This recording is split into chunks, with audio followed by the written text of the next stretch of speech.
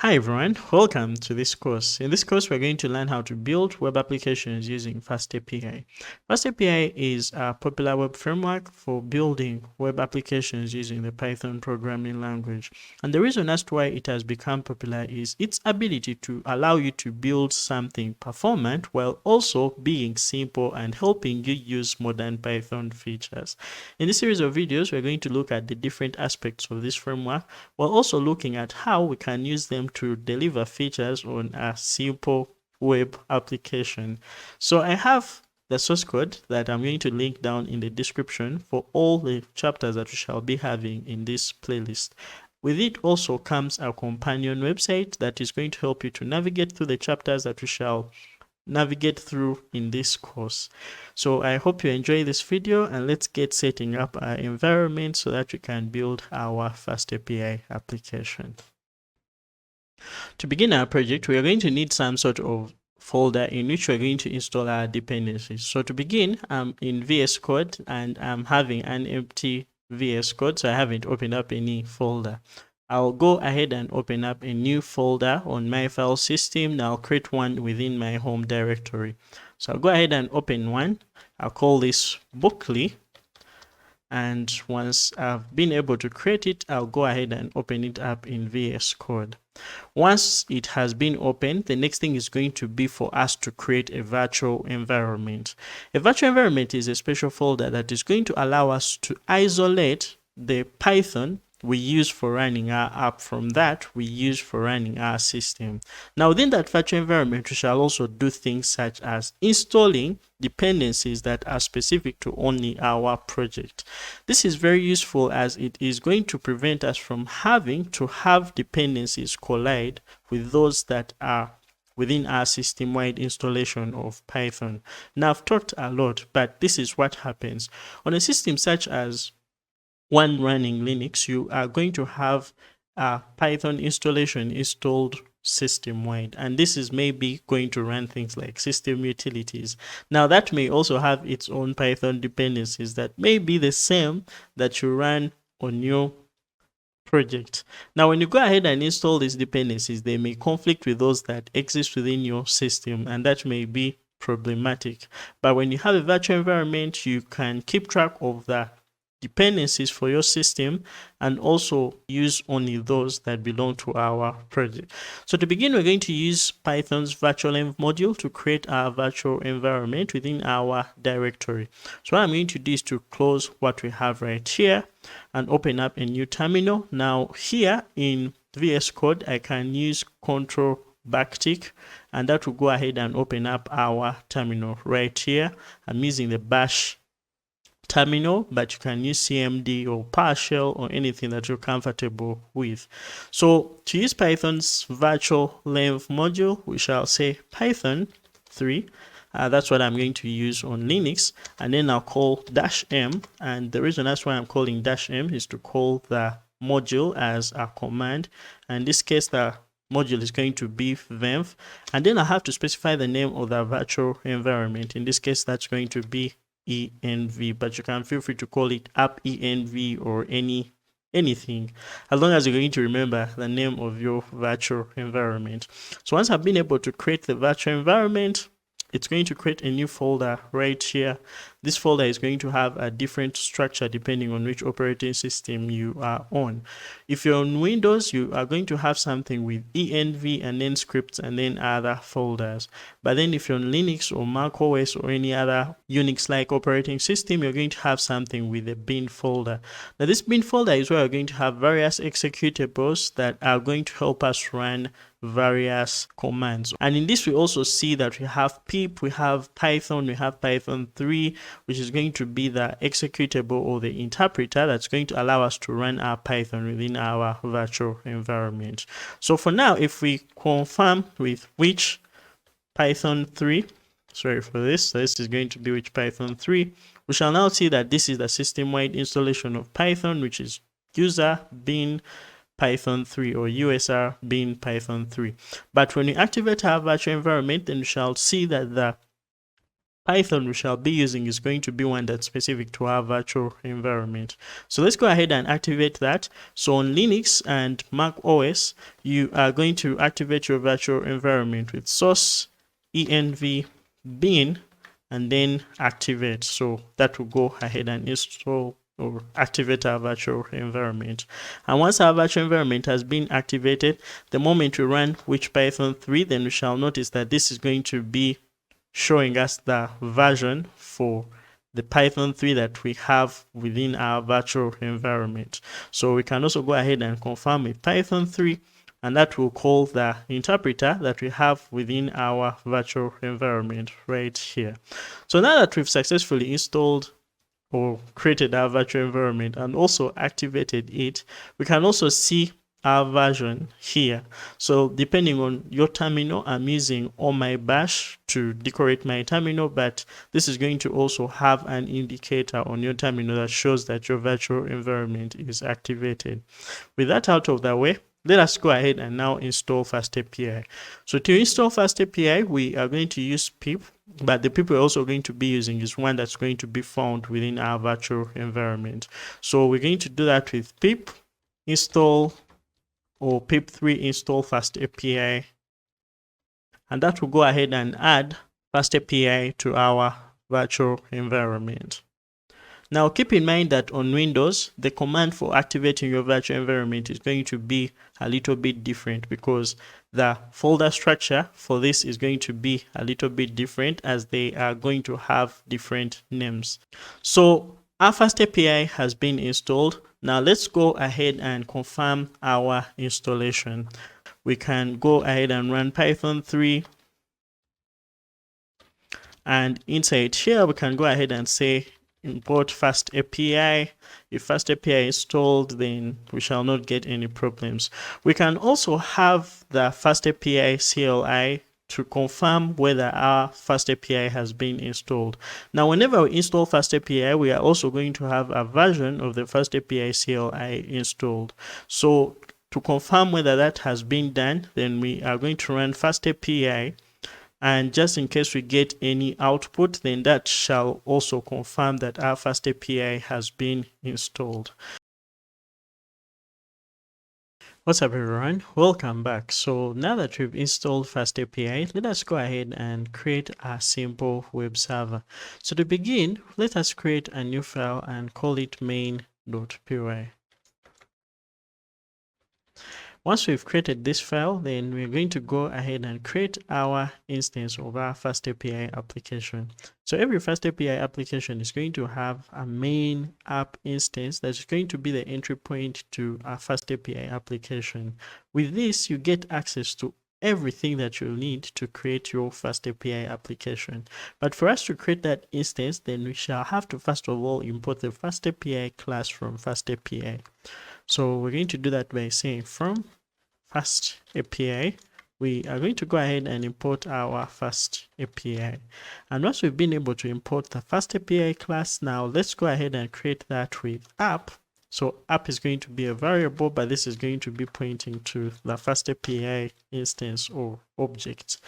Once we've created that, then we can pretty much get access to everything that we need if we want to create middleware, if we want to create routes, if we want to access HTTP methods. All of those are going to be present within this app variable we've created. So let us go ahead and create our first API endpoint or API path. So an API endpoint is the path on which you're going to make a request if we are to expect the response from this web server. So to do that, we're going to go ahead and use @app, then we shall access a specific method such as get or post or patch or put or delete or any other HTTP method. So these are the methods you can access on the app instance, but what we want to do is to get access to an HTTP method. In this case, we are going to say get, and this is going to require us to provide the path that we want to use that get method on. So in this case, we're going to provide the root path. And once we provide the root path, now let us define a function that's going to be triggered when we access that specific path. So that is going to be async def. Now notice that this is going to be an async function, and this async function is what is called a coroutine, but it's going to be one that's going to be called when we access that specific path or that specific endpoint. So we shall define this, and let's say we're going to call this read underscore root, which is going to be one for reading our root path. And then we define whatever code we want to be executed every time we access that specific endpoint. So for our case, we are simply going to go ahead and return dictionary, and this dictionary is going to be a message of hello world. So once this is done, then our server is pretty much done. So at this point, we have a simple web server, and to run it, we're going to use the same FastAPI CLI that we introduced in the first video. So for us to do that, let us first of all explore some of the commands that are present on this FastAPI CLI. So when you go within our FastAPI CLI, we can say FastAPI -- help, and this is going to list the manual for the FastAPI CLI. So we now see that we have a variety of options, and those are the version, install completion, show completion, and so on. But what we are interested in are the commands, and we have basically two main commands. The first one is going to be the dev command that's going to help us run our FastAPI app in development mode. And the second one is going to be the run command that's going to help us to run our FastAPI app in production mode. So development mode is one that's going to help us run our server in a way that's going to be in our development. So meaning we can get things such as reloading of our server when you make changes and stuff like that. Well, for the server, there is where we go ahead and run our app in a way that's not going to reload, and in a way that is similar to how we're going to run it when it is in production. So that is what we are going to use. But since we're in development, we actually have to use FastAPI dev to run our server in development mode. Now, if I run FastAPI dev, this will go ahead and scan for some specific files and then run our app. But in case you do not want to do that, then you have to specify the name of the specific module or of the specific package in which your app instance is going to be located. For our case, we have a main.py file, but just in case we run this, we automatically will get access to the app instance. So FastAPI has some files it will look at, and it will see the app instance. For example, for our case, it's going to be present within our main.py. So main.py and I think app.py are some of the files that it's going to scan through, and it will automatically see the app instance. But just in case it doesn't see that, then let's stop our server with Control and C. We shall now run our FastAPI dev, but we have to specify the name of the module in which the app instance is located. So in this case, we have to provide main.py, and when we run, our server is going to be run, and the main app instance is also going to be imported. So just like you see right here, we shall get access to our main app instance, and our API or our server is going to run and be exposed on localhost 8000 or 127.0.0.1 port 8000. So let us try to access this. This can be accessed by easily clicking Control and click, and that is going to go ahead and run our web browser right here. So just like that, we've successfully made our request and returned our response. Now that we've created our simple web server, let us go ahead and define more endpoints or more paths on our web server to help us return different responses. So we're going to create an endpoint for greeting our user. So what I'm going to do is to go right in here, and I'll define a new endpoint. So I'll say app.get, and in this case, we shall define the path to be one for greet. But what we want to do is to pass in a name that we want to pass to the server to greet. So this is what is called a path parameter. A path parameter is a variable that is dynamic that you may pass within your URL as a way to send data to your server. Now, this may be important in cases you want to perform an action as a specific resource on the server, or you want to go ahead and search, or you want to go ahead and do some sort of computation, but you are passing this dynamically from your URL. So in this case, for us to pass a variable within our path, all we have to do is to use this bracket syntax, and these brackets, we provide the name of the variable that we want to pass to the server. And in this case, we want to pass a name to the server through our URL. So once we've been able to do that, now let's go ahead and define a function that's going to handle this request. So we're going to say async def, and this is going to be the greet name function.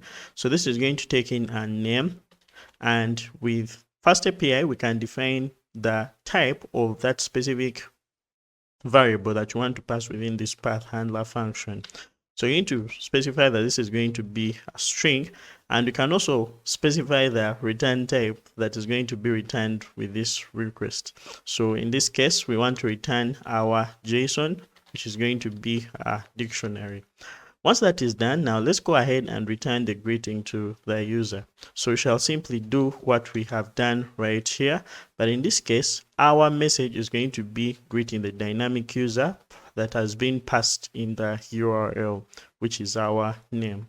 So we're going to have a message, and I'm going to use f strings. So this is going to be hello, and right here we shall provide world, or the name. So we shall provide the specific name that we are trying to greet. So if you have noticed, we have been making our requests using our browser.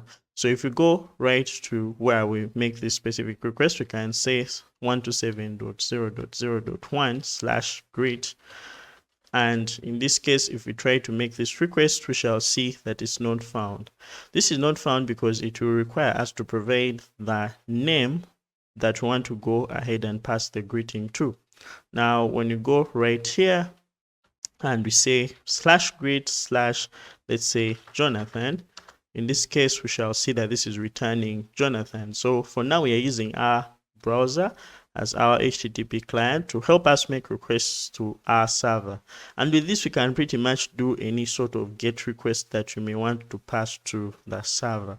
But in a real world scenario, we may want to use an HTTP client that is going to make it easy for us to make these requests with the different HTTP methods. And that is where we are going to choose a client. So depending on your preference, you may choose things like Postman, Insomnia, Carl, but what I'm going to do is to use RESTFox, which is a very lightweight open source tool for making these HTTP requests. So I'm going to go ahead and open up my Carl, and we shall look at how it works. Alright, so this is my new RESTFox window, and in RESTFox we simply have this minimalistic window, and in there all we have to first do is to create a workspace. So we can go to the add workspace part, and when we create a new workspace, we have to provide the workspace's name. So let me just call this our FastAPI series. So a workspace is simply where we're going to create our requests, and in there we can choose the type of workspace. So I'm going to keep it to the default. We can choose a path where we want that workspace to be. So I'll just go ahead and select where I want that to be on our system, and that will go ahead and create that in our new folder. So when I go ahead and create, we shall have our new workspace created right here. Now inside our workspace is where we can go ahead and create multiple requests. We can also group them into folders and stuff like that. So on this plus button right here, we have options for creating a new request. That's an HTTP request. If we are creating one on a new socket, we can create one for a WebSocket request. We can create a new folder, and we can also import other requests. So let us begin by creating a new request. So we're going to call this the one for hello world. So I'm going to go ahead and click create, and once that is done, now all we need to do is to go ahead and specify which URL we want to make that request to. Now I'll paste what we have as our localhost 8000, and send, and that will go ahead and make the request and return the response just like you see right here. Now the beauty about this is we can specify the request body. If we are giving any query parameters, we can also do it right here. We can specify any headers we want to send with the request, any authentication, and so on. So let's go ahead and do another request. So I'm going to create a new request, and that is going to be one to the GRUD endpoint. So on our GRUD endpoint, we shall paste our URL right here, and that is going to be on the slash path. So we shall provide our name, let's say Jonathan, and then this will go ahead and send the request, and we shall get our response right here, which is going to be hello Jonathan. So if we said hello Peter, that will be passing the query parameter Peter to our URL, and that will go ahead and greet that specific user just like you see right here. So from now on, I'm going to be using this as a way to make HTTP requests to the server. So now that we've looked at one way of sending data to our server, let us look at other ways we can send data to our server. For now, we've been able to look at only path parameters, which allow us to pass a variable or pass any input via our URL. Another way that FastAPI allows us to do this is through the use of query parameters. You've probably come across places where you had to see a URL and then key value pairs of inputs being sent to the server. So in this case, we have this as GRUD, but this could be something like GRUD question mark and then name, and then we can have something like Jonathan. So this is what we call a query parameter. It has the key, which is going to be our name right here, and equals then the value that points to, which is going to be Jonathan. So let us look at how FastAPI allows us to do something like that. So we're going to head over back to our code, and right here, if we want to pass this name as a query parameter, all we have to do is to go ahead and remove it from our URL. So once we've been able to remove it within our URL, we are going to keep it within our path handler function as a parameter. So FastAPI is always going to treat any parameter that is present within our path handler function, but not defined within our URL as a query parameter. What I mean is, if we go ahead and simply define our URL without having to provide any path parameters, but we go ahead and attach to that a path handler function with many parameters, then those are treated as query parameters. So when we save, our server is now going to reload because we have dev mode. If we go back to our client right here and we try to make this request, so when we say /GRUD, we shall now see that we are getting an error. Now this error is what is called the unprocessable entity error, and what this does is to help us show validation errors that are being returned from FastAPI. Now FastAPI relies on Pydantic, which is a data validation tool that helps us to easily validate the kind of data that we pass through to our API or pass to our API. Now in this case, FastAPI is telling us that it is expecting a name query parameter, which we have not provided. So this is the kind of response that we are getting. Now let us go ahead and specify it within our URL. So what we're going to do is to go right here and then use the question mark as the beginning of our query parameter. We shall provide the key, which is going to be our name, and this is going to be, let's say, Jonathan, and that will be the one to return our name. So if we send, we're now going to see that our server is going to return the response, hello Jonathan. And it is doing this because we now have the query parameter name being the name Jonathan. So if we change this to something like, let's say, Trevor, we are now going to see that it's going to return Trevor because we have passed the query parameter of Trevor within our URL. Now this is a very important thing, as it can be one way in which you can pass data to the API, but in this case you will be doing that via key value pairs. Now let us look at how we can mix the two. So for now, we've looked at how we can use path and query parameters and we've looked at how we can use them separately. But what if we have a situation in which we want to use them within the same API endpoint? So in here, what we're going to do is to mix the two. So we're going to be required to provide a path parameter and also a query parameter. How are we going to do that? So what I'm going to do is to provide this as /grid, and then I'll go ahead and provide the name as path parameter. But in case we want to introduce a query parameter into this equation, then we're going to remember that each parameter that we define as part of our path handler function is going to be a query parameter as long as we've not defined it within our URL. So you can go ahead and provide another query parameter, which is going to be our edge, and this is going to be an integer. So when we provide this, then we are going to go ahead and add this. So I'll just say edge, and our edge in this case is going to be our edge. So I'll provide this as our edge. So when I save, what this is going to do is to require us to provide the name path parameter, but we shall also provide a query parameter of edge in that specific request. So if we go back to our HTTP client right here, we are going to have the name Trevor, but when we send, we are going to see not found. So we have to provide this as a path parameter. So we're going to change this. So we're going to have /grid /Trevor, and we shall also, so when we send, we see that it's going to require that edge query param.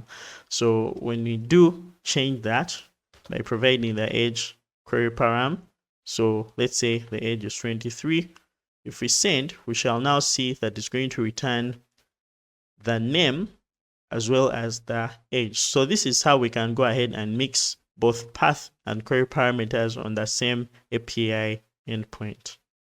Now that we've looked at how we can mix both path and query parameters, let us look at how we can make query parameters optional. In our example right here, all we're doing is to pass the path parameter of name, and we then go ahead to greet the user with that specific name. Now let's imagine a scenario in which this name was an optional argument or an optional parameter that we pass to the server. Now, removing it from the URL is going to make it a query parameter, just like you see right here. But let's say we wanted to have a default value for the name that will be greeted just in case we do not have a name specified. Now, this is where optional query parameters come in. To make our name parameter optional, we're going to make use of a special class called the optional class that comes from Python's inbuilt typing module. Now, FastAPI allows for many inbuilt data types such as string, int, dict, and so on to be passed as parameters. But with it also, it allows those that come from the inbuilt Python typing module. And we're going to look at how we can use most of those classes. So to begin, we're going to go ahead and import the optional class from typing. So we shall just come right here at the top and say from typing. We are going to go ahead and import the optional class. And once we've got the optional class, now what we have here is a mandatory query parameter. To make this optional, all we have to do is to go ahead and pass it within our optional class. So we're going to rewrite this by saying that our name is going to be an optional string, and this is going to now have a default value. So to provide the default value to our string, all we're going to do is to go ahead and provide an equal sign. Then we provide the default name that we're going to use for that specific name parameter. So we're going to provide user as the name. And what this will do is to go ahead and use the name user in case we haven't specified the query parameter for name. Now notice that we are having an error here, and this is happening because the edge should also have to be fast before this keyword parameter. So for us to fix that, we can also make sure that the name or the edge has a default value. So we can provide the default value being equal to 0.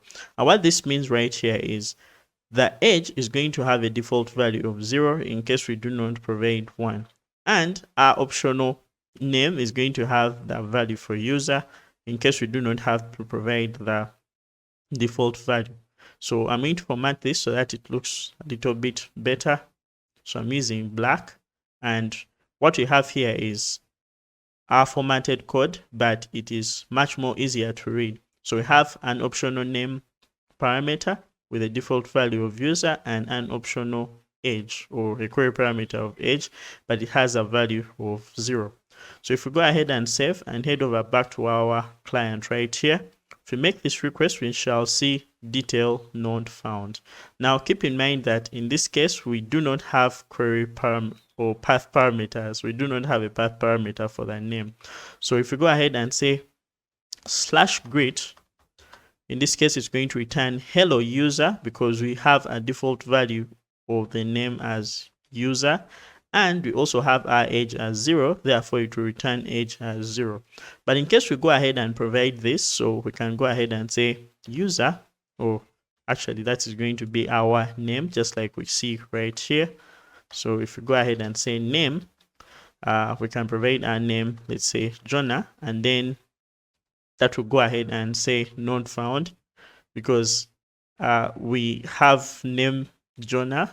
This is going to be a query param. Sorry for this. So I have to provide the question mark right here.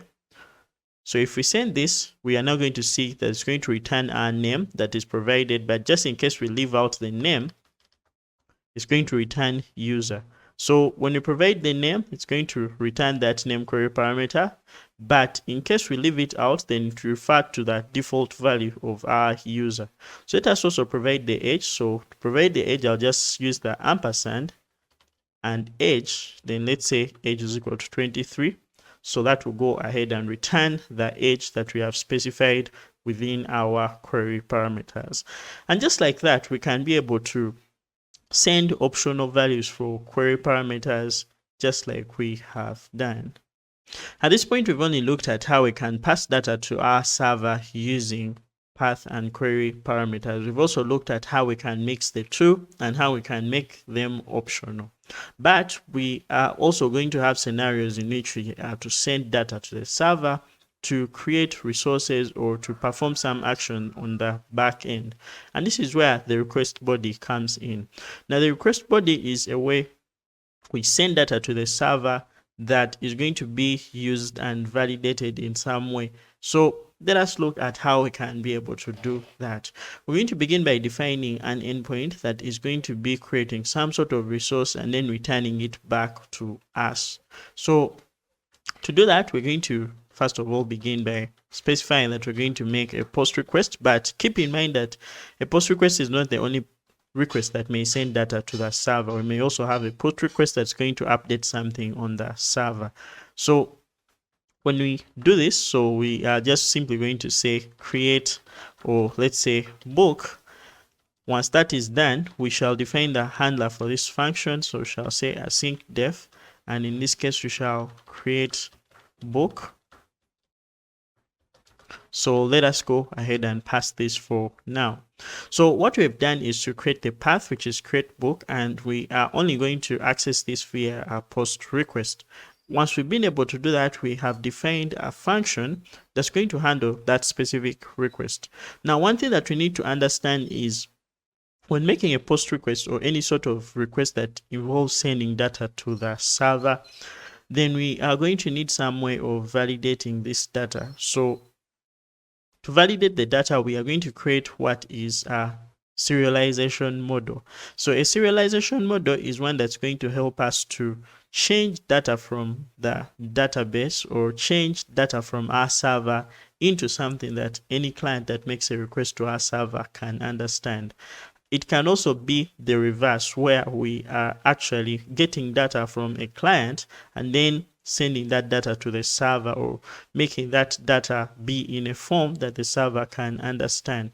For our case, what we're going to do is to create a model, and that model is one that's going to help us to send data from our client, validate whether that data is correct data, and throw any validation errors in case we have some. So to create a Pydantic model, we are going to begin by importing the base model class. And once we've been able to do that, then all we're going to do is to begin by creating a class. And this class is one that's going to define the data or the fields of the data that we want to send from our client to our server and vice versa. So we're going to create this, and Let's just call it the book create model. So this book create model is going to be a subclass, or it's going to inherit from the base model class. And once we have been able to create this class, then we're going to define the fields that are going to exist on our book. So we're going to have simple fields such as the title of the book, and this is going to be a string, so we have to define the string using type hints. So the syntax is just the field and then colon, then the type of that specific field. So in this case, we shall specify that this is going to be a string. We can also have the author of the book, and this author is going to be a string. So once we have this, then this is just enough for us to define how we're going to send data to the server on our post request. So to be able to do that, then all we have to do is to go within our create book handler function and then pass that as our data. So we're going to define this as our book create data, or let's just say this is going to be our book data. It's the data that we're going to expect for this request. And once we have that, then we shall just say it's going to be of type book create model. Once we've been able to do that, now let's go ahead and try to access that data. So what we want to do is to just simply go ahead and return the information of that data that has been sent as a response. So let us go ahead and return the title. So our title in this case is going to be accessed from the book data, or the data that was submitted when creating the book. Then dot, so we shall access the title, and then we can also go ahead and do the same thing for our author, and this is going to be our author. So our author is going to be accessed from the book data. Sorry for this. And just like that, we shall be having access to our book author. So let us go ahead and test this. So I'll head over to our client right here. I'll create a new request and I'll call this create book. So for now, we are not having any sort of database, but we shall look at that in the coming chapters. So when you create a book, we are going to specify that this is going to be a post request. Now I'm going to copy the URL that we have right here. I'll close some of these and I'll paste it right here. So we're going to access the /create book endpoint. So I'll say create dash book.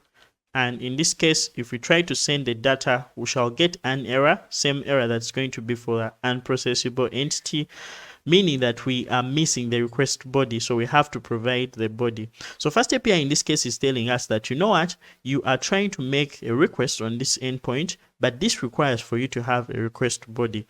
So let us go ahead and provide that. Now, for us to provide a body, we have to go to the body section of our RESTFox, and in this case we have to provide the type of the body. Now we are going to send the JSON body, so I'll just simply create a simple JSON object, and when we send an empty JSON object, we shall see that there's some sort of validation on the back end that's going to tell us that we are missing the title and we're also missing the author.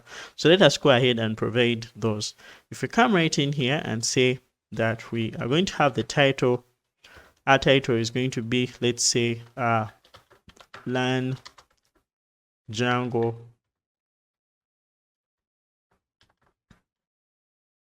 and our author is going to be Sally Jonathan.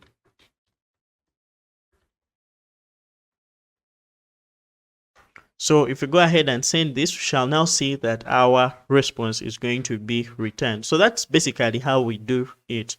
All you have to do is to go ahead and define the type of data that you want to send to your server, and then pass that as a parameter in your path handler function, and then you can go ahead and use the kind of data that you want to use for that specific request. In addition to our request body and path and query parameters, there may also be information about requests and responses that we may want to access.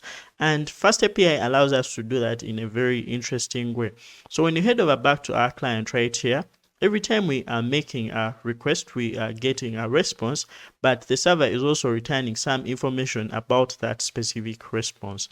However, we can also go ahead and specify information about the request that we are doing. So for each of the requests that we are making right here, the moment we are sending JSON, we are specifying that, you know what, server, our information is going to be sent with a content type that is going to be application/JSON. We can also go ahead and specify many other headers. So if we go back to our browser right here and we refresh, we're going to notice that our response is going to be returned, but I want to show you where the headers are being sent for that specific request. If we head over to our browser tools right here and we go to the network section, we can notice that when we refresh or make that request once again, we can be able to know which type of headers are being sent on this specific request. So let me make this a little bit bigger. We can notice that all the headers are being sent right here, and the request headers for this specific request include the accept. So this is going to basically accept anything with text/HTML because this is returning an HTML page with this JSON. Accept encoding. So this is the particular encoding, which is gzip and so on. The host, which is our localhost 8000. The user agent, which is the specific browser that has made this request. Now in our case, this is going to be this specific browser right here. So all these headers can be accessed using FastAPI, and let us look at how we can be able to do that. Now for us to access our headers, we are going to create an API endpoint that is going to simply return all these headers for our specific request. Now when you go back here, we're going to create a request. So let's just say slash, and I'll just say this is going to be /get headers.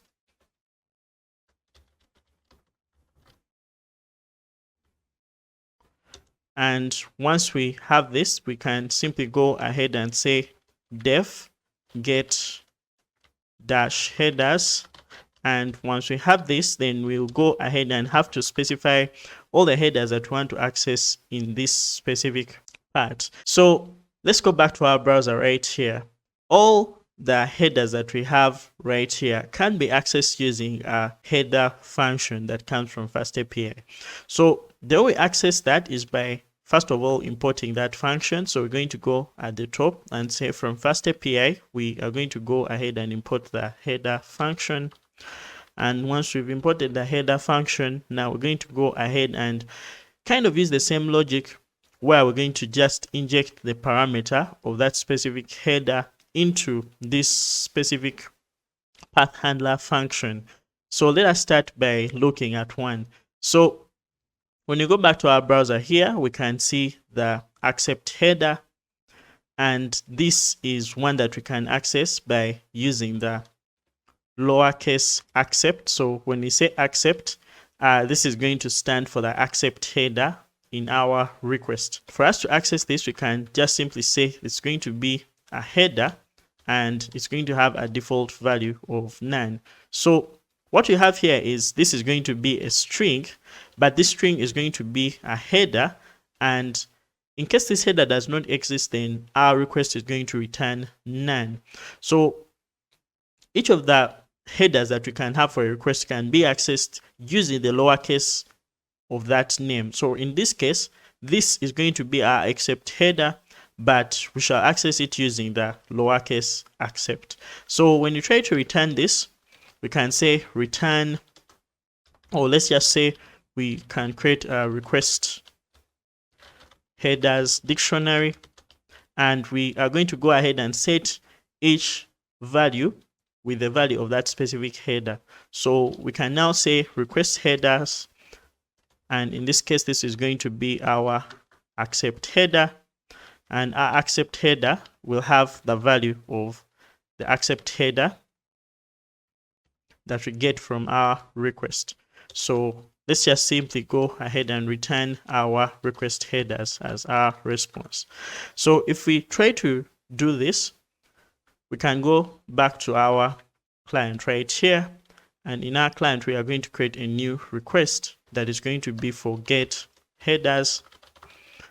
And once we've been able to do that, let us go ahead and provide our URL. So I'm just simply going to copy that, I'll close that, then we are going to go to localhost 8000/get headers, and when we send, in this case, we are going to see that this is going to be one to get all content types. So this is going to be accept, and then it's going to return the value of that. So let us see the kind of content type that we have for this specific request. If we go back to our endpoint right here, all we have to do is to just inject that as a parameter. So we're just going to say content underscore type, and this is going to still be a string, and we shall access this as our header. So if we come right here and provide this as our header, we shall save and also set that as part of our request headers dictionary. So we shall just come and say this is going to be our content type. Sorry for this.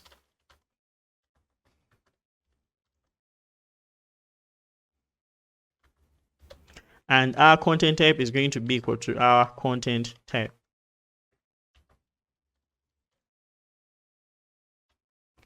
So once we've been able to set that up, now let's go ahead and make that request.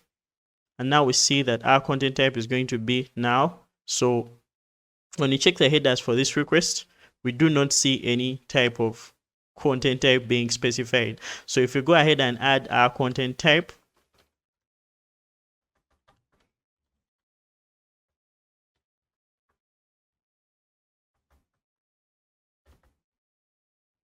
sorry for this. So this is going to be our content type, and when you specify our content type to be application/JSON, we shall now send our request, and then this will get the content type header and then return it for our content type, which is application/JSON. So let us try to get the user agent. So the user agent is going to be the header that's going to be the string to represent who made that specific request. So let us just try to fill that in. If we come right here and say that we are going to get the user underscore agent, so this is going to be the string, and this will be the header shall be none. So when you try to do the same thing, we shall just set the key to be our user agent, and the value of this is going to be the user agent. So let's just set that up. Let's also do the same thing for the host. So the host is going to be a string, and this string is also going to be the same thing, header, and this will be none. So we're going to do the same thing here. We shall just say request headers, and in this case we shall specify our host, and our host is going to be equal to our host. So when you try to make this request once again, we shall now notice that it's going to return the user agent, which is going to be this client, which is RESTFox, and if we return the host, it's going to return our host, which is localhost 8000. So for now, we've seen how we can access the headers that are for this specific request, and we have so far looked at how we can set up a simple web server, we can pass path and query parameters, and now we can also get our request headers. We can also specify the specific status codes that are to be returned by a certain API endpoint.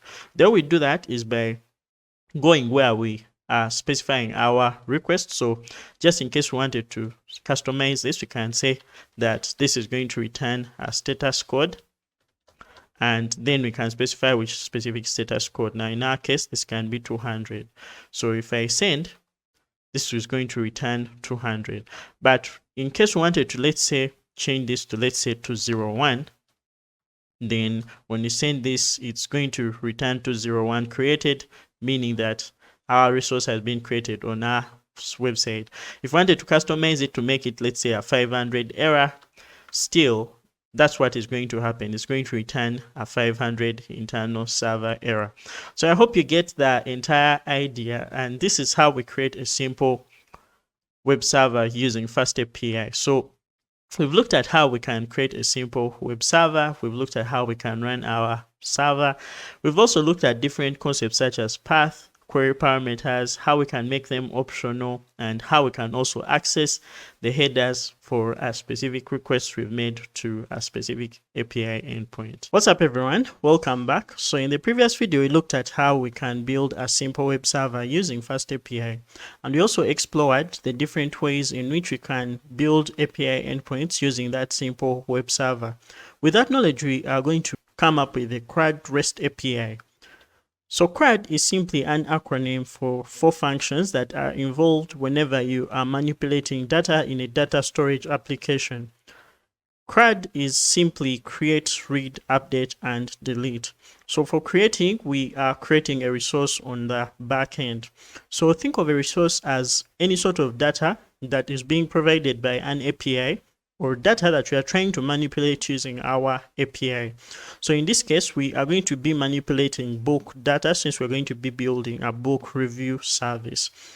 For reading, you are going to be fetching a resource from your backend. So this is a read operation that involves you having to go to the database side or to the data storage part and then picking up that specific resource that you are trying to get.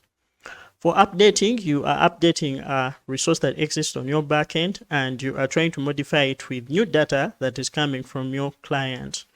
Then for deleting, we are deleting a resource. So we are basically going to the backend and then having to delete or remove that specific resource from our backend.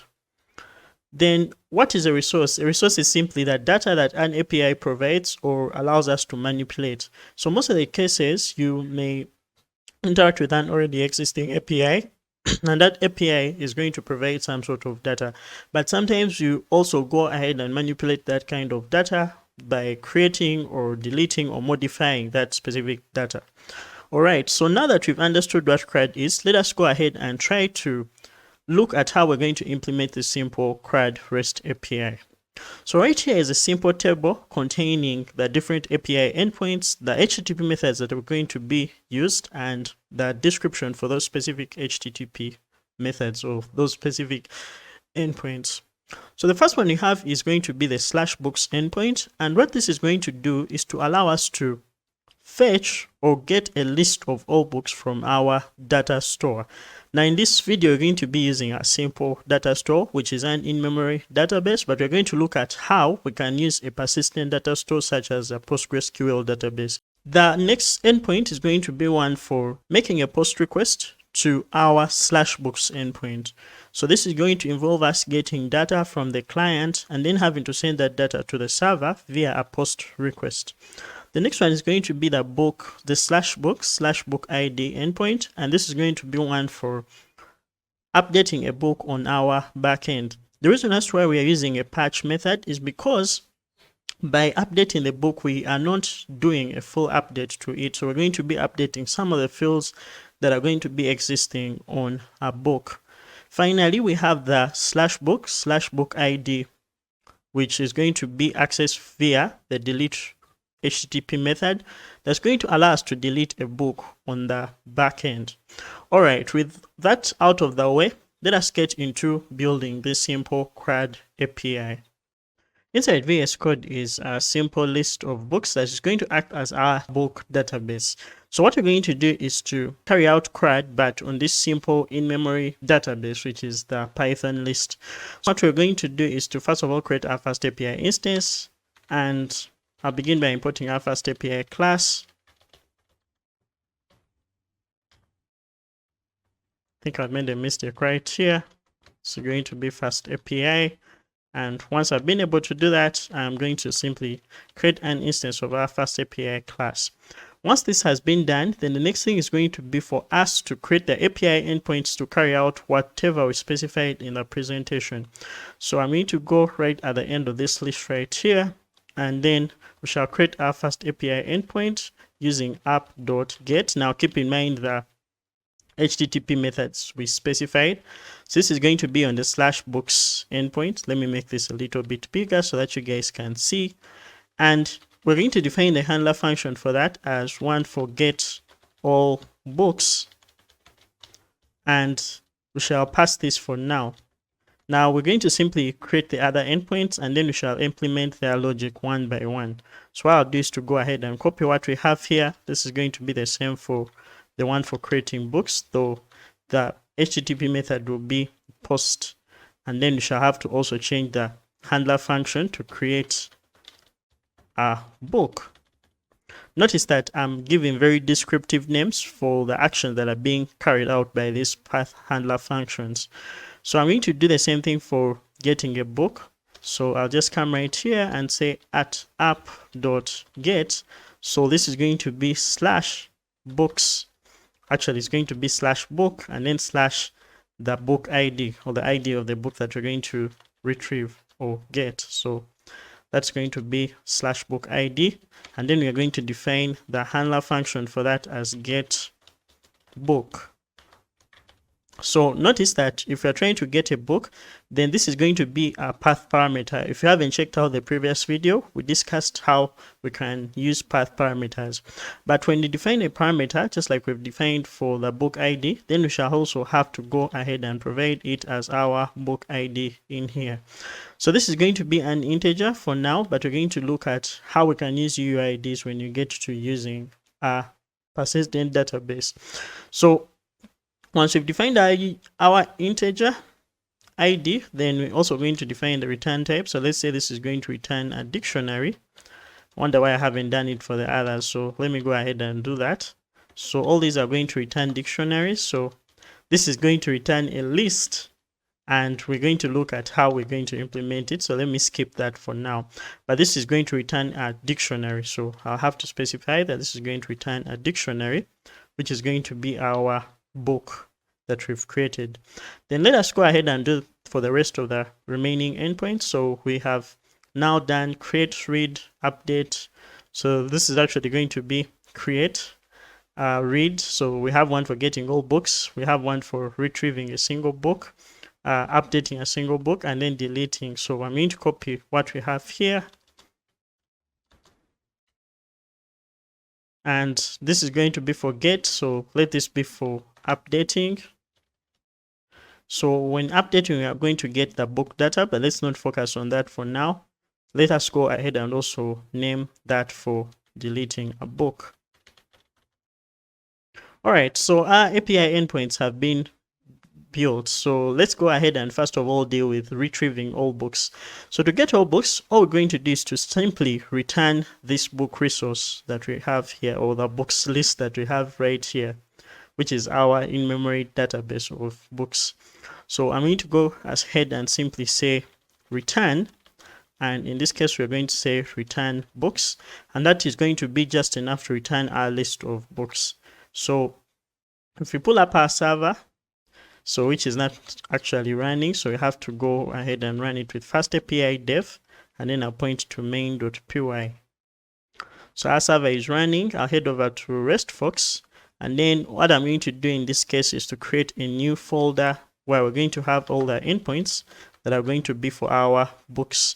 Now inside there is where I'm going to create our first request, and I'm going to call this get all books. So this is going to be one for getting a list of books.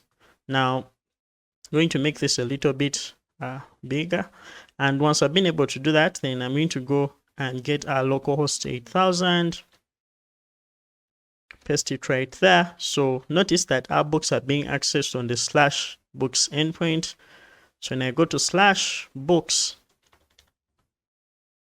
in this case, we shall get all our books just like you see them right here. So this is successfully working.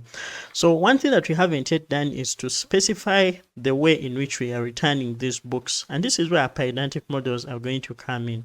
So in the previous video, we talked of the request body and we talked of Pydantic models, but we didn't discuss how we use these Pydantic models to validate the data that is being returned from the API. So much as we have our data defined here, we also need to define the way in which the API is going to return this data. And that is done by providing a special attribute to this specific method, which is going to be the response model attribute.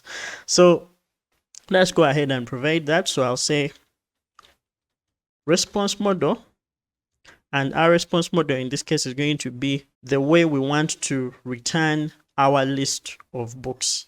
Now we're going to achieve this by first of all defining a data model for our books as they exist in the database.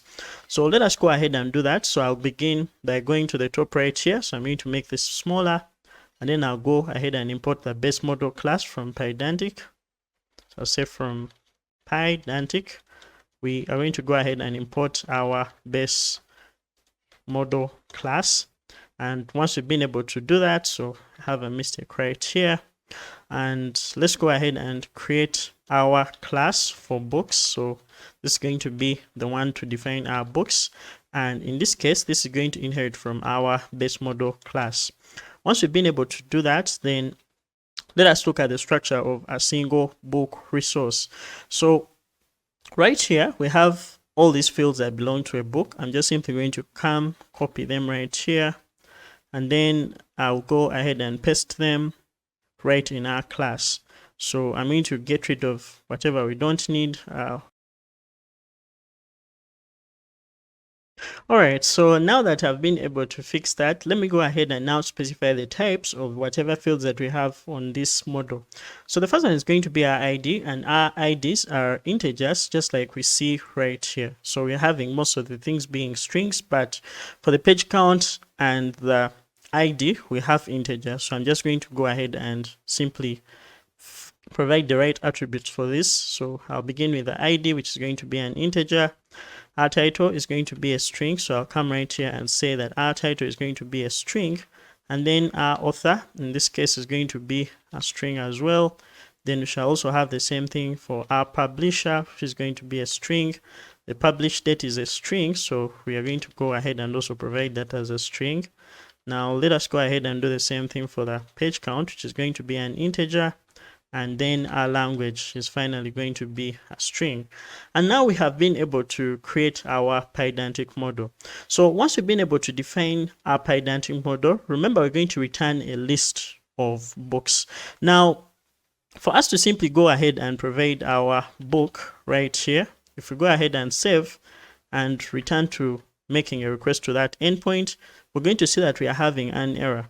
And that error is going to arise from the fact that Pydantic is going to expect us to have a dictionary. Just like you see right here, the input should be a valid dictionary or object to extract fields from, but we have provided a list of items. So how can we be able to fix it? So to fix this, we are going to go ahead and make this a list of book model objects. So to do that, we are going to make use of the typing list class, and this is going to be one to allow us to create or define the return type of the list of books that we're going to return in this model.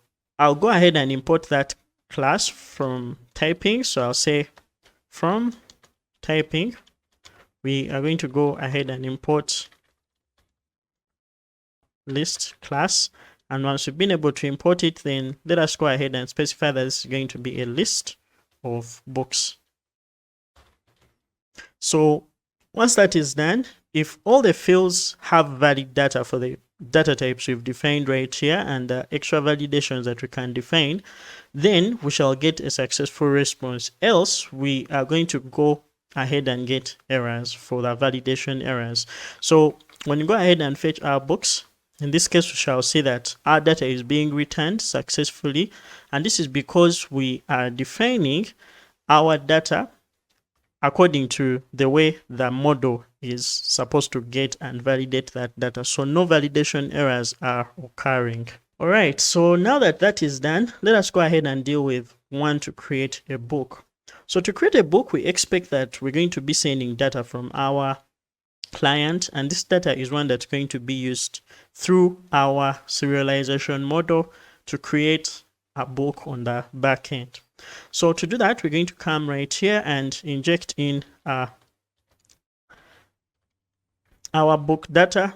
So this book data is going to be of type book, just like we have created. And once we have this book, we are simply going to go ahead and create a dictionary out of this book and then add that dictionary on top of the list that we have. So we're going to be using the special append method on our Python list. So I'm just going to come right here. So how are we going to convert this to a dictionary? We're going to simply going to do that our book, or we're going to say that our book is going to be, or let's just call this our new book. And our new book in this case is going to be one that's going to be created from the book data. So to access our book data as a dictionary, Pydantic allows us to access this via the model dump method. So the model dump method is one that's going to convert this book data object into a dictionary that we can finally add to our list. So to add this to our list, we're simply going to say books dot append, and in this case we are going to append our new book just like that. And once we've been able to do that, now let's go ahead and return the newly created book. So we shall say return new book, and that is going to be enough to add our book to our database or our in-memory database. All right, so once that is done, let us define the status code that's going to be for creating a new book successfully. So we're simply going to go at the top right here, and inside our HTTP method, we are going to add the status code attribute, and we're going to specify the status code for that response. So to do that, we're going to be making use of FastAPI status module that gives us access to all these HTTP statuses. So I'll go at the top right here, and all I say is from FastAPI import status, but we already have FastAPI, so I'll just come right here and say status. And once that is done, then let us go ahead and simply say that from the status module, we are simply going to go ahead and access the HTTP 201 created status code. So from now on, I'm going to be accessing all status codes from the status module that FastAPI provides, and that is going to make it easy for us. So let us go ahead and test this. If we head back to where we make our request from, which is RESTFox, I'll create a new request, and I'm going to call this create book. So it's going to be create book, and I'm going to use the same URL different method, which is going to be our post method. So if we try to send, our body is going to be missing. Now remember, this is the work of Pydantic. It is sensing that we are not providing the request body, which is expects. So let us go ahead and provide that, and I'll go ahead and provide this as JSON. If we try to send this once again, our body is not being sent. So if we send blank fields, then we are going to get validation or validation data for those fields that are lacking. Now to cheat, I'm going to go ahead and just simply copy a random dictionary from here and use that to create our new object. So keep in mind that we are now hard coding our IDs. They are not automatically generated, but we shall look into how to do that when we reach the database section. So I'm going to simply go ahead and paste what we have right here, and then I'll go ahead and maybe let's say this is going to be our ID number 7. And in this case, I'm going to go ahead and remove what we have here. So let me just call this think and grow rich, whatever that book is. Then here we're going to also have another book. Let me just change the author to John Doe. I'll change the publisher to whatever, and then change the date and change whatever field. So let's say the page count for this is going to be 200, and this is going to be, let's say, in English. So if we try to send, in this case we have a problem. So we are being told that the JSON here is invalid. Now let's see why this is happening. So I think it's because of this extra comma right here.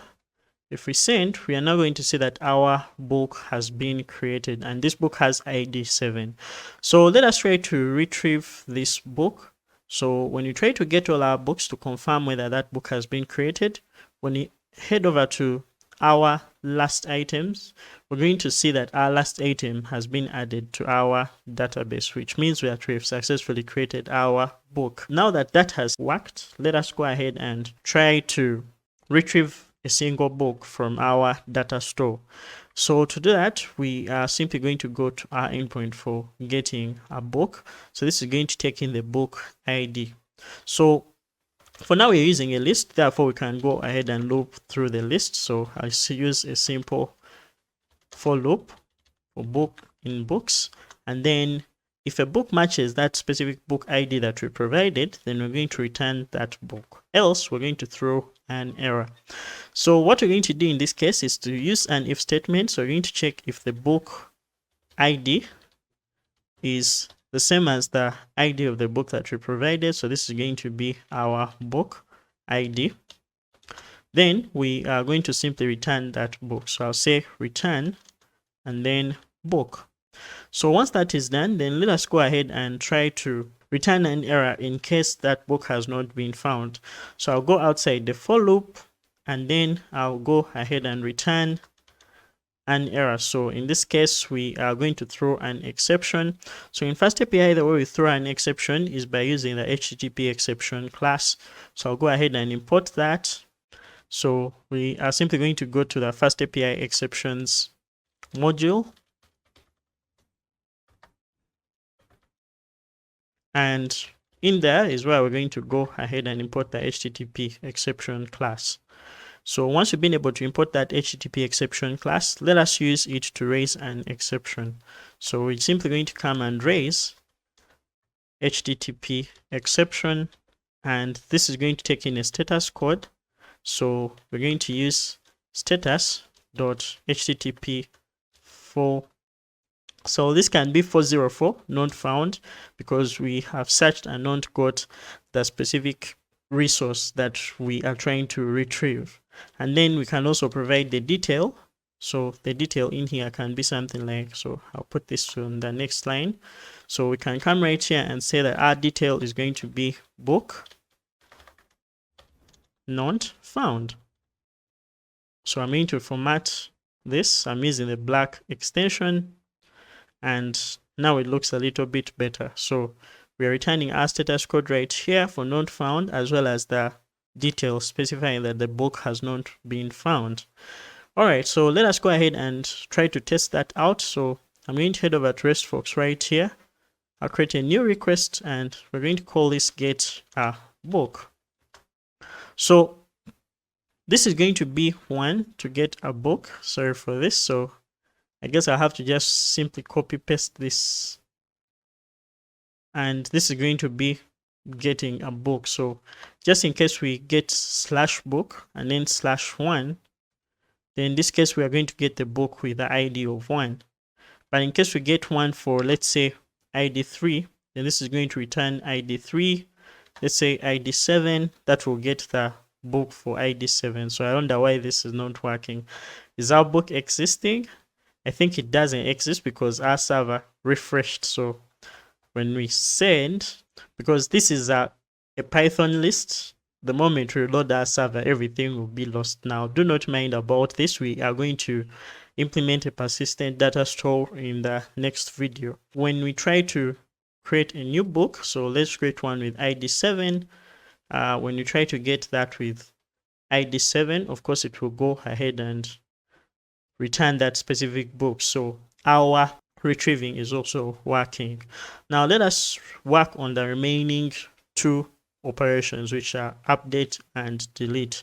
So to update a book, we're going to first of all begin by providing data that is coming from our client. So to do that, we're going to need some sort of Pydantic model that is going to be one to only send update data.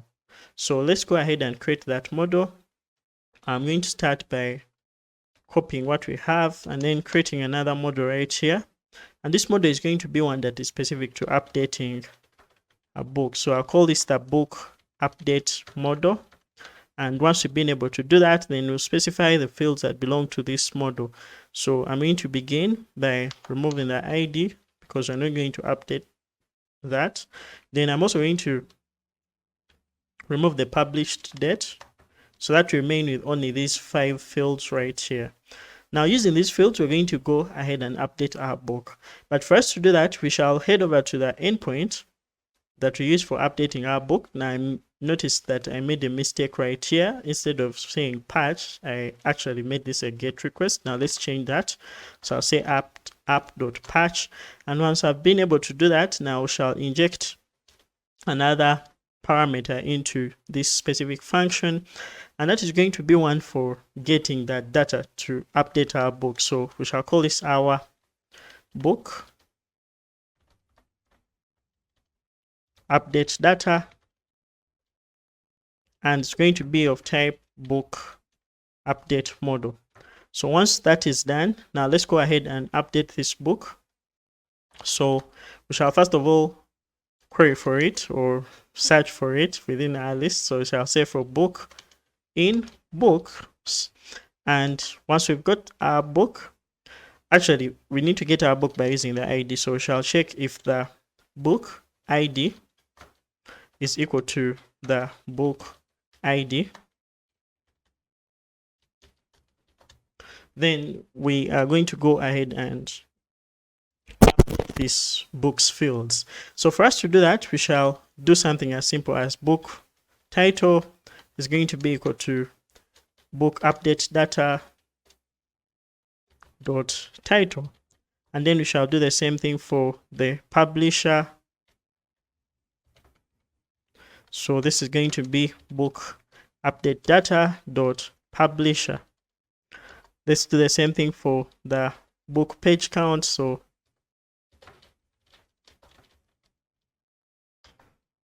that is going to be equal to book update data dot page count, and then we shall have book. So this is going to be book publisher, book title, page count, and then language. So I'll change the language, and the language is going to be book update data dot language. Now that we've been able to do this, then we are simply going to go ahead and return the updated book. So we're going to come right here and say return, and we shall return our book. So in case we haven't found the book, then we need to throw an exception. So what I'm going to do is to say raise, and in this case we shall raise an HTTP exception, and we shall specify our status code to be one for not found. So shall say status dot HTTP 400 or 404 not found, and then the detail is going to be for, so our detail in this case is going to be for book not found. Still, we shall look at more ways of handling these errors in the future videos. So we shall just say book not found for now, and when we save, our server is going to restart. So let's go ahead and test this within our RESTbox. So right here in our RESTbox, I'm going to begin by creating a new request, and this request is going to be one for update book. And once I've created the request, now we're going to get the book to update, or the URL for the books to update. So that's going to be similar to one for retrieving a book. I'll change the HTTP method to patch, and then I'll provide the request body. Now if we send, we are going to miss the body. So I'll go ahead and specify that it's going to be JSON. And now let's go ahead and provide the fields. So I'm going to copy what we have here, and then I'll provide it here, but then I'll remove the fields that are not required. So we have the published date and the ID being removed. Now let us go ahead and change this. So I'm going to go ahead and change this from head first HTML, and let's say HTML5 and CSS basics. So then I'll also do the same thing for the author. So let's change the author to John Doe.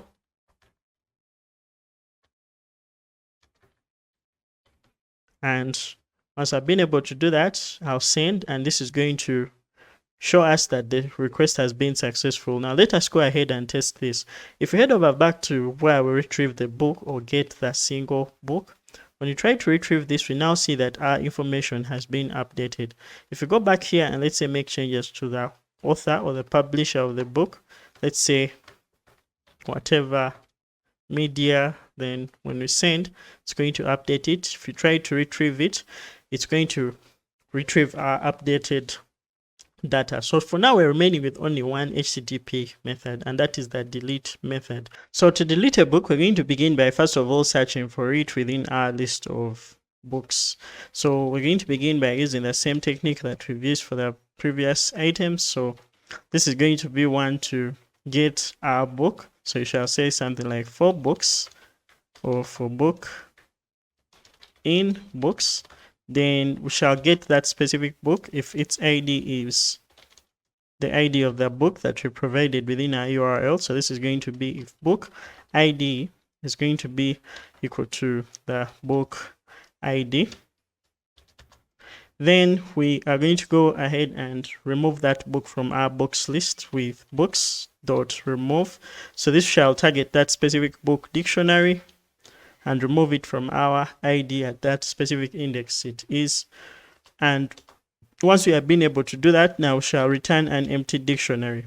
But this request is not supposed to return anything. So for us to be able to achieve that, we are going to first of all remove what we have right here. And once we've removed that, we've now specified that this request is not going to return a response.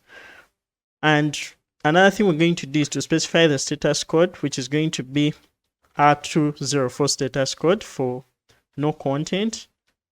So shall just come right in here and say that the status code is going to be status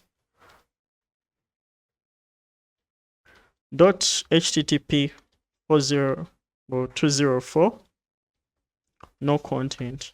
So once we've been able to do this, we also need to raise an error in case the book is not found. So I'm simply going to copy what we have here and then I'll paste it right here. All right, so now that we are done, let us go ahead and test our endpoint. So right here in my RESTFox, I'm going to begin by simply creating a new request, and I'll call this delete a book. And this is going to be a delete request. And let us try to delete this book with ID of 6. So for now, when we send, we have an error here. Seems like I have provided the wrong URL or something, or the given URL is incorrect or invalid, or the server is not returning correct. So it seems like the server was down, so I have to restart it again. So when I send, now see method not allowed for the requested URL. So the problem is I still have the get request, and yet this is one for deleting a book. Sorry for that. I'll just simply change this from get to delete. And then when I make the request, now we see that it's returning 204 not content. If we try for a book that doesn't exist, we now see book not found. And if we are to confirm whether that book exists, we are now going to go right here and send the request, and now we shall see that the book doesn't exist. And in our long list of 6 books, we now see that that book does not exist. So for now, we have successfully implemented CRUD on our very simple list of book data. And this is just something very simple. So what we can do maybe is to correct or somehow remove some of the repetitions we have within our code. For example, searching for a book, or just in case we have to keep it simple, we can leave this like this and then get to fix this in the next chapter. What's up everyone, welcome back. So in the previous video, we created a very simple CRUD REST API on top of our in-memory database, which is our Python list. Before we create a persistent database, or before we introduce PostgreSQL into the picture, I thought it would be a very good idea for us to split this into a structure that is going to grow as our project grows. Now this is where FastAPI routers come in. FastAPI routers allow us to make our application modular by splitting our API endpoints into modules or grouping them into modules on which you can access them using a specific prefix. Now, if you've not understood that, all we're going to do is to create an object that is similar to our app instance that we have right here. And within that object, we can be able to group API endpoints that are related together, and we can put them in their own separate module. Now, to begin, we're going to first of all split this entire module or Python file into different modules to hold different data. So let us begin by first of all removing our books from this file. Now I'm going to go ahead and cut it, and then I'll move this into our new file, which I'm going to call book data.py. And inside there is where I'm going to place that. So once I've been able to do that, I'm also going to move the Pydantic models so that I can put them inside their own module. I'm going to come and remove this, create a new file that I'm going to call schemas.py, and that's where we're going to have the Pydantic models that are specific to books. Now I'm also going to move the necessary inputs to this specific module by first of all going to the top right here. Now I'm going to just simply move these inputs. So I'll move the base model import to this file, and then I'll have to also move I'll just have to import them. So I'll come and say from book data, we are going to get access to our books. And once that is done, the next thing is going to be for us to also import our schemas. So to do that, we shall say from schemas, we are going to go ahead and import our book as well as our book update model. So once that is done, now let's go ahead and create a new folder that we're going to call our source folder. And this is where all the code that's going to be. So for us to begin, we're going to first of all create an init.py file. And this init.py file is simply going to mark this source folder as a Python package. Now we're going to move everything to a new package that we're going to call our books package. So all information or all logic that is related to books is going to be found within this books directory. Now create a new file, and I'm going to call it init.py, and this is going to mark the books package as a Python package. Now begin by moving book data as well as schemas.py into our books package, so that we have all the logic that is related to books found within our books package. Now that we've created our books package, let us go ahead and also create one that's going to contain the API endpoints that are going to be specific to our books. So I'll create a new file, and I'm going to call this routes.py. You can call it whatever you want, but I've simply chose to call it routes. Now in here is where we're going to create our FastAPI router. But before we do that, let us first of all move our API endpoints from this file, which is our main.py, into where we're going to have them with a router. So I'm going to copy everything again.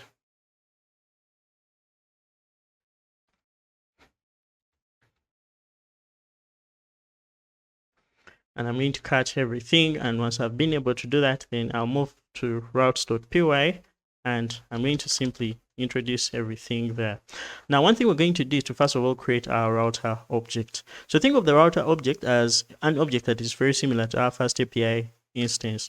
In this case, this object can help us to access pretty much everything that we can access from a FastAPI instance. For example, if we created that object, we can access the HTTP methods as well as any other method that we can access on our app instance. However, that is a router that is only to group related endpoints together. So let us begin by creating an API router.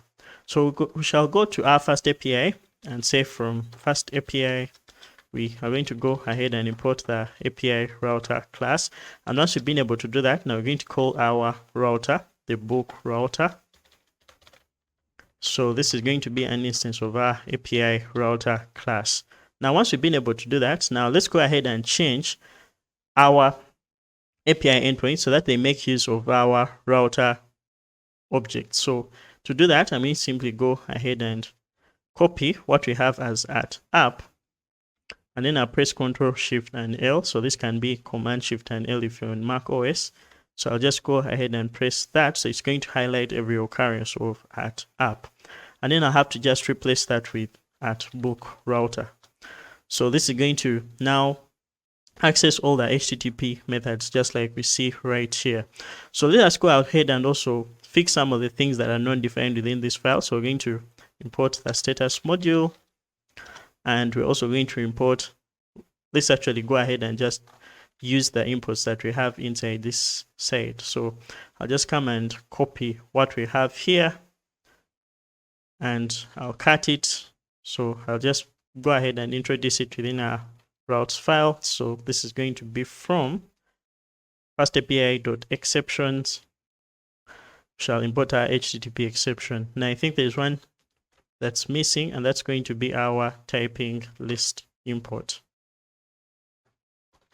So we shall now go to our routes and add that. And this is going to be just enough to fix whatever is within our file. Now keep in mind that just introducing our router is not enough. We have to go ahead and include this router onto our app instance so that we can be able to reflect these apps on our API. So to do that, what we're going to do is to go back to our main.py and delete it. The reason that's why we're deleting it is because we are going to be accessing everything from now on inside this source folder. So we're going to be writing all our app logic inside the init.py so that our main entry point for this project is going to be our source folder. So what we're going to do in this case is to import our FastAPI class. And once we've imported that, now let's create our app instance. So the moment we've created our app instance, all we need to do is to just go ahead and import all these routers that we've created. So in case we need an auth router, we shall create a module just like the one that you see here, or a package, and we shall create it in the same folder structure. We shall have our routes, models, schemas, and everything that's related to auth inside that specific package. So this is what we're going to be doing from now. So once that is done, now let's go ahead and have our router from our books module or our books package. So I'll just go ahead and import that by saying from source.books. In this case, we are going to go ahead and import our routes. So our router is found within source, books, and then routes. So you have to say source.books.routes, and then we can go ahead and import that router, which is our book router. So once we've done that, then let's go ahead and import or include this into our main application. So it's simply done by doing app.include, and then we call the book router object or any sort of router object. The next thing we can do is to define which prefix on which we're going to access all the endpoints that are related to our books. Now in this case, what we're going to do is to go ahead and provide a special attribute, and that is going to be the prefix attribute. Now the prefix attribute is going to be one that is going to help us to define an endpoint on which all related endpoints are going to be accessed. For example, all our books endpoints are going to be accessed on a specific API endpoint. Now let's say this is going to be the books endpoint. And once we've been able to do that, now we can go to our routes and then simply change this from /books to / and then we can be able to access them on the /books endpoint. So let us go ahead and modify this. Now we have this being /books. So I'll go ahead and edit this so that we can have /books. So I'll remove books, and then I'll go ahead and remove this, and then we can remove what we have here so that we have /book ID. So we shall access it on /books /book ID, and then we can also do the same thing for our update and our delete. So I'm going to go ahead and remove this so that we can have all of them being accessed on the /books endpoint or the /books prefix. Now once we've been able to do that, the next thing is going to be for us to kind of add a version on top of our API. Now notice that we are having our FastAPI instance, but this FastAPI instance can also be used to specify some things about the API, such as the version of the API and stuff like that. Now the way we do that is to go within our FastAPI class or instance, and we shall now go ahead and specify all those. I'm going to create a variable called version, and this is going to be our version 1. So we shall look at API versioning as time goes on. But for now, our API versioning can just simply be done by specifying the version of the app. So I'll just simply say there's going to be version 1 of our app. And then we can also change our API prefix to include that version. So you can do something like prefix is going to be equal to /API and then / the version of the API. So in this case, I'll use an F string, and then I'll specify that all API endpoints that are related to books are going to be found on the /API /version1 /books prefix. Now, once that is out of the way, let us go ahead and run our server and then access our API. So I'm going to go ahead and run our API with FastAPI dev, and then I'll specify that our app is now going to be found within our source directory. So notice what is going to happen. FastAPI is going to now see the source directory as the main entry point of our application, and it will scan for the app instance of which it will find it within our danda init.py. And that's why you see from source import app. Another thing we can do is to go ahead and add some information in here. For example, we can add a title. Now, these are not things you're going to be able to see right now, but when we look at the Swagger API documentation, all these details will be specified there. So we're going to add the title, and the title is going to be our bookly. We can also add a simple description, and this description is going to be, let's say, a REST API for a book review web service. So add a comma right here. And now we can also add tags to our router so that we can also add that, something that we shall see when we get to the API documentation part. So just come here and specify a list of tags, and now this will be accessed on the API endpoints that have the tags of books. So once that is done, our server is running. Let us go ahead and test our API endpoints. So I'm going to go back to our RESTFox. So right here on RESTFox, I'm going to go ahead and go to our books folder that we created in the previous video. Now I have only one API endpoint. I think I deleted the others by mistake, but let's go ahead and do that. So I'll now try to access our API on /API /version1 and then /books, and then this is going to go ahead and return all the books that are present on our /API /version1. So just like that, we've been able to pretty much change our folder structure and also include routers to group related API endpoints together. And this is our folder structure that we're going to be using from now going on. So the moment we shall be introducing a new folder or a new functionality, all we do is to go ahead and just add a package on here, and that package will have the logic that is specific to that specific functionality. One other thing that we're going to do before concluding this video is to introduce our requirements.txt file, something that I did not do at the beginning of this course. So I'll go ahead and simply open up a new terminal, and then I'll freeze all our requirements within our virtual environment to a special file called the requirements.txt. Now what this is going to do is to keep a record of the requirements and their versions as we have them for our project, so that even if you are to clone this in 2030, you will be able to get the same requirements for this project. So I'll go ahead and add that, and now this is the folder structure that we have. We have grouped all book related data or book related logic into its own file, and this is going to help us keep our project modular.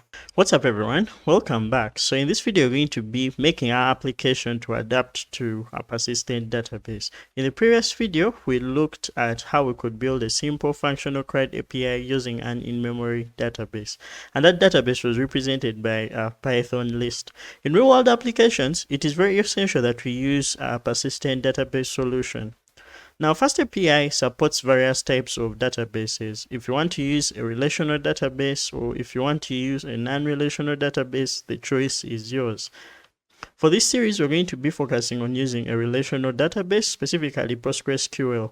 PostgreSQL is a widely used free and open source relational database management system that comes with a lot of benefits, of which if I began describing them in this video, we will be wasting a lot of time. While using Postgres, we also need an object relational mapper, which is just a way for us to interact with a database using our Python programming language. An object relational mapper is simply a translator between our programming language, which is Python in this case, and the database, that is relational database such as PostgreSQL, MySQL, SQLite, and so on. An ORM works in the following way. It maps objects to tables. When you create a Python class, that Python class is going to represent a certain table in our database. And each object we create of that class is going to correspond to a row or a record of data within our database. Secondly, it interacts with the data. For example, whenever we create an object of a class that is created from an ORM, we can interact with this as a Python object. And we can call things such as methods and define attributes on that specific object, just like we're going to see. Behind the scenes, an ORM also performs operations on objects like saving them, deleting them, updating them, just like we did for the CRUD. These ORM operations are translated into the appropriate SQL queries that the database understands. So whenever we use an ORM and carry out CRUD, in the background, the ORM is performing all the necessary SQL without us having to worry about it. The ORM also handles converting Python data types into database-specific types and vice versa. So for example, if we are having datetime objects in Python, those datetime objects will be converted into datetime objects that the database is going to understand, and so on.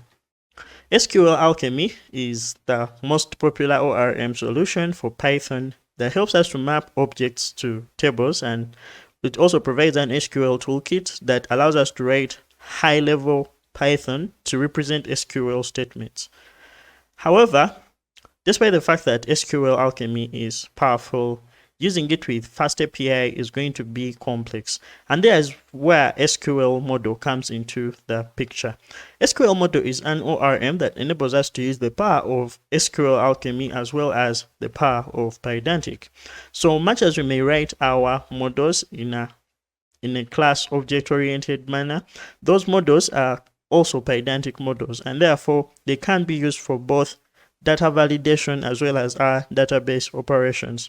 Now, this project was also created by the creator of FastAPI, and meaning that this was motivated by someone who saw the need to have SQL Alchemy integrated into Pydantic to create the best ORM for FastAPI.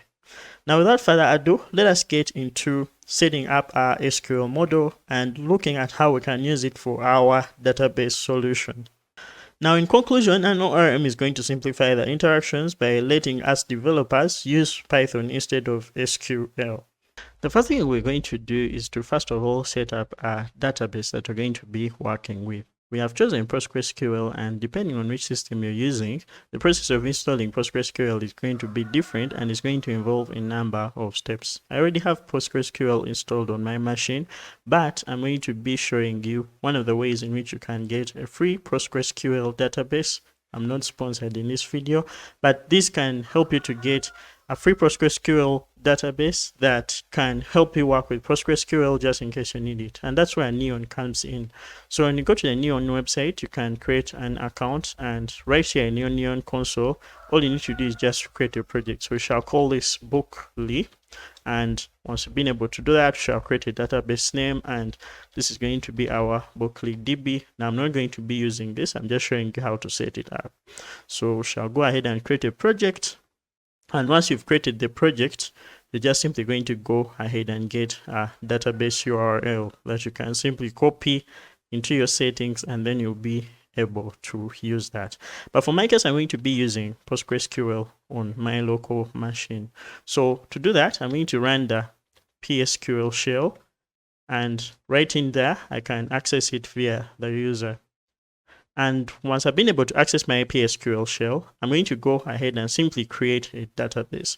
So to create a database, I'm going to go ahead and say create database. This is a simple SQL statement, and then I'm just simply going to call it bookly. underscore DB. And that will just be able to create the database. Now for us to formulate the SQL or the PostgreSQL URL to this database, all I'm going to do is to go right inside our code right here, and I'm going to introduce a new file, and I'm going to call that file .env. So .env is going to be the file in which we're going to create all settings for our project. These settings are going to be kept secret and are not going to be kept in our version control. And this is going to be important in a way that in case we are to share this project with other people, or in case this code is to be accessed by anyone, they will not be able to get these secrets, such as our database keys or our secret keys and so on. So to begin, I'm going to create a file and I'll call it .env. Mind that I've kept it in the root project folder right here. Another thing I'm going to do is to go ahead and set up an environment variable to stand to the URL of our PostgreSQL. Now in your case, it's going to be this neon URL right here, but for my case, it's going to be something on localhost. Another thing I'm going to be doing is to use an async DB API. So I'm going to be using PostgreSQL with an asynchronous DB driver or a DB API. So a DB API is just one way in which Python allows us to access a database. So let us begin by installing that DB driver. So I'm going to go to our Python right here, or our terminal in my virtual environment, and I'll begin by installing it with pip install, and this is going to be our async pg. Once we've installed async pg, now let's go ahead and formulate our PostgreSQL URL. So I'm going to create a database URL environment variable, and this is going to be database URL. Now remember, we are working on localhost for my case, but you already have one you've got from Neon. So what I'm going to do is to formulate this as, I'm going to start by mentioning the kind of database that we're going to be using, which is going to be our PostgreSQL, plus the DB API or the driver that you're going to be using. So in this case, we are going to be using async pg, and then we shall need the user of that specific database. So my user is going to be JWT35, and then the password of that user. Now this is not going to be your password, so please use your own password. So I'm going to provide my password right here, and once I provided my password, then the host is going to be localhost, and the port is going to be 5432. Then slash the name of the database, which we have called BooklyDB. So once that is done and you've got your PostgreSQL URL, then the next thing is going to be for us to access this so that we can use it within our code. So there are very many ways in which you can manage environment variables, but to be specific to FastAPI, we shall use Pydantic settings, which is just a tool or a library built on top of Pydantic to give us the ability to manage our environment variables. So to do that, I'm going to go right in here in our terminal, and then I'll say pip install Pydantic -settings. So this will collect Pydantic settings and install it within our virtual environment. So I'm going to go ahead and set it up so that we can read our environment variables. So to begin, we're going to go within our source folder right here, and we're going to create a new file at the root of that folder. We're going to call that module config.py. Inside config, we are going to create the class that's going to be responsible for allowing us to read our environment variables. And for us to do that, we are going to make use of a special class from Pydantic settings, and that is going to be our base settings class. So to begin, we're going to import that. We're going to say from Pydantic settings, we are going to get access to the settings class, or the base settings class, sorry for that. And once we've been able to do that, then let's create our class, and this class is going to be called our settings class. This class is going to inherit from our base settings, and once we've been able to do that, all we shall have to do is to just go ahead and get the exact key as we've written it in here, and then have it as the attribute of this class. So what this will do is to automatically go ahead and read each key we've defined here and then have its value accessed via this class, just like we're going to look at it. So right after doing that, then the next thing is going to be for us to specify the right type of that specific value of that specific key. Now for us to do that, we're going to go ahead and specify that this is going to be a string. So this is just enough for us to read our database URL. But the problem is we haven't yet told Pydantic settings where it's going to get these settings from. To do that, we're going to be making use of another class which is called a settings config dict, or the settings config dictionary. So we're going to go ahead and import that. So I'll come right here and say import the settings config dict. Now to influence any Pydantic model, because this is actually a Pydantic model that we have right here, we are always going to make use of the model config attribute. So every class that is a Pydantic model is going to have a model config attribute, and this is going to be a dictionary that will allow us to change the configurations of a specific Pydantic model. Now for us to do that, we're going to set its value to our settings config dict, and in this case this settings config dict is going to be helping us to point to where our env file is, or where to read our settings from. So even if we go right in here, we can look at some of the attributes it has. It has the env prefix. In case you have an env prefix, you can specify one right here. Just in case you have an env file you're reading from, you go ahead and do that from here. If you're reading from, let's say, a JSON file, a YAML file, it does all of that. But for our case, we're going to be using an env file. We can also specify an env encoding in case we are to have one, but we're going to just keep it simple. One other important attribute we're going to provide here is the extra attribute, and in this case we're going to be ignoring any extra attributes that will be read from our class. So to do that, we're going to go in here, and the first thing we're going to do is to specify that our env file is going to be equal to .env. So this will go ahead and read the .env file that we've created and provided our database URL in. So let us go ahead and do another setting. So once we've been able to do that, then let's go ahead and also add one extra attribute, which is going to be our extra. So in this case, we have extra equals to ignore. So we can allow reading other extra attributes, we can forbid them, but we're going to specify that we are going to ignore any extra attributes from being read. So we shall define every key that we shall get from our env file into our class so that we can access it within our application. So let us go ahead and test the working of this settings class. Now what I'm going to do is to go ahead and open up my terminal. So I'll come right here and say Python 3. And once I've been able to do that, let me make this a little bigger so that you guys can see. We're going to begin by accessing this class we've got right here. So we're going to say from source.config, because that's where we've created the settings class. Shall go ahead and import our settings class. And once we've been able to import that settings class, we're going to create an object of that class. So let's just call it S. And that is going to be our settings object. So once we've been able to access our settings object, let us try to access our environment variable from this object. So we shall say database URL, just like we called it right here. And once we do that, then we can successfully access that specific environment variable from our env file.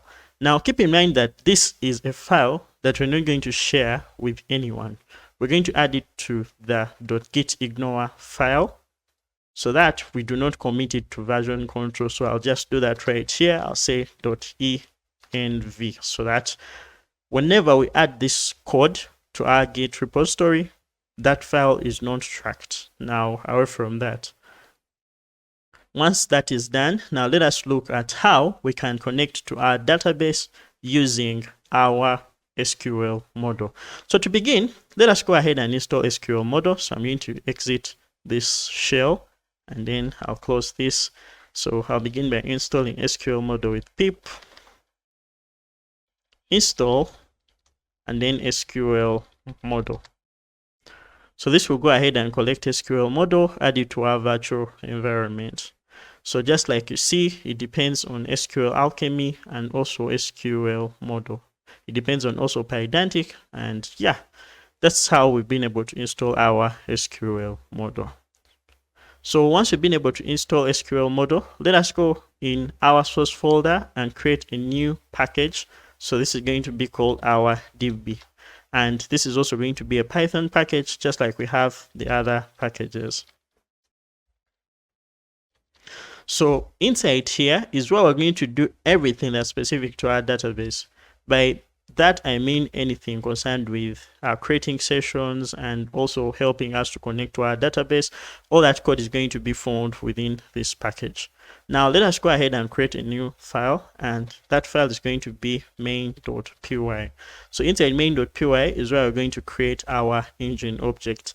Now if you've worked with SQLAlchemy, you will know that an engine is the basis on which you do everything from connecting to your database to carrying out any sort of CRUD. So SQLModel also relies on that because it's based on SQLAlchemy. Therefore, we need to first create an engine. Now, keep in mind that we are using an async DB API, and therefore we need to create an async engine. So let us look at how we do that. So I'm going to go ahead and import the create engine function from SQLModel. Now, these are all borrowed from SQLAlchemy. Therefore, I'll just come and say from SQLModel, we are going to go ahead and access the create engine function. But this is going to be creating an async engine.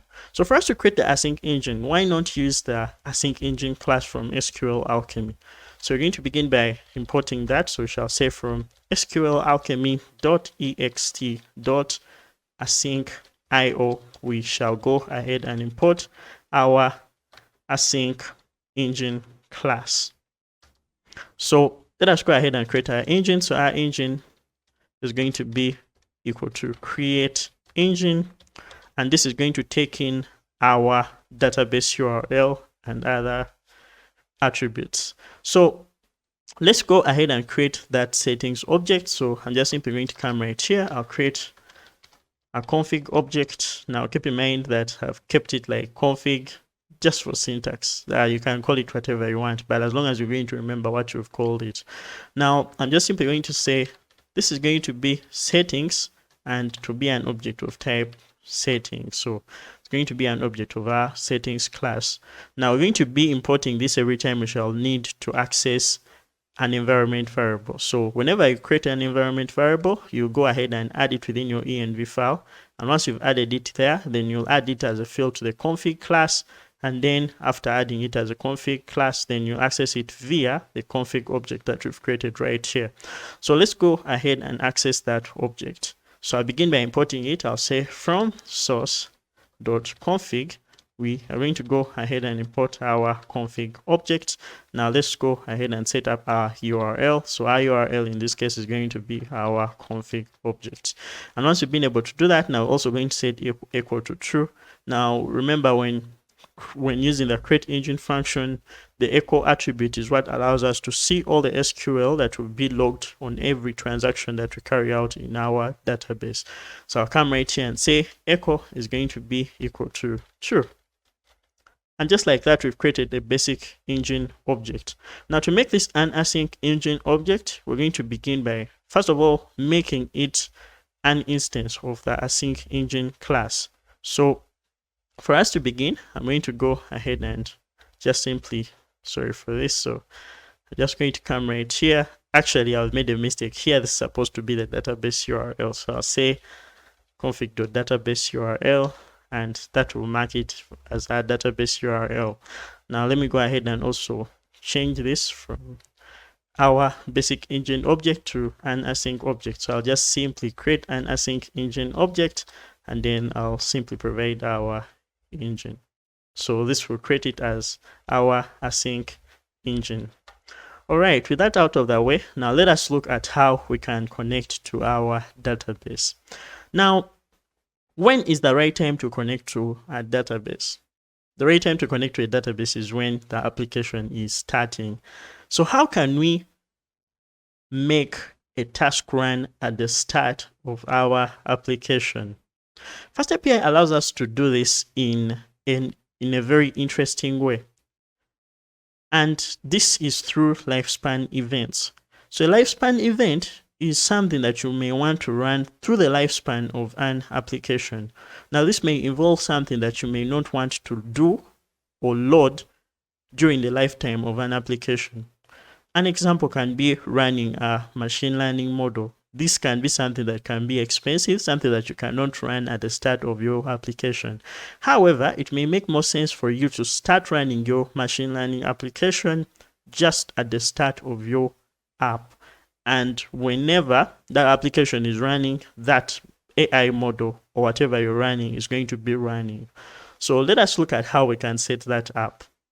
To begin, we're going to go to where we created our FastAPI instance, and we shall go ahead and simply set that functionality to work. Now, is our server running? Yeah, our server is running right here. So I think I'll go ahead and stop it with Control and C, and then I'll close the terminal that we have right here. So each FastAPI instance is going to come with a special attribute called the lifespan attribute, and that is going to take in the code that we want to run at the start and at the stopping of our server. So let us create our first lifespan event. To create a lifespan event, we are going to be making use of a specific decorator that comes from the context-lib Python inbuilt Python library. So we're going to do that by first of all going to the top of our code right here and saying from context-lib, we are going to go ahead and import a special decorator called the async context manager. And once we've created that, now we're going to determine which code is going to run at the start of our application and which code is going to run at the end of our application. So to do that, we're going to go right here and say at async context manager, and then we're going to define a coroutine that is going to run throughout the lifespan of our application. So we're going to define this as our lifespan, and this is going to be a function called lifespan, but it's going to take in one important attribute, which is going to be an app instance. So this is going to be of type FastAPI. Now, once we've been able to do that, it's time for us to determine which code is going to run at the start of our app and which code is going to run at the end of our app. So to do that, we're going to first of all write two print statements. One is going to run at the start of our application, and another one is going to run when we stop our server. So let us go ahead and do this. We shall say print server is starting. And once that is done, then we're going to also print server has been stopped.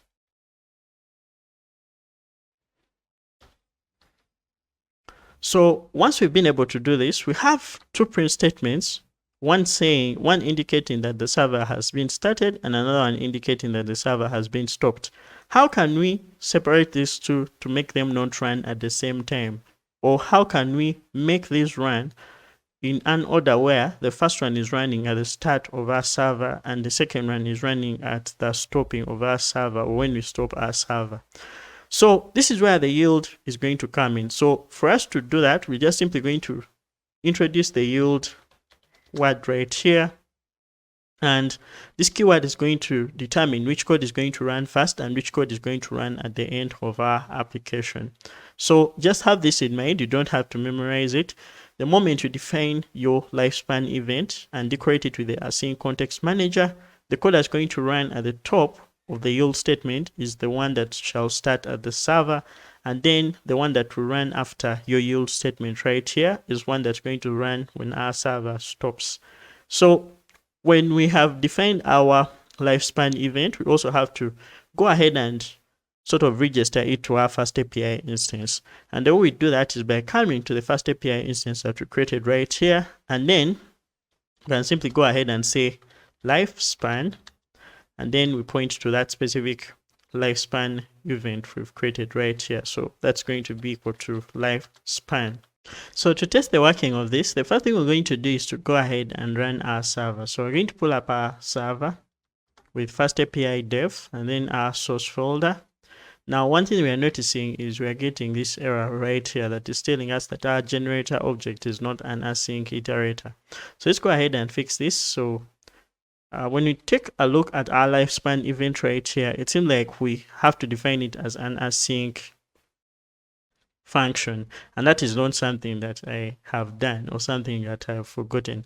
So what I'm going to do is to introduce it. I'll come right here and say async def and then lifespan. So this is going to go ahead and run our server is starting print statement, just like you see right here. So if we press Ctrl and C, we're going to notice that server has been stopped, is going to be run.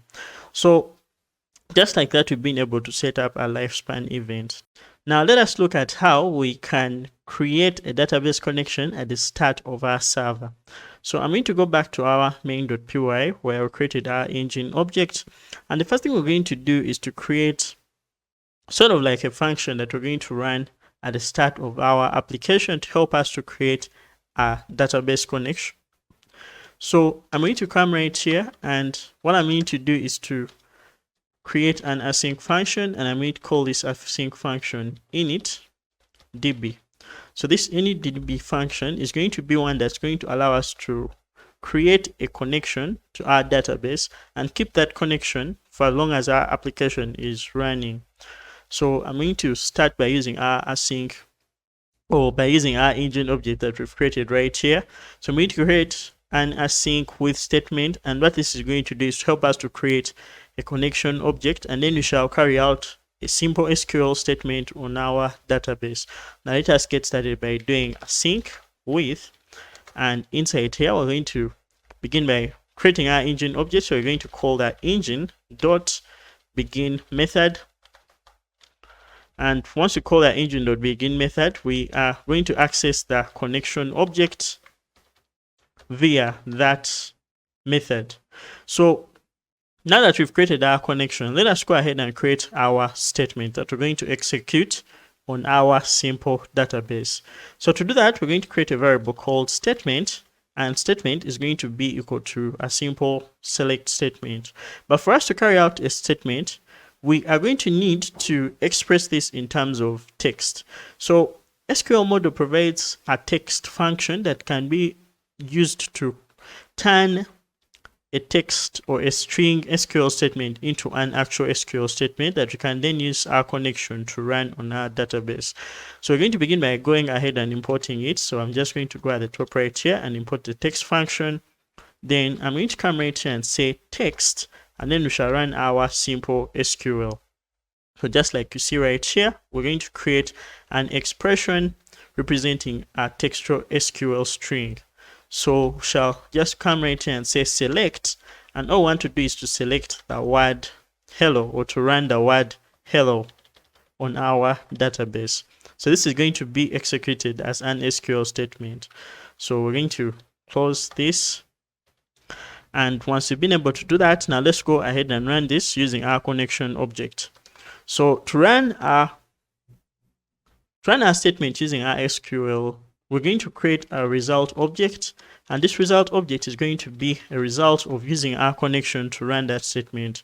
So we're going to say con.execute, and in this case we shall provide the statement that we are trying to run on our database. So this is going to be our statement, just like you see right here. And once we need to access all the results, we are simply going to go ahead and run result.all, and this is going to be able to run our select statement. So let us go ahead and run this.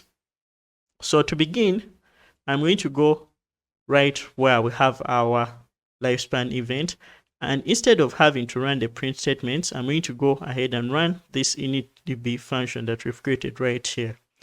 So I'm going to go at the top right here, and I'll begin by importing that. So I'll say from source.db.main, we are going to access our initDB function. And once we've been able to do that, now let's go ahead and run this. So I'll call init.db, or let me go ahead and run it after the server is starting statement.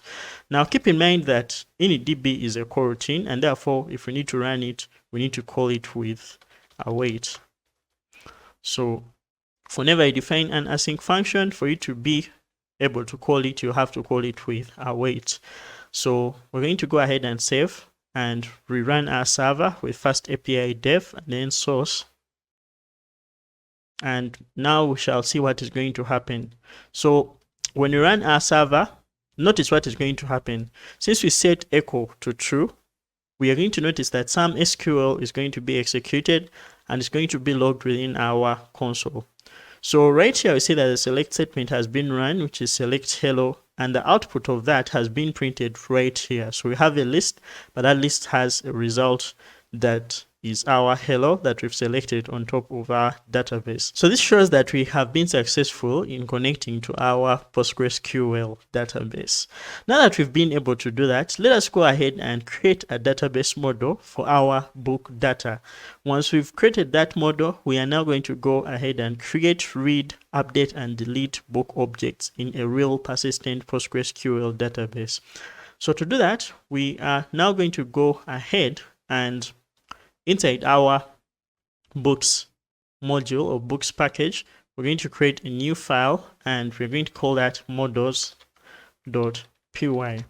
So models.py is going to be the special file in which we're going to have a database model for a specific entity. If we have, let's say, the user model, we shall have that located in its package and then models.py. If we have reviews model, then we have that in reviews/models.py, just like we're going to see. Now let us begin by creating our simple model. So our model is going to be very similar to what we have inside our schema for books. However, we're going to add on some extra fields just like we're going to see. In fact, let me go ahead and just copy what we have here, and then I'll paste it within our models.py. So you're also going to notice that a Pydantic model is actually going to be very similar to an SQL model. In fact, we're going to get rid of this and we shall only be using our model. So I'll go back to models right here. So I'll begin by first of all pasting it right here. And instead of base model, in this case, I'm going to be using the SQL model class. So for us to create a Pydantic model or an SQL model, actually, we have to go ahead and import our SQL model class. So we shall say from SQL model, but we don't have it installed, so you have to go ahead and do that. So I'll open up my terminal within our virtual environment, and then we shall say from, this is actually going to be pip install SQL model. It seems like we installed it already, so I'll go ahead and use it. So I'll say from SQL model. I wonder why I forgot that I installed it. So shall say from SQL model, we're going to go ahead and import our SQL model class. Now I'm calling this SQL, but you can call it SQL or anything you want. I hope that doesn't irritate you. So once we've created this book model, we're now going to go ahead and subclass the SQL model. But for us to make this a table class, then we're going to also provide one important argument that's going to be the table argument. So we're going to go in here and then we shall say that table is going to be equal to true. So once that is done, we have our fields, but we're going to also introduce two timestamps that are going to be for the created at date as well as the updated at date. So I'm going to come right here and say that this is going to be created at, and then we shall have this being a datetime object. So I'll go ahead and import the datetime class. So I'll say from datetime, we are going to go ahead and import our datetime object. So once that is done, then let's annotate that with the type of datetime and also do the same thing for the updated at time. So the updated at date time is going to be equal to that. All right, another thing we're going to do is to change our database model so that instead of having an ID that is an integer, we actually have a unique identifier or a UUID. And this unique identifier is going to be one that's going to be unique to any object that we shall ever create in our database. So for us to do that, we're going to be making use of Pydantic's field function. And what this does is to allow us to define extra attributes that may belong to a specific field on a Pydantic model. Using that, we can also go ahead and specify the database types or the SQL Alchemy database types for a specific field.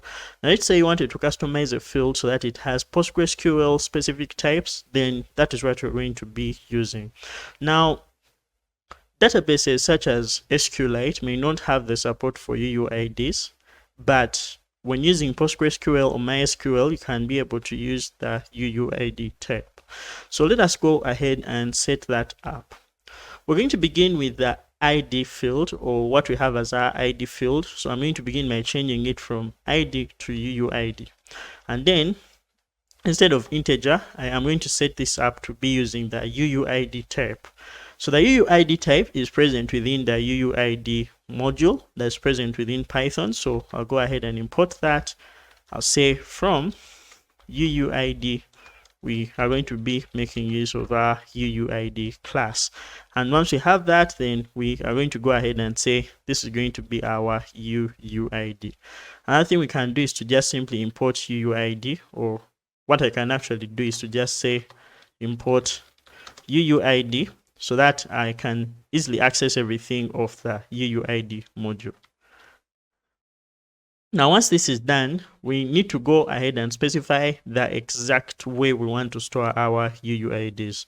So I begin by importing the field function. I'll go at the top right here and say from SQLModel, we're going to import field.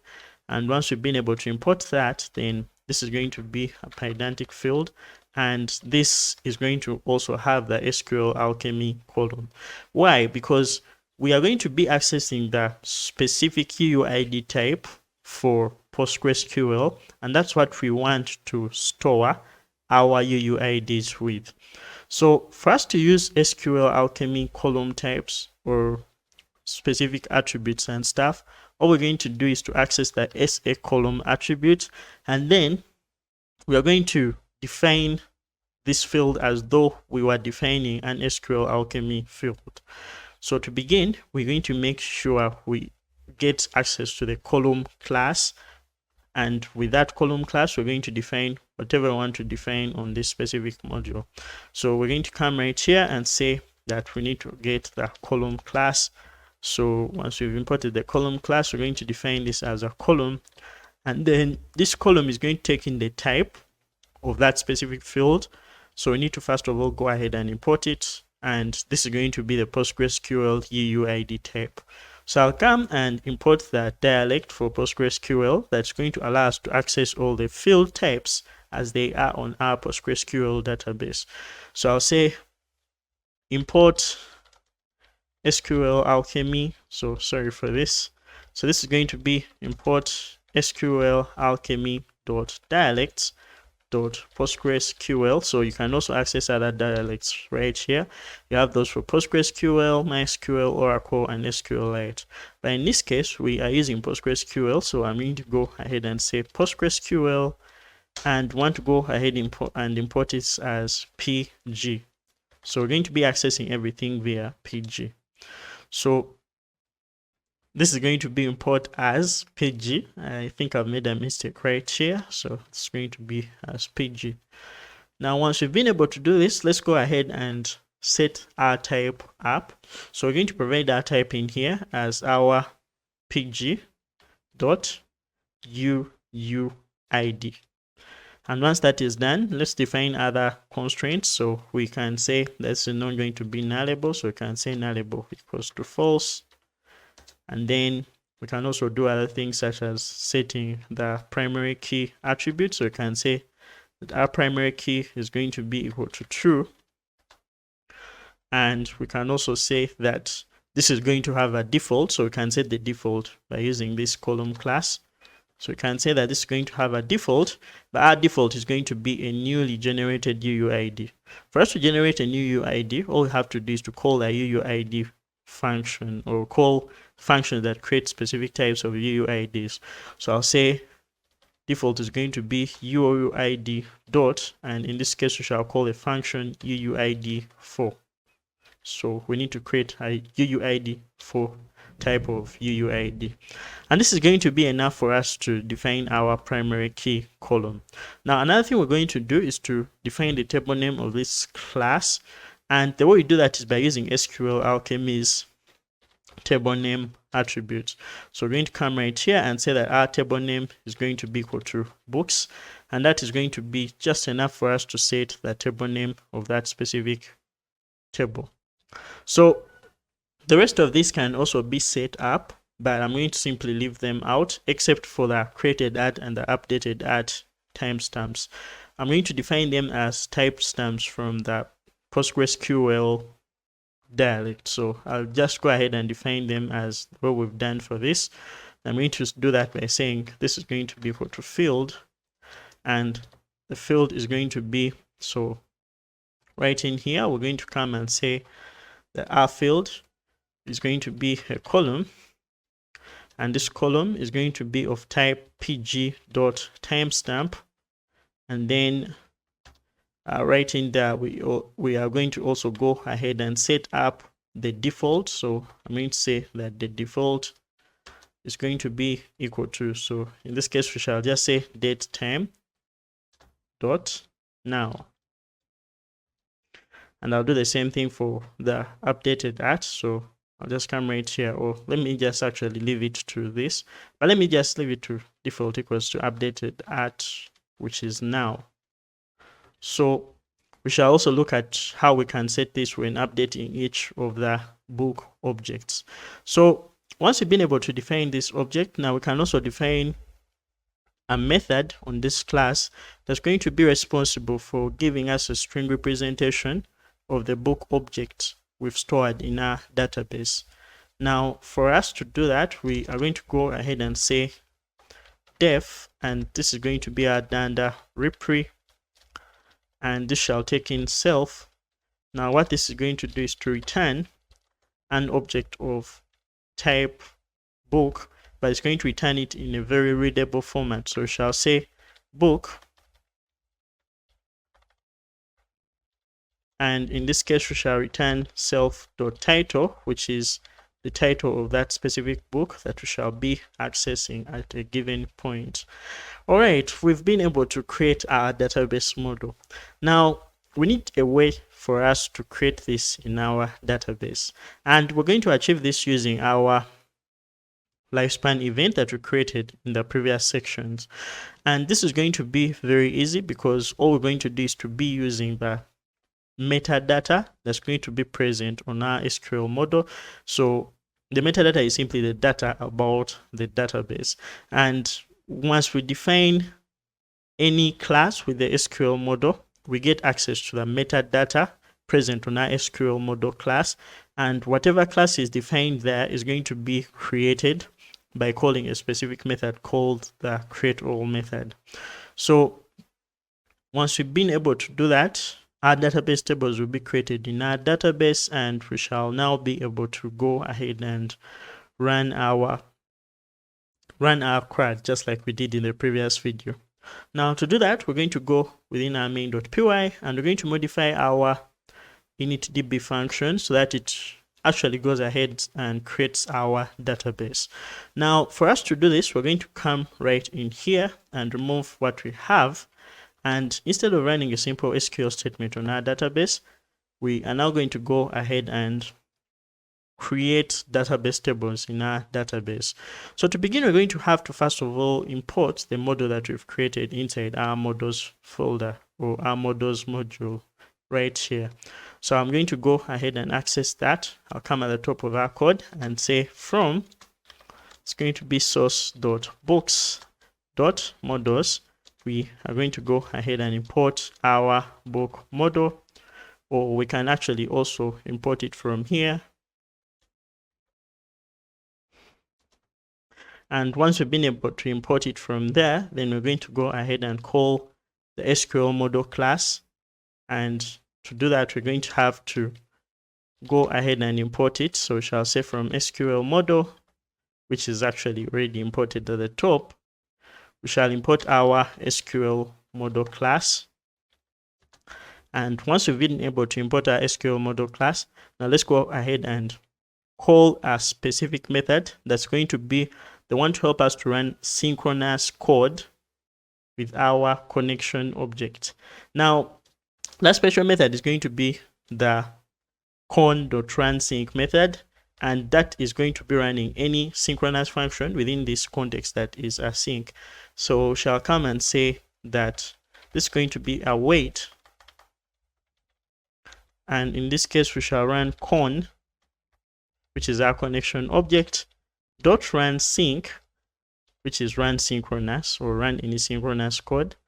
And in this case, what we want to do is to access the metadata object on top of this SQL model. So we shall say SQL model dot, and we shall get access to the metadata object. Then on that, we can call create all. And that is one that's going to run our create all statement. So this is going to scan for any models that have been created using this SQL model object, and to access the metadata, and using that metadata it will go ahead and create these tables in our database.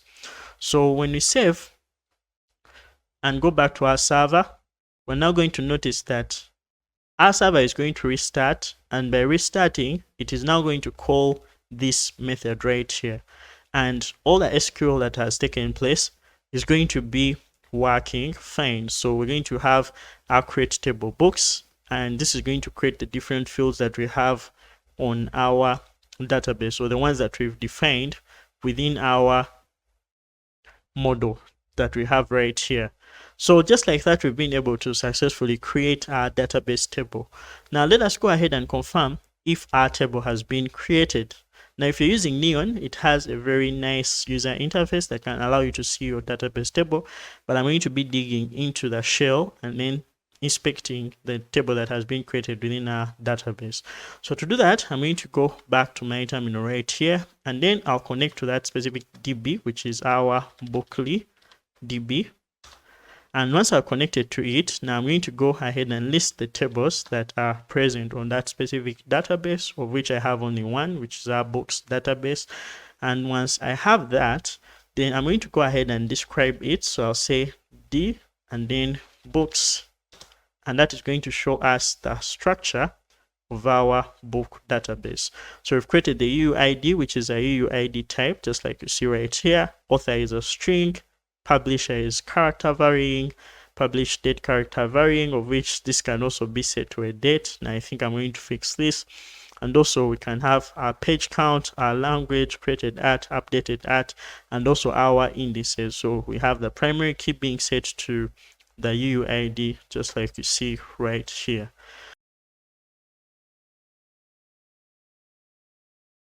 What's up everyone, welcome back. So in this video we're going to be carrying on from where we stopped. In the last video we went ahead and created our database table using SQLModel. So we looked at how we can be able to set everything up, from creating our database to creating database models, and then using database models to reflect in the database. However, I noticed that there are mistakes I did when creating the database model, and let me address those right now. So the first one was to go ahead and specify that these are fields and they are PG timestamps. But what I forgot to do is to specify that inside our column right here, this column type is not a Pydantic type. So this is an SQL Alchemy type. So I have to go ahead and do it just like I did for the UUID field. So to change that, I'm going to go ahead and specify that this is an SA column. And then I'll say that this is going to be an SA column instead of a Pydantic column, because this will give us errors when retrieving this data. Then I'll do the same thing for this updated at column, and this will go ahead and still do the same thing. Another thing that I did was to call uuid.uuid4 and then include these two brackets. So normally we are just okay with just leaving out the brackets, because the moment we call it with those brackets, we shall get errors that are from generating the same UUID every time we are creating a UUID. So I hope you've understood why those changes have happened. And now let's go ahead and clear our database. So I'll go ahead and open up my terminal. And inside my terminal right here, I'll get access to the PSQL shell. And I'm going to simply go ahead and connect to the database, which we called bookly.db. And I'll go ahead and just drop the database table that we created, which is actually drop table, which is books. So the moment we restart our server, our tables will be created well, and we shall be good to go. So if I go ahead and save, our server is going to go ahead and restart. So when it restarts, we shall notice that our book table is going to be created again. So we have now created our book table, and let us go ahead and look at how we can go ahead and use our newly created database model to carry out CRUD in the same way that we did in our previous videos. So what I'm going to do at first is to create a service class where we're going to create all our CRUD. So think of a service class as the class that's going to have all the logic for creating all this CRUD, so that the moment we need to carry out that CRUD, the only thing we shall have to do is to go ahead and access a specific method on that class. Now, there are very many ways to do that and very many approaches to that, but what we're going to do is to simply go within our books folder within our source directory, and we're going to create a new file that we're going to call service.py. Inside this, we are going to go ahead and create a class on which we're going to access all these methods. And this file is going to be one that's going to allow us to write all our logic for CRUD so that we don't mix it up with our logic for the route handlers. If you notice, what we did in the previous videos was to do all actions for CRUD within the route handler functions, and this makes them have a lot of code. So for us to be able to separate that code from our route handlers, all we do is to define it within its own file and then simply access it via a class. So that's what we're going to achieve in this video. So I'm going to go ahead and create a new class. Let me make this a little bigger. So this class is going to be called the service, or let's just call it the book service. So this is going to be our book service class, and within here is where we're going to define the different methods for creating, reading, updating, and deleting our book resources. So what I'm going to do is to simply come right here and say async def, and this is going to be one for reading all books, so we can simply give it a name such as get all books. And this is going to take in self because it's a method that's going to be accessed via a book service object. Another thing is going to be the session. So this session object is going to be an important object that's going to help us to perform any kind of CRUD operation on our database. Now, think of the session as the medium that SQL Alchemy and SQLModel provide for us to access our database and then carry out any transaction you want to go ahead and perform. This session object also allows us to execute any SQL that may be written. So we're going to look into how we do that, but for now keep in mind that we need this session object. So once we've created this session object and provided it as a parameter to this get all books function, we're now going to go ahead and use type hints to define the type of this specific parameter. So I'm going to go at the top right here and import it from SQLModel. So I'll say from SQLModel.ext.asyncIO.session, we shall import our async session class. And once we've been able to import this async session class, now let's go ahead and inject it right there and simply specify its type, which is going to be async session. The reason that's why I'm doing it is that this type hinting is going to allow us to easily access the methods while programming. So it's just one hack that makes your coding easy. So I'll just pass this for now. Now I'm going to repeat the same action for the other methods. I'll just simply go ahead and copy what we have here and I'll paste it on a new line. I'll do the same thing. So I'll just simply call this our get book, or this is going to be one for retrieving a single book, so shall call it get book. But this will also need the ID of the book we want to get, so I'm going to go ahead and provide it before the session. So this will be our book So in this case, we are using UUIDs, so shall have to get our book UUID. So this can be a string that will be converted to UUIDs when querying. Then another thing we may do is to define one for creating a book. So this one is going to be called create book.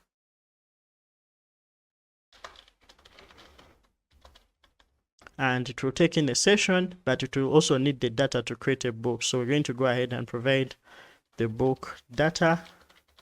And this book data also needs to be of a specific type. Now, for us to determine which type of book we are going to create, we shall need a Pydantic model to help us dictate which fields are to be used to create a book. Now, for us to be able to do that, we are going to need to go to our schemas.py and create that specific book create class. Now, this is our book model or our book class that we used to retrieve our book objects in the previous videos. But if we want to create a book, then we're going to need a way to define this without those fields that we don't need. So for now, we have this as our ID, but remember we changed this to our UID, so we have to update that. So I'm going to come right here and say that this is going to be our UID. And instead of being an integer, it's also going to be a UUID. So I'll go at the top right here and say import UUID. And once that is done, then we're going to simply come right in here and say that we're going to be making use of UUID dot the UUID type. So once that is done, now let us go ahead and create the class that's going to be used to create our book. So we can also add the fields that for the created at date as well as the updated at date. So we call this updated at. I'll just come right here in the schemas and also import our datetime class. So I'll just come and say from datetime, we are going to go ahead and import our datetime. And once that is done, now let's go ahead and add those fields. So I'll just specify right here. So this will be our created at. So this will be a datetime object, just like we specified on the model.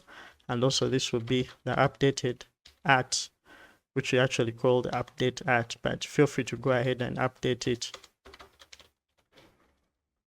So once this is done, let us go ahead and now define how we're going to create our book. So I'm going to create a class and we're going to call this our book create model. It's also going to inherit from the base model class. Now, what we need to do here is to simply go ahead and define the fields that we are going to need to create a book. Now that is going to be very similar to what we have here, only that we are going to also need the published date. So I'm going to go ahead and simply copy what we have here and paste it right here. So one thing we're going to also add is going to be our published date. So I'll copy it and then I'll paste it right here after the publisher. So I guess I haven't copied it. I'll go ahead and copy it, paste it right here. And that is going to be our published date. So keep in mind that we are passing this as a string, but we're going to look at how we're going to convert this into a date object when storing our date. So let's go ahead and do that. So when we go back to our models right here, we defined our published date as a string, but we want to go ahead and save this as a date in our database. So this is something we can also change. So we can go ahead and specify that this is going to be a date on our database. Then we create the entire field in the database. So let me go ahead and do that. So when I run my server right now, all these corrections to the database are going to be made. So I'm now going to have the published date as a date, but when I submit it within our schemas, we're going to be accessing it as, we're going to be getting it as a string, and then we shall return it as a date. And we're going to look at how we can do that. So back to our service file. Inside our service file right here, we're going to describe our book data as being of type book create model, which we've created within our schemas here. So I'm going to go ahead and import that class. I'll say from This is going to be our dot service or dot schemas, because this is in the same directory. Then we shall go ahead and import our book create model. So once this book create model has been imported, we're now going to go right in here and say that our book data is going to be equal to our book create model, or it's going to be of a type of book create model.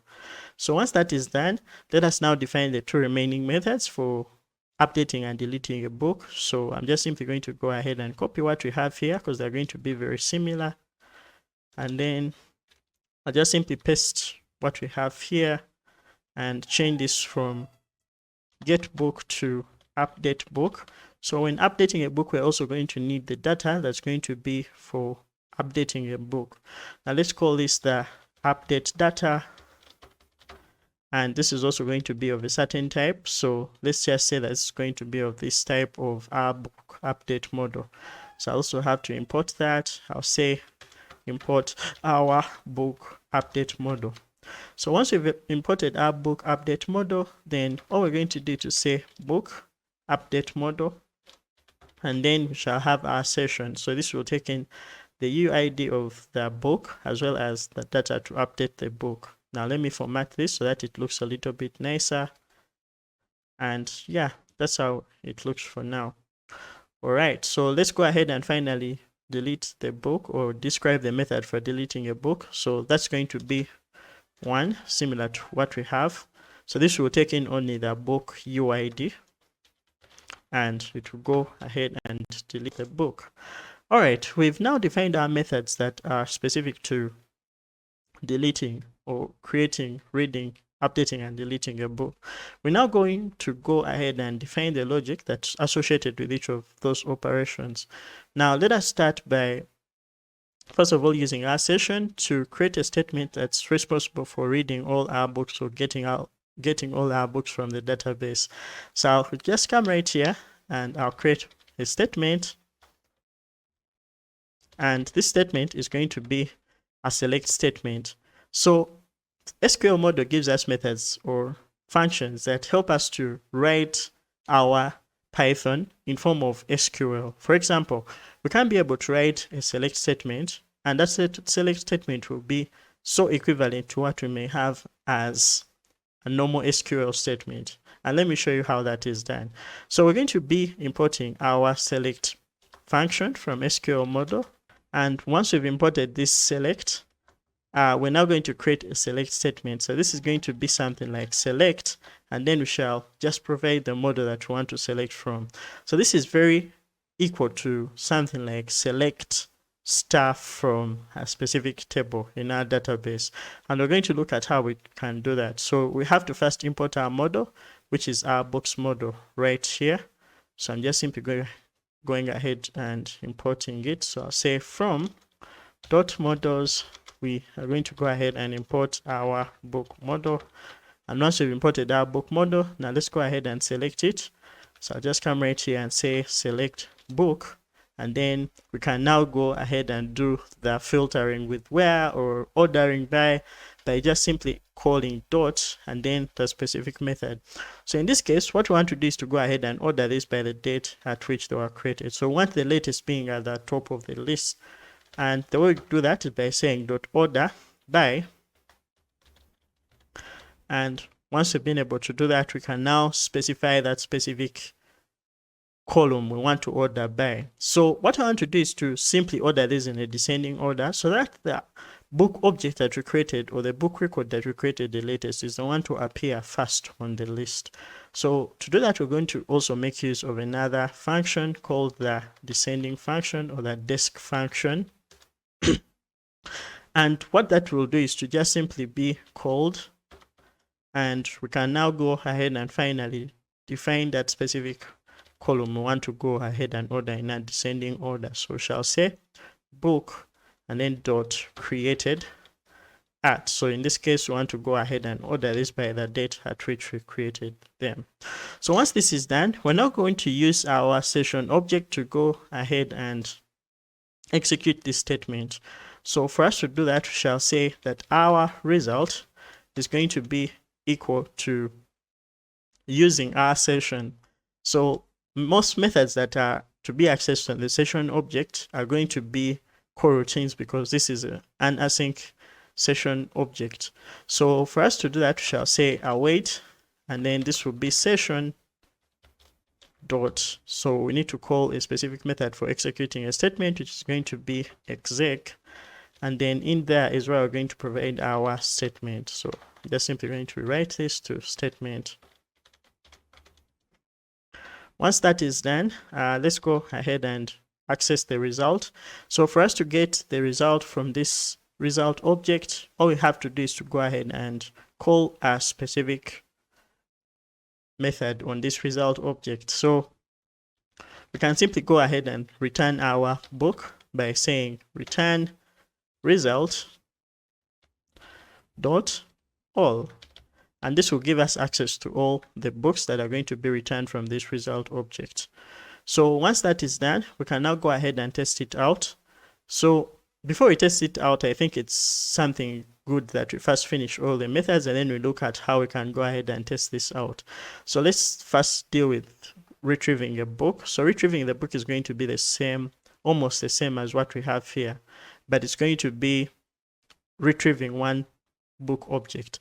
So let us do that. So I'll come right here and say that our statement is going to be equal to select, and this select is going to be on our book model, but what we need is to go ahead and access one book. So in this case, to filter, we are going to be making use of the .where method, and using this we shall use our column that we want to look for.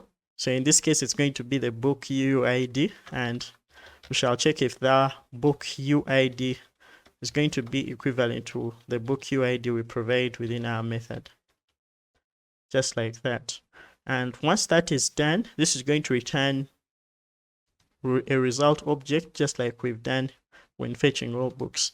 So we shall say that our result is going to be equal to await, and in this case we shall say session dot exec, and shall provide our statement.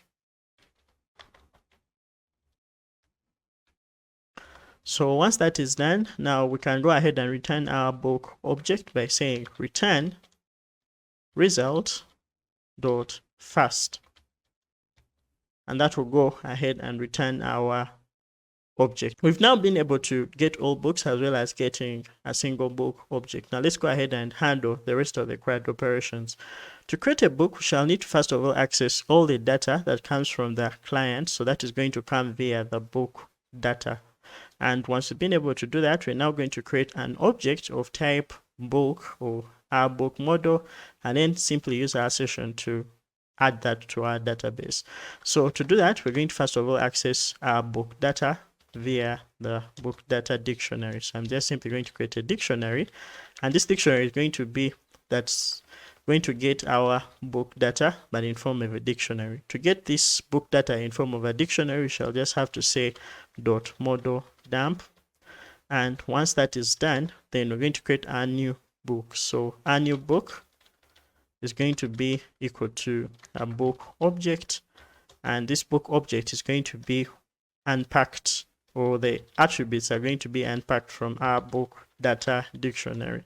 What we are doing is to unpack all keys and values that we've got from our book data dictionary into our object. So this is going to create a new book object with attributes it gets from this book data dictionary.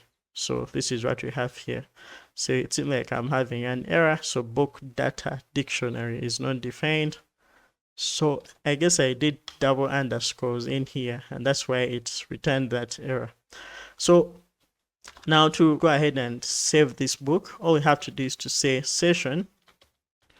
So this is going to be using session dot add, and in this case we're going to be using our new book.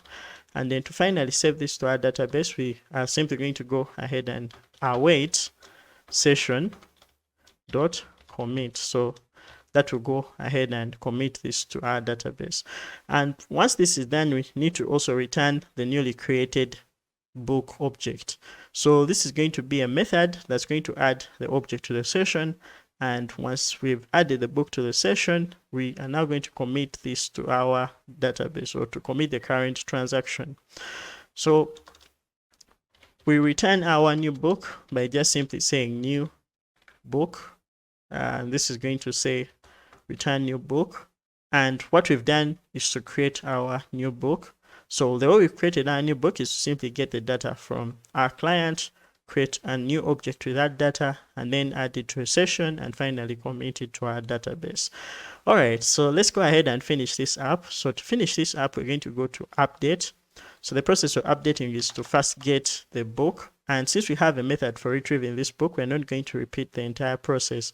So we shall say that our book to update. So in this case, we're going to say book to update is going to be equal to self.get book. So in this case, we are going to get our book, and this time we have to provide our book UID. So I'll just come right here and say we're going to have our book UID, and also we shall need our session. So I'm going to say comma, and then we shall also need our session, just like we have right here. So once that is done, let's go ahead and now update this book. So we are going to access the data from our update data, just like you see right here, and then use that data to update our book. So we are first going to convert that to a dictionary. So I'll say book update data dictionary is going to be equal to our update data dot model dump. And once that is done, we are now going to go ahead and make use of that data to update each of the fields on our book to update. So what we shall do is to say for each of the keys and the values in the items that are inside our book update dictionary, which we called the book update dictionary. So in this case, it's going to be update data dictionary. We're now going to go ahead and access the items by calling the .items method, since this is a dictionary. And once we've done that, now we're going to go ahead and update each of the keys or each of the attributes on this specific object using the special set attribute inbuilt Python function. So what this does is to get an object and then update. I've actually even written it badly. It's going to be set attribute, and this is going to get an object such as the book to update object that we have right here, and then it will update it basing on the keys and the values that we provide to it. So in this case, if we go ahead and say book to update, and here we have to go ahead and provide the name of that specific attribute we want to update, which shall be the key in this case, and then we shall also provide the value. For us to commit these changes to our database, all we have to go ahead and say is await session dot commit, and just like that, we shall have updated our book. So once that is done, let us go ahead and return our book updated. So in this case, we're just simply going to say return book to update. Now, one important thing is we are not catching the error that may result out of the book not being found. So what you can do in this case is to just come right here and write that check. So we can say if book to update is not none, which is not none, then we can simply return all this logic, and then in case we don't find the book that's via an else, then we can simply return none. In case we don't get any book, then we can return none. And in this case, what you can do is to just come right here and say that our book is going to be equal to result.first.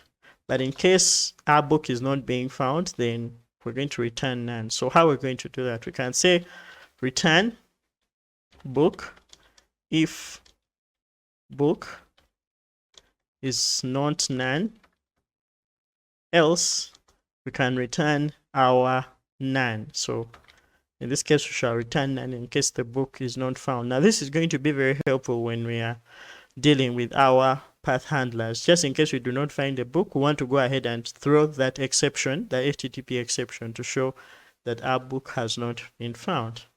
All right, so let's go ahead and finish this up. So we're going to go ahead and use the same logic right here. So we are simply going to come and say that our book, so I'll just even copy what we have right here.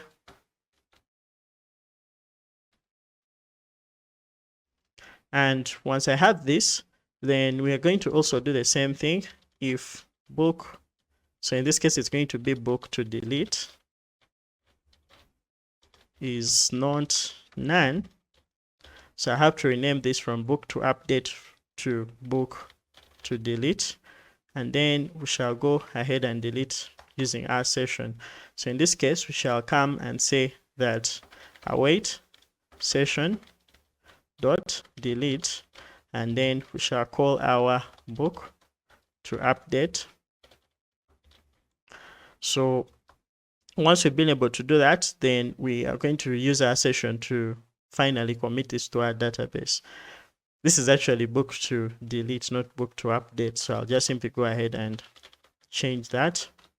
And then I'll go ahead and commit this. So we shall say await session dot commit. All right, so once this is done, then we need to throw an error or return none in case that book has not been found. So we shall just say else return none. And just like that, we've been able to define all our methods for carrying out our CRUD on our book resources. Now, once this is done, we're now going to go ahead and determine how we shall use our session within our path handler function. And that is where the concept of dependency injection comes in. So dependency injection is a mechanism that FastAPI uses to allow you to share logic across all route handlers that may need it. For example, in this case, we are having this book service class, having these methods, and each of these methods rely on a session object. But in case we want to go ahead and share that session object across all the other methods that need it, then all we need to do is to go ahead and simply pass that session to all these path handlers. Now let's go ahead and create that dependency. So normally when you're using dependency injection, you're going to have code that's going to be relied upon by other code. So that code is what you call a dependency, and that's what we're going to create. So that dependency is going to be responsible for creating our session, and then we shall use that dependency in the function that will depend on it. So to do that, we're going to head over to source folder, and within our source folder, we're going to access the DB module or the DB package right here. And inside there is where we're going to go ahead and access the file in which we're going to carry out that specific code or write that code. So we're going to now go ahead and create a function that's going to be responsible for returning our session that we shall now use across all these route handlers. So let us go ahead and define that. So just simply going to come and say async def, because this is going to be making use of some async features. So I'll say async def, and we shall call this get session. So this get session is going to make a return, and that is going to be of our async session. So it makes sense for us to import our async session.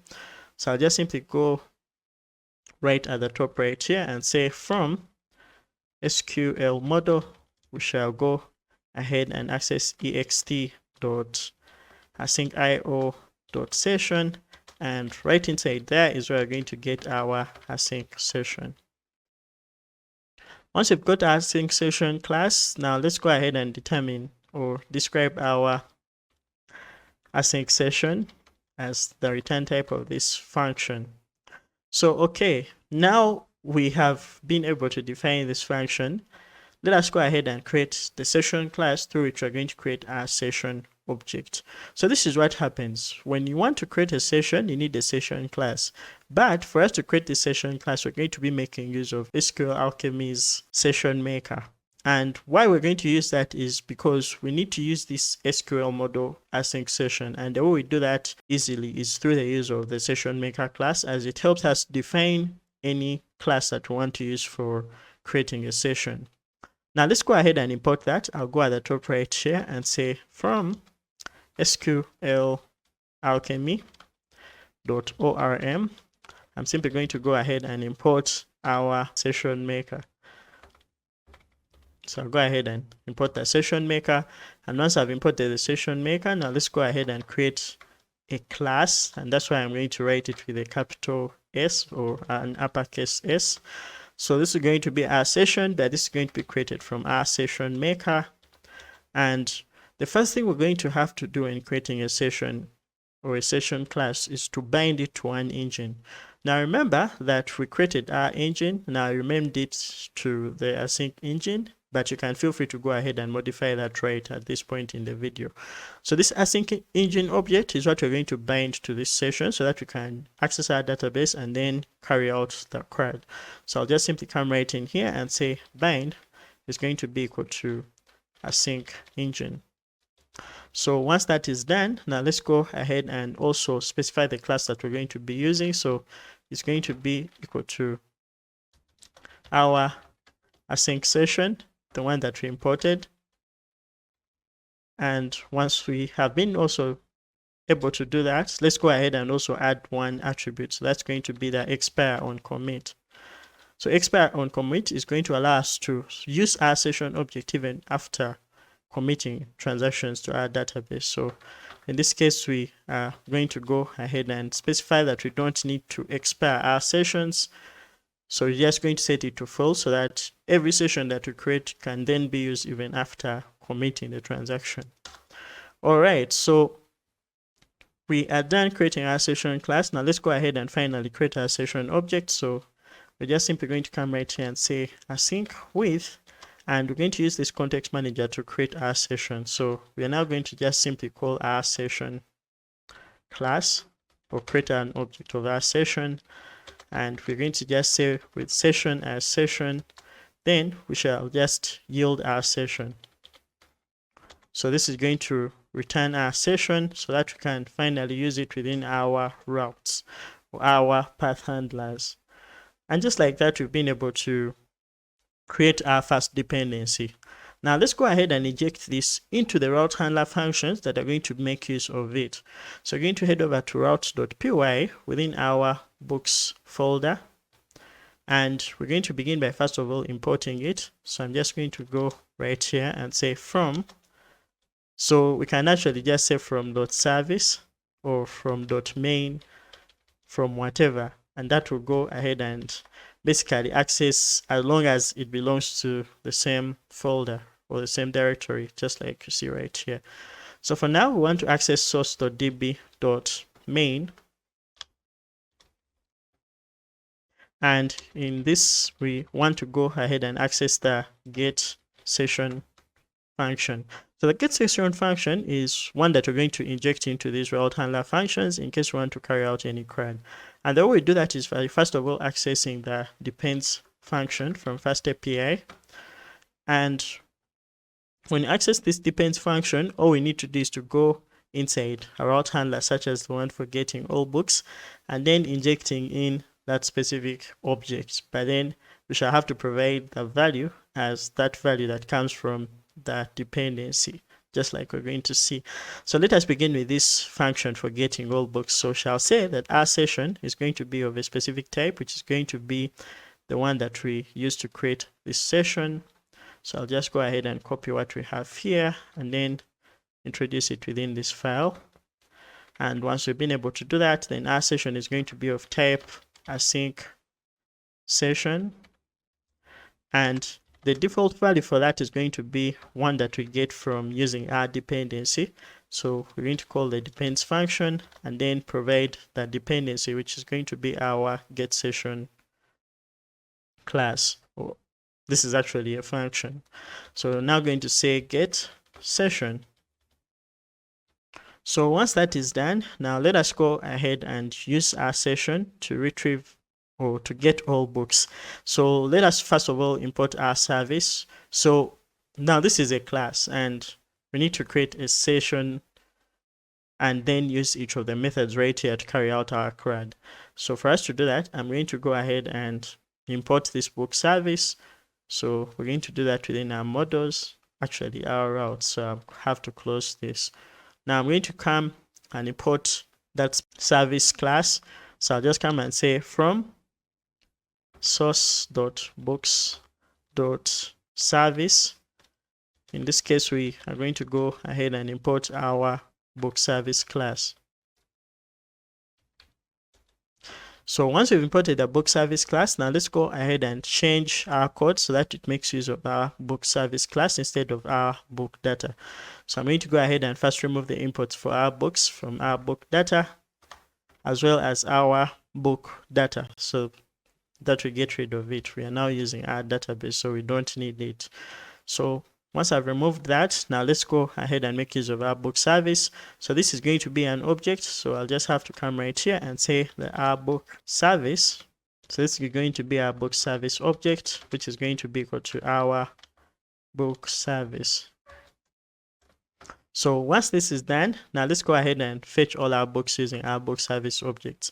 So I'm just going to come right here and say books is going to be equal to, so in this case we shall say books is going to be equal to book service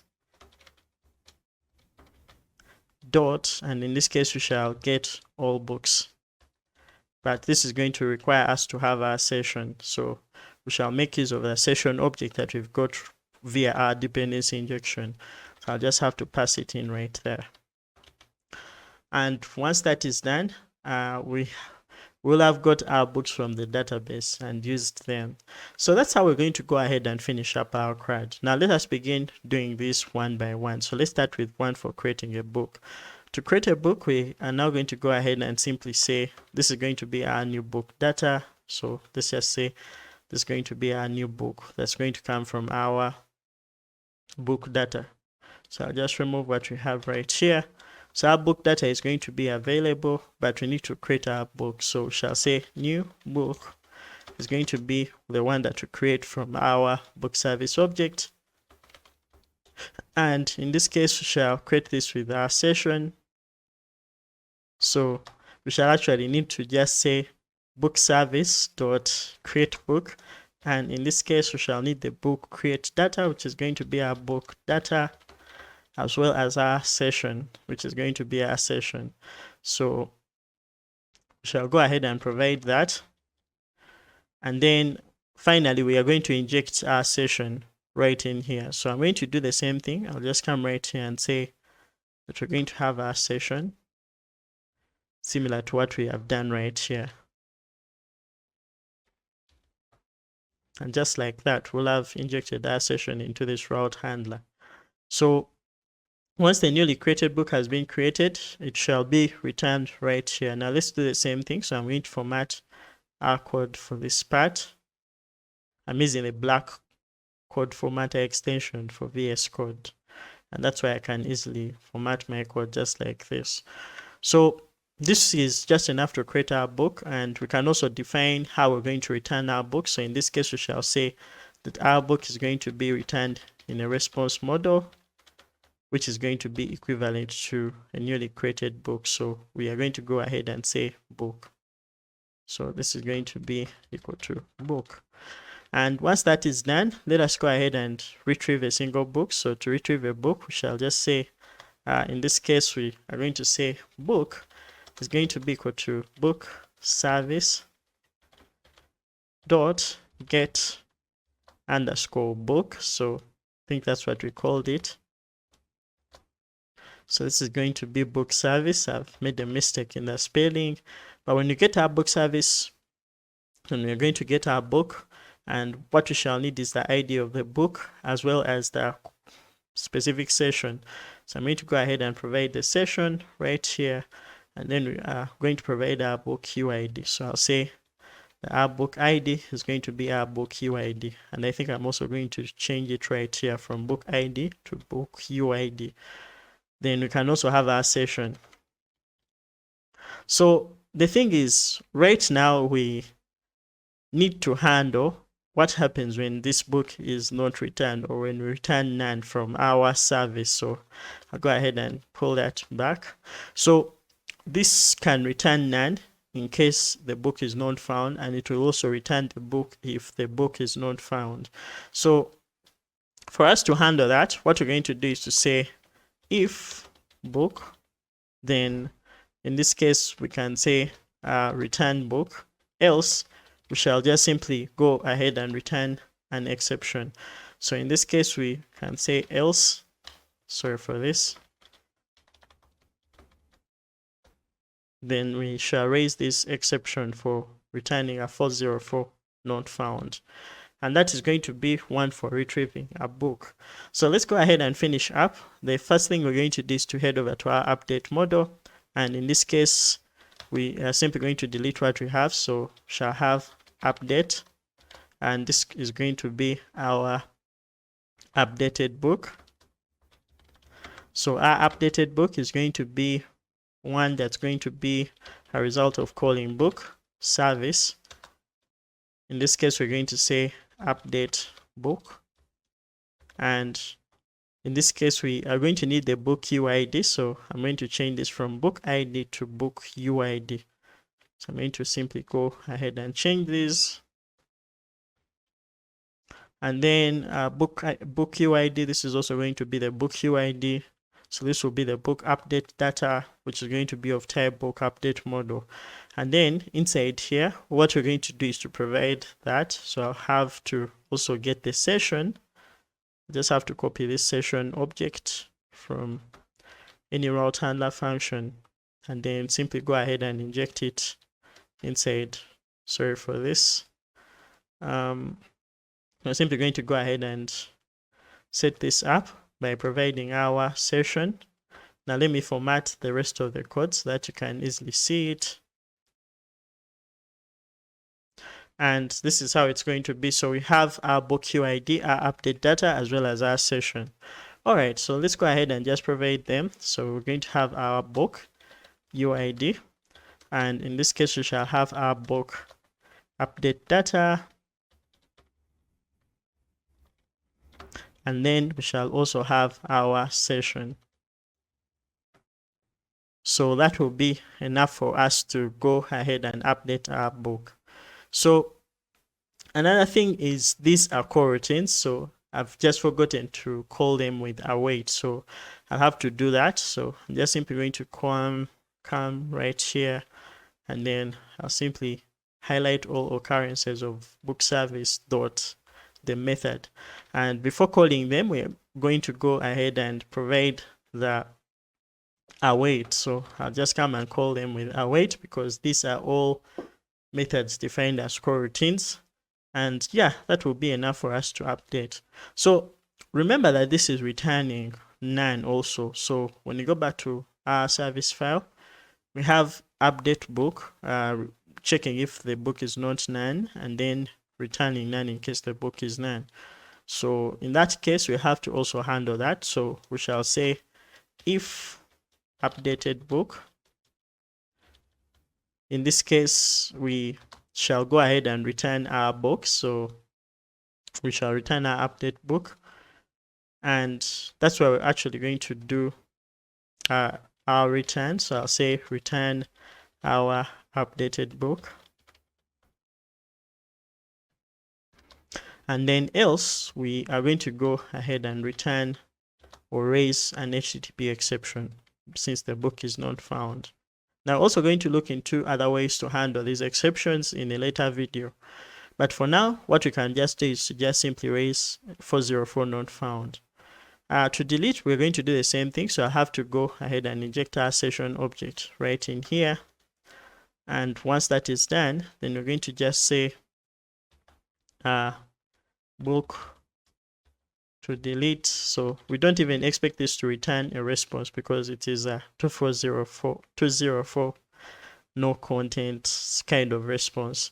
So this is going to be equal to await book service dot, and in this case we are going to call delete book. So In this case, we are simply going to provide our session as well as our book UID. So just like you see right here, this requires us to provide the book UID. So I think that's something we forgot. So we have to go back here, delete book. I think we have to name this something else. I think this is book delete, and it's going to take in the session. So this is going to be delete book, taking the book UID as well as a session. So I guess I'll have to do that.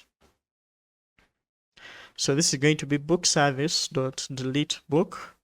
And in this case, what we're going to have is our book UID first,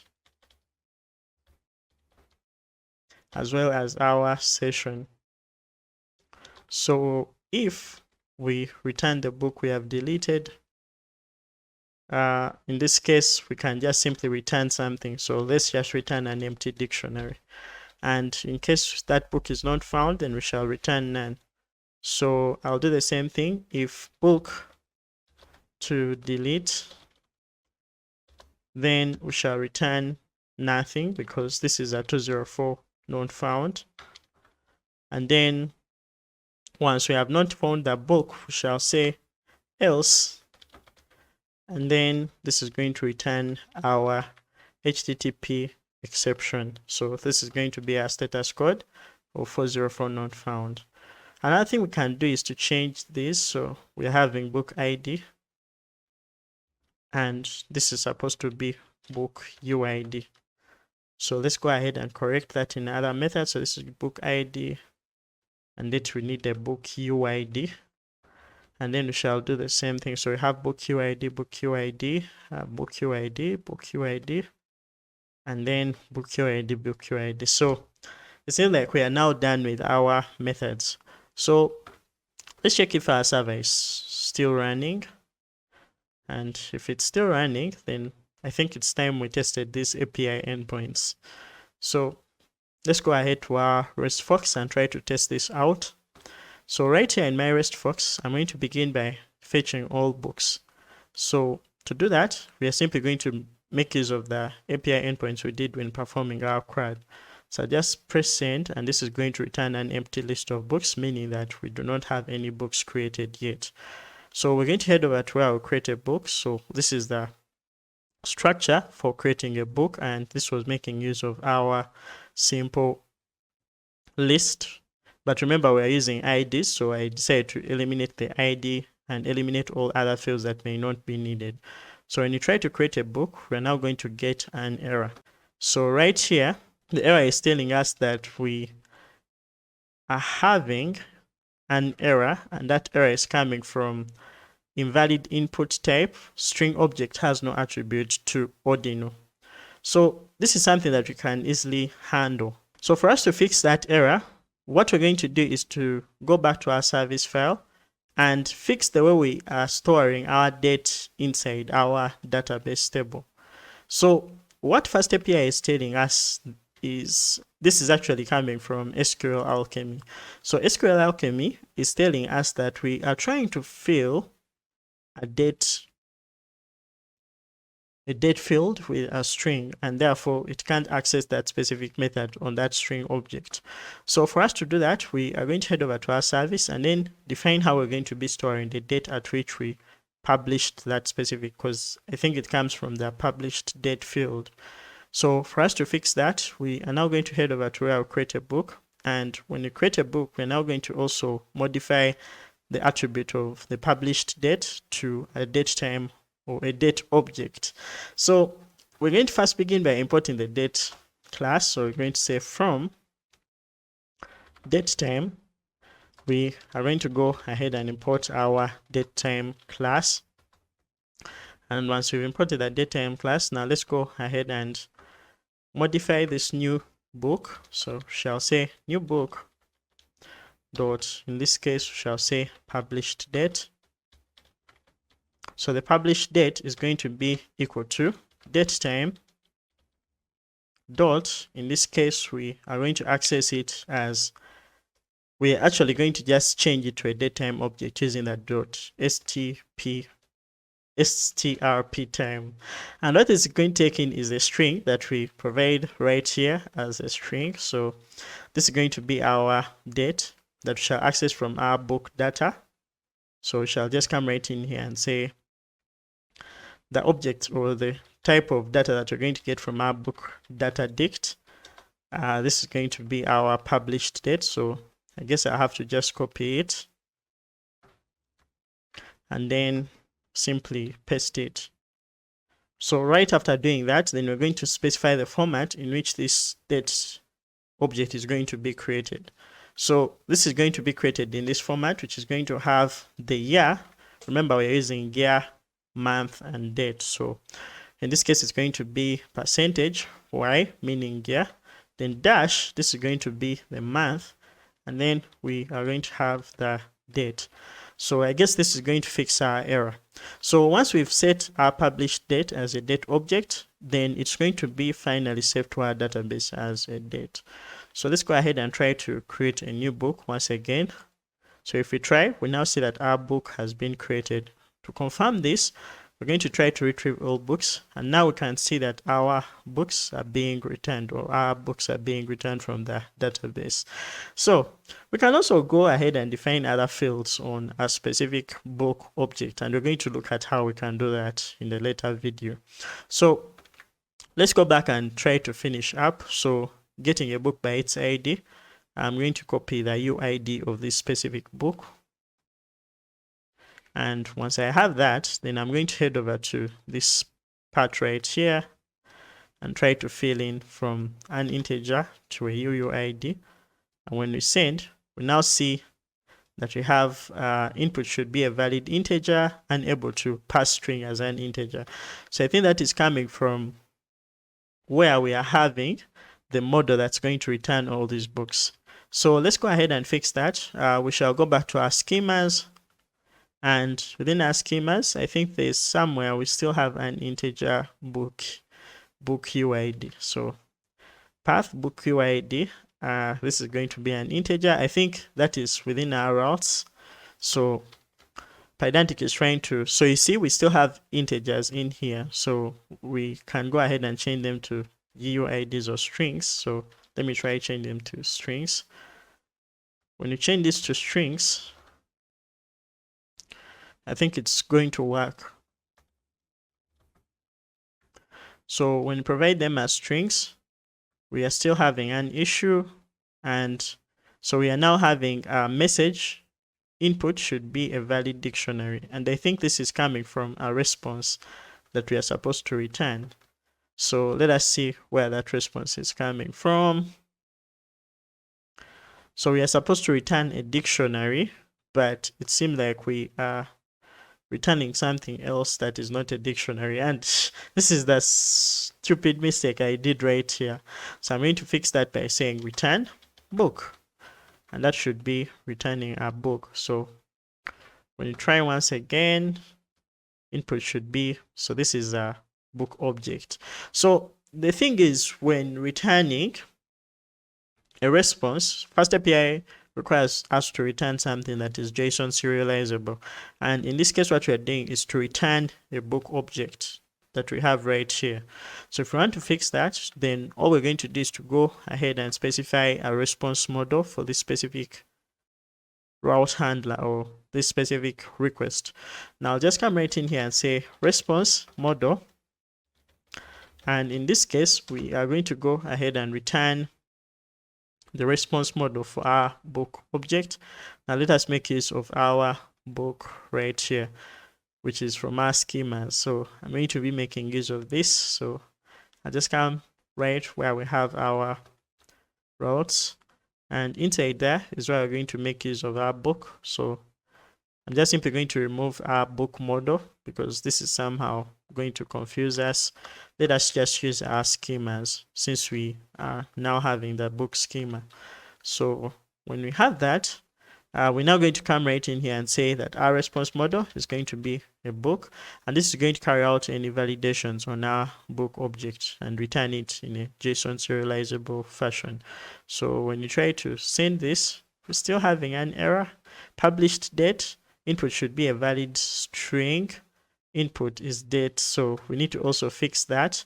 Now what is happening is when you try to access this, we've changed this from a published date, which is a string, to a published date that is a date. So notice that our fields defined on our model should be in the same way. So in case you define this as a string, you should have your schemas using that as a string. In case you defined it as a date, then it should also be a date.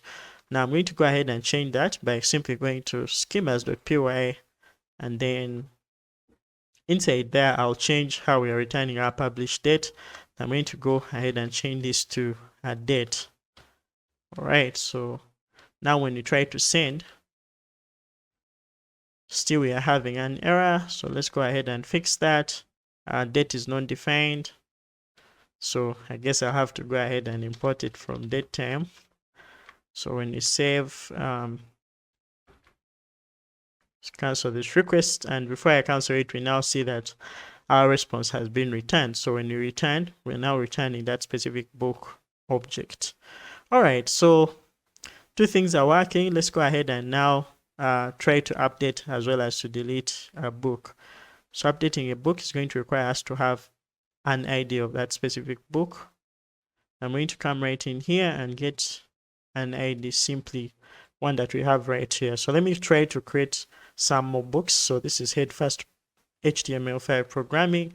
What if we change this to something like Java, head first Java, and then say we called our author John Doe. We can also change the publisher to something, so I'm just simply going to say whatever this is going to be. And when you try to create another date, so let's say this was created in October 2024, or let's say October 2022. If we send, we have some errors right here. So we're having fields that are actually missing. So I guess this is something that's coming from. So let's see where this error is coming from. So this is coming from, so we're missing the created at date as well as the update at date. So we're having some missing fields. We have the UID as well as the update at date. And I wonder why this is happening, because we already defined this inside our book. So let's see why this is happening. So I think this is happening in the response, because the response is returning a book response model. And this book right here is something that we are not. So let's try to debug this. I guess our book data is being being used in a book fashion. So this is requiring us to even provide these fields that are part of our book, yet we have a book create model. So forgive me for that. I'll just come and say that we are going to make use of our book create model, which is defined specifically for creating a book. Now I'm going to go ahead and change this from book to book create model, and this shall be just enough for us to create a book, just like you see right here. All right, let's go ahead and finish this up. When you go, so we've created a second book. We now have two books, and these are ordered by the date at which they were created. So I hope you can also note that. So we can create another book. Let's say this is going to be Django 5 by example, and this is going to be by the author I love the most, which is Antonio Mel.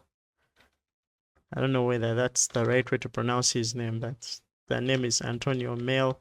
He created one of the books that taught me Django when I didn't know Django. So I'll say this is Antonio Mel, and then this is going to be, let's say, by Pact Publishers. So I'll say 2024, let's say March, so 03. and then let's say this has 200 pages or 300 or whatever, and the language is English.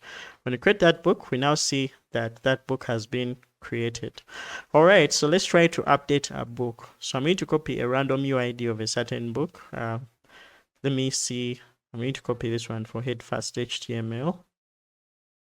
And once I've copied it, I'm now going to go ahead and update it. So I'm going to head over to where we update a book. Now let's make sure that our book update model is what we are using, which is okay. So we're going to head over right there, and I'm going to change this from head fast HTML5 programming to something like, let's say, HTML for dummies. And then we can also change this to something like, let's say, gender. So this is going to be really, and yeah, let's try to, so we have an error. If we fix this, we never awaited something, so get book was never awaited. So I have to go back to our service, and then inside there is where we're going to go ahead and change our update so that we can use await. So that's a mistake I was doing. I'll just simply say await, and then I think that's the same thing I'm going to do right here. So these are some of the mistakes you may land in, but I think we have fixed it. So when you go back right here and send, still have an error. So this error is coming from invalid input for query argument 1. We have UUID, and this is actually supposed to be for the UUID. So I made a mistake. We are supposed to provide the ID of that specific book we are to update. Sorry for that. Let me just copy this UUID that we have here. Oh, I think I even copied the UUID. So I'll just provide that. And when we send, we're still having a lot of errors. So input should be a valid dictionary. I think we need to do the same thing. So I'll just go back to our routes and then specify the response model. So this is going to be our response model, but this is going to be one for the book. So shall say book. And when we save, our server shall restart, then we shall return, and this is going to be updated successfully. Okay, so let's try to delete a book. Now I'm going to go and delete the same book. I provide its UID right here, and now we see that the book is not found. I wonder why. So let's try to see, because this book is existing in our database. Let's try to.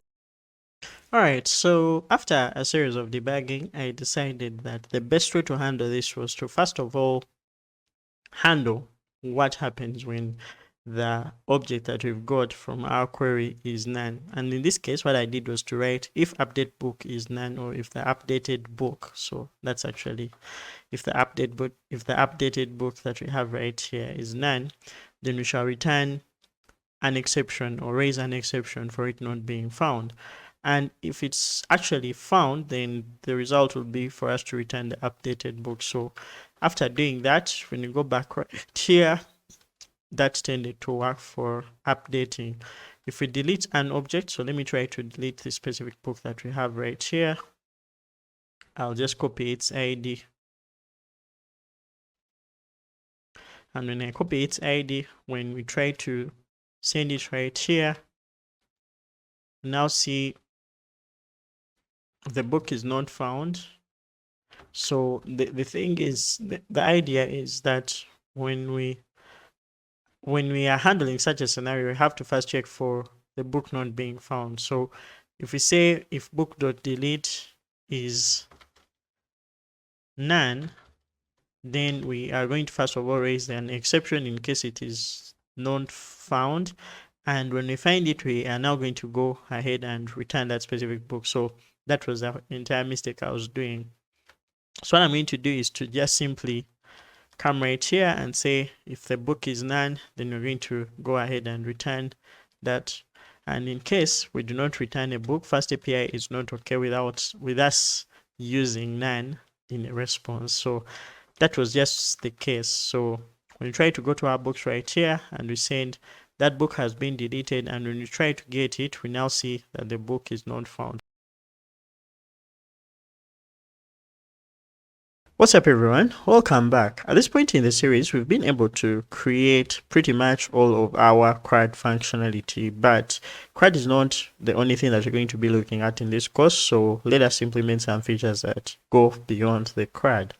Now the first feature we're going to implement is one for creating user accounts. So any application requires some sort of authentication or authorization. Authentication being the act of letting users identify who they are within our application, and authorization allowing users to give them access to various parts of their application based on the specific roles and permissions they have.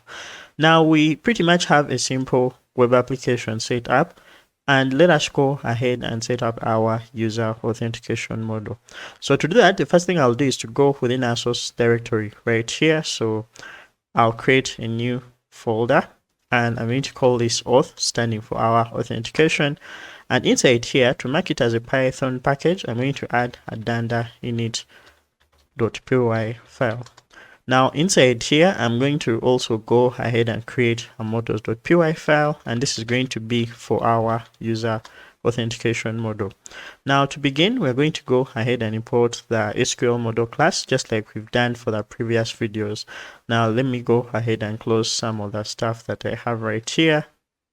So let us start by importing SQLModel. So to do that, we are going to go ahead and say from SQLModel, we are going to go ahead and import our SQL model. Now, after importing our SQL model, we're going to go ahead and pretty much set up our database model for users. Now, let us go ahead and simply look at the fields we're going to add to this class. So we're going to create a simple class, and that is going to be our user class. This class is going to have the following fields. So it will have a UUID, just like we had. So this will be of type UUID.UUID, just like we discussed in the previous videos. We're also going to have a username for a user. So this will be a string. We shall have an email, and then we can have other attributes such as the first name, which is a string, as well as the last name. So this will also be a string. We can also have the is verified field. So this will be the one to basically show that a user has been verified. So this will be a boolean, and it will have a value of false at the beginning of the account creation. So we may carry out things like email verification that may help us to verify an account and stuff like that. So once you've done that, then we're also going to finalize this by simply going ahead and adding the created at as well as the updated at timestamps. So to do that, we're going to say created at, and this is going to be a datetime object, and then we can finally have our updated at, and this is going to be still a datetime object. Now remember, these are PostgreSQL timestamps, and we looked at how we could set them up in the previous video. So to begin, we're going to go ahead and create this class. So I have the freedom. I'll just go ahead and copy what we have here, or I'll even just cut it, then remove what we have here. Oh, sorry for this. So I'm just simply going to go ahead and remove this doc string, and then I'll just simply paste what we have there. So we're going to begin by first of all importing UUID. So I'll just go right here at the top and let's say import UUID. And once we've imported UUID, we've taken care of our type for our UUID. Now another thing we may want to do is to go ahead and specify the name of this table as we want it in the database. So to do that, we shall just come and provide the special danda table name attribute. But remember, we also have to go ahead and set this up so that it actually stands for a table inside our database. So we can first of all call this our users table, and then we can finally specify that this is going to be an SQLModel subclass. Another thing, to make this as a table, to make this a database table, we shall just say that this is going to be a table. So shall add table equals true, and this will be our database table. Now let's go ahead and complete what we have right here.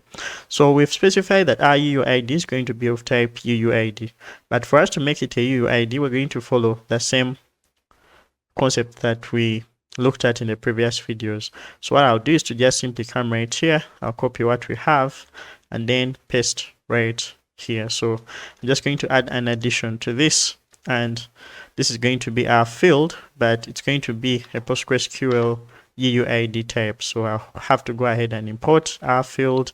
So I'll just come right here and say import field, and we shall also go ahead and import our column function.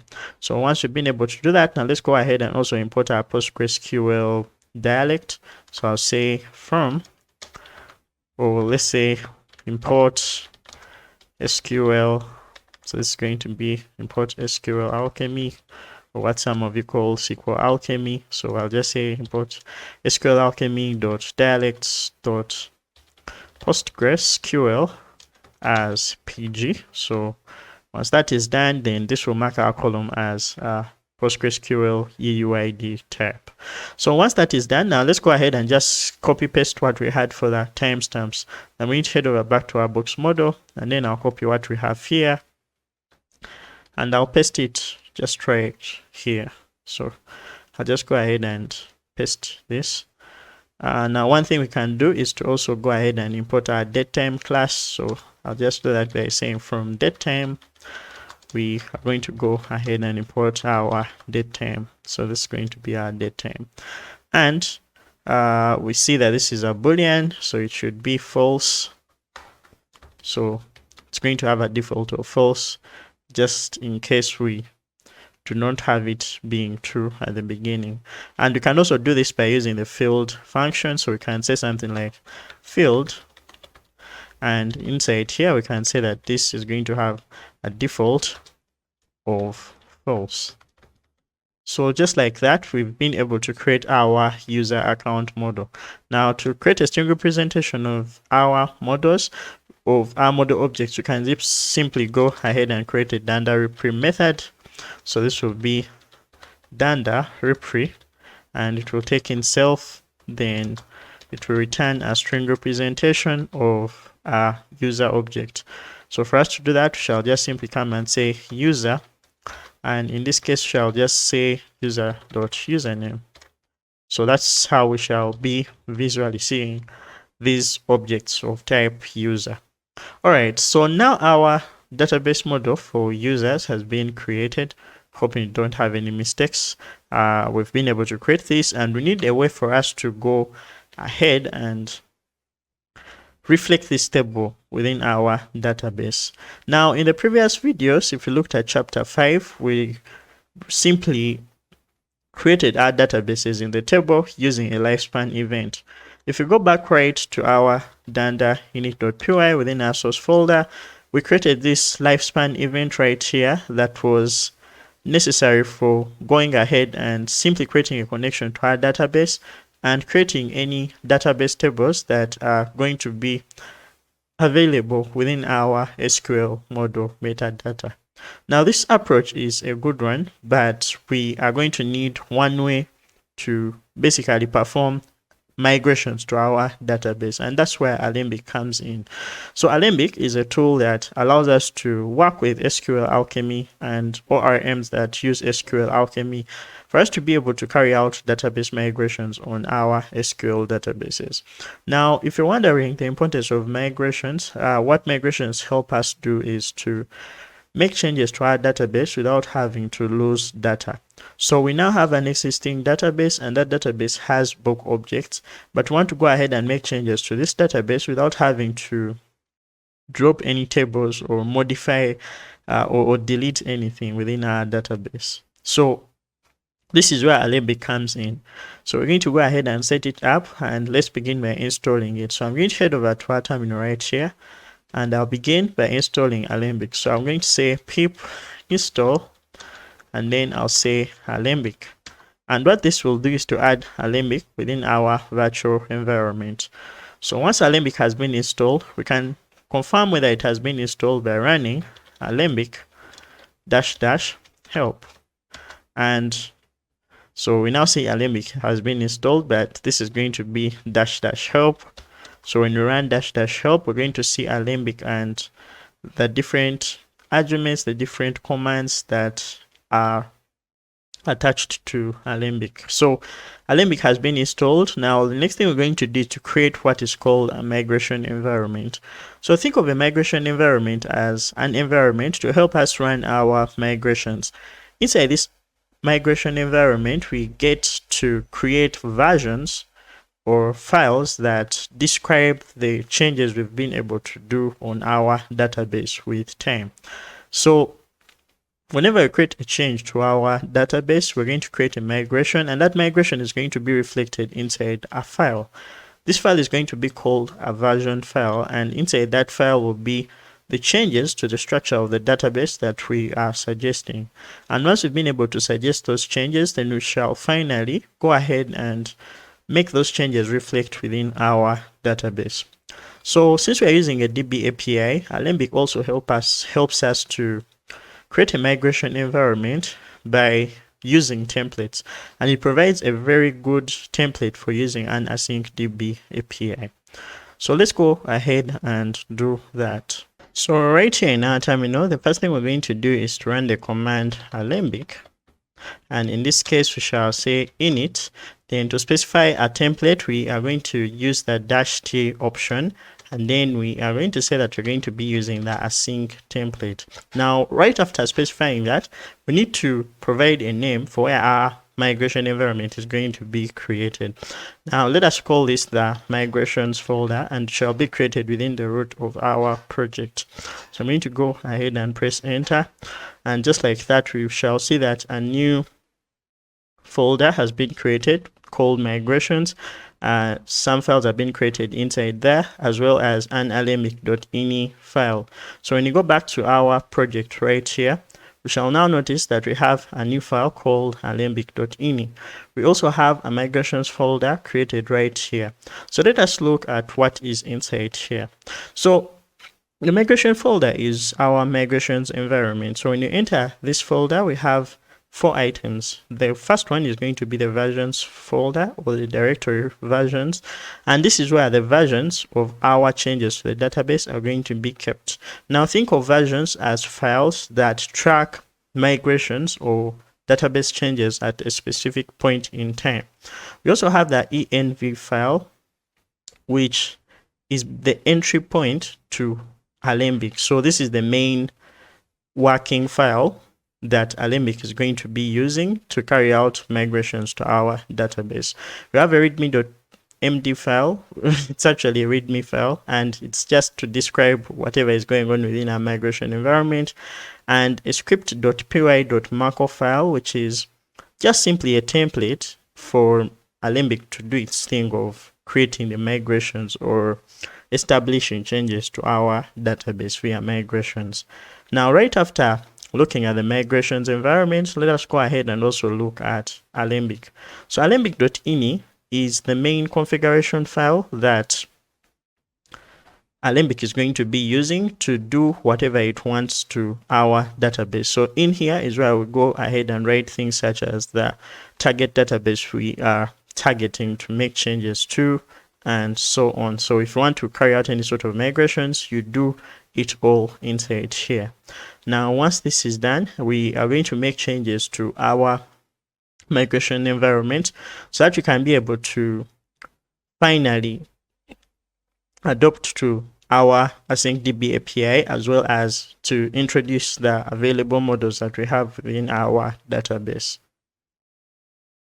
So the first thing we're going to do is to head over to our env.py within our migration. So I'm going to go right there, and inside here is where we're going to first of all import our models, as well as to point to the database that we want to target. So we're going to begin by importing our user model. So we're going to say from source.auth, we are going to go ahead and import our user model, as well as our book model. So we shall say from source.books, we are going to go ahead and also import our box model.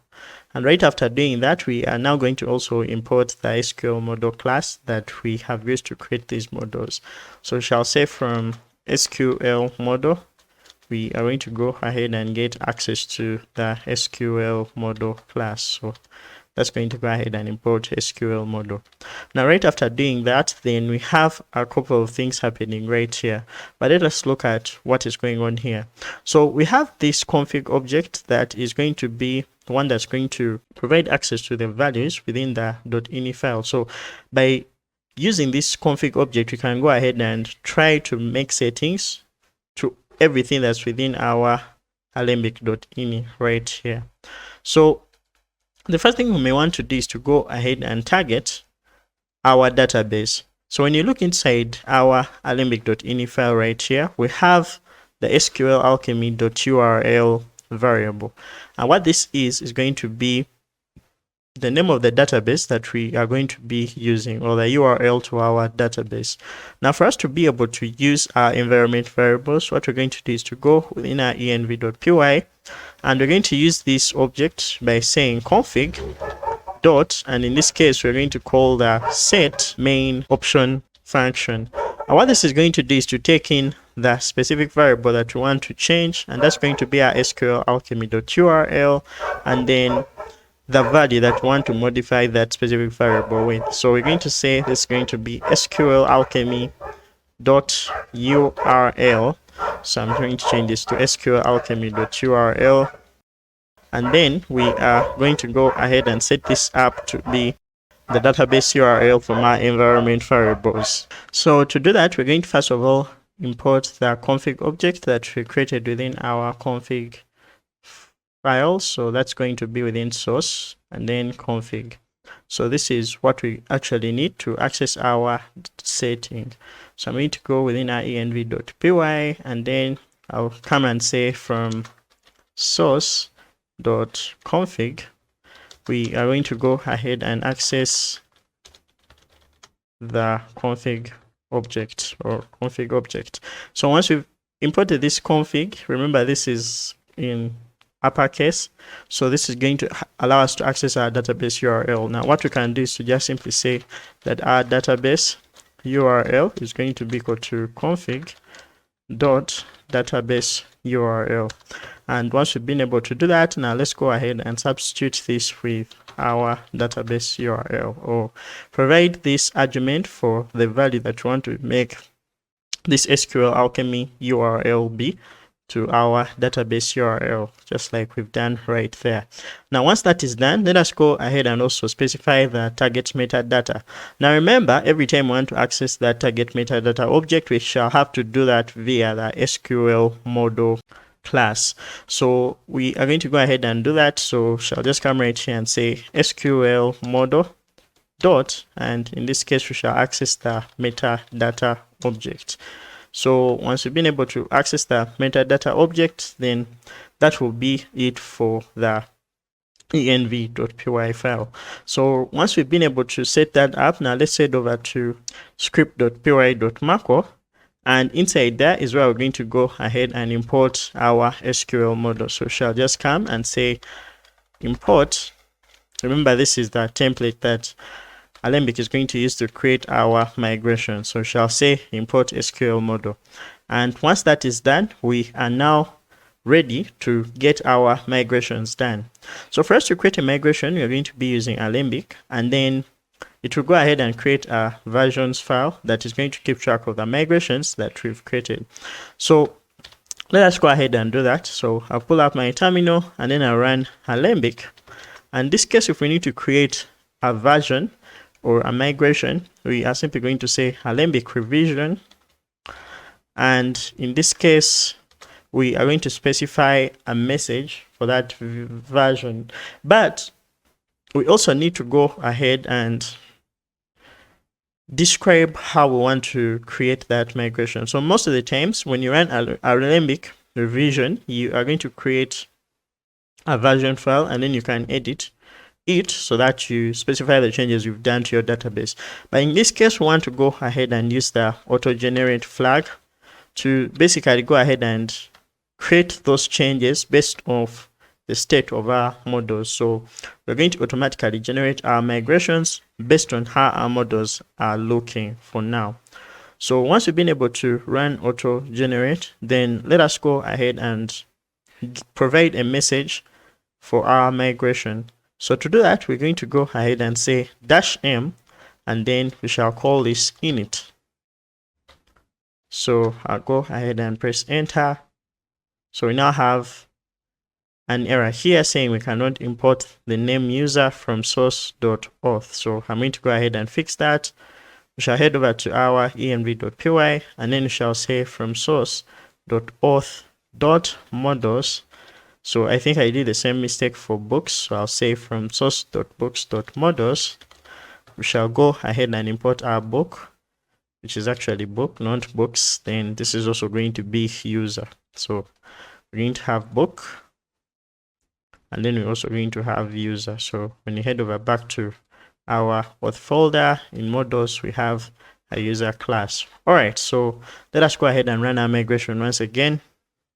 So I'll clear my terminal with Ctrl and L, and then when I run this command, we're now going to see that a new migration has been created. So to check out that migration, all we're going to do is to go within our version folder right here, and now we shall notice that a version with this specific version number has been created. Now inside that version, we are going to have some things described. So the first thing we shall notice is we have some information about our revision or our migration. In this case, it will give the message of that specific migration, which we have given as init, and then the revision ID, which is going to be this random kind of hexadecimal value. Then it will specify the data to which you created the migration, which is this specific date, and then a lot of imports. Then we're going to have the revision, the down revision. So just in case we are to revert a certain change, then we're going to have a down revision.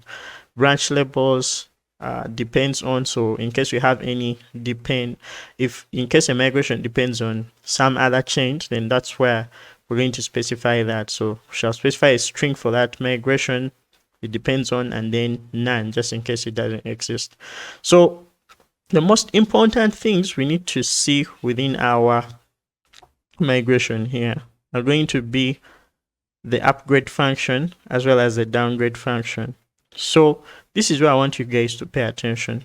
The upgrade function is one that's going to be the one to introduce the changes to our database. And in this case, since we have our book model already created, it is going ahead and neglecting that to create the table users. So it will go ahead and create this table called users within our database, and it will specify the columns within our database as well as the different attributes that are associated with those rows. So for example, our UID is going to be an SQL Alchemy UID type, and it shall be a column that's not going to be nullable.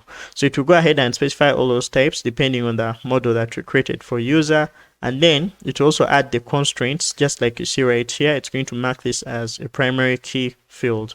And just in case we are to undo that specific migration or revision, we have our downgrade function right here, and it simply has drop table users. So inside here we have create table users because we are going to create the table users as well as the fields that are contained in that table.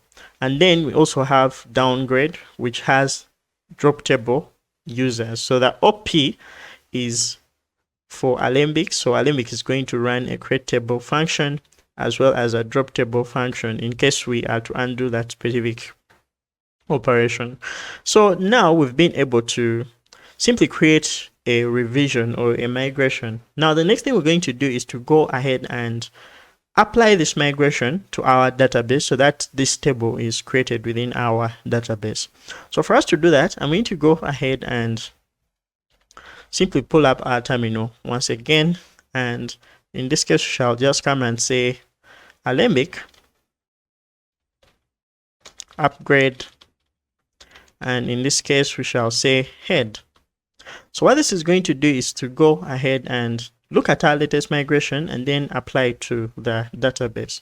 So we're going to press enter, and now we shall see that our upgrade is going to be run and it's going to be applied to our database. Now let us go ahead and look at the structure of our database and see if this has been applied. So I'm going to pull up my terminal and I'm going to make this a little bit bigger so that you guys can see. So I already have PSQL and I'm going to connect to our database, which we call the Bookly DB. So inside there, I'm going to look at the structure of the database. So I'm just simply going to say DT to show the table. So we have an Alembic version table, we have the books table, we have the users table. So the Alembic version is what is going to keep the versions of our tables or the versions of our migrations that we've been carrying out. In fact, if we run something like select star from, let's say, our Alembic version, in this case we're going to see that the current revision is the one that's going to have, so it's going to have this version number and it will be the version of that specific migration that we have run, and this is our migration right here. So now that we see that this Alembic version has been created, another thing that we want to see is the table of our users. So I'm going to just simply run a describe on that users table, and then we shall see that our table has been created and all the keys or all the rows have been created with their respective types and constraints, just like you see right here. What's up everyone, welcome back. Now that we've been able to create our user authentication model, let us build on top of that so that users can create user accounts within our applications. Now using these accounts, they'll be able to perform various actions within our application, as we shall see later on in the series. So to begin, we're going to go ahead and first of all create the routes that are responsible for our authentication. In one of the videos, which is the video where I talked about routers, we described how routers can help us to organize routes that are related together so that they are all accessed via a single router. Now we're going to create one for authentication. So to begin, I'm going to create a new file, which I'm going to call routers.py. And inside there, I'm going to begin by creating the auth router. So shall import the API router class. If you haven't checked this video out, I'll leave it at the top. So I'll say from FastAPI, we are going to go ahead and import our API router class. Once we've imported that, we shall go ahead and create our auth router. And once we've imported our auth router, the next thing is going to be to create an instance of our auth router. So once we've been able to create our auth router instance, now let's go ahead and create the endpoint for creating our users or signing them up. So that will be created by using the auth router. Now remember, all HTTP methods can be accessed on this auth router, so shall say auth router.post, and then you want this to be accessed on the /signup endpoint or the /signup route. So I'll just say /signup. And once that has been done, now let's go ahead and define the function that's going to handle this request. So we shall say async def, and this is going to be create user account. Now, since we have been able to create the route handler function, now let's go ahead and define the structure of the data that's needed to create a user. So if we go back to our models.py right here, we define the fields that are required for a user account. However, if you're to notice, there's one important field that we forgot, and that is the password hash field. In this series of videos, we're going to be making use of passwords to allow users access our application, so we need to add that. Now, lucky for us, we set up Alembic, which makes it easy for us to run these migrations. So I'll begin by going right here and adding a field. So I'm going to call this the password hash field. It's going to be a string, and we shall basically not serialize it when returning responses. So this means we're going to exclude it, and by doing so we shall use the field function, and within the field function we're going to provide an argument, which is going to be the exclude argument. Now this exclude argument is a boolean that specifies whether a field should be serialized using this model. Now by serialization, we mean when we are returning this in JSON, or when we are trying to convert it into a data type from this Python class or this Python object, then rather than displaying it, we shall hide it so that we do not expose this password hash. Now we're going to set this to false, or actually exclude is going to be true, since we do not want it to be part of our fields. Now once this is done, let's go ahead and apply this to our database. I'm going to pull up my terminal right here, and I'll clear it with Ctrl and L. And the next thing I'm going to do is to say Alembic. So this is going to be Alembic, and in this case we shall create a new revision. Now this is going to also be auto-generated, so we shall specify auto-generate, and in this case we shall call this we shall provide that message as add password hash, or add password field, or whatever you want to call it. So this will go ahead and create the migration within our database. And to apply this migration, then the next thing we're going to do is to say Alembic, and in this case we shall go ahead and finish this with Alembic upgrade and then head. So this is going to take that newly created migration and then add it to our database. So if we go back to our migrations folder, we can notice that the operations that are happening within our Alembic. So the first thing we shall notice is we're going to add to our users table a column named password hash, and this is going to be its type. So it shall be a simple string, just like we see right here, and it's not going to be nullable. So Alembic is going to automatically generate that for us. And in case we wanted to undo this, we can just run an Alembic downgrade, and then that will go ahead and run the downgrade function to help us undo the creation of the password hash field. Now if we check within our Postgres, we can now confirm that that password hash field has been created and is not now. So let's go ahead and create the route for creating our users. Now to create our users, just like I said, our route has been created right here. So we need a structure of the data that's going to be used to create a user. So I'm going to head over back to our source folder within our auth directory. I'm going to create a new file, which I'm going to call schemas.py. Now in any front-end application, you're going to have forms, and these schemas are kind of what you may have as forms on your backend. Why? Because they're going to allow you to be able to pick data from a client and then validate that data before it's actually sent to the server. So by creating this schema or this Pydantic model, what we are doing is to create a class or a form, think of it as a form, where our data is going to be sent by any client to our API, and then it's going to validate that data, check whether any validation errors are present.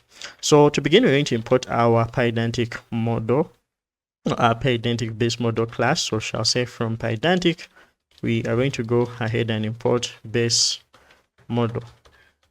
And once we've imported base model, now let's create our class for creating a new user. So we're going to create a class, and this class is going to be called the user create model. So this is going to also be a subclass of the base model class, and it's going to have fields for creating a user. So we're going to start adding those. So shall say user, and our user is going to be a string. So in this case, we can actually have this as our username. Sorry for this. So this is going to be our username, and then we can have our email, which is going to be a string, and then you can also provide our password, which shall be a string. Now in case we want to carry out validations for, let's say, the max length or the min length of a field, then that's where our field function is going to be so important. So we're going to go ahead and import that, and then we shall use it with our username. So we shall say that our username is going to be a field, but this is going to have, let's say, a max length of, so this is going to be a max length of, let's say, 8 characters. So the username is going to be maximum 8 characters. And then our email is going to be a field, but let's say this is going to be a max length of, this is going to be, let's say, 40 characters. And then for our password, we are going to just say this is going to be a field, and we shall set min length in this case. So our min length is going to be, let's say, 6 characters. So minimum password we shall require is going to be 6 characters. And once this has been created, now let's go ahead and use this within our route or within our path handler. So I'll go back to routes.py, which I've actually called routers. So let me go ahead and rename this to routes. And what I'm going to do is to go ahead and provide that within our path handler function. So I have to go ahead and import that. I'll say from, and in this case, we're going to have our source, or this is actually in the same folder. So I can import it via .schemas, and then we can import our user create model.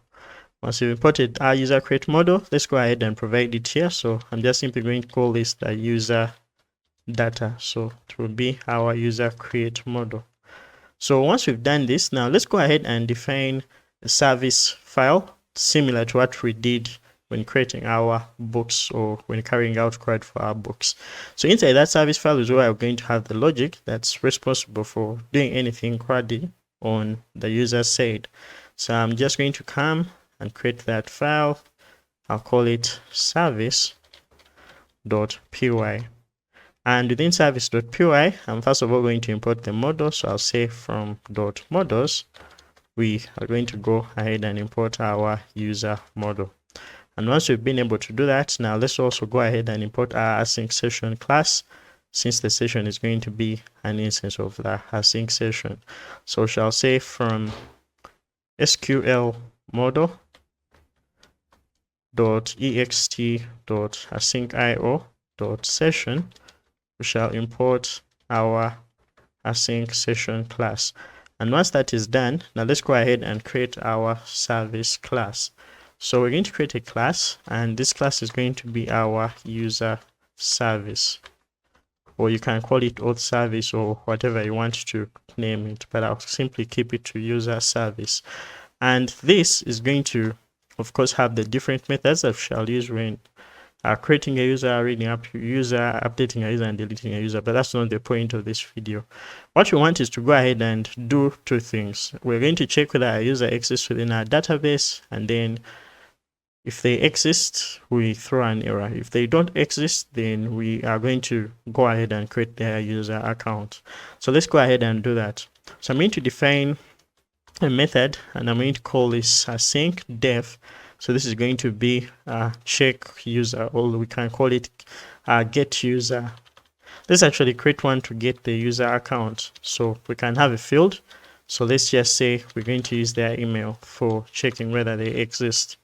Now, this is also going to make use of our session, so do not forget to provide that.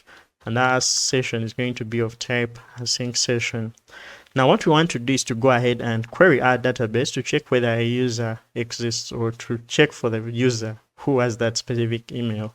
So we're going to need to create a statement. If you haven't watched this, please go and watch the CRUD where we did for the CRUD for the books. So in SQLModel, we shall first of all create a statement. And then this is going to be a select statement to get the user from our database. So we're going to go at the top right here and import select from SQLModel. So shall say from SQLModel import select. And once that is done, we're going to go ahead and make use of our select with our user model. So this is select user.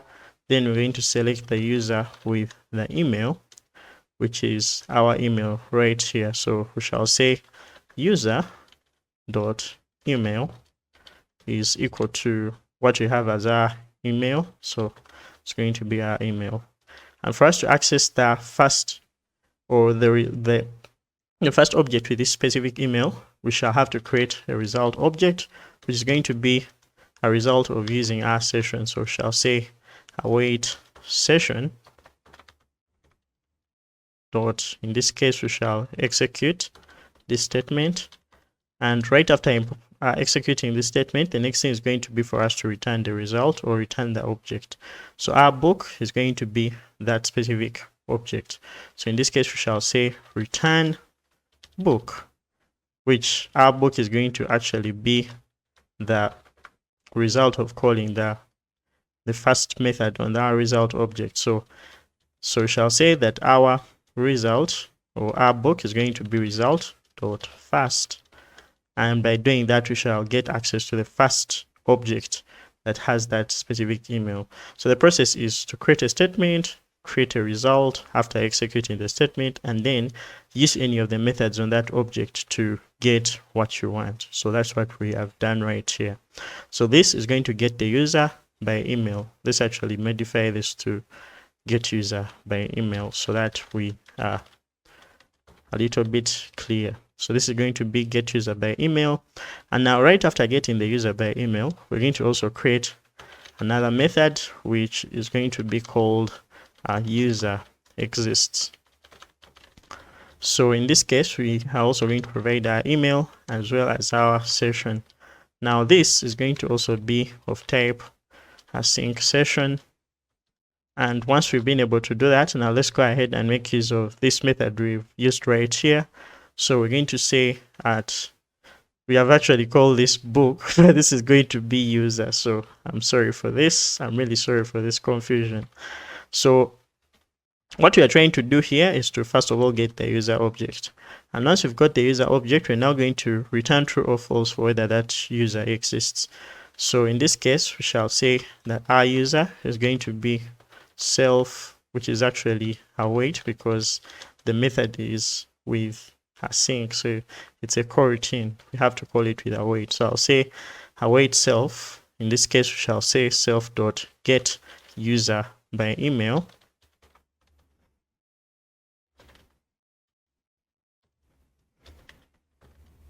And what we shall have here is going to be, so one thing I'm forgetting is the self, so I'll also have to provide it since we want to call this on the objects of this user class.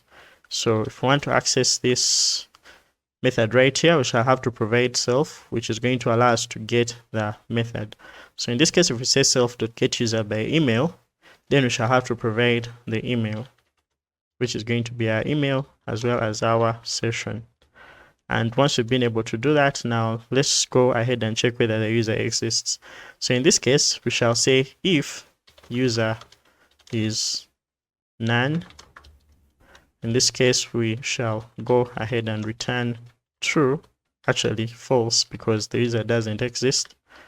So this is going to return false. And then if they don't, in case they are not none, then we are going to simply return true. So in this case, we shall return true. And once that is done, then one thing we can do is to go ahead and change this to use something like a ternary operator. So the way we can do this is by changing this statement to say return true if user is not none, else false. And that will just be the equivalent of the if statement we had written. So this will return true if our user is not none, else it will return false. And that is just a simple syntactical sugar right there. So far created two methods. One to get our user by email. The second one is to check if our user exists, and that uses our get user by email. Thirdly, what we're going to do is to use the data that comes from our client to create our user. So we're going to go ahead and do that. So I'll say async def, and in this case, we shall say create. So let's actually just say create user. So this will be our create user method. It will take in self, it will take in the credentials of the user or the information that comes from the client. So let's say the user data. And once we've been able to create that user data or get that user data, let's go ahead and modify it to make it of a type that is similar to the schema that we have created right here. So we shall have to import that. I'll just come at the top right here and say from dot schemas. In this case, we are going to go ahead and import our user create model. So once that is done, we shall go ahead and provide the type hint. And this is going to be of our user create model. And then we shall provide our session. And our session is going to be of type async session. Now, once that's done, let's go ahead and create our user. So to create our user, we are going to go ahead and get the data that's coming from our client.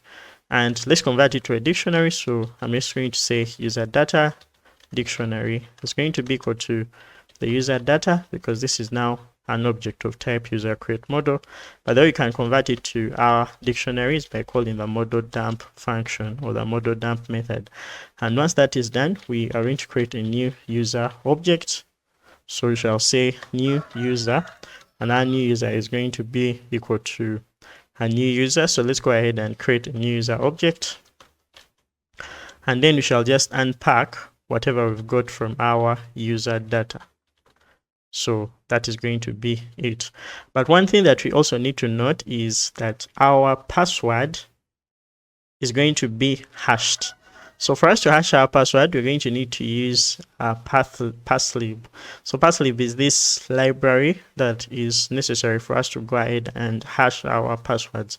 All we do is to get user passwords as strings, but store them in a very unreadable format in our database, which is just so easy to verify with. So when you store this hash in our database, we're going to require a string and then check or verify whether that string matches the hash that we have in the database. So let's go ahead and do that. So the first thing we're going to do is to head over to our terminal and install passlib. So we shall say pip install passlib, and this will go ahead and collect passlib and add it to our virtual environment. Once that is done, we are now going to create a utils file. We're going to look into the methods that, or the functions that are going to help us to hash our password. I'm going to come right in here, and the first thing I'll do is to create a new file, and I'm going to call this our utils.py. So in the idea is where we're going to create all utility functions that we shall use as far as authentication is concerned. So I'll begin by creating a crypt context object. Now what this is simply a way for us to define the algorithms we're going to use to hash our passwords. So I'm going to say from passlib.context, we are going to go ahead and access the crypt context class. Now the next thing is going to be for us to create the context object. So we're simply going to say that our password context, so let's just call it our password context.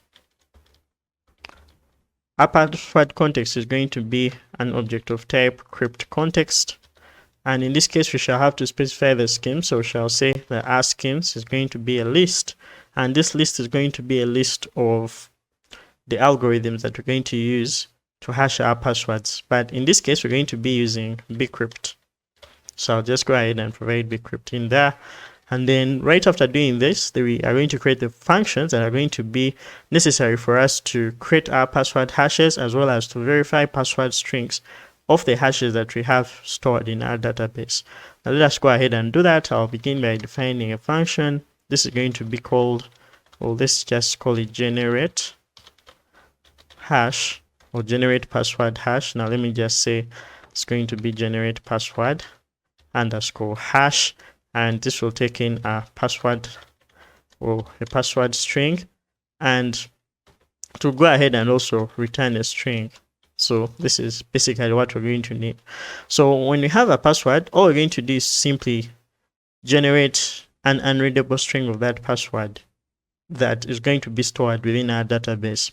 So we're going to say that our hash is going to be a result of using our password context object to hash our string password. So I'll just say this is going to be our password.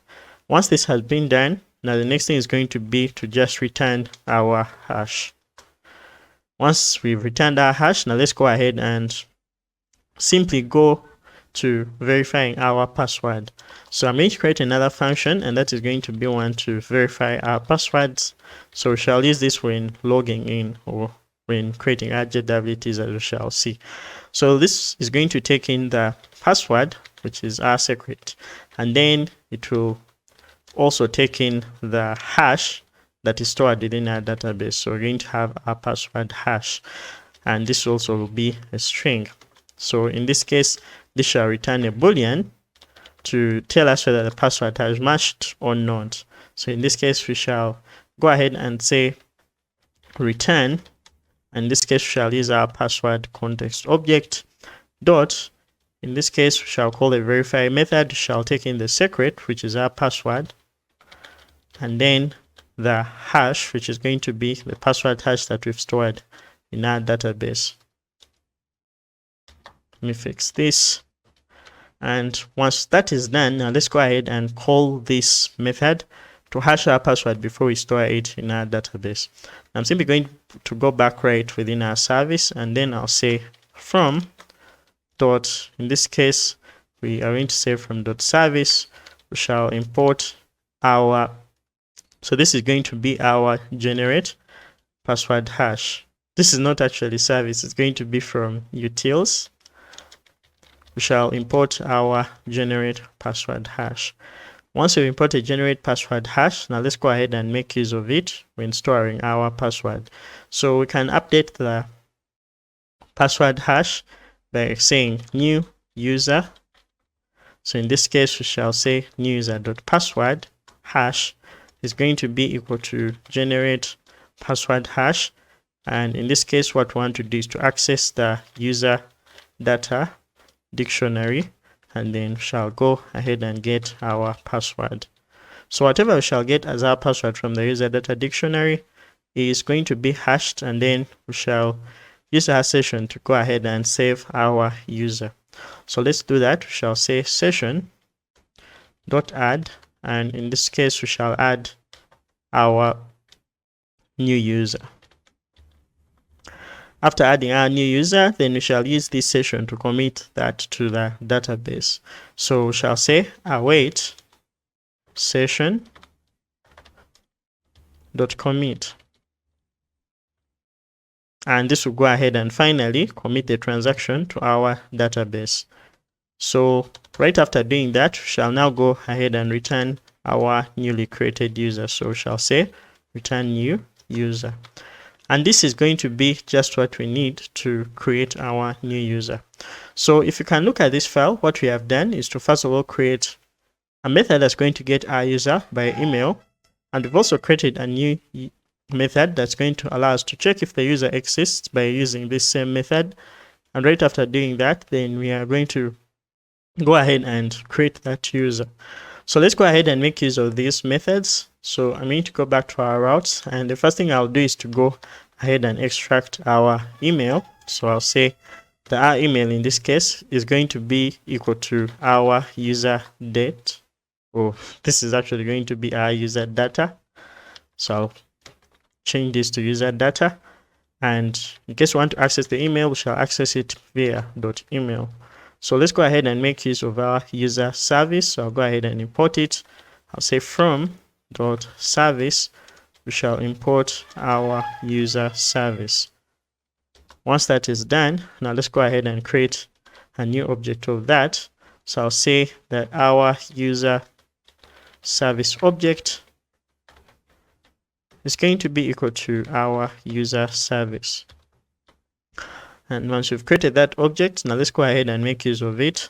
So we shall create a variable called user exists, and this is going to be equal to our user service object dot user exists. So this will take in the email as well as our session. Now one thing we haven't yet done is to inject our session object inside this router or this route handler function. So let's go ahead and import that dependency.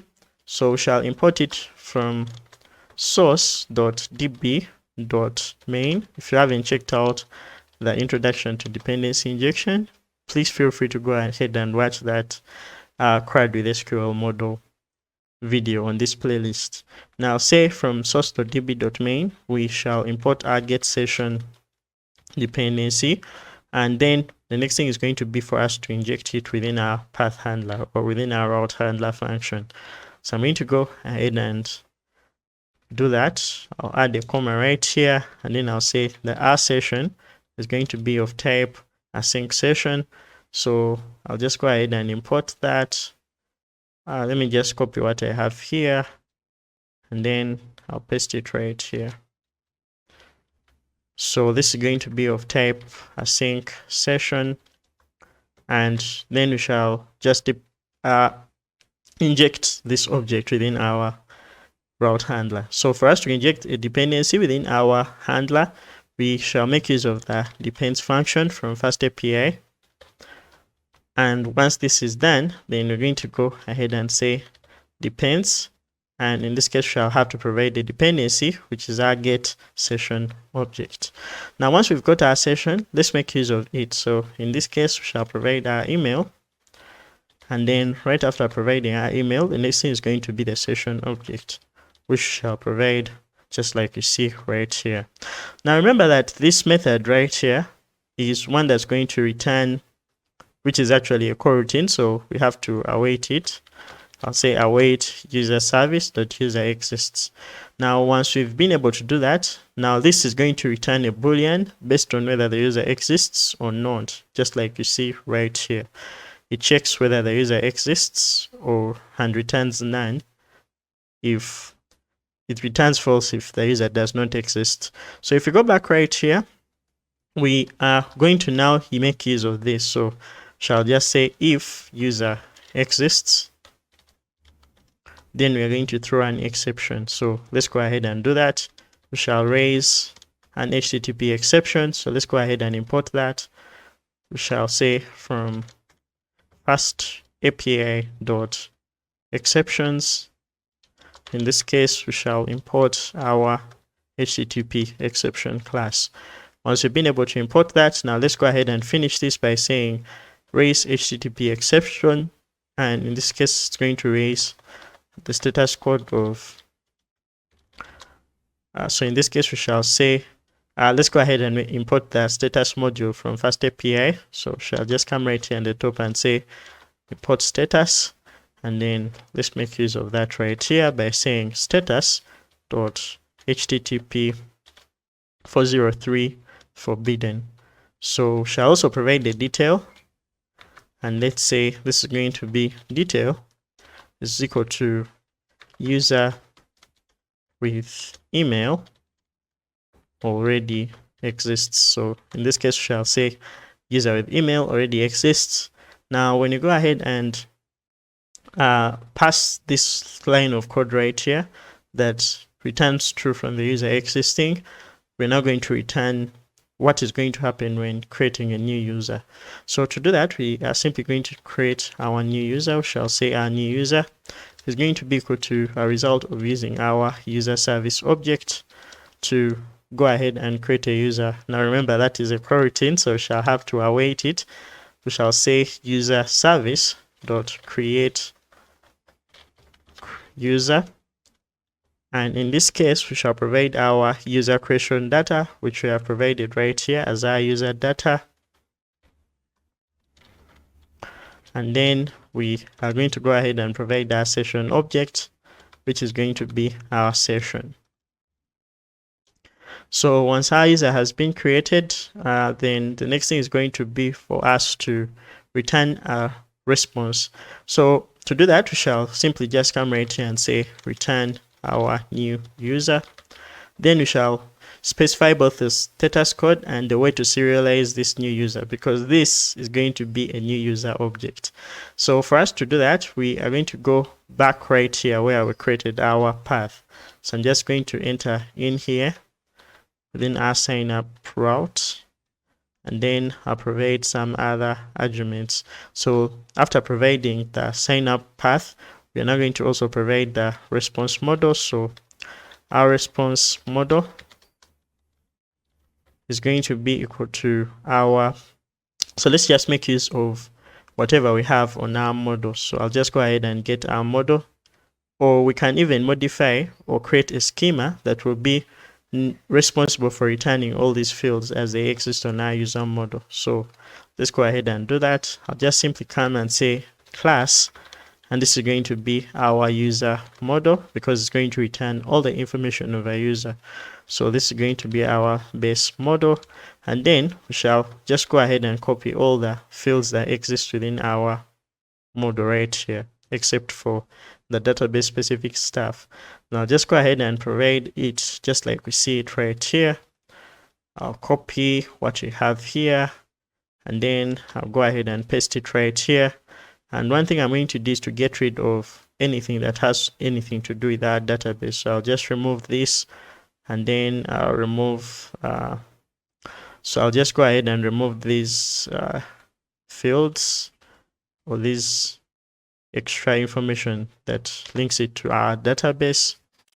So once that is done, then I'm simply also going to remove this default, and then the only field I'm going to not tamper with is going to be our password hash, because we want to exclude it when we are returning our response.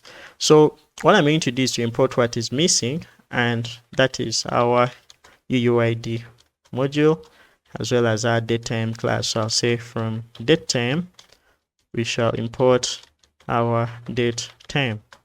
And once that is imported, then let's go ahead and make use of this user model.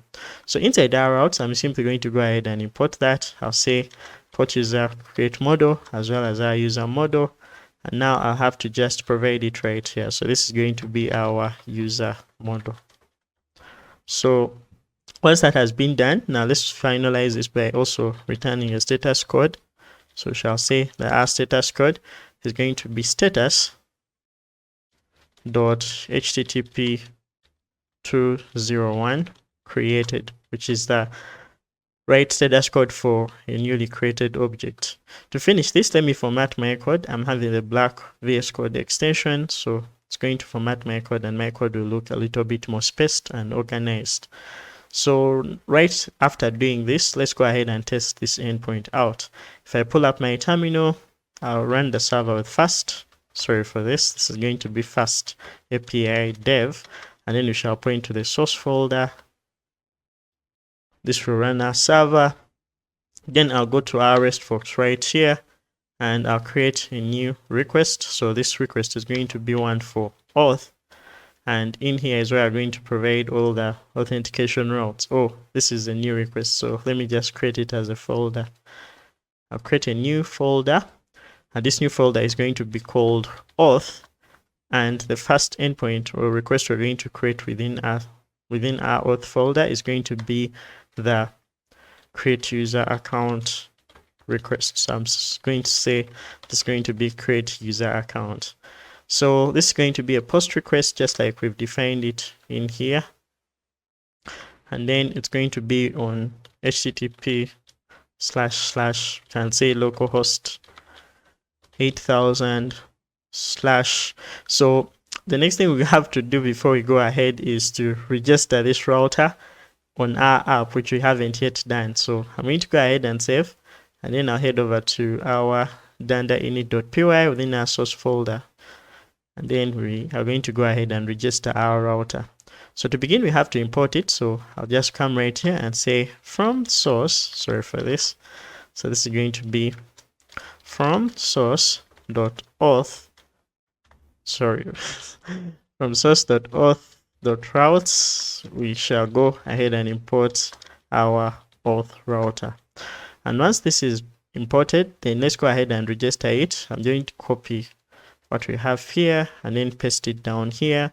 So what is our book router? In this case, is going to be our auth. So shall say auth, and then instead of having auths, we're going to have /auth, and then this is going to be our auth tag. And once this is done, hoping that our server is still running, we're now going to go ahead and create our first request on our authentication prefix. So I'll say API /version1 / in this case auth, and then /sign up. So when we send, we're going to see that our body is missing. So let's go ahead and provide it. We're going to come and say that it's going to be JSON. And if we try to submit fields that do not have our fields, they're going to be missing. So let's start with our test email. So I'll just say that our email is going to be our test mail at, let's say, company.com, and then our email, so our email has been provided. We're now going to provide our username. So our username is going to be our test user 123. Then to provide our password, I am going to go ahead and provide our test pass 1, 2, 3, and then when I send this, we're now going to see that this password should be a string with at most 8 characters. So we have 1, 2, 3. So this exits the number of characters. So our validation is working. So we now have to go ahead and provide a shorter password. So I'll say test 1, 2, 3, 4. And I think this password will now work. So if we go ahead and send, so see this is still 1, 2, 3, 4, 1, 2, 3, 4. So at most 8 characters. Should we provide less? Let me provide less. So I guess I have to change that so that we have our main length only. So I'll do that within our schemas. And then here we're going to have our password having. So I think that's something we did on the models. Is it on our models? I don't think that is. If we go back to our schema right here, we have mean length 6, max length. So our max length should be, oh, it's our username. That's, so I'm going to change that. So I'll say test user 1, which is actually also greater than 8 characters. So let me change that. Provide this. So we have an internal server error. Let's go ahead and fix that. So we now see that user argument, that must be a mapping, not user create model. So I think we made that mistake. If we go back to our service, we have, well, I went ahead and created the user by unpacking. So this should be our user data dictionary. So we are going to go ahead and set this up. And when we go back right here, we send this request, we still have an error. So this error is saying that, so our insertion is failing and we are being told that not null in the column first name or relation users violates not null constraint. So let's go ahead and also fix that. So that means we shall have to add that field to our user create model. So I'm going to add our first name as well as our last name because I think they're all not null.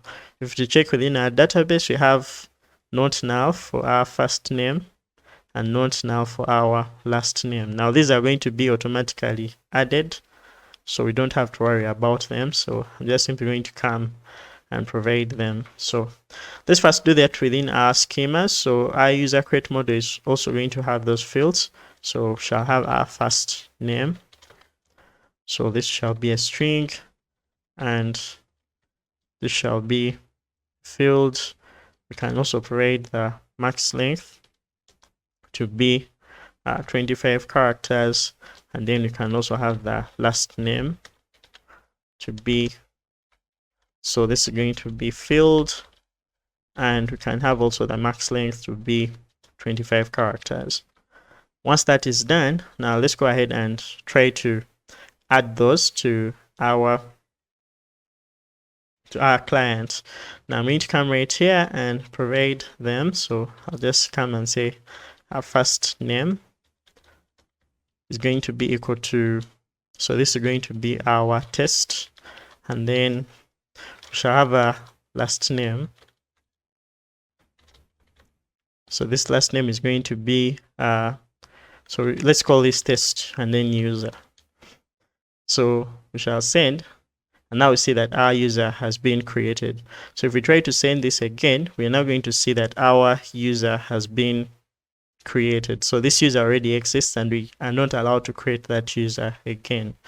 So we have pretty much created our user account. So let's create another user. We are going to call this Jen or John, and then we're also going to have this second name called Doe. Then we shall have the email being johndoe@company.com. Then you can have the username being jdoe123 and then the password. So if you send, we're now having this being returned. Now notice how our password hash is not being returned, and that is being done because we already set this exclude being to true, meaning that that field is not going to be returned when we are serializing the user object. So we have been successful in creating our user. In fact, if we try to create this user, we're now going to see that our user with email exists. What's up everyone, welcome back. Now in this video we're going to be looking at JWT Authentication. In the previous video we built a user authentication model and an API endpoint for helping us create those user accounts. In this video we're going to build on top of that to allow users identify themselves so that they can gain access to any part of our application that is protected. We're going to be carrying out JWT Authentication. JWT Authentication is basically a client-side form of authentication where users are going to identify themselves by using JWTs. Now, JWTs stand for JSON Web Tokens, and this is a standard for transmitting claims or information among two parties. For our case, it's going to be our client and then our server. JWTs are credentials or information that is going to be about anything. So in our case, it's going to be majorly about the users who are authenticated. This information is going to be encoded in a JSON format, making it readable, and then we're going to make this secure by using cryptographic algorithms to digitally sign this, ensuring authenticity and integrity. The JWT is going to contain three parts: the header, or the information about the token, the payload, which is the information that we want to store within that token, and then the signature with the details about how the token was signed.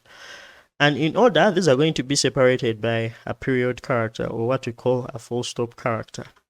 If you go to this diagram right here, we have a simple JWT, and then on the right hand we have the various parts, or the three parts of that JWT.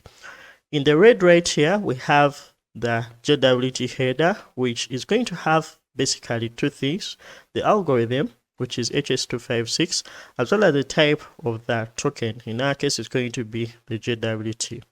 The second part, which is in purple, is going to be the payload or the claims of this token.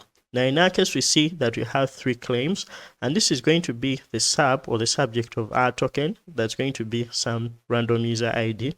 Then we're also going to have the name. Now our name in this case is going to be John Doe, and then we can also have the IAT, and this is going to stand for that issued at time. So we can now notice that we have some claims that we may provide, but we can even leave them out, so they are not that compulsory. So we have the subject, and we also have the issued at time. Now the third part right here is going to be the verify signature, and this is basically details about how we're going to verify whether our token is whether its signature is valid or not. So basically these are the details about how we're going to go about that. Then this is the flow of a normal JWT authentication. At first, the user will log in with their details such as their email or their password. And once they are logged in, then the server is going to verify whether those credentials they are provided match what the server has kept on our database side. Upon a successful login, the server is going to provide a JWT or an access token containing the user claim. So this is going to have the information about the currently logged in user.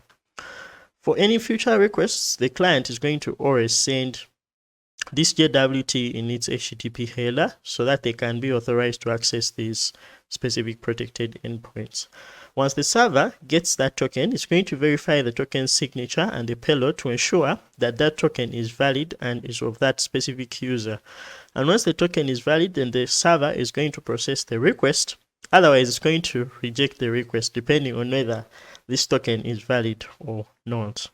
So using JWTs comes with some benefits, and these are some of them. So the first one is they are compact, and therefore we can send them via any way. So we can send them via our URL through path and query parameters. We can also use request body, or we can send them via post request using our request body. We can also provide these as headers to our requests, just like we're going to be using in this video. They are self-contained, meaning that you can keep all information that we want to keep within these tokens, allowing us to not query the database very often. So for example, when we're providing user information when the user has logged in, we can make use of that token and store all the information about the currently logged in user so that we don't have to fetch them from that database. And this is important. They are secure in a way that we use cryptographic algorithms, and these crypto algorithms are going to allow us to ensure that these are going to be confidential and only accessed by the parties that will be in need of them. Then we're also going to look at another advantage, which is they can be used across different domains. So if you have a microservice type of application, you can ensure that your authentication is shared across very many other services without having to implement authentication for all those services. So I hope you've understood what JWTs are, and let's get right into the video. So the first thing we're going to do is to head over to our code. I'm going to go within our VS Code, and I'm going to open up a new terminal. Inside our new terminal, I'm going to install PyJWT with pip install PyJWT, and this will go ahead and install PyJWT. Once PyJWT has been installed, we're going to head over to our utils.py file that we created in the previous video, and then we're going to create two functions. So the first function is going to be one to help us encode our tokens. So shall just simply create access token. So this is one for creating our access tokens, and this will take in whatever user data that we're going to require to create the token. So this is going to be a dictionary, and then we're also going to pass in the expiry of the tokens. So this is going to be a time delta object, and therefore we shall have to import time delta. So I'll go at the top right here, and all I have to say is from datetime, we are going to go ahead and import our time delta class, and then we shall also import our datetime class. Once we've imported that, then we're simply going to go ahead and create our tokens. So for us to create our tokens, we shall have to import PyJWT. I'll come right here at the top, and then I say import JWT. Once we've imported JWT, then we are simply going to create our tokens. Our token is going to be equal to JWT.encode. And inside here is where we shall provide the arguments that are needed to create an access token. Now, the first one is going to be our payload, and the payload is going to be the data that we want to encode as a JSON object within our token. Now, I'll create this as an empty dictionary for now. So I'll say payload is going to be an empty dictionary. And once we've been able to do that, then we shall just pass in our payload. Another thing we shall need is going to be the key. So the key is going to be the secret key that PyJWT will use to sign our token. So we're going to set this up within our environment variables. So I'll search for my.env, and inside there is where I'm going to add the JWT secret key. So this is going to be something that's going to be secret, something that you don't want to expose. So to generate a random string, I'm just simply going to be using the Python secrets module, as it's going to allow me to create something that cannot be easily memorized. So I'll just come right here and say Python 3.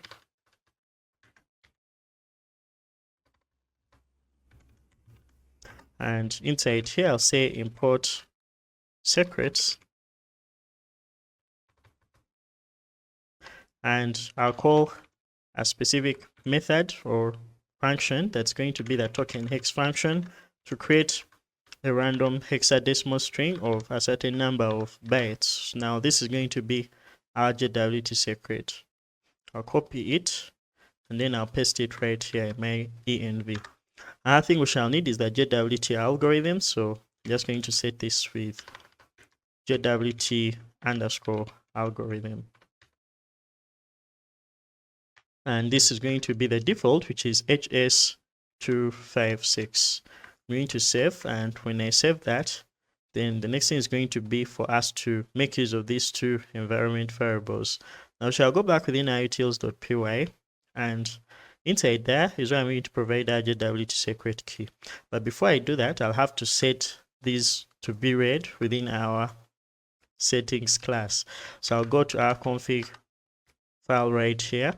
And inside our config, what I'm going to go ahead and do is to add these two. So I'll just come and add the JWT secret. So this will be a string. And then I'll also add our JWT algorithm. And this will also be a string. All right. Now, once I'm able to get this via our config object, I'll just go ahead and include them here. So I'll come at the top right here and import our config object. So I'll say from source.config, we shall go ahead and import our config. And once that has been imported, then let's go ahead and make use of our secret environment variables with config. So in this case, I'll just call our config object then dot the environment variable. In this case, it's going to be our JWT secret. Another thing we shall have to provide is going to be the algorithm. So I'll just come right here and say algorithm. And in this case, it will be config.jwt algorithm. So once this has been called, then what we shall have is going to be our access token or our JWT. Now let's go ahead and return this. So I'll say return. And in that case, we shall return our JWT. So another thing is going to be to encode data or claims within our token. So the first thing we have here is going to be our user data, and we're just simply going to provide it as a key. So I shall say payload user is going to be equal to the user data. Another thing we shall set is going to be the expiry. So we shall say payload, and this is going to be the exp claim, and this shall be the expiry date. But in this case, we need to add this to the time that is now. So we shall make use of datetime dot now, and we shall go ahead and add our specific expiry. So in this case, it's going to be our expiry. But we shall provide a default for this in case we do not have the expiry set. So we can simply go ahead and say the expiry date has a default value of none. So if we do not provide a default time, then we shall go ahead and make use of our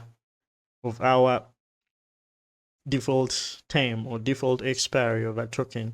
So I'm just going to come at the top right here and I'll create a constant, and this constant is going to be the access token expiry. So this is going to be amount of time in seconds. So I'm going to set it to the amount of time of seconds in an hour, and that is going to be 3600. So what I'll do is to just come right here and then say that our expiry is going to be datetime dot now plus the expiry if our expiry is not none. So I'll just set this to be if expiry is not none, else. So in this case, this will be else, and we shall set it to our time delta, and in this case we shall have seconds being equal to the access token expiry. So I'll just put this in brackets, just label it as one statement, and what this will do is to provide a default expiry just in case we do not provide the expiry within the create access token function. Another thing we shall do is to provide a unique ID to each of the tokens that we shall create, and the way we're going to achieve that is by using the UUID module. So I'll go ahead and import it.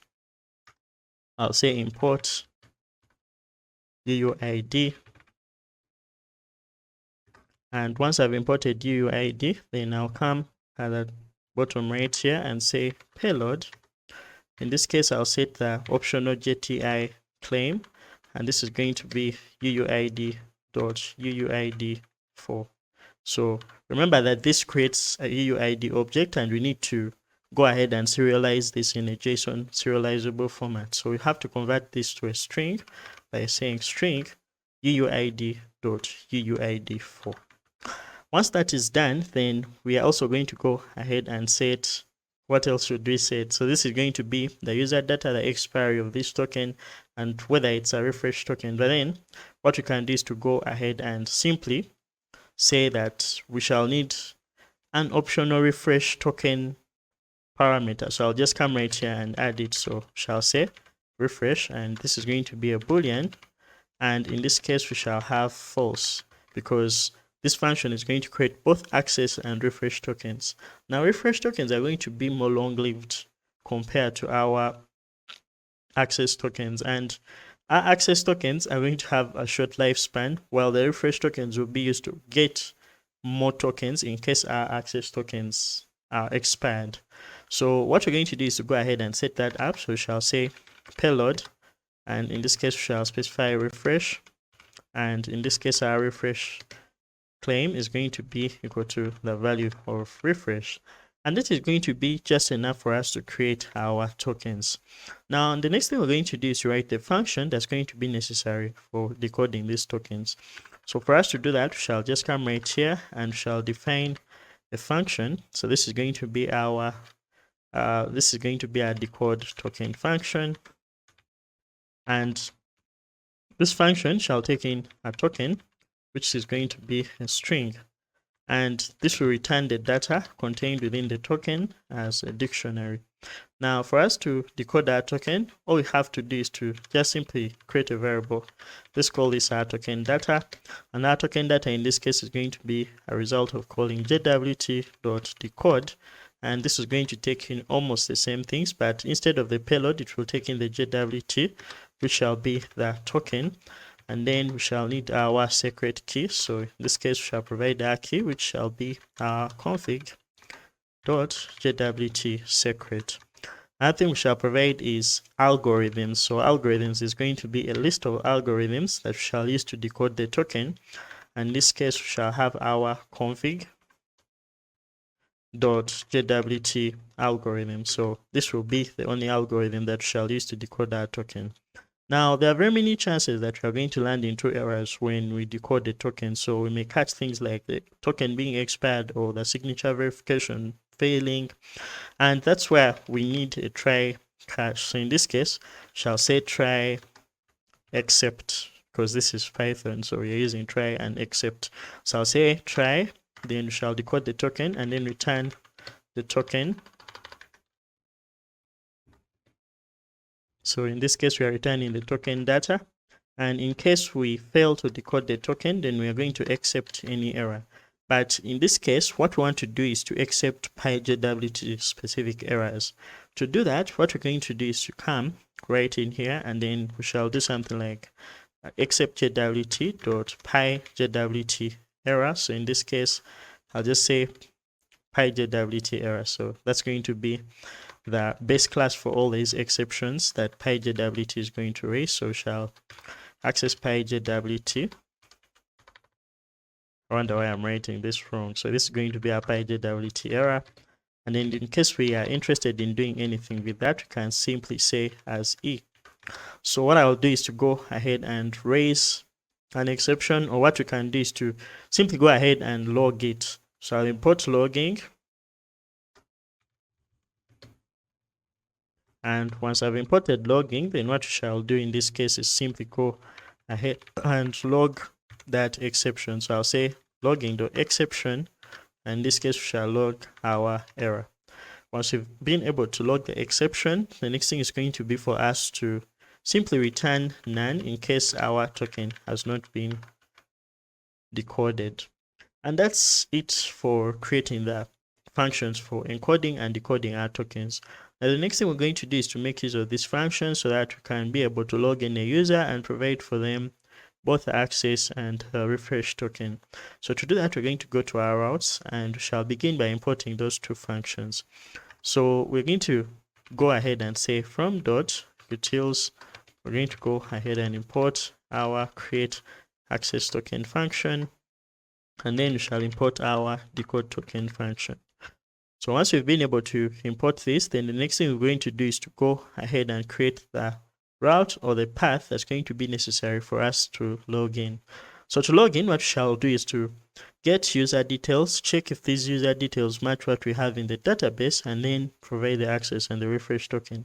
And in case we do not match those, then we shall throw an exception showing the user that they have invalid credentials.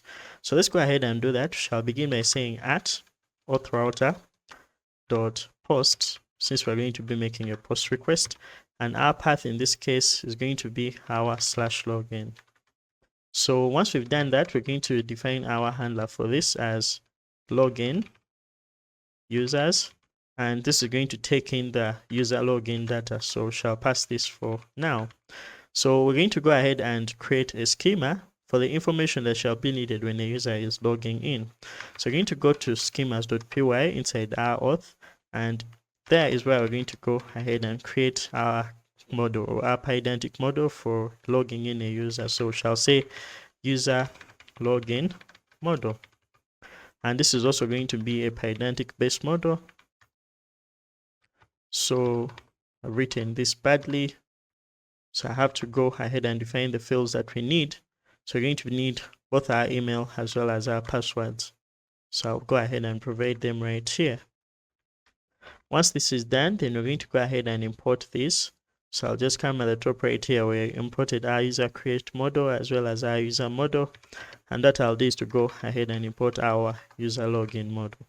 For us to make use of that user login model class, we shall have to inject it within our handler as a parameter. So in this case, this is going to be the, you can call it the login data or the user login data, whatever you prefer. And this shall be of type user login model. Once this is done, then we're simply going to go ahead and access those details. So we shall say email, and our email is going to be the login data dot email, and we shall also have our password. So our password in this case is going to be the password from our login data. So shall just access that as login data dot password. And the first thing we shall do is to make use of our user service object we created to check if that user exists. So to do that, we shall just come right here and say user is going to be equal to await user service dot, in this case we shall call a get user by email function. So this will take in the email of that user as well as the session. So we shall provide our email right here, but we need to get the session object. So we have to go ahead and use dependency injection, just like we did for the previous video. I'll come right here and inject it within this path handler. And once we've been able to do that, then we're going to simply go ahead and provide our session right here. And once our session has been provided, now we can have access to our user object. So the first thing we're going to do is to check if this user exists. So we shall say if user is not none, then in this case, we shall go ahead and check if their password or the password they are provided matches the hash that we have within our database. So we created a function within our utilities, and that is going to be our verify password. So this verify password function takes in the provided password and then checks whether it matches the one password hash that we have in our database, and returns true or false depending on whether it matches or not. So in this case, what we shall do is to create a boolean. So we shall create a boolean called password valid, and in this case we are going to go ahead and call that function. So we shall say verify password, and this will take in our password. So it will also take in the hash of the user from the database. So we shall say user dot password hash, and once that has been done, then we're going to use that as what to check if the user actually exists and their password is correct. So we shall say if password valid, then we shall create both the access and the refresh token for this user. So to create the access token, we shall say that our access token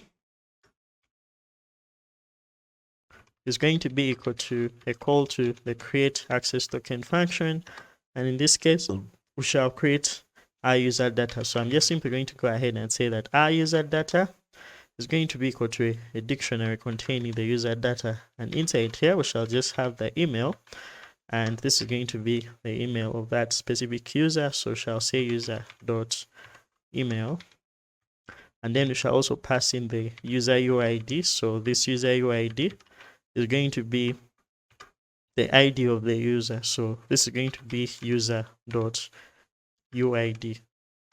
But remember, this user.uid is being stored as a UID, and therefore we have to stringify it. So I'll say string, and in this case we shall provide our user ID.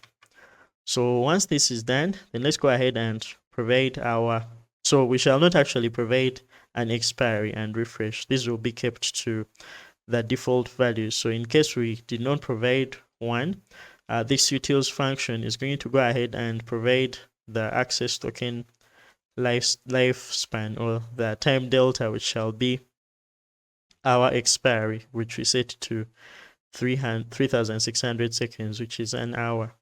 So I'll go back to our route right here, and then we're going to create the refresh token. So I'll say that our refresh token So it's going to be our refresh token, and the refresh token shall also be the same, but in this case what we're going to have is something with the expiry, and that expiry will also be longer than what we have for the access token. So it's going to have the same details, but in this case we shall go ahead and provide refresh as true. So shall say refresh is going to be true, and then we shall also provide our expiry. So our expiry shall be something longer. So in this case, we can provide this as a time delta. So I'll go at the top right here and import the time delta class. So I'll say from date time, we shall import time delta. And once we import a time delta, now what we're going to provide here is going to be time delta. And in this case, we shall provide days being equal to true. So you can also go ahead and set that up, or we can actually just come right here and say refresh. So this can be our refresh token expiry, and this will be equal to 2, and then you can go ahead and set this up to be 2 days. So I'll just come right here and say refresh token expiry. So once these have been done, then what we're going to do is to return a JSON response showing the user that they've successfully logged in. And the way we're going to do that is by making use of the response JSON response class from FastAPI. So we're going to go ahead and import it by saying from FastAPI dot responses, or sorry for this is going to be dot responses. We're going to go ahead and import the JSON response. So shall just come right here and then say return our JSON response, and then this is going to contain the content. So our content is going to be a dictionary, and this dictionary shall have a message. So this message shall be login successful, and then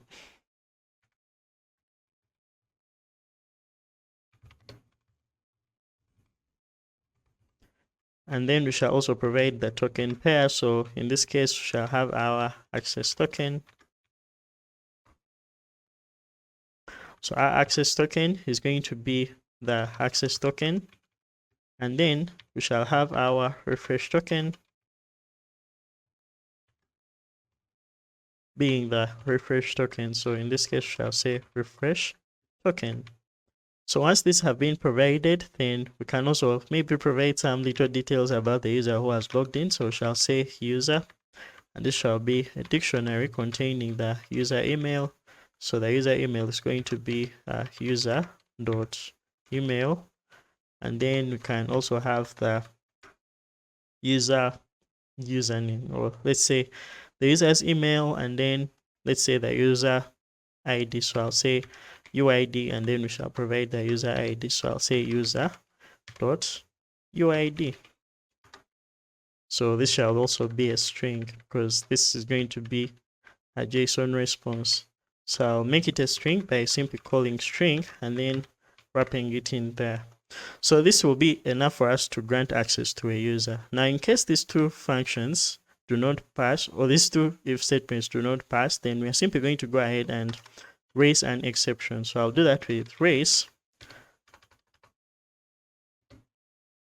and in our case we shall raise the HTTP exception, and this shall have our status code being equal to status dot HTTP 400, or this is actually going to be HTTP 403 forbidden, and then our detail is going to be invalid email or password.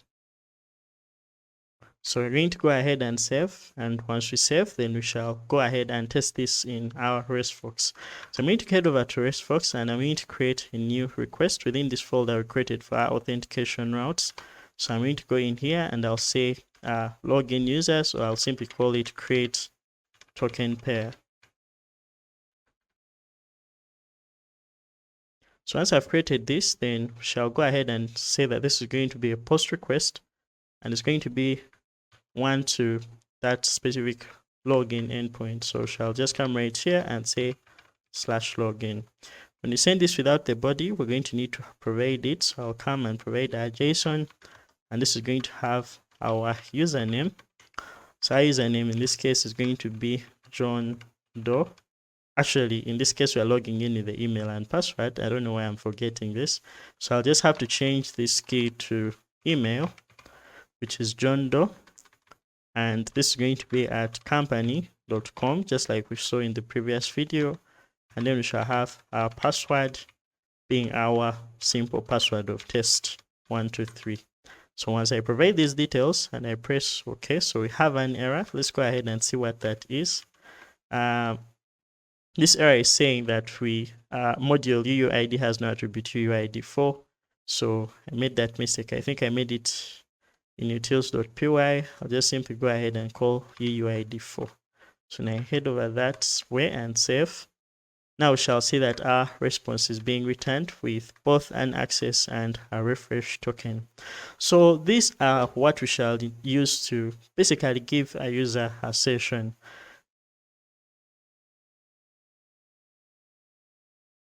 What's up everyone, welcome back. Now that we've been able to give our users access to our application by providing them with tokens, we are going to be implementing a way of limiting access to those users who do not have tokens. So what shall happen is whenever a user is making a request to some protected endpoints in our API, they'll need to provide their token within an authorization header. And this is where HTTP bearer authentication comes in. So when passing our token, we want to go ahead and provide our token in the form of bearer and then the token. So they'll give the word bearer as the scheme, and then our token shall be the set of credentials that they will provide to access our endpoint. And basing on that, we shall decode our token and then carry out any other forms of validation or authorization that we may need within our app. To do this, we're going to go within our auth folder. We're going to create a new file and we're going to call it dependencies.py.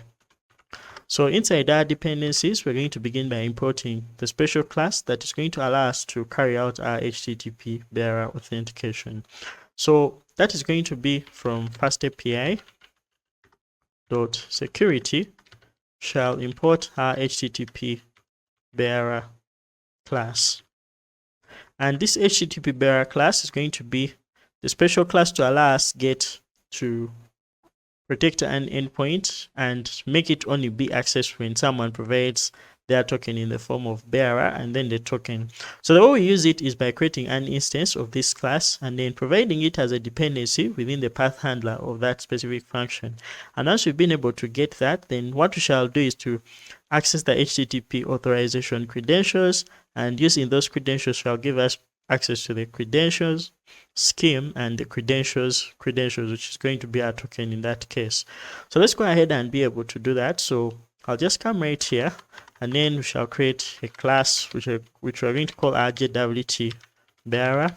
Now I'm just simply going to come and call this the access token bearer because it's going to be one to allow us to validate our access token. So I'll just come right here and say this is going to be our access token bearer, and what this class is going to be is a child class or one that's going to inherit from the HTTP bearer class. What I'm going to do is to pass this for now, and we shall make use of it to protect all those endpoints we are going to access with our access tokens. So we shall go to our routes for books because those are the ones that are to carry out CRUD on our book resources, and we're going to simply go ahead and protect them. So the way we're going to protect them is by first of all importing our class. I'll say from our source.auth.dependencies we shall import our access token bearer, and once we've got our access token bearer, now create the object out of that class. So I'll just come right here and say security, or let's just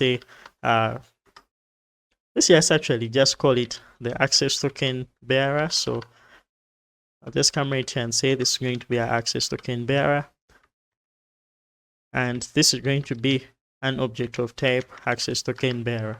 Once we've got access to this object, then we shall provide it as a dependency to our path handler. So what we're going to do is to go within our path handler for getting all books, and then we shall provide another parameter, which is going to be our, so let's just call it security, or let's just call it credentials, which is our user details. So in this case, our user details are going to be first of all, authorization credentials, just like we saw in the other example, but it will be a dependency from the object that we created out of that class. So this is going to be our access token bearer. So we need to format this so that we make things a little bit more organized. So once we've got that, then that marks this as a protected endpoint. In fact, if we try to access it, then we shall see that it's going to require us to provide our token. So I'm going to go ahead and save, and when I save, when you head over back to our RESTful right here, when you try to get all books, for now we can get them without having to authenticate, but when we provide this dependency right here, we're going to need to provide our authorization header for us to go ahead and make this request. So to do that, we're going to go within our headers, and then we shall add an item, and this is going to be our authorization header. So I'll come right here and say authorization, and our authorization will have a value. So our value is going to be, in this case, bearer, and then the token. In this case, our token is going to be the access token that we got from our login request. So I'll come right here where we got our token pair, create a new access token, and then I'll copy our access token right here. Then I'll copy it, and then that's what I'll provide to get all our books. So I'll just provide it, and then you can have access to our books. So that is just one basic way of us protecting our books. But just in case we need to carry out any other forms of authorization or any other forms of protection, what we need to do is to go ahead and override that class so that we can check for other things or other criteria that we may use to allow access to a specific endpoint. So let us go ahead and look at how we can do that. When you head over back to our code within our dependencies, when you check the source code for our HTTP bearer class, we shall notice that this is going to have the danda init method as well as the call method. Now the call method is going to be the main method that's going to allow us to access our credentials and carry out whatever we need to do in forms of authorization.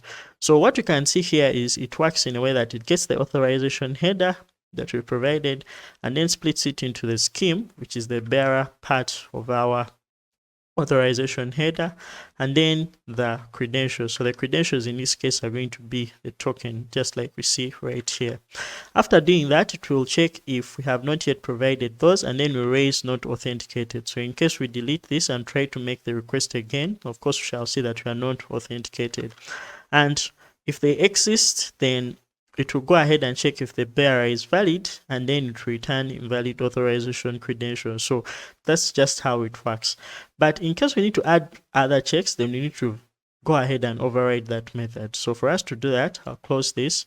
What we're going to do is to first of all redefine the danda init method of this class. So we shall just come right here and say def danda init, and in this case we're going to provide self as well as one. So this is going to be one parameter or one argument that's going to be created with these objects, and that is going to be the auto error. So I'll just come right here and say auto error.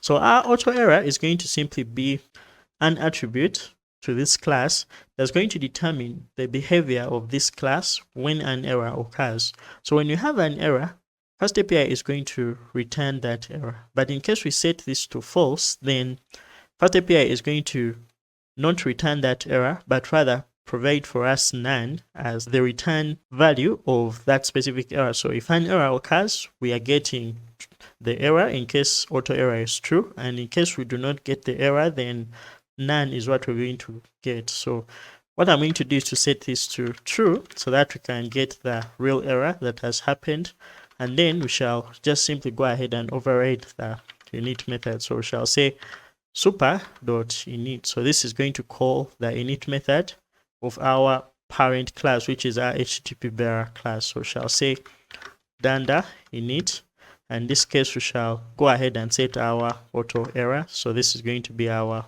auto error. So once that is done, then we're going to go ahead and override the Danda call method. So we shall just come here and say async def, and in this case we shall go ahead and access the Danda call method. So this is going to have a lot of attributes, but it will return our HTTP authorization credentials or none in case they are not got. So once we have these credentials, we can just simply say that the return of this is going to be our credentials. So I'm just going to call them creds for short. And inside here is where we can split them and then try to do whatever we want with them. So in this case, I want to check if the provided token is an actual access token. So to begin, I'll have to just go ahead and split this. So I'll say print creds. So our creds is going to be creds dot. So let's just access the scheme for now. And then we can also get to access the credentials part, which is going to have our token. So I'll just come right here and say print. This is going to be creds dot credentials. So this will provide for us our token. Then once we've been able to do all that, we shall just simply go ahead and return our creds. So in case we try to make a request again, we shall see what shall be logged. So I'll head over back to our REST folks. I'll provide our header, which shall be authorization. And then we shall provide the value of that header as bearer. And then our token. So I'll go ahead and provide our token. I'll copy the token that we have right here, and then I'll simply go ahead and provide it in here. So if we save and send this request, we shall see that we can now access our resources.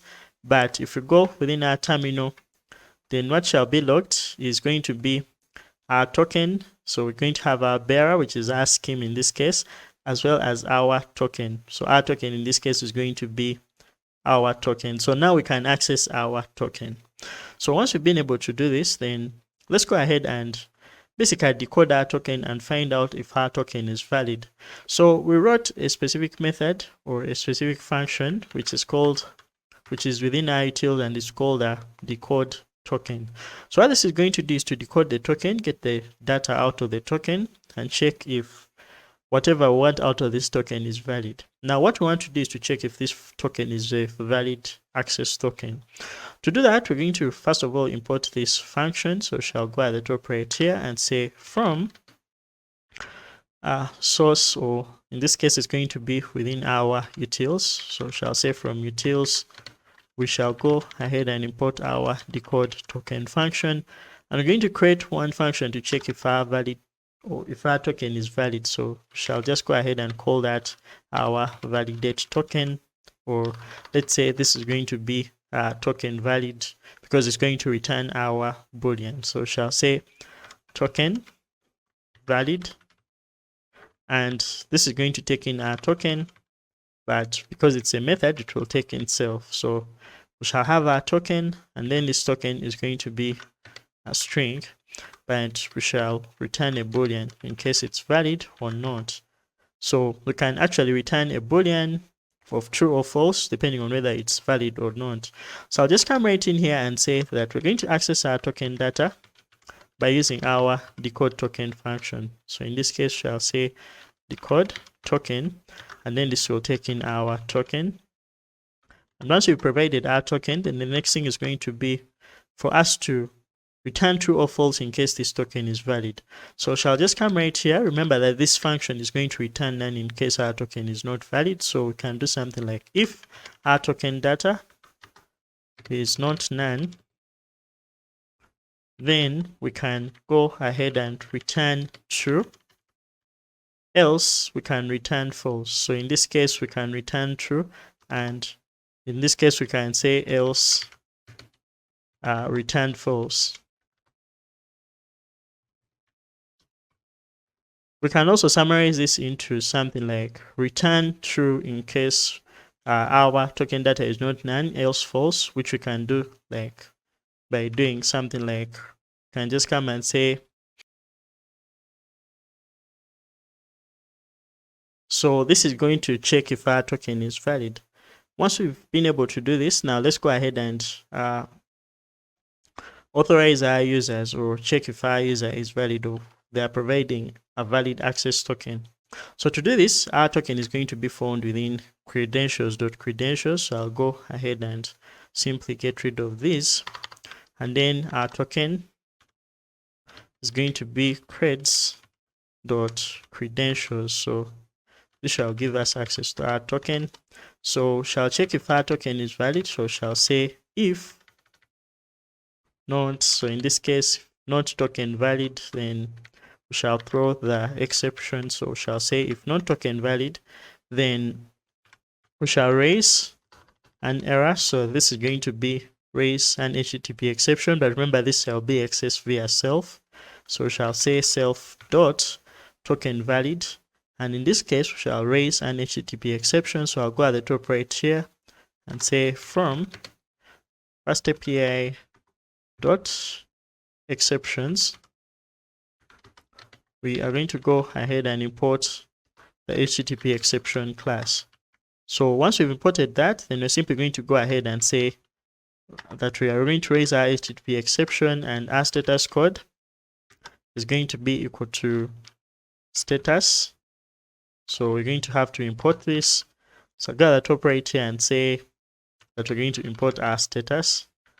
And once we've imported that, then we need to access the HTTP 403 forbidden, because we don't want them to access this. So we're going to come right here and say that our detail is going to be equal to invalid. So that shall be thrown in case we get any errors when decoding our token. So this is going to be invalid or expired token. And then it will return the credentials just in case they exist.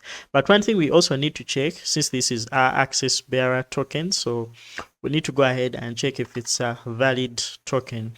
So the way we're going to do that is by simply decoding our token and getting our token data. So we're going to come right here and say that our token data is going to be equal to decode token. And in our case, we shall basically get access to the token data from our token. Once we've got the token data, then I'm just simply going to go ahead and check if our token data refresh property or refresh attribute is false, is true, then that will be marked as a refresh token. So shall say something like if token data, so in this case token data, then in this case we shall get the refresh property. If token data refresh, meaning this is a refresh token, then we are going to raise an HTTP exception, but we shall tell them to provide an access token. So in this case we shall raise the exception, but the exception is going to be please provide a valid access token. So in this case we shall say please provide an access token. So that's just the check that we have done for our access tokens. Now we're going to also look at how we shall be verifying whether our token is a refresh token. It's going to almost be the same way, so we shall look at how we do that. So just in case we have been able to do that, then now we can go ahead and protect the rest of the endpoint. So I'll head over to our route for books, and then what I'll do is to just copy this dependency and provide it within our handlers for the remaining endpoints. So I'll just copy this and then go ahead and inject it within our route. So just come and provide it right there. I'll do the same thing for this path. So just come right here and say that we are going to also have it in there.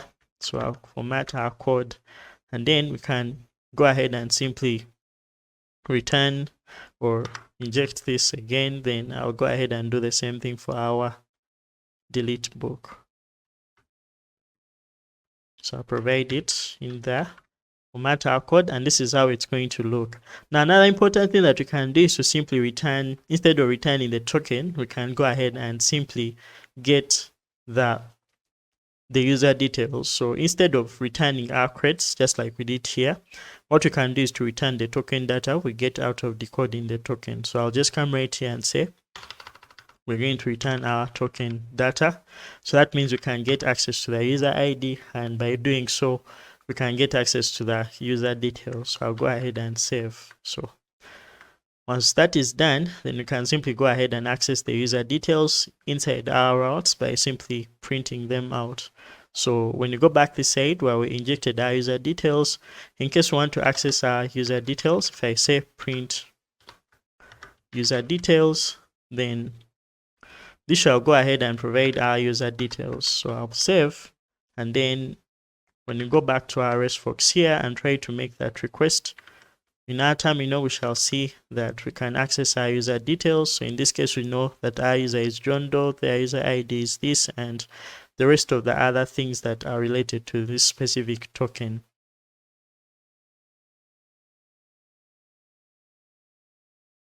What's up everyone, welcome back. In this video we're going to be looking at how we can gain access tokens in case our access tokens are expired using our refresh tokens.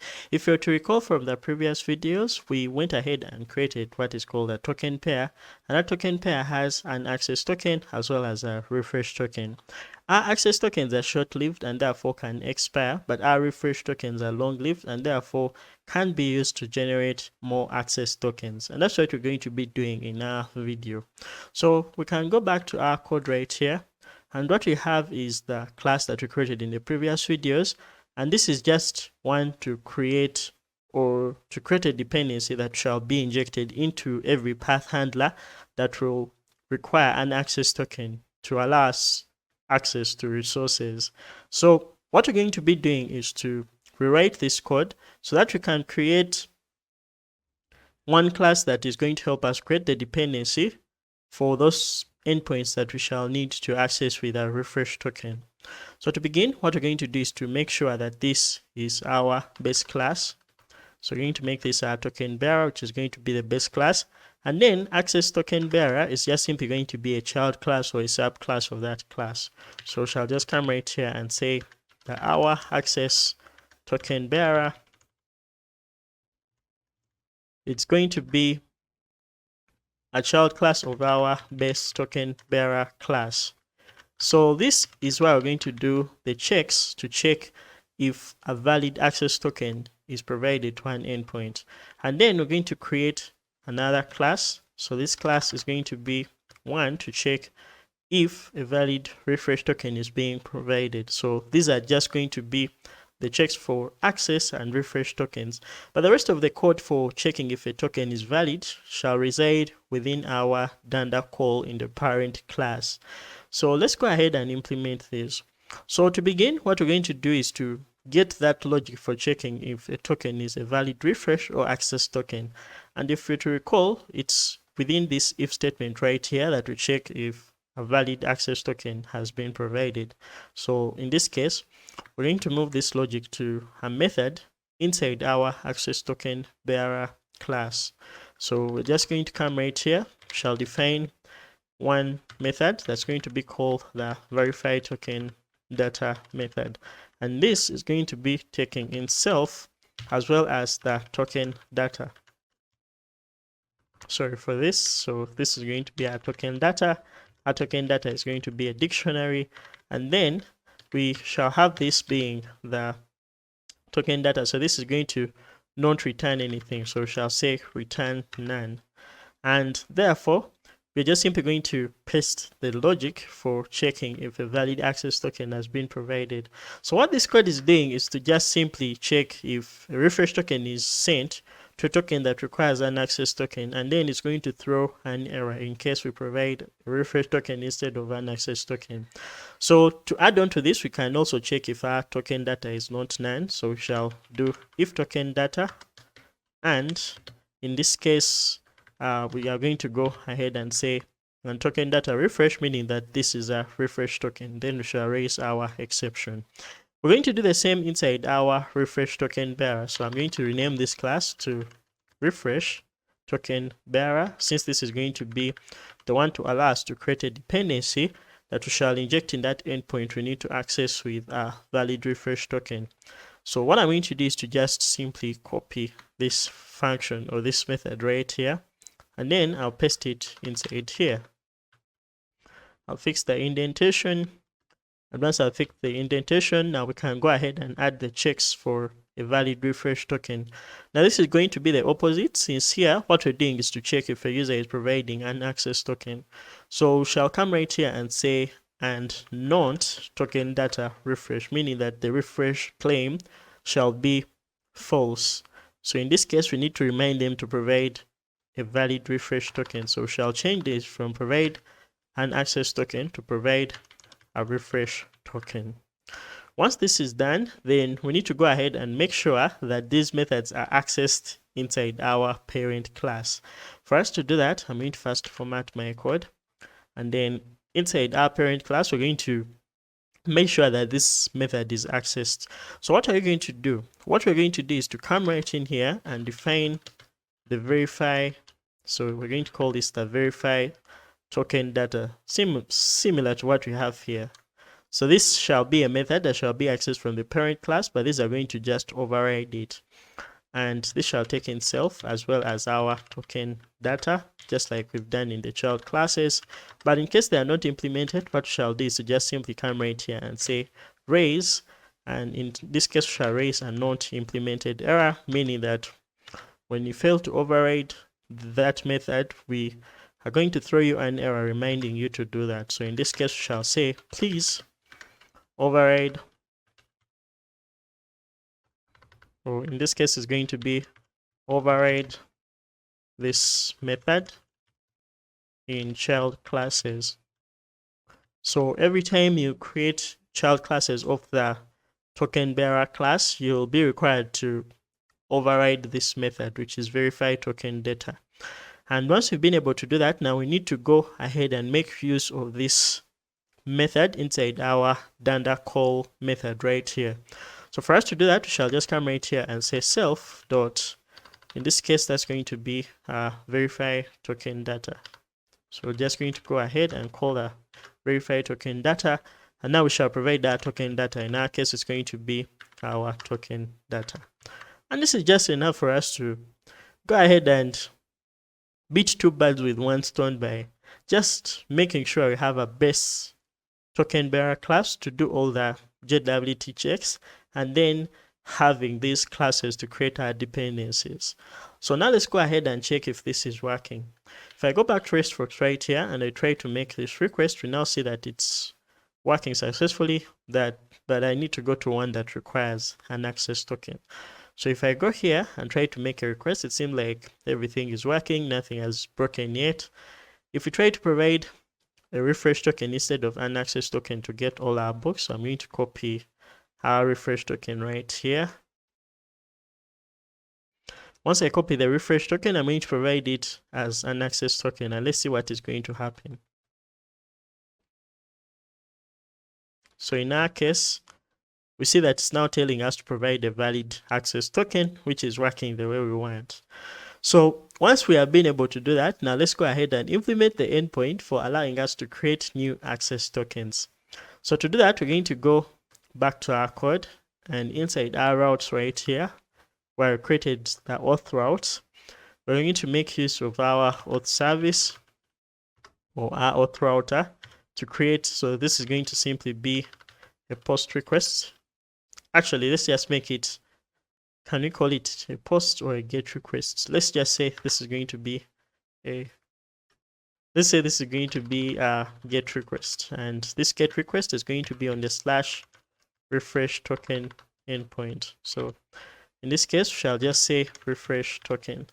And once we have this defined, we shall define the handler, which is going to be a sync def.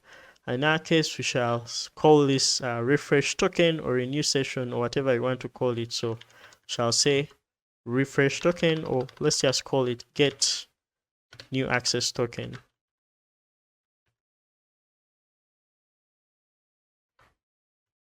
So once you've been able to do that, now we're simply going to come right in here and use our refresh token bearer dependency. So we're going to have to import it at the top right here. So shall just come and say from dot dependencies, we're going to go ahead and import our refresh token bearer. And once we've imported our refresh token bearer, now we're going to create a dependency by simply coming here and saying, so we're going to do the same thing like we did, but I think I'm mistaken. This is supposed to be token details instead of user details because it's returning everything about the token. So I'll just call this token details, and in our case we are simply going to have this being the token details. So this shall be a dictionary and it shall be a dependency, but that dependency is going to be an object of the refresh token bearer class. So we're just simply going to come and do that. Once that is done, now we need to go ahead and provide an access token in case our refresh token is valid. Now to do that, what we're simply going to do is to first of all check if the user details. So for now, just actually say return an empty dictionary. So let's just try to make a request to this endpoint. If we go back to our RESTbox right here, I'll create a new request and we're going to say this is going to be for refresh tokens. And we're going to make a request to our endpoint. So our endpoint is going to be found on the /refresh token route or path. By send, we now see not authenticated, therefore require a token. So I'm going to go to our headers right here. Let us test our functionality. So I'm going to create one for authorization, and then we are going to come right here and say bearer, and then we shall provide our access token or our refresh token. So I'm going to go back where we created and try to provide an access token to see if our checks will pass. So I'll copy this and then I'm going to close some of the things we have here. So I'll just come and paste in our access token. And now we see that it's working. We are required to provide a refresh token. Now I'm going to go back to where we created our token pair, and then I'll try to provide a valid refresh token. If I copy, we are going to come right here and then provide our refresh token and send. We now see that it actually passes. So we can, for now, we can now just return a successful response in case we provide a valid refresh token. All right, so now let's get coding and let's make this work so that we generate a new access token. So since we now have our user details or our token details, if we want to access the expiry of our token, what we're going to do is to just come right here and say the expiry date is going to be equal to, so in this case we shall get that timestamp, which is going to be token details, and in this case we shall get our exp claim. Once we've got our exp claim, now keep in mind that this is going to be a timestamp, so the timestamp is going to be different from a datetime object. In fact, if we go ahead and print it out, we shall say expiry, and actually let's just call this the expiry timestamp, not the expiry date. So I'm just going to rename this so that we can be so clear. This is going to be our timestamp, and what I'm going to do is to print this out. So if I go back here and try to make this request, if we go within our terminal, we shall notice that our timestamp is going to be printed in this, so you need to convert it to a date time. And we're going to be looking at how we can do that.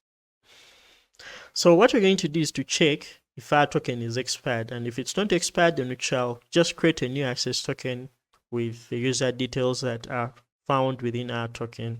So to do that, we shall just come right here and say if our expiry timestamp, or we're going to make use of the datetime class, so we need to go ahead and import that at the top. So in this case, we shall say import datetime. Once we've been able to do that, we shall say if datetime dot from timestamp, so in this case we need to get this from a timestamp, then we shall provide our expiry timestamp. So this is going to convert our timestamp into a datetime object. So if this datetime is greater than the datetime dot now, meaning the current date and the current time, then we shall create a new access token. So we shall say that our new access token, in this case is going to be equal to a call to our create access token, but in this case our user data is going to be the same user data we shall get from our token details. So in this case we shall say token details, and our token details. In this case, we shall get the user claim that we set. If we go ahead and log that, then it's going to log the user details or the UID of the user as well as the email. So once we've been able to do this, now we shall just return a successful message. So we shall say return, and in this case shall return a JSON response. That JSON response is going to have the content being a dictionary. This dictionary is going to have our new access token,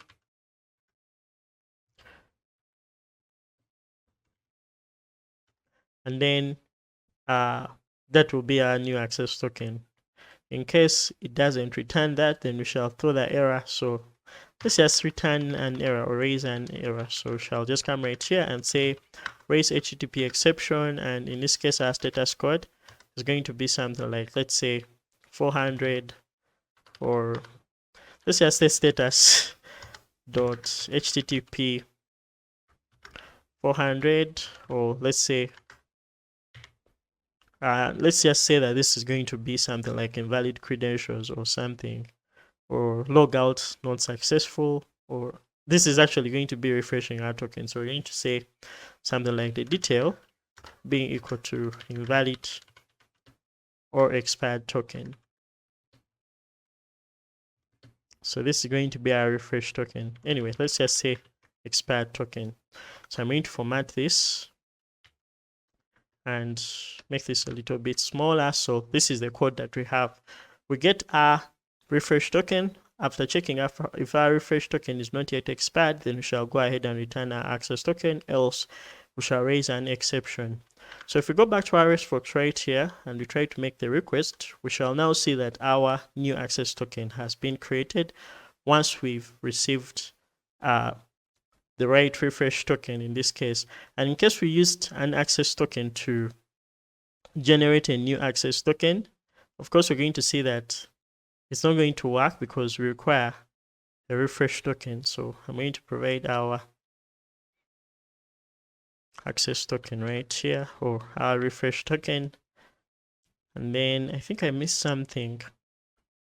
This is supposed to be E then blah blah blah, and I think I missed that first character or the first letter. Yes, I missed it, so I'll have to provide it right here. When I send, we now see that we are required to provide a valid refresh token.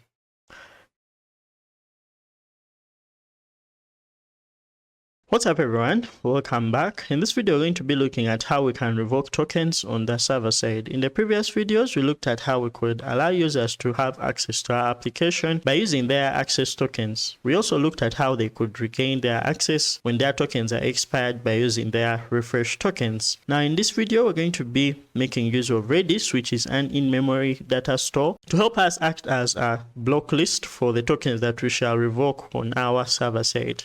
Now, if you're to look at my RESTful right here, I have this error, which is an internal server error. And this error is occurring because we are trying to make use of an expired token to refresh our token. So the problem is that we are having an error or a bug, one issue that I left in the code in the previous video, and that is arising from this check where I was checking if our token is valid. So if we check, this is calling the method token valid, but it's not taking the token that is going to be checked. So in this case, we've decoded the token, and after decoding the token, we go ahead and check if its data is none or not. So what I'm going to do is to first of all fix this error by providing the token. So if we try to access this with an expired token, of course we shall get our exception being raised. So let's go ahead and now set up our Redis client. So right here in my terminal, I'm going to begin by installing IO Redis, which is going to be our async IO paste client for Redis. And what this is going to allow us to do is to access the different methods to interact with Redis from our Python side. So I'm going to say pip install, and in our case we're going to say IO Redis. So this will go ahead and collect IO Redis and add it to our virtual environment, after which we shall now go ahead and create the Redis client and then use that client to interact with Redis. So if I go back to my code right here, I'm going to go to my DB folder, and inside here is where I'm going to create a file which I'm going to call redis.py, And this is where we're going to write the code that's specific to Redis. Now that we have our Redis installed, let's go ahead and define some environment variables that are going to help us access Redis. So we shall begin by adding those to our .env. So the first one is going to be our Redis host. And our Redis host in this case is going to be localhost. Now another thing that we may need to set up is going to be our Redis port. So our Redis port is going to be 6379. And once we've done that, then I'm going to go ahead and copy these two, and I'll head over to our config because we need to access them from our .env and add them so that we can access them via our config object. So I'll just go ahead and simply copy this. Now I can go ahead and simplify this by saying that our Redis host is going to be a string, and also our Redis port is going to be 6379, but it's going to be an integer. So what we have here is we're setting our port to be 6379 in case we haven't provided a port, but that port is going to be an integer. We can do the same thing right here by simply saying that in case we do not provide our Redis host, then our host can be localhost. And this is going to be a string. So let me go ahead and make it 1. So once we've defined this, then let's go ahead and set up our Redis client object. So when you head over back to our redis.py inside our db folder, we shall first of all import io-redis by saying import io-redis. Once we've imported io-redis, then let's go ahead and also import our config object. So we shall say from source.config, we shall import the config object. Once that is imported, then we're going to go ahead and simply create the Redis client object. So we're going to simply call this the Redis token block list, or let's just actually say this is going to be our Redis token block list, or we can simply call it our token block list. So we shall say token block list, and this token block list is going to be the object created from Redis. So we shall say io-redis and shall make use of the strict Redis object, and inside here we need to go ahead and specify the host. So our host is going to be our local host, but that's going to come from our config.redis host. And then we're also going to provide our port. So our port in our case is going to be from config. In this case, we're going to have our Redis port. And once we've done that, we can also specify our DB. So our DB is going to be DB0. And this is going to be our config for our Redis. So this is just enough for us to get a connection to our Redis. Now we need to define two functions. One is going to be to help us add the token to our blacklist, and another one is going to be the one to check if this token exists within our block list. Now we're not going to be storing tokens, but rather we're going to be storing their JTIs or our JWT IDs that we set up when creating these tokens. So to do that, we're going to now say async, and this is going to be add JTI. So this is going to be add JTI to block list.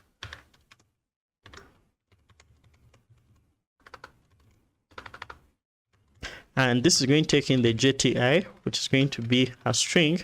We don't expect this to return anything, so shall specify the return value to be none. And in our case, we shall just have to come right here and simply await io-redis or our token block list. So in this case, we shall call the set method. Now this set method is basically one that helps us to store a value using a certain key. So it works in a way that we provide the key and then we provide the value and the expiry or the time we want that value to expire. So in our case, we're going to come at the top of our code right here, and then we are going to specify our access or our token expiry. Let's just call it the token expiry. So in our case, well, this is actually our JTI expiry. So I'll just set it to the JTI expiry, and this JTI expiry is going to be, let's say, after 1 hour. So we can go ahead and set this to be 3600 seconds. And then our set here is going to take in our expiry, which is going to be our expiry time. So it's going to take in the key, it's going to take in the value, and then it's going to take in the expiry.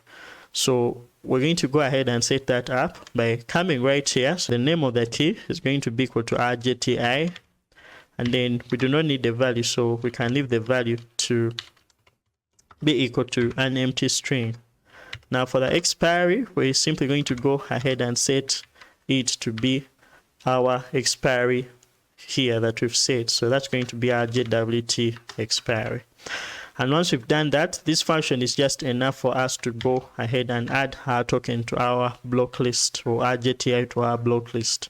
Another one that we're going to carry out is one to check if our token exists within our block list. So to do that, we shall just come right here and say async, and this is going to be def token in block list. So this is going to be block list, and this is going to just take in our JTI, which is going to be a string, and it shall return a boolean.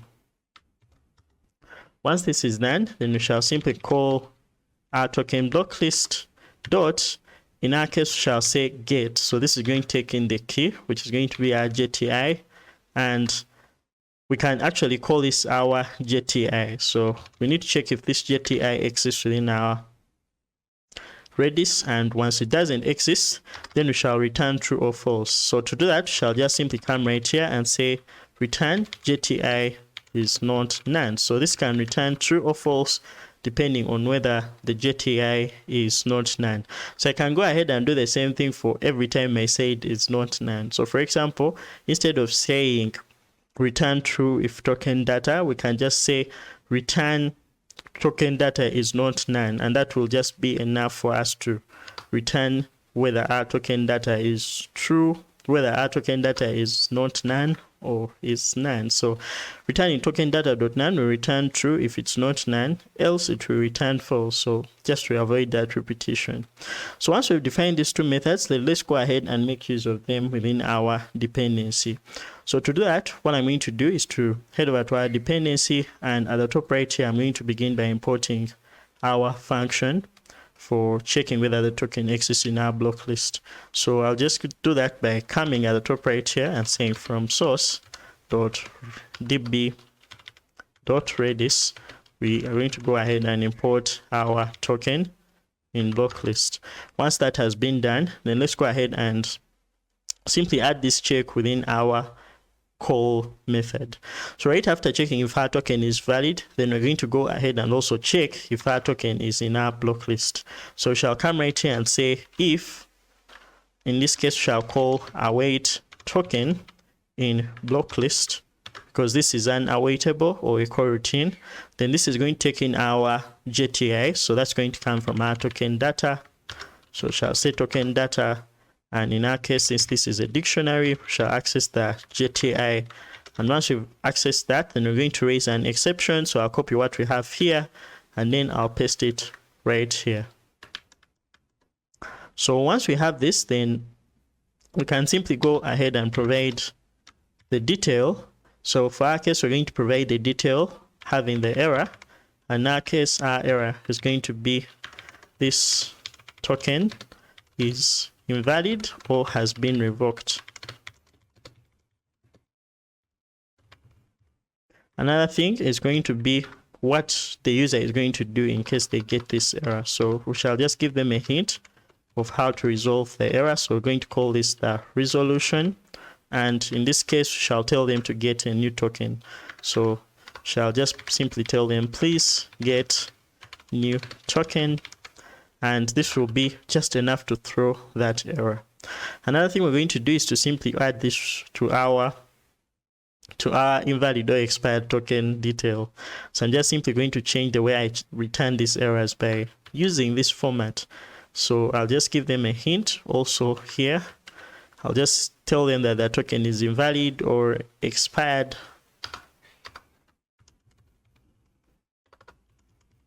And I'll just tell them to get a new token. So this is now going to be a little bit more detailed than simply saying invalid or expired token.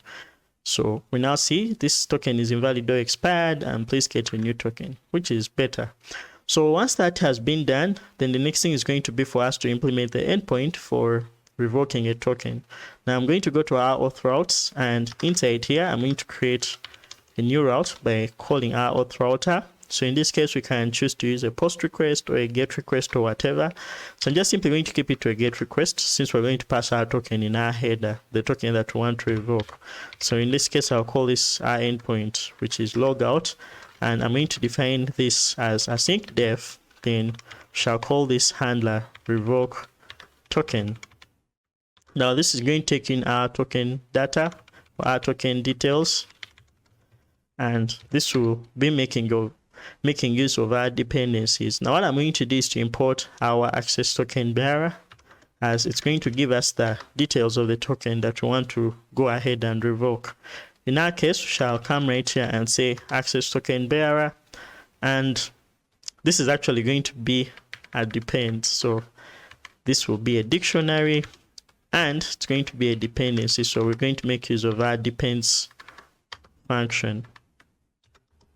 And when we've done that, then we shall provide the dependency, which shall be an object of our token bearer. And then inside that is where we're going to get our JTI.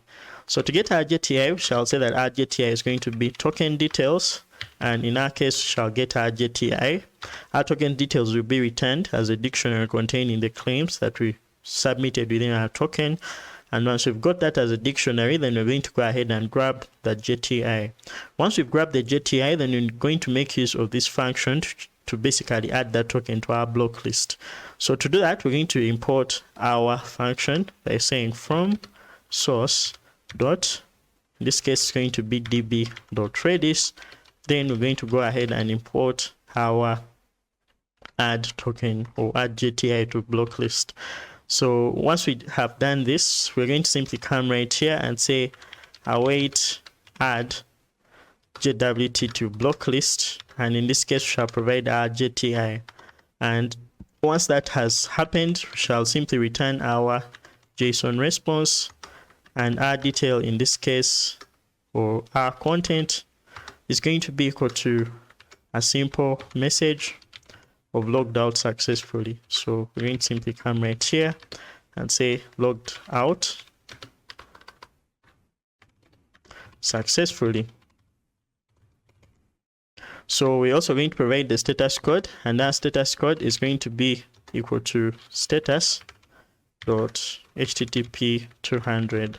Okay, this is enough for us to log out a user. So let's go ahead and test it out. We shall go back to our REST folks right here, and shall create a new request, and this request is going to be one for revoking tokens. So I'll just simply say revoke access tokens. So inside here is where we're going to provide our URL. So in our case, our URL is going to be on the /logout endpoint or the /logout path.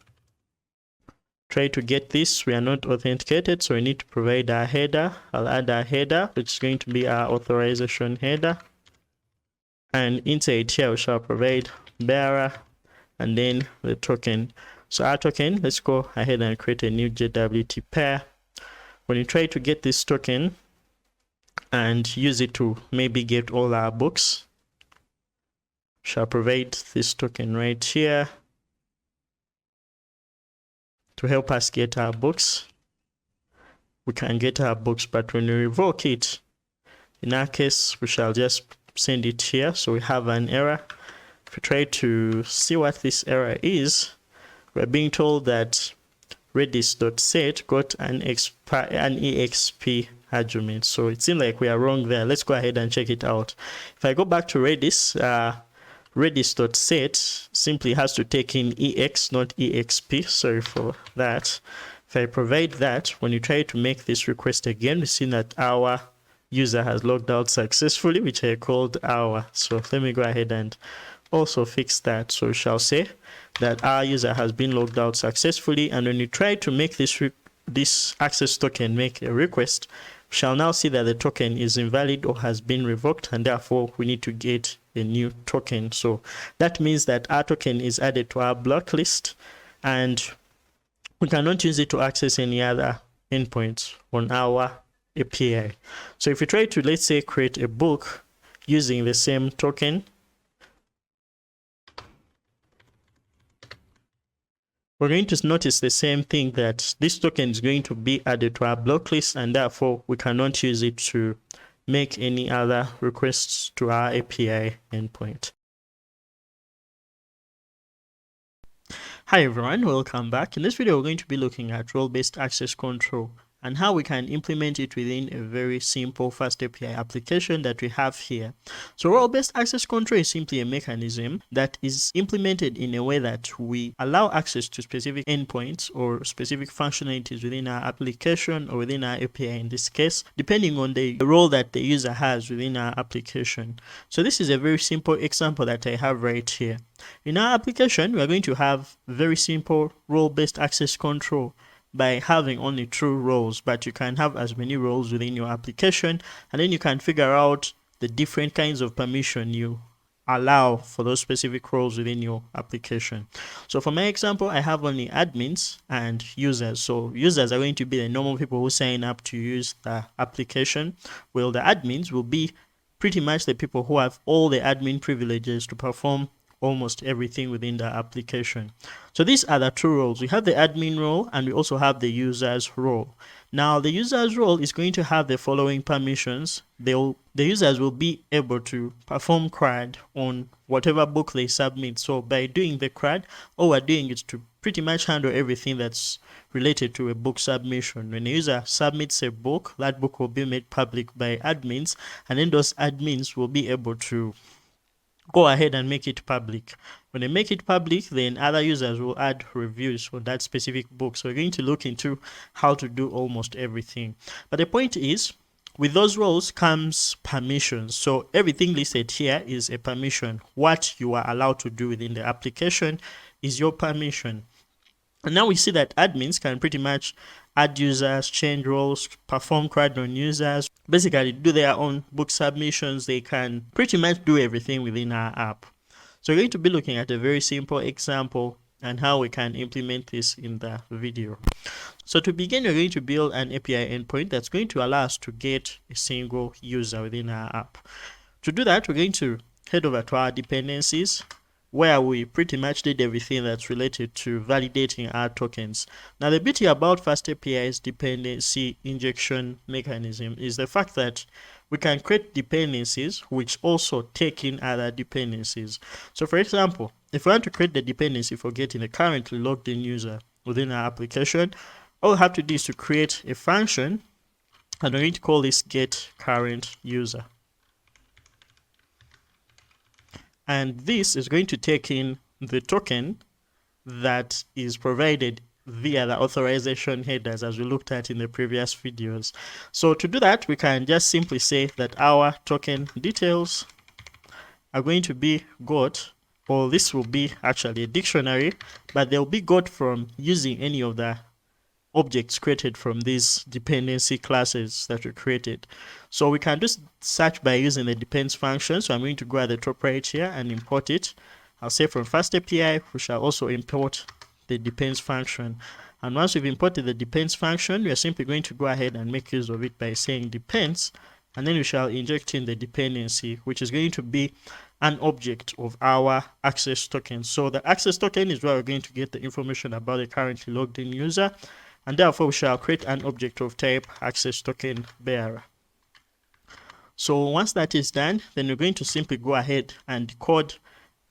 Now that our token details actually decode the token and return the details, we can simply get the user's email and then use one of the utility functions we created for the previous videos to get the currently logged in user and return the object. So the way we're going to do that is by simply accessing the user email. So we may say that our user email is going to be equal to, so in this case we're going to get token data. So our token detail is going to contain the user dictionary, and inside this user dictionary we encoded the email. Now if you did not look at this, please go ahead and look at the previous videos where we looked at JWT authentication. So When we get our email, then we need to also make use of our session dependency. Now we can inject into a dependency as many dependencies as we want, but the problem is you need to do this for only dependencies that you're going to use within routes. If you do inject a dependency into a class, or let's say a method or a function that you're using outside routes, this is not going to work. But since this is a dependency that we're going to use within our routes, then it is going to make sense for us to do the extra dependency injection. So I'm going to begin by importing the get session function. So I'll do that by basically importing it from source.db.main, and then we can go ahead and import the get session function, which we call our get session dependency. So I'll just come right here, and then what I'll do is to simply go ahead and I think I'll have to format this to make it look a little bit organized, and then we shall have our session. So this session is going to be an object of type async session. I think I'll have to import it since I haven't imported it right here. So I'll do that by saying from SQLModel .ext.asyncIO.session. We shall have to go ahead and import the async session class. Once we've imported the async session class, now we're going to simply go ahead and inject it right here. And once we've injected it, we are now going to specify that it's going to have a default value of our dependency, which shall come from the get session function. So another thing that's important that I felt like I did not explain right in the previous videos is the dunder call method. So every time you want to create a Python object from a class, but you want that Python object to act as something you could call as a function, then that is the method that you're always going to work with. So the dunder call method is one that allows us to create these dependencies and then call them as functions. And that's why you see that we create objects for these classes and then provide them as dependencies within our route handlers or within any other dependencies. So if you do not understand that, you'll get to understand it as we go on in the series. So what I'm going to do is to go ahead and query for the user using this session object that we've imported and injected here. So I'll begin by importing our user service class. I'll say from .service, since we're in the auth directory, then we're going to go ahead and import the user service class. Once we have access to the user service class, we're now going to create the user service instance. So I'll just come right here and say that our user service is going to be an instance of the user service class. And once we've been able to do that, then we're going to go down here and we're going to get the user object. So our user is going to be equal to, now I want you to remember that this is an awaitable, or this is a coroutine, and therefore we have to use await. So we're going to redefine this dependency by saying async, and then inside here we shall just simply go ahead and say await. Then we shall use our user service object. On it we shall call the method get user by email, and in this case we shall provide our user email. Once we've got our user email, the next thing is going to be to simply return the user object. So in this case, shall just come and say return user, and that will pretty much do it for us. Another thing that I've forgotten is that this takes in the session object, so I'll have to go ahead and provide it by saying comma session. So this is going to be just enough for us to get our currently logged in user. So any checks for the token will be done by this dependency. So let's go ahead and define the route or the endpoint or the path on which we shall get the currently logged in user. I'm going to go ahead and access the routes, which are our auth routes. And inside here, I'm going to begin by defining. So let me get to do this before the logout endpoint. So I'll simply say at auth router dot, in this case want to get the currently logged in user, so I'll say /get, and then I'll provide the endpoint name as slash, or the path name as /me. So you'll go to API/version1/auth and then /me, and in this case we go ahead and say async def, and we shall just simply call this get current user. So in this case we shall just say get current user, and then this will take in our dependency. So I can simply return the user. But for us to define this user, then I have to go ahead and first import our dependency by going right here and saying from dependencies we shall also import get current user. Once that is done, then we are simply going to go down here and then say that our user is going to be an object of the user class. But in case we don't do that, we shall just call our depends, and this will take in our get current user function. Once that is done, then simply returning the user will go ahead and return our user.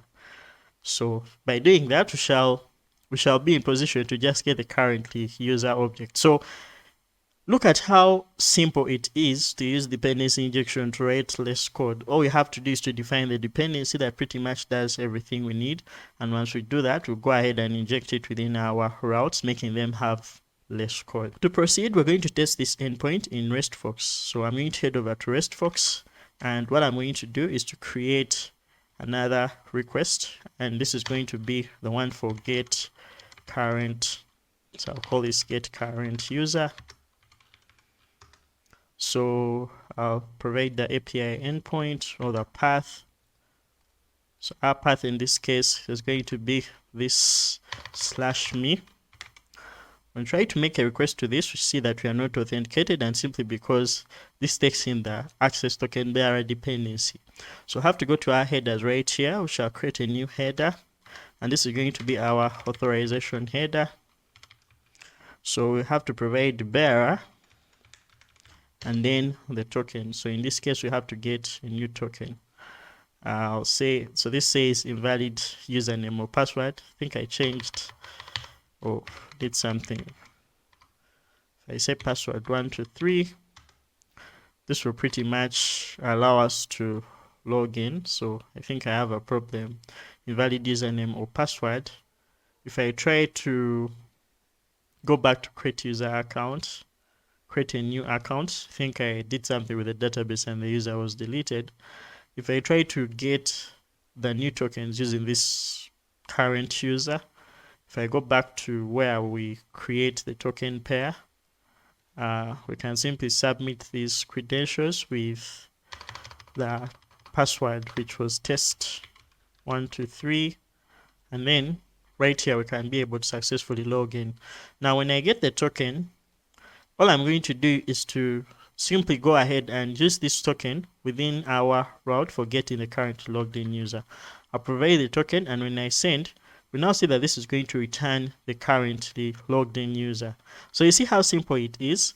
By just doing that, we've been able to simply go ahead and get our current user without having to write a lot of code. All we had to do was to create a dependency that used another dependency, and therefore we can return our currently logged in user. Now that we've been able to get our currently logged in user, let us go ahead and use this to create roles within our application. So what we're going to do is to add another field to our user model that's going to indicate the role that a user is going to have within this application.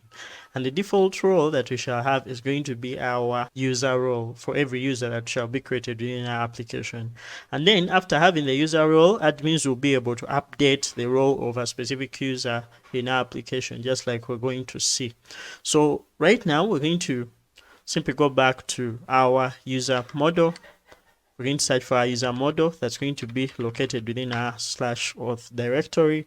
And inside there is where we're going to add onto what we have as our database model for users, a field to mark the role that a user has on our application. So to begin, we're going to start by saying that each of our users is going to have a role, and this role is going to be a string. Now, once defined, we also need to specify what kind of data is going to be stored in this role, and the default value we're going to have within our data. Now, the thing is, this is a field that we're adding onto a table that already has data, and therefore we have to provide a server default that's going to allow Postgres to understand which data we're going to fill for those fields that are going to be blank, or for the newly created field that is going to be blank. So to begin, we're going to mark this as a field, and we're going to use the field function. And once we've created that, and we're going to make use of the SA column property, or argument. Once provided, we're going to name this a column, and this column is going to be of the Postgres type. So in our case, we're going to have pg.varchar.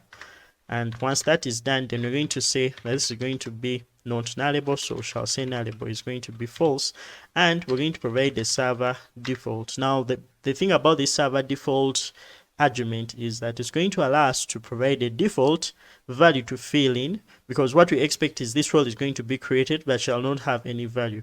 Now by specifying the server default to user, all we're going to do is to create the role field and then populate it with the user value, so that we can have the default value for the existing users in our database being the user.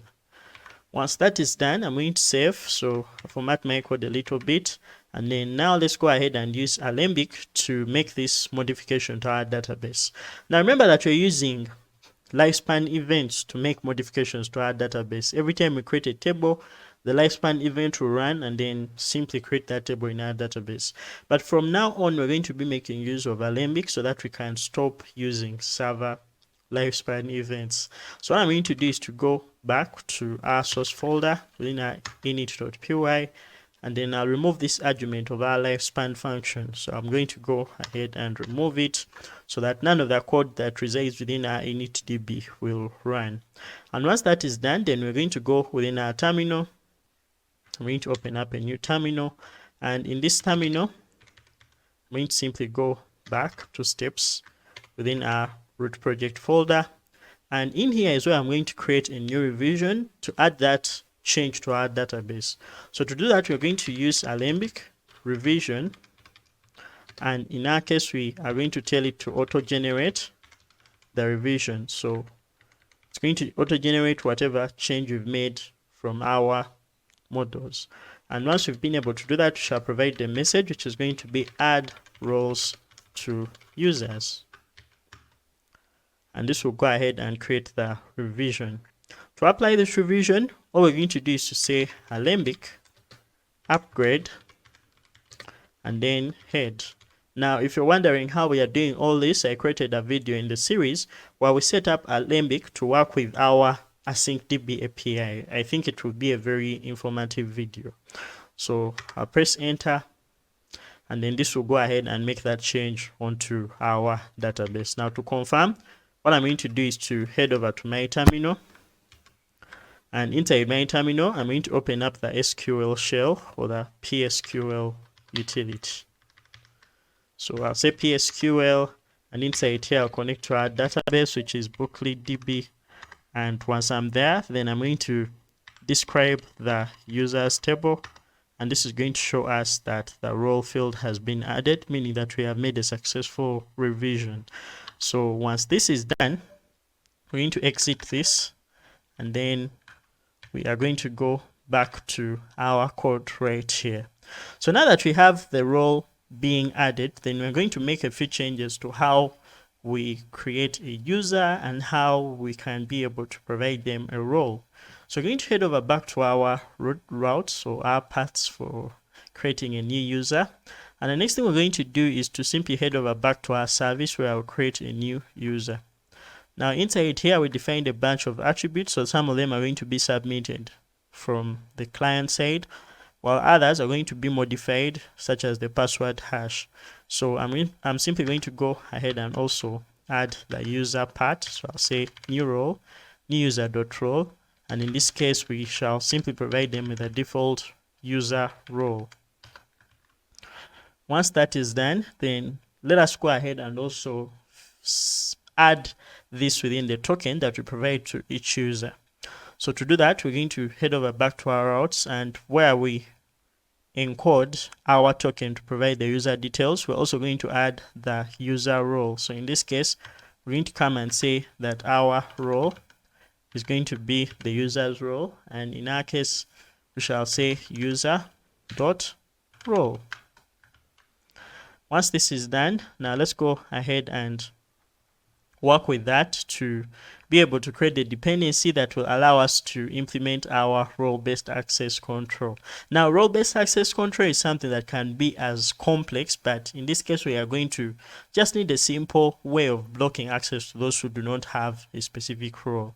So to do that, we're going to head over back to our dependencies, and what we're going to do is to create a class that's going to be a dependency. Now remember that we created this danda call method, and every dependency that's going to have to be a class is going to have that, because then all you need to do is to create those objects from those classes and call them as functions. So what you're going to do is to come at the bottom right here, we shall create that dependency, and we are going to call this our role checker dependency. So this is not going to inherit from anything, but we shall define it as one that's going to have some attributes. So each object that we're going to have of this class is going to be one to take in a list of roles. So we're going to say that we're going to call this our required roles or allowed roles or something like that. So we may say allowed roles, and this is going to be a list of roles. So we may give it the list type. So once we have done this, then we can even use typing. So to be more verbose and to be more specific, we can use the typing module. So we can say from typing, we are going to import the list type. And once we've done that, then we can explain that this is going to be a list, but for us to be specific, it's going to be a list of string objects. So once we've been able to specify this, then it's also going to return none. And once we do that, then we're simply going to attach that as an attribute to this object, or to this class's objects. So what we're going to do is to say self.allowed roles is going to be equal to the allowed roles that we provided to this class. I'm going to format this a little bit. Once we are done with this, then we're going to define the main class that's going to be called each time we create objects of this specific class, or objects that you're going to inject into those specific path handlers. I'll just come right here and say that this is going to be a function called the call method. So we're going to simply say async def. So this is going to be our danda call method, and it's going to be the one that we're going to use to simply check if we are providing a role when accessing a specific endpoint. So this is going to take in whatever it takes in as the arguments and the keyword arguments, but for us to be specific, we're going to provide a dependency, and this dependency is going to be our current user dependency. Now I think you guys are now seeing that where we can enjoy coding with FastAPI. All you have to do is to provide the current user. So in this case, we can say that our current user is going to be, of course, a user object, but this user object is going to be a dependency. So we need to get this dependency by using the depends function. And once we get the depends function, we shall just call a dependency, which is our current user. So our current user is going to be what we get from get current user. And once we've got that, then we can simply say if our current user.role, which is going to be the user's role. Now to make this simple, we can import the user model or import the user class by saying from .models import user, but I'll save time.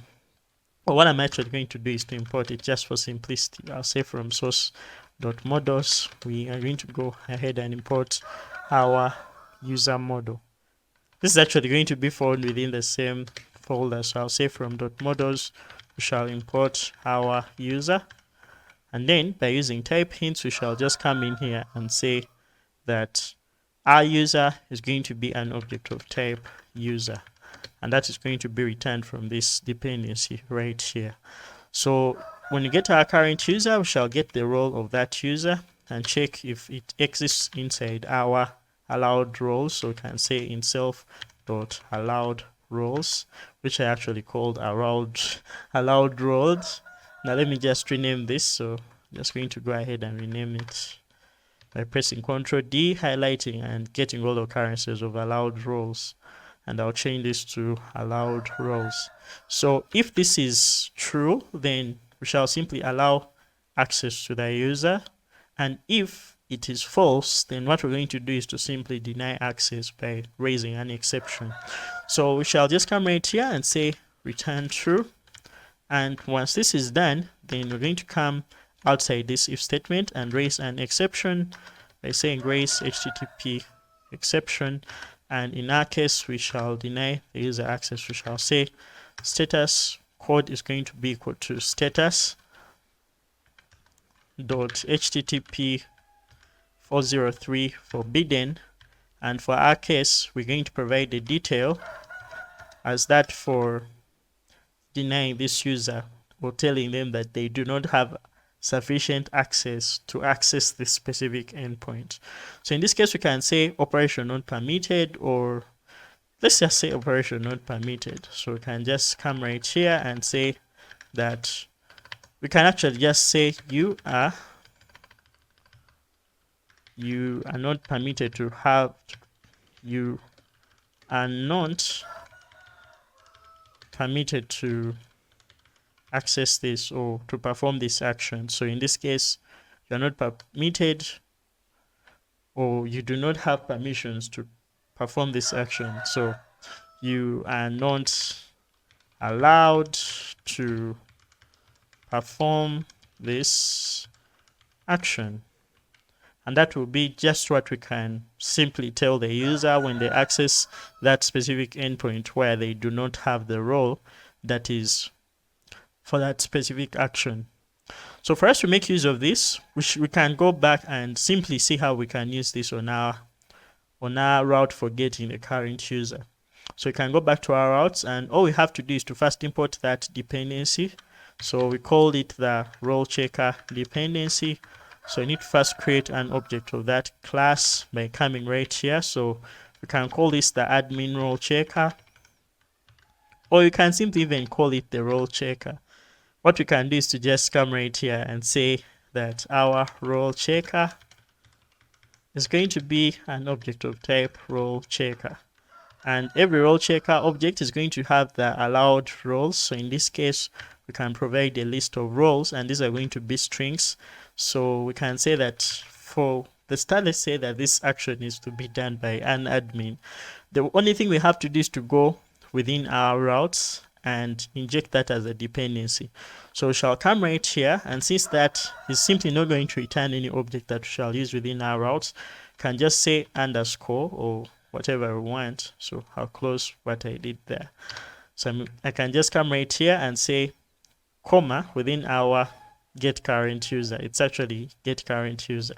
So I can say underscore, and then this is going to be our dependency returning a boolean, and this boolean is going to be getting our dependency. So in this case, our dependency is going to be our role checker object. We need to format this a little bit. So for now, if we try to access this endpoint as a normal user, when you go back to our REST box right here, we shall see that we are not allowed to perform this action simply because we have now said that this route is to only be accessed by an admin.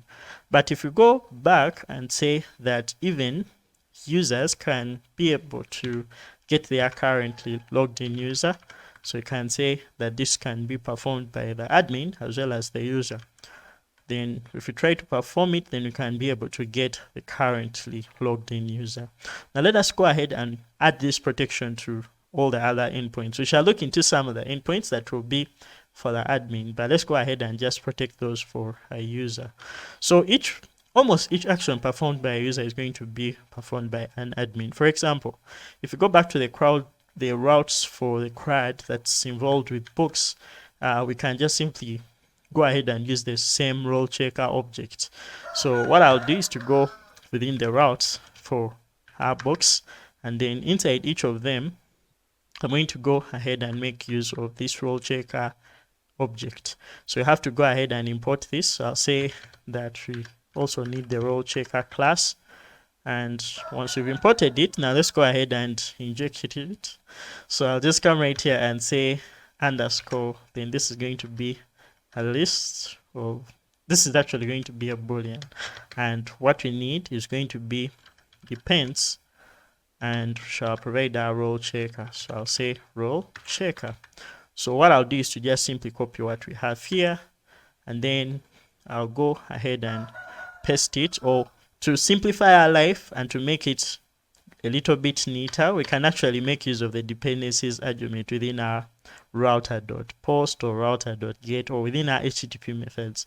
So I can just simply come right here and say comma dependencies is going to be equal to a list of dependencies, and in our case we're going to be making use of our role checker. So once we have done that, I'm simply going to go ahead and provide it within every API endpoint. So I'll just copy the comma as well. Then I'll go ahead and just simply provide it within our route, so within our paths. So this is going to be the one for creating a book. Then we shall also have this for the one that's going to be for getting a specific book by its ID. And then we shall have this one for updating a book. Then we shall have the one for deleting a book. And that is simply going to go ahead and protect this endpoint so that admins and users can access them. So if I go ahead and save, our server is going to be running. So if you go back right here, our server is running. We don't have issues. Seems like the server is not running, or if it's running, then yeah, it's running. Something is wrong. So the server is running right here. So we see that the role checker object has no attribute, role dependency. So the issue here is I try to inject the object directly without having to provide the depends function. So how we deal with that is by simply going ahead and wrapping our dependency object inside the depends function. So what I'm going to do is to simply go here and say depends, and then I'll provide the object, which is going to be our role checker. So by providing this as a dependency, it is already a dependency injected, just like you see right here. So this is just one simpler alternative to going ahead and depending it directly inside the handler function. So once that is done, our server is going to be running, and now we can pretty much perform any other action inside our CRUD for books. And in this case, we shall have the right role and the right access to perform that action. What's up, everyone? Welcome back. Now that we've been able to set up our authentication and also set up authorization for the different endpoints, we're going to be establishing relationships across the different entities that are within our application. For now, we only have users and books, but we can pretty much add any other database tables and other different modules. So we're going to be looking at how we can do that in this video. We're also going to be looking at how we can use our Pydantic to serialize data in these relationships and how we can return them on our API endpoints. So to begin, we have our users table, which basically has all its attributes, just like you see right here. We also have the books table, which has its attributes, just like you see right here. But we want to achieve an application where users will be able to submit books, and those books that are submitted by them will be tracked back to them. So that means that there's going to be a relationship between users and the books they submit to our application. So if we go to the next diagram right here, we can see that we are going to establish a relationship between our users table and our books table. And simply what we're going to do is to establish a foreign key on our books, and that is going to be related to our user UID. So once we've been able to do that, then we shall go ahead and also look at how we can modify our structure of our API endpoints or our responses so that we can return data containing these various relationships. So the first thing we're going to do is to add a relationship between our books and our users. And the way we're going to achieve that is by adding a foreign key that is going to be relating our books table to our users table. To do that, we're going to simply define the foreign key as our user UID. Now this user UID is going to be an optional field because it's going to be a nullable field anyway. So we have to import the optional class from typing. So I'll just come right here at the top and say from typing shall import the optional class. Once that is imported, we shall now come and say that this is going to be an optional, but it's going to be the type of the UUID. So we're going to say UUID dot UUID. Once that is done, then we're going to define what this field is going to be. So we shall just use our field function, and inside here we shall simply provide the default for this field, which is going to be none. And then we can also go ahead, and to this we can point to that table or the column that we want to make the foreign key. So this is going to be a foreign key, but it's going to reference the UID of our users table. So for us to do that, we shall have to look at our user model, which created in our auth directory. This has the table name being user, so that's what we have to use. And then the field name that we want to set as our primary key is going to be the UUID. So this is going to be a foreign key that's going to be referencing. So for us to name it the foreign key, we have to use the foreign key attribute or argument.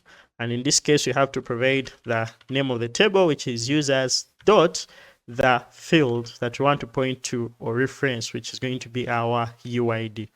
So once this is done, we're now going to go ahead and make this reflect in our database using Alembic. So we set up Alembic in the previous videos, and if you haven't checked them out, please go ahead and look at how we set up Alembic. So to begin, what I'm going to do is to create a revision for this migration. I'll close some of the stuff I have here and open up a fresh terminal. Inside here, I'm going to create a revision, which is simply going to be a change or a tracking of the change that we've done.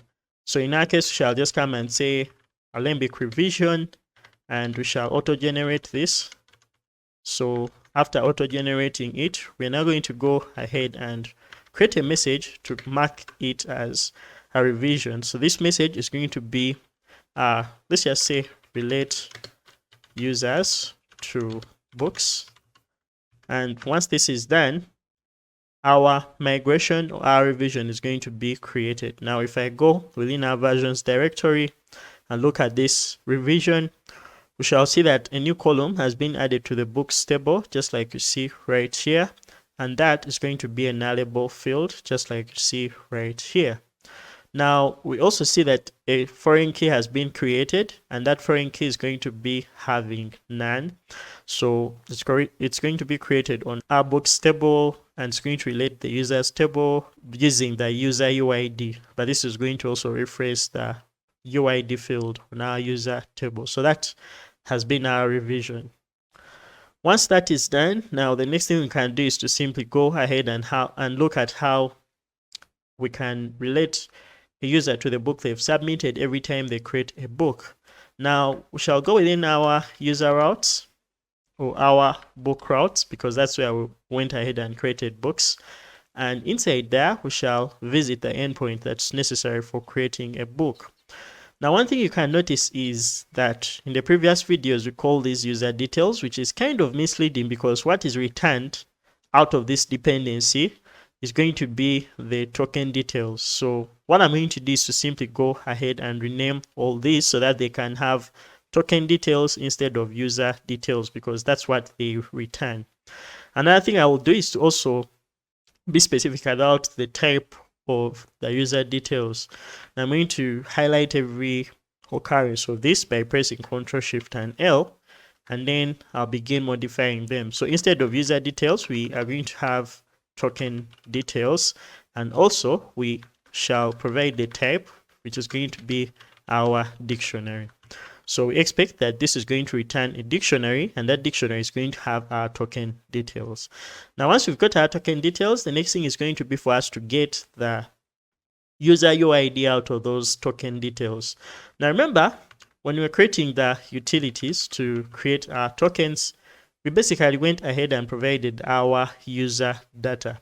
But when you see where we create the token pair, that's within our routes for authentication, we went ahead and provided our user UID inside our user data. So for us to go ahead and access our user UID, what we're going to do is to say our user UID is going to be got from, in our case, our token details. And since this is a dictionary, you can use the .get method. And this .get method is going to allow us access the key, which in our case is going to be the user. But this is also going to be a dictionary containing the user UID. So we're going to access that as well. Once that is done, then let's go ahead and modify this create book service method that can allow us to create a book. And what we're going to do is to simply make sure that it creates a book, but also assigns the user ID as the user UID, or the currently logged in user who has made that request.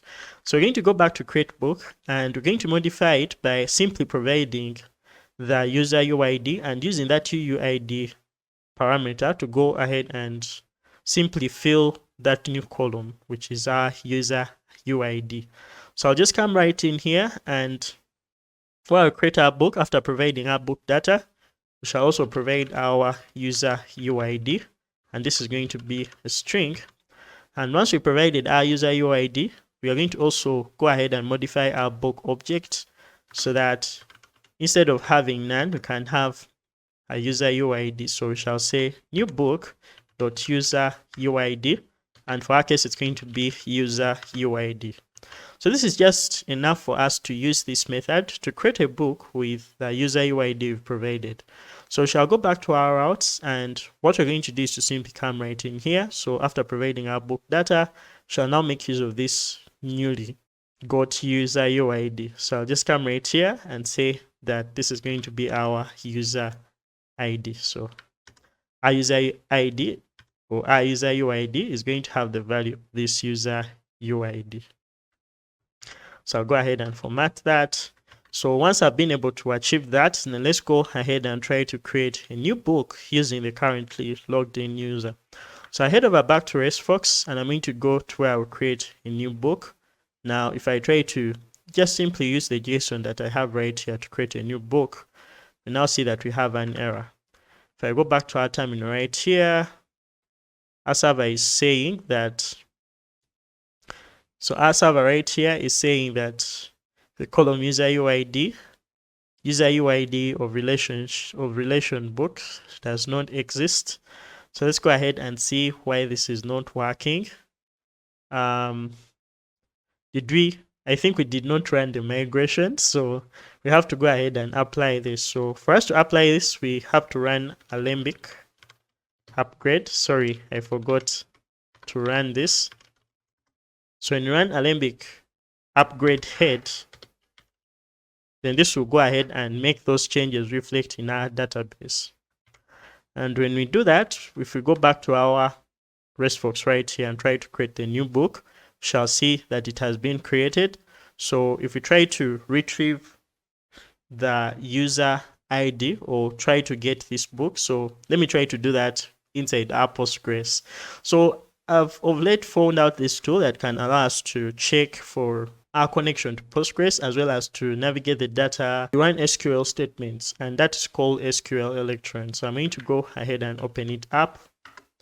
Once I've opened it up, it just has this simple minimalistic user interface, and I can just simply connect to our database. And right here, we see our database that we created for our books. So to access our tables, we're going to go to tables, and then inside tables, we shall go to public.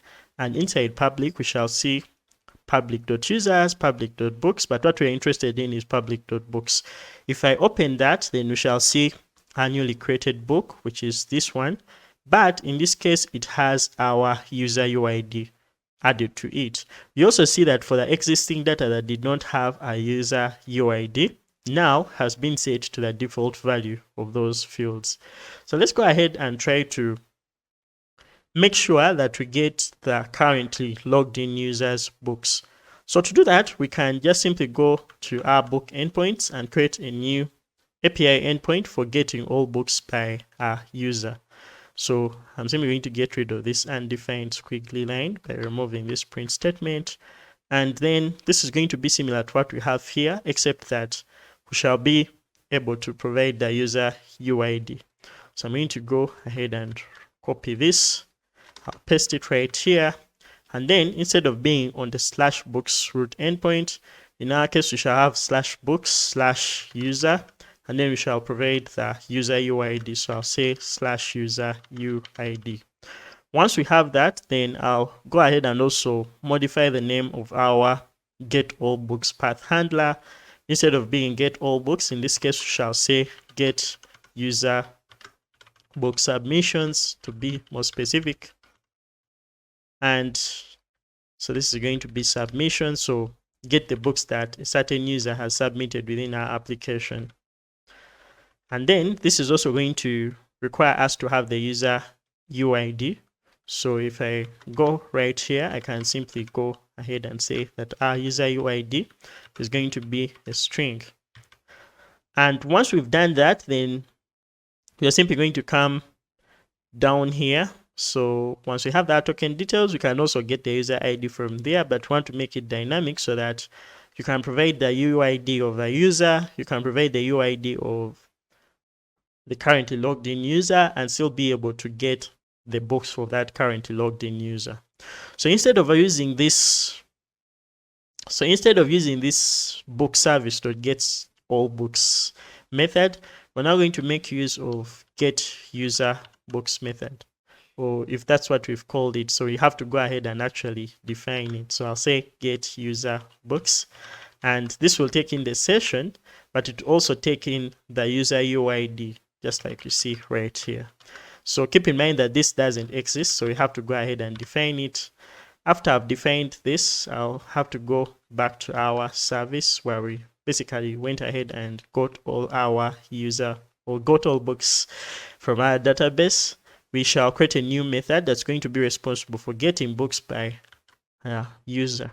Now this is going to be very similar to the one that we have here, but it's going to contain some filtering. So I'm going to go ahead and just copy what we had as get all books, and then instead of get all books, I rename it to what we called it. So this is going to be get user books, what I called it here. So I'll copy this, and then I'll simply provide it as the name of this method. So instead of get all books, we shall see get user books. Another thing we're going to provide is going to be the user UID. So I have to provide it as well. I'll say that this will take in our user UID, which is going to be a string, and then the session object, just like you see right here. So we now see that this select statement is only getting all books and then ordering them by the descending book created. So we're going to add a filter. So I'll say dot where, and for our case, this is going to be ordered by the descending created at date, but we're going to filter by the book user UID. So shall say book.user UID is equal to the user UID provided. So this will go ahead and fetch all books, but it will filter using the provided user UID, just like you see right here. So I'm going to go ahead and format that and save. Then head over back to our routes right here, so we can now handle getting all books by a certain user. We can also go ahead and get books for the currently logged in user by simply using the token details user ID, and then we can simply go ahead and do that. But we're going to look at how we can do it in a more interesting way using relationship attributes. So I'm going to go ahead and save, and to test this endpoint, what we're going to do is to get to our REST right here. We shall create a new request. So this is going to be get books for user, and in this case we shall create. So I'll add a new, or I'll just simply provide the URL right here. So it's going to be very similar to the one for getting all books. And let me try to close what I have of some of the open API endpoints or requests. So I'll just simply come and say get books for user. I'll provide that URL, but in this case it's going to be /user and then / the user ID. So we have to get that. Assuming our currently logged in user is this, so I want to get all books that were added by this currently logged in user. I'll copy their ID and then I'll provide it in our URL. So when I send, we see that we are not authenticated, and therefore I have to get the token. I'll simply come right here and copy this token that we have. I'll go within our headers. I'll add our authorization header, and then its value is going to be bearer and then token. When I send, we now see that we can retrieve the books that belong to a certain user. So we are now currently using basic relationships, and we're going to be looking at relationship attributes, which basically allows us to use a more object-oriented way to achieve the same thing without having to directly use the IDs. Now that we've been able to set up this relationship between our books and our users, let us go ahead and look at how relationship attributes can make it easy for us to access them using reverse relationships. So you're wondering what a reverse relationship is. It's simply a way that we can access the user who created a certain book, as well as there we can access the books that belong to a certain user in our case. So to begin, we are going to create an attribute or a field on this book class, and that's going to be the user field. So this user field is going to be an optional field. But what this is going to allow us to do is to access the user whose user ID we have stored in here, but we're going to access that via the relationship. So in our case, we're going to get access to this user model. Shall come at the top right here and say from. So in our case, from our auth dot, in this case, we shall import our models. So to do that, we shall just come and say source.auth. We are going to go ahead and import our models. And once we've gone ahead and done that, then we're simply going to provide our models.user. And what this will do is to define the field that's going to simply allow us to access the user who added this book or who submitted this book. So we're going to be making use of the relationship function, which is one to just help us use relationships to get those objects that are related to a certain object, such as the book object right here. So we shall go ahead and import that. We shall say from SQLModel, shall import our relationship function, and then we can say that our relationship in this case is going to be to the user table, but we need to specify how. We shall simply return all books that are related to this user. So in this case, this user right here is going to have backpopulates, which is going to be books. So that means that on our user side, we shall access all books that are related to this user. And on our book side, we shall just have to access the user who added that book, but we shall access him via book.user. So from the user side, we are going to have something like user.books, and that is what backpopulates is all about. So when you go to our user model, we're going to have something similar to this. I'll go to our models in our auth folder, and then instead of having users, we are simply going to have this being our books. And then we shall do the opposite. So instead of saying books, this is going to be user, just like we defined in our book class. Then let us go ahead and import this too. So I'll go at the top right here and say from. In this case, it's going to be typing. We're going to go ahead and access the optional field, or this is actually going to be the list, because we expect that we're going to get a list of books from the user object. So I'll just come and import list, and once we are able to do that, then we shall also import the relationship function, just like that. Then I'll have to change this from an optional user object to a list of books that are related to this user. So in this case, we are going to also change this from models.user to models.book, and then we shall have to import the models module. So I'll come at the top right here and say from, in this case, source.books, we are going to import our models. Once this is done, another thing we're going to do is to basically describe how SQLModel or SQLAlchemy is going to load this list of books. Now, SQLModel by default uses lazy loading, but it can be problematic in some ways, most especially when you're dealing with an AsyncDB API.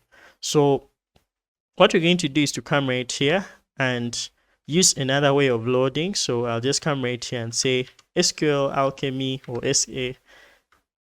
In this case, relationship keyword arguments. Then we shall specify that we're going to lazily load this, but we are going to provide select in. Now leave link to this documentation that's going to allow you to understand this in case I've not explained it well.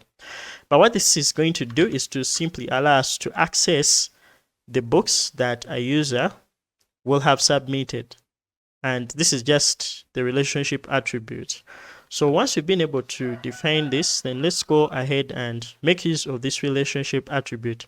So just like we've been able to describe it here, we're now going to go on our schemas of our user and then add that list of books. So we have our user model, and this is going to return that.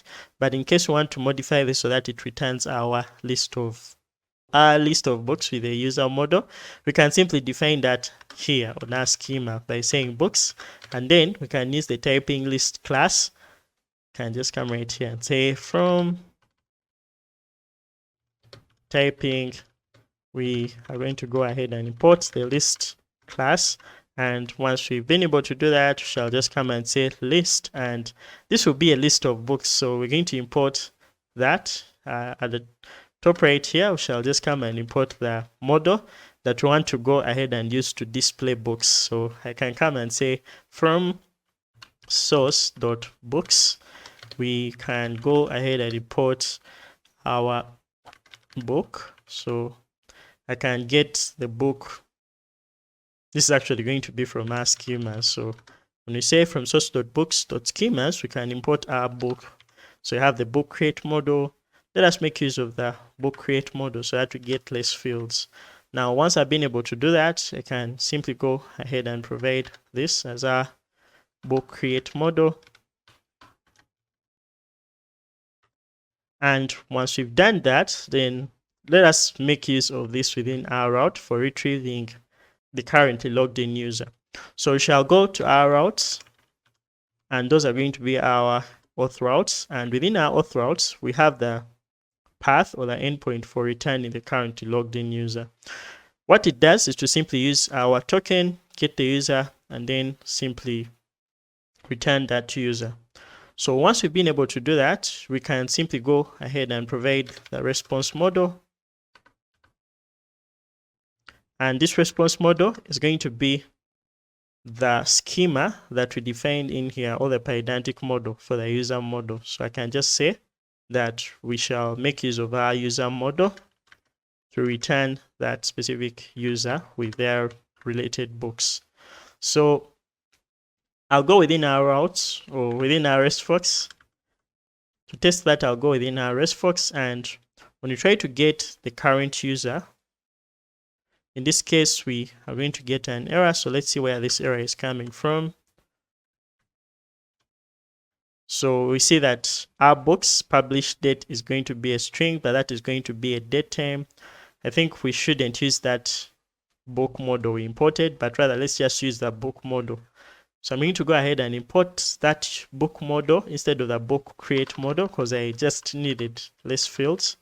So I guess when you use book and then come and substitute this with book, in our case, if we go back to RESTFox, we shall see that the currently logged in user is returned with the books that are related to them. So that's just how we can handle basic relationships and allow our API endpoints to return data that is related. In this video, we've looked at how we can set up relationships between related entities within our application. We've also looked at how we can use SQLModel's relationship attributes to allow us return this data, and we've also looked at how we can serialize it to be returned when retrieving it from our API paths. What's up everyone, welcome back. In this video, we're going to be continuing from where we stopped. In the previous video, we went ahead and established relationships between the existing tables or the existing entities that we have within our application, and those are the users as well as the books. Our logic was that a user could make a book submission, and then we would keep track of the specific user who submitted that book, and that's what we did in the previous video. We also looked at how we could retrieve a user's book submissions and how we could return that relationship using the Pydantic models. So today we're going to be continuing by building a more complex relationship, and that is going to be one to link every user and every book to a review. So a user will be able to submit a book review, and we shall keep track of the book they made the review on, as well as the comments they made and all that stuff. But before you go there, I noticed that we have an error in our code.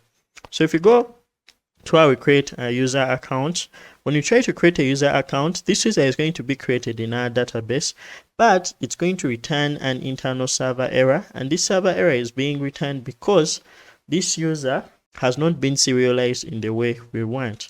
So if we go back to our code that is going to create our user account, we have all the logic working except that for returning our newly created user.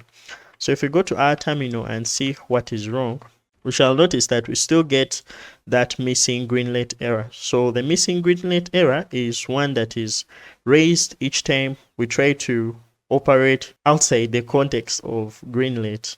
So a greenlet is simply a simple unit of execution, just like you see a thread, but SQL Alchemy uses these to perform queries, and therefore if we operate outside the greenlet spawn context, then we are going to get such errors, and that's what it means when we get that error. So we're trying to serialize that, but remember this model is also getting the list of books, and that is going to make another extra query to our database to get all those books.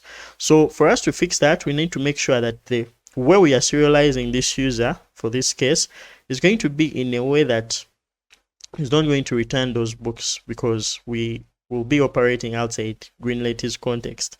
So if you have not understood that, I'm going to of course leave some description or some explanation in the description so that you'll be able to understand what it does.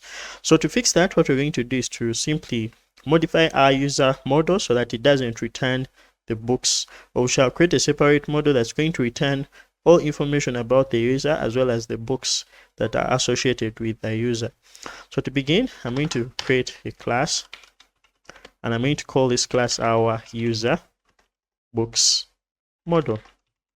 So this is going to inherit from this class, because what we want to do is to go ahead and inherit everything that this class has, including all the attributes, methods, and so on. So to inherit all of them, we shall say that this is going to inherit from our user model. And once we've done that, we've created a class that has all these fields, as well as the one to return the list of books that are associated with a user. So to use that, we are now going to leave our sign up route or sign up path to use the response model, which is our user model, and then that one that returns the user and their books, which is get current user. For that, we shall use our user books model. So we're going to go at the top right here, and I'm going to start by importing our user book model, or our user books. So let me make it more clear. Say user books, and when you go back here, we shall also rename this to user books. So once that is done, if we try to go back and let's say try to create a new user account, so I'm going to provide another user. Let's say this user is going to be Jennifer, and then we shall provide their email as, let's say, Jen123, and then let me actually also use Jen123 for the username, and then we can provide their name as Jennifer. So, and then their, let's say, Jennifer Smith, or whatever name we may have. So if we try to create a user account, in this case we shall see that their user account has been created successfully. And when you try to create a new token, so let me try to create a new token for them. So I'll just get the email and password, and then we shall go to where I'll create a token pair. So this is going to be at gmail.com, and then our password is, our user is going to be Jen123. If we try to send, in this case we shall get their access and refresh token, and when I get the access token, I'm going to try to get the current user. So I'm going to go to the authorization header, and then I replace the current token with this new token. So in this end, we can get the user, and for our case, we need to make this return the reviews and the books that this user has made. So we need to go ahead and set the response model so that it does that. So we have our user model. In our case, we shall say that this is going to be our user books model. So once that is done, it's going to return an empty list of books, just like you see right here. And now we're also going to work on our reviews so that we shall return the detail of the currently logged in user, their books, and all the reviews they've made on every book. Now that we've been able to look at how to fix that, let us look at our current database structure. So our current database structure simply has the users and our books table. But we want to go ahead and make sure that every user can add a review to a book. And therefore, we shall modify our database structure to look something like this. So in this database structure, we see that we have users having a one-to-many relationship to reviews. Therefore, one user can make as many reviews as they want, but they'll also be making reviews to a book, and therefore we have this association to the book table. So a book will also have as many reviews as possible. So one book will have many reviews and one user will also make many reviews. So you have a one-to-many relationship between books and reviews, and also a one-to-many relationship between our users and our reviews. So let's go ahead and implement this. The first thing we're going to do is to go within our code, and we're going to move our models to a common module, or to one module in which it will be accessed throughout our application. Now, for a simple app like this, if you do not want to get into circular imports in future, then it will be wise for us to have all our code logic for models settled in one place. And the reason as to why I'm going to do this is because we are going to have relationship attributes that will need for us to refer to other database models outside the modules in which we shall be creating them.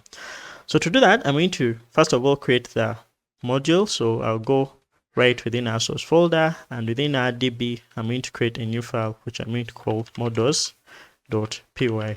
So all our models are going to be located in here. And once I'm done with that, then I'm going to start moving our models that are existing within our application. I'm going to start with our user model. I'll simply go ahead and provide it right there.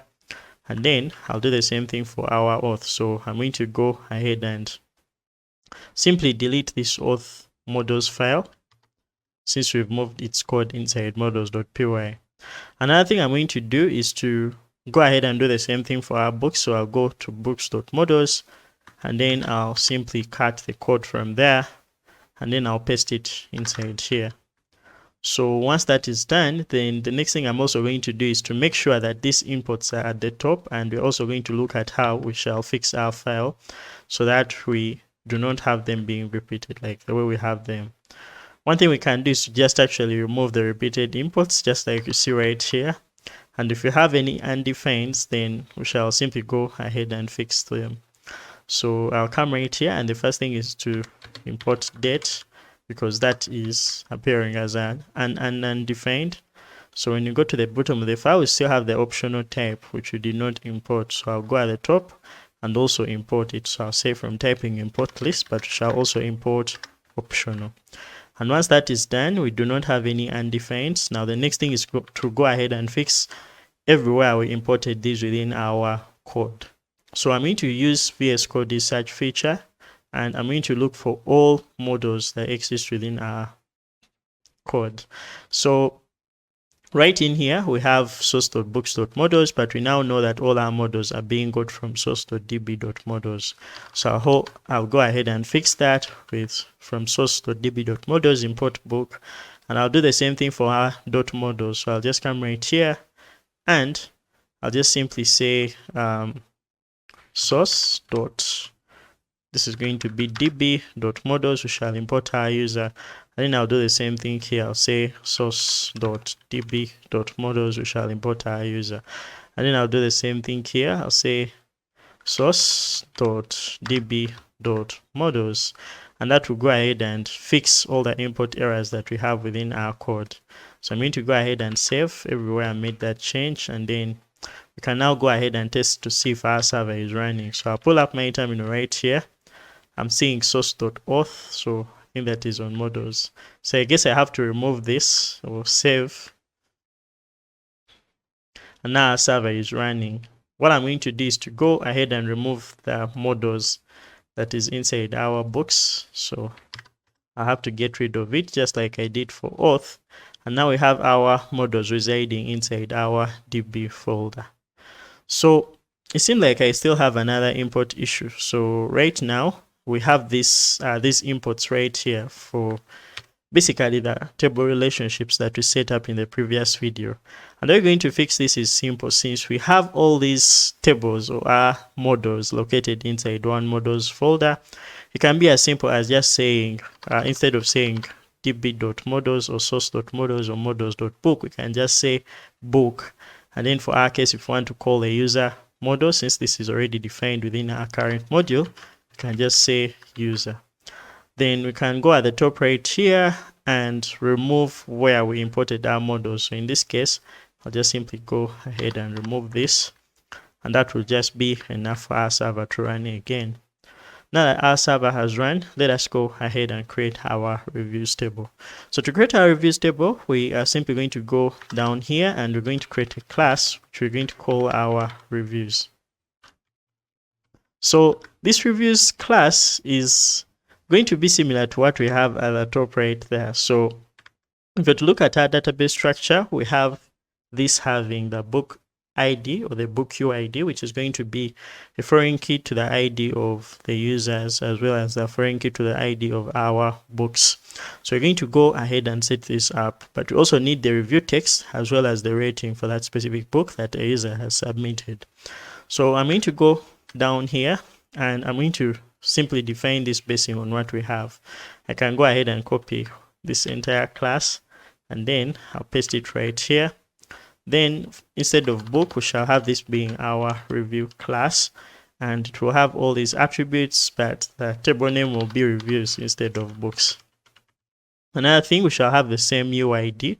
So we need to just go ahead and remove some of these other fields that are not going to exist on our table. And in this case, we shall have the first one being our rating.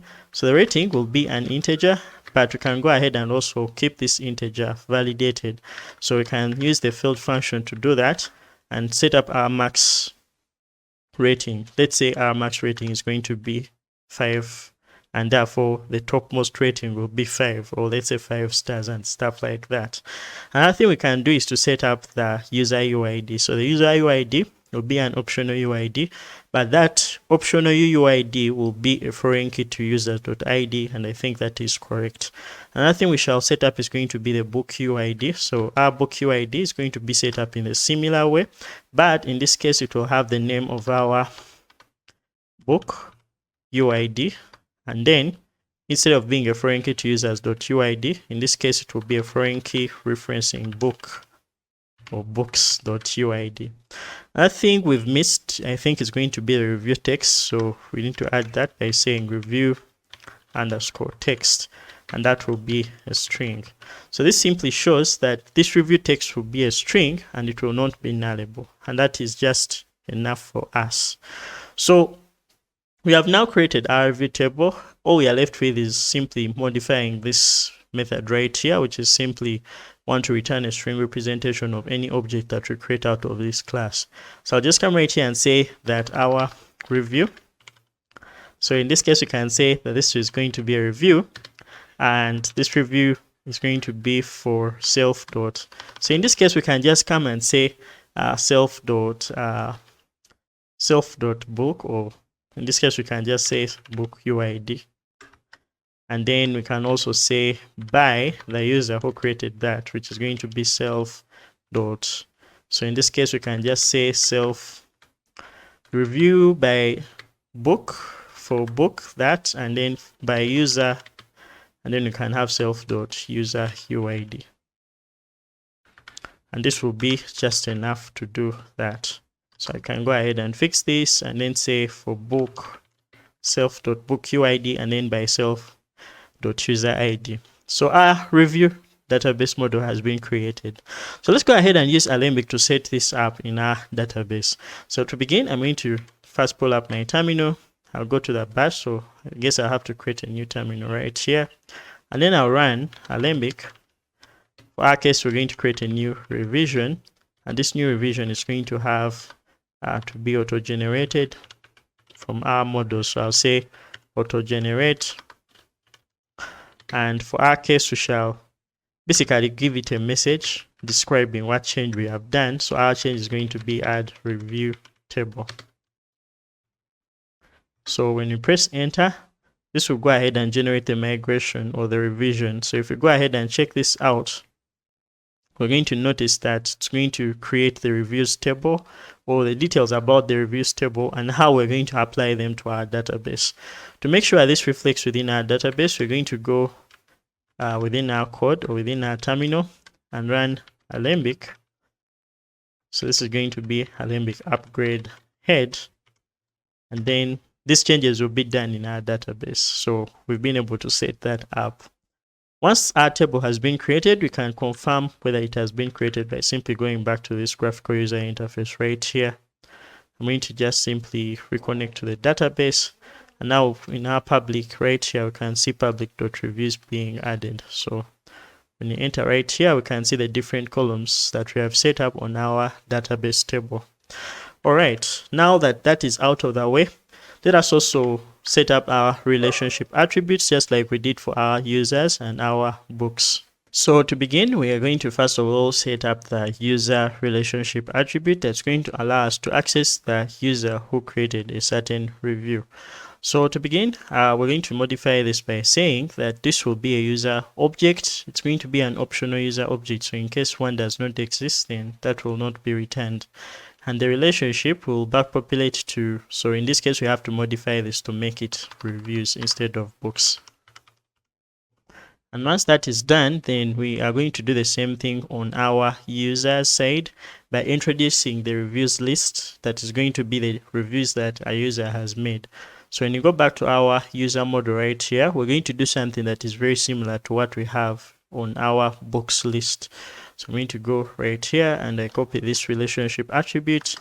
I paste it just below the books relationship attribute, but I'm going to rename this to reviews instead of books. And once that is done, the next thing is to also specify that this will be a list of reviews. So I'm going to go ahead and remove the book model and replace it with our review model.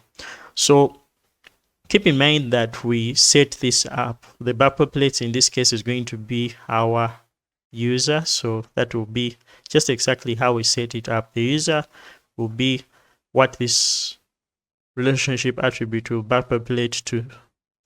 Once that is done, then let us go ahead and look at how we can set up the relationship attribute for accessing the book that review was left. So I'll just come right here and say book, and this book is going to be an optional book object.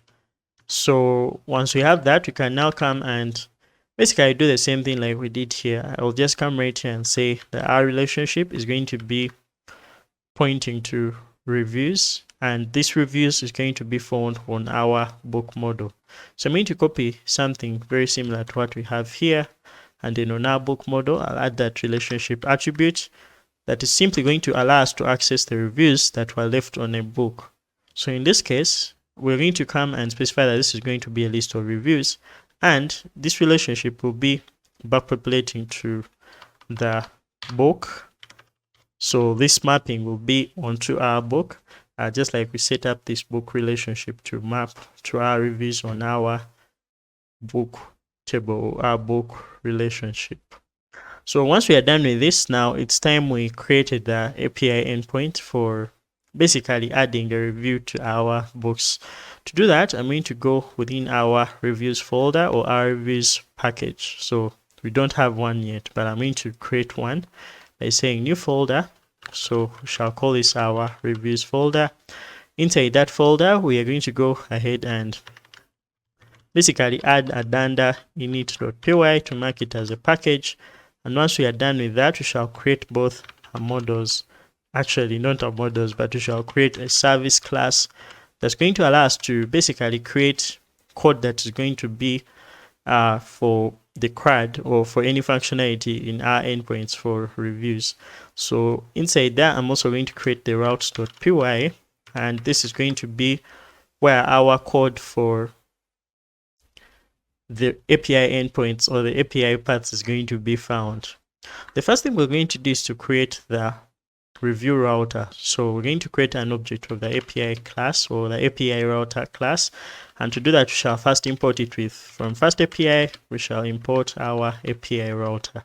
Once we've imported our API router, then we're going to create the review router. So this review router is going to have all routes that are basically related to reviews and all that stuff. So shall just create that right here. So we need to also go ahead and register this within our application. So I'll close some of the files that we have right here.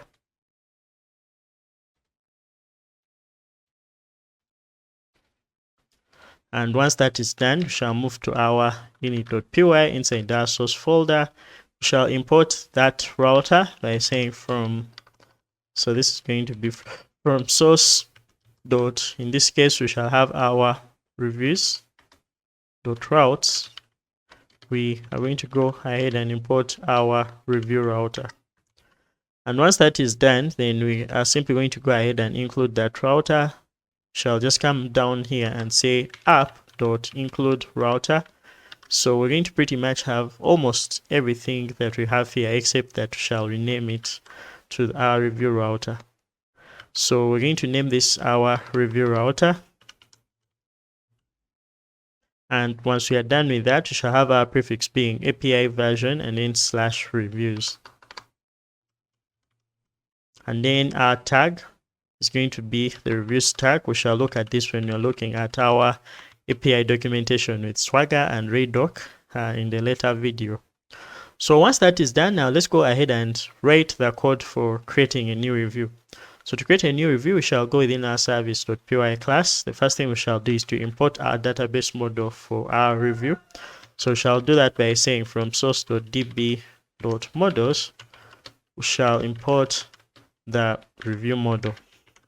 And once you've imported that, remember that all the functions or all methods for carrying out CRUD on both our users and our books is going to be found within their respective service classes. So we're also going to go ahead and import those. So we shall say from source.auth.service, we shall import the user service. And once that is imported, we shall also import the book service with source.books.service. We are going to import our book service. So this is going to be our book service. And once that has been done, now the next thing is going to be for us to create the service class for our review. To do that, we shall say that our class is going to be called the review service. And this review service is going to have our first method being that to basically create a new review. So we shall just simply call this add new review or add review to book, something like that.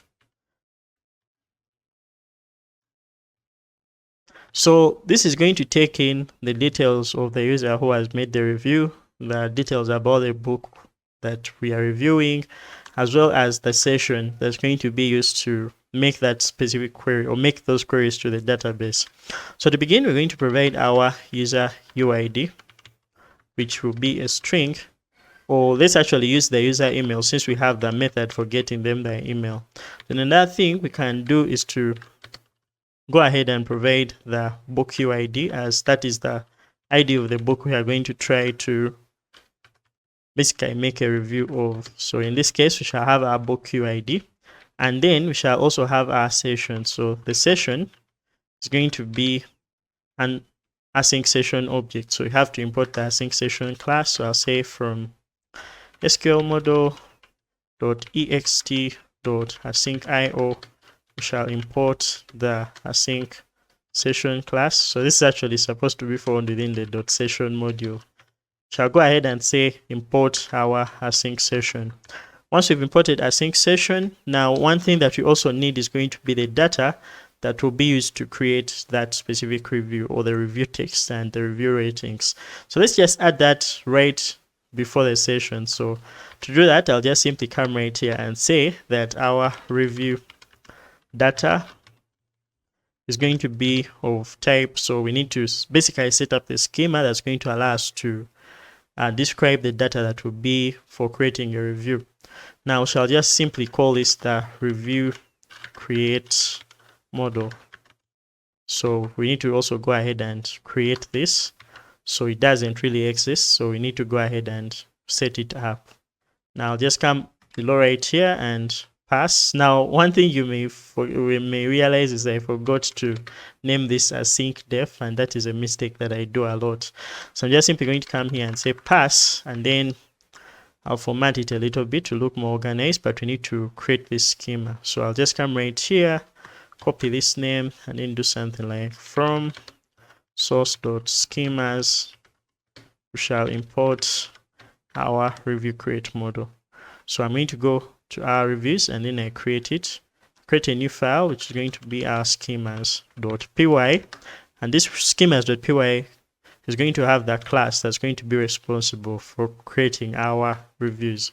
So I'll just come right here and say from Pydantic, we shall import our base model class, and once we've imported it, we are now going to have a class that's going to be our review create model, but we're going to pass this for now. Before we create our review create model, we're also going to have our review model. Now this is going to be the model for basically helping us to get or retrieve wherever we shall be in position to retrieve and serialize a review object. So this is what we shall maybe use. So we're going to go ahead and get the model for our review, and then copy the fields that we have right here. So I'm just simply going to go ahead and get these fields and add them so that they can be part of the schema. So instead of having these other field details, I'm going to go ahead and remove them.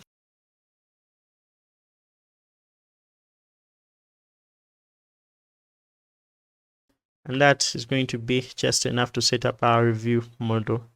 So once this is done, now let me go ahead and set up the two fields that we shall need to create a review. Those fields are going to be our rating as well as our review text. So I'm just going to copy them and then paste them inside our class. So this is going to be what we shall have in here. Sorry for that. Once we are done with that, now let's go ahead and import that from here. So this is going to be our review create model, and this is going to be from .schemas since we are in the same file. So we shall say from .schemas we are going to import our review create model. Once that is done, now let's go ahead and write the logic for helping us to add a review to a book. Now it has been my mistake to go ahead and write this service class without using try catch statements, and that has been problematic, as you've been seeing. So I'm going to just begin by using a try catch. So I'll say try, and then I'll accept whatever exception we shall be getting. So I'll just write an exception right here, and I'll accept every error we shall getting for these service classes, and then I'll just raise an HTTP exception. I'll just go ahead and import that class from FastAPI. So I'll say from FastAPI.exceptions. In this case, we shall import the HTTP exception class. And once that has been imported, then we are going to go ahead and raise the HTTP exception, and that will be a server-side error. So I'll say status code. Status code for our case will be our status.http 500. So I have to also go ahead and import that. And FastAPI import status. All right, so let's go ahead and set the status up. So our status is going to be http 500 server error, and then our detail shall set a detail to just let the user know that something has been wrong. So shall say something like, oops, something went wrong.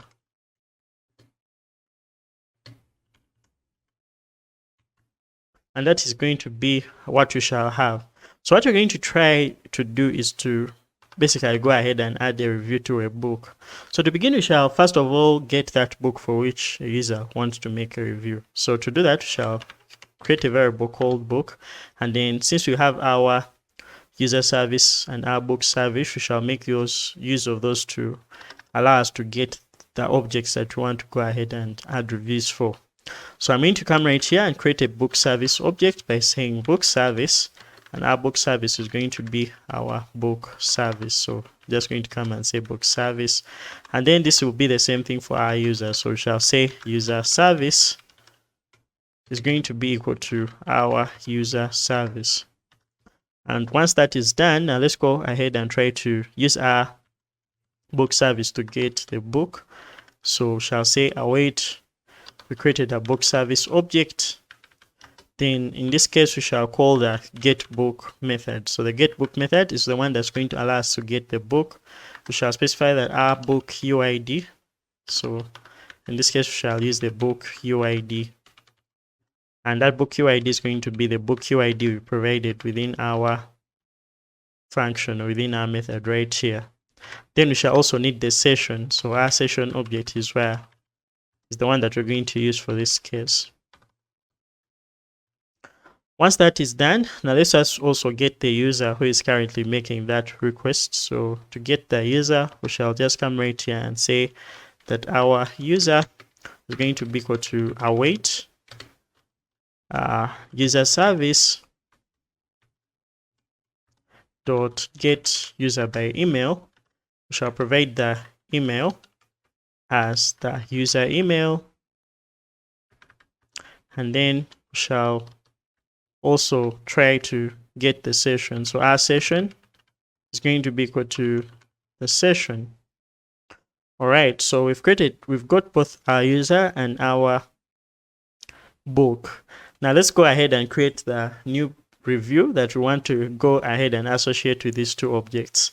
To create the new book, we shall just come right here and say new book, actually new review. This is going to be our new review.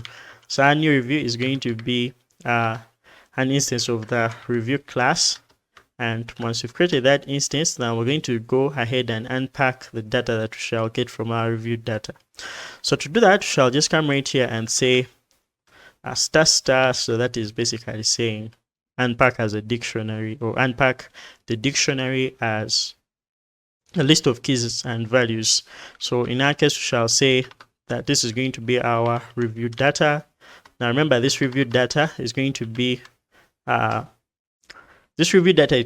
form of an object. So to unpack it as a dictionary, we shall call the model dump.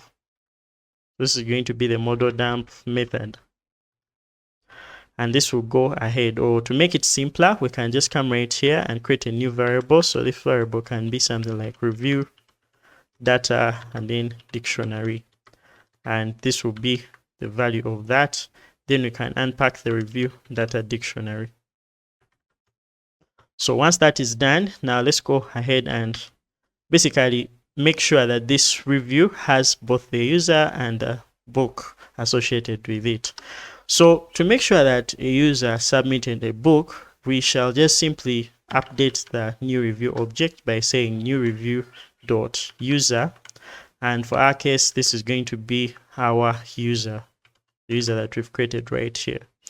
So once we've been able to do that, then let's do the same thing for our book. So we're going to associate this review to a book. We shall just come and say new book dot, and in this case, we can simply go ahead and say new book dot book or new review dot book. I don't know why I'm so caught up in books. So this will be new review dot book, and we shall associate it to the current book. Once that is done, now let's use our session to commit this to our database. We shall say session dot add, and then we shall add our new review instance. And once we've been able to do that, we shall await our session dot. So we shall call session dot commit, but since this is a coroutine, and therefore we have to call it with await. So I'll say await session dot commit, and for our case, we shall just simply return the new review. So we shall just come right here and say return new review. And just like that, we've been able to create the method that's going to be responsible for allowing us to add a new review to a book. We need to go ahead and create the route or the API path for adding a review to a book. That's what we have not yet done. So we need to go to routes.py inside our reviews folder. And the first thing I'll do is to make use of this review router object. So I'll say at review. So this is going to be at our review router. In this case, we shall say that this is going to be a post method. Then we shall be adding a review to a book. So this is going to be on review / book / and we shall add the book UID. So I'll provide it here. Once I've been able to provide it, I'll simply go ahead and define the route handler for it. So I'll say async def, and this will be add review to book. Now let me close what we have here. So once I've been able to add a review to a book or define the function as add reviews to a book, I'll simply go ahead and provide the different things that we shall need. And for our case, it's going to be the book UID. So the book UID in our case is going to be a string. And then we shall also provide the user UID, or the user who is actually adding this review. Now, to prevent doing this, we can actually access this user using the get current user dependency that we defined in the previous videos. So I can just come right here and say current user is going to be a dependency, but this is going to be of our user type, of our user class. So I can go ahead and import this by saying from source.db.models, we can have our user. And once we've imported our user, then we're simply going to come right here and say import our user. Once we've been able to create, or once we've been able to do that, once we have been able to do that, then the next thing we're going to provide is going to be the data that will be used to add this review. So shall just come right here and say that shall have our review data, and our review data is going to be of type review create model that we created within our schema file. So we're going to say from .schemas, we shall import the review create model. And once we've imported that, we're going to provide it right here. Then we shall also need our session object. Now remember, this session object was created inside source.db.main. So we have to also go ahead and import that. So we shall say from source.db.main. That's why we're going to import this session, which is called get session, just to help us be able to access the session object. So our session object is going to be of type async session, and if we need it, we shall just come right here and say from SQLModel .ext.async session or async io.session, we shall import the async session class. Once we imported it, we shall provide the type, which is going to be async session, and then here we shall inject our dependency. So to inject our dependency, we're going to need to have access to the depends function. So this depends function is going to be the one that's going to help us get the dependency or get our session. So we shall say get session. Once we've been able to do this, now we're going to come right in here, and the first thing we're going to do is to create the new review. So we shall say new review is going to be equal to, so for our case, we need to import the review service. So we shall say from .service, we shall go ahead and import our review service. And once we've imported the review service, we shall create the object by calling it our review service. Once we've been able to do that, then we're going to make use of that object by saying review service. And in this case, we shall say review service dot add new review to book. And for our case, we shall need all these things. So remember that this is an awaitable, therefore we have to go ahead and use await to call it. Once that is done, we shall provide our user email. So we shall say our user email is going to be equal to the current user email. Now remember, this is going to be a type of object that we shall get from the dependency, which we forgot to do. So we have to also go ahead and import that. So that dependency exists within source.auth.dependencies, and that's why we shall get the get current user dependency. So once we've got that, then we're simply going to go ahead and inject it by saying equals, and this will be depends, and then we shall provide our get current user. Now notice that we have an error here, and that is because this non-default argument follows a default argument. So you have to go ahead and fix it. Just go ahead and make it exist just before the ones that have current values. All right, so once we've been able to do that, let's go ahead and get the current user email. So we shall say this is going to be current user.email, and then we shall go ahead and provide the review data. So our review data is going to be equal to the review data, and then we shall also get the book UID. So our book UID or the ID of the book we want to add the review to, is simply going to also be the book UID. Then in here, we're also going to provide the session object, and this session object is going to be the session object of our current path handler. So once that is done, now we shall just go ahead and simply return our new review. So we shall say return new review. One other thing that we can do is to go ahead and simply check within our service. So basically what we have here is a call to the get book function. So just in case this book does not exist, we need to be in position to return none or check if the book is not existing within our database. So to do that, what we can say inside our service here is to basically go ahead and create the book if the book actually exists. So what we're going to do is to just simply go ahead and make that check inside here. So new review.book is going to be equal to book, but this has to only happen when the book is not none.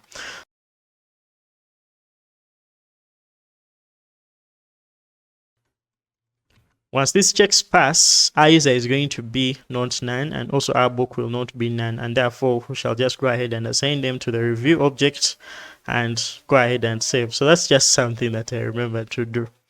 Once we've been able to do that, now let's go ahead and test this out in RESTFox. So right here in RESTFox, what I'm going to do is to first of all create a new folder, and inside this folder, I'm going to name it to reviews, and this is where all the requests for our reviews are going to be found. I've actually created the new request. So to fix that, I'll go ahead and create a folder which I'll call reviews, and inside here is where all these reviews are going to be found, or all API endpoints for reviews are going to be found. Now let us begin by testing that API endpoint for creating a new review or adding a review to a book. So I'm going to go ahead and simply get one of these, or get the root endpoint, and then that's what I'm going to be using. So I'm going to close some of the stuff I have here, and then I'll come right in here. So I'm going to provide our URL. So this is going to be /reviews. And then our path is going to be one for /book/UID. So I'll just come right here and I provide this path, which is going to be one for basically providing our book UID. So I'm going to get the book UID from where we list all our books. So I'm just going to come right here and try to get a new book. So it seems like I have a problem on our server. So we now see that we have a FastAPI error. So invalid ask for response field, check that the class reviews.schema.createModel is a valid Pydantic field type. If you're using a return type annotation, this is, so it seems like we made a mistake when defining the endpoint. So let's see what we have here. So this error arose from our schemas.py simply because we forgot to actually go ahead and mark this as a Pydantic base model. Now forgive me for this. What I'm going to do is to go ahead and fix this by saying that this is going to inherit from our base model class, and I think if we do that, then we'll have solved that issue. So if we go back to RESTFox, we see that our token is invalid, therefore we need to get a new token. I'll go to auth, and then I'll go to where I'll get a token pair. Try to log in with a currently logged in user, and I'll get a token. Now when I get this token, I'm simply going to go to where I'm making this review, or where I'm getting all books, and then I'll have to provide that specific book or that specific token that is created from our login. Now this is going to return an empty list of books. So let me try to create a new book. So when I create a book, seems we're having the same issue. So I'll go ahead and simply provide a new token, and then we have a book right here. So if I get this book's ID, and then if I get this book's ID and let's say try to add a review to this book, so just going to go ahead and remove some of the things we have here. So here we are going to provide the book UID, and this is not found. Oh, this API, this is supposed to be on /API/version1 and then /reviews. So when I send, we are not authenticated, therefore I have to provide our authorization header. come back right here and copy this newly created token. I'll provide it right inside where we are creating a review for a book. And then we see that our body is missing. So let's go ahead and provide it. I'll say body. This is going to be our JSON. And for our JSON, all we need to do is to provide the rating. So let's say the rating is going to be 3 out of 5. And then we are also going to have the review text. The review text, let's say the user is going to provide a review text, and this review text is going to be something like nice one, or just a comment. We say that we're having this internal server error. So I'm going to go back this side and see where that is coming from. So this got multiple values for user email. Let's see where that is coming from. If we go back to our routes, we see that we have user email, which is this. And so let me try to see where this is. So if we go back to our class right here, we actually forget to provide self. So if we go ahead and provide self and save, if we try to go ahead and make this request once again, then we see that something has gone wrong. So that something has gone wrong where we are adding our books. So let's see what exactly is taking place.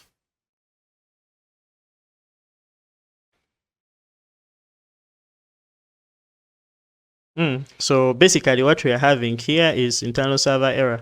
And one thing we can do to try to know what exact error may happen is by using the logging module. So I can just come right here and say import logging, and once I'm done with that, I can log the exception by using logging.exception. And this is just one way you can basically get to log an exception and also understand where it originated from. So if we go back right here and make the request, we shall see that something is wrong. But when you go to our terminal, we shall see what exactly went wrong.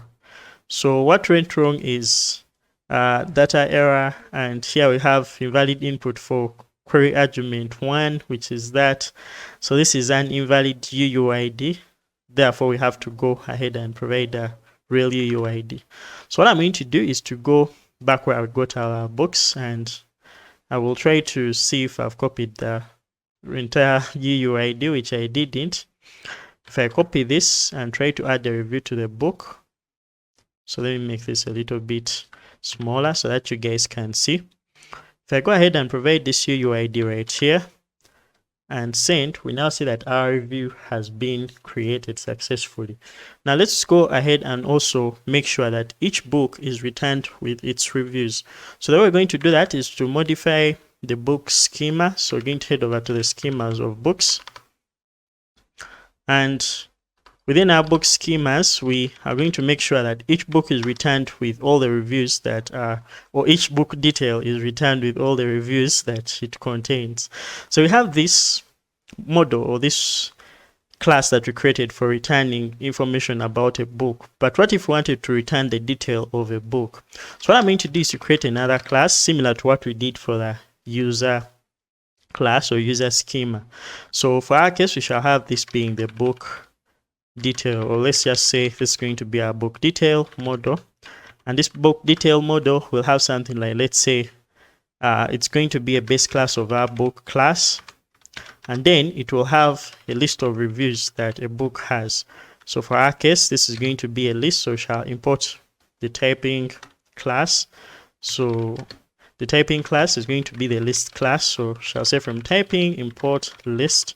And once we've been able to do that, we're going to say that this is going to be a list of our book, of our reviews. So we have to go ahead and also import our reviews. So I'm going to come and say from source.reviews.schemas, we are going to go ahead and import our review. So we have the review model, we also have the review create model. If you go ahead and look at this, this is going to just simply return information about the review. So we're going to come and provide that. So we have this, and this is going to be a list of our review model. So let us try to get the book or the detail of the book. So for us to see this reflect, we have to modify the detail or the route that is responsible for returning a book. So when you go within our books, right here, we want to get that returns the book ID or the book with a certain UID. So we can just simply fix the response model to be that one that returns the book detail instead of returning just the book. So to do that, we shall just come right here and say from source.books.schemas or from .schemas, because we are in the same package, we can go ahead and also import the book detail schema or the book detail model. And once that is done, then I'll just come right here and specify that our response model is going to be our book detail model. So once that is done, I'm now going to go ahead and try to get the detail of the book so that we see our reviews. So when you go back to our books, we're going to try to get the book with this UUID, the one that we provided right here. If you go to get book by ID, so this book does not exist because I deleted most of the books that we had in our database. Now I'm going to get this token, the one that I have right here, and provide it where we get the book by UID. And once that is done, I'm going to try to get that book, which is not found. Now, since that book is not found, we're now going to provide a book that exists within our database. So to get our book, which is the book with this ID that we have right here,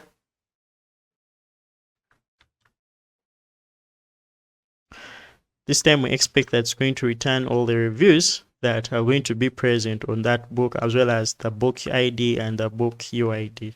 So I hope this makes sense. We can also do the same thing for our users. So within our users, we can simply go to our users. So for our case, we can go back to our user schemas.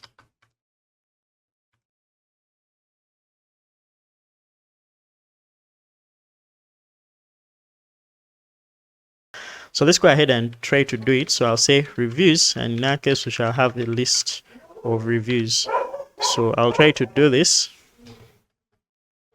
So I'm going to do this by, first of all, importing the schemas for our reviews. So I'm going to do that by going through the top right here. I'm going to say from source dot, this is going to be our reviews dot schemas. We are going to go ahead and import the review schema, or what we call the review model. So right here, we shall just simply come and say review model. So this will be our list of reviews. If we try to get the currently logged in user, I'll copy our token right here. We shall now notice that this is going to return details for the currently logged in user. So we shall have both their books as well as their reviews. So this is like the detail of the user that's going to return all the information about how many reviews they have done on books, as well as how many books they have submitted. What's up everyone, welcome back to the series. In this video we're going to be continuing from where I stopped. I decided to save time by implementing some features of the application of the recording. So what happened was I happened to add more features to the application, but these features would make the playlist longer and they had more CRUD than other features, and therefore I decided to skip those, but I'll include them in the source code as well as on the course website, which I will update later. So what we have are some new API endpoints, and those are for our tags as well as our reviews, just like you see right here. So what we did was to add some CRUD for the tags. So each book is going to be identified by some tags, and these tags can be shared across other books. So that's a many-to-many relationship between our books as well as our tags. We also included reviews routes. In the previous video, we ended from where we added the review to a book. So for now, we're going to resume from where we stopped. But in this video, we're going to be looking at error handling and how we can customize errors on our FastAPI application. So to begin, I'm going to go to our code right here, and we're going to be checking out some of the changes that have been introduced. So I'll go to our routes for tags, And this is basically what we have. They are just endpoints to handle the CRUD that's associated with tags. So that includes adding tags to a book, deleting a tag, editing a tag, and so on. We also created a service class for those tags. So that's where the whole CRUD action happens. And then we also went ahead and updated our schemas for books so that a book can be returned with both its reviews and its list of tags. So if you go ahead and make that request, in here, if I go to our books and try to get a book by its ID, we can now see that each book is being returned with the reviews on that book as well as the tags. So the book can have the Python tag as well as the API tag, but there can exist other books that can also have that specific tag. So I thought I could just skip including that in the series to make the playlist shorter, but a more detailed explanation is going to be found on the course website. So now that we've been able to look at that, let us look at error handling. So for now, we have our simple application, and all it does is to make use of the default error handling that FastAPI does. So for example, if we try to get a route that does not exist in any of our paths, we shall get a simple not found. So these errors can be just enough for any client to consume, but there may be scenarios in which you may want to go ahead and provide more detail about what caused the error and what a user needs to do. And that's where custom error handling comes in. So FastAPI has a very nice way of helping us to handle errors that exist within our application, but it also provides us the ability to go ahead and customize our error handling, just like we're going to see in this video. So if we to look into our dependencies for the authentication, we realize that we are raising our exceptions using the default HTTP exception class. This can be enough for us to throw our exceptions, but there may be scenarios in which, let's say, we want our code base to be maintainable, and let's say we want to be specific about which error occurs and when it occurs. So this can be very important for people who are going to maintain our code base in the future, as they will know the different types of errors, what they stand for, and what actions can be taken. So for example, in case we have an error such as the one to show that a token is invalid, we can create an exception class for that error so that users can be able to know the exact error that happened, but also the backend user or the backend programmer will know when to raise a specific error and at which time to raise that specific error. So let us get started implementing that. So to start, we're going to go within our source folder and we shall create a new folder. Actually, it's going to be a new module or file. So this is going to be called errors.py. So inside our errors.py, we are going to create our exception classes, and these exception classes are going to be raised in case a specific error that arises from our app is raised. So there may be those errors that are going to be general, such as the not found error that we've looked at and the internal server error that we incur every time we get an error.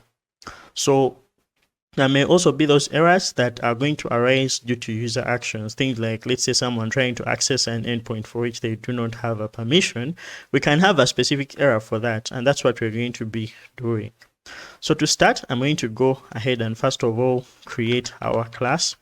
So this is going to be our base class for all our exceptions that are going to arise within our app. So these are errors or exceptions that are specific to our application.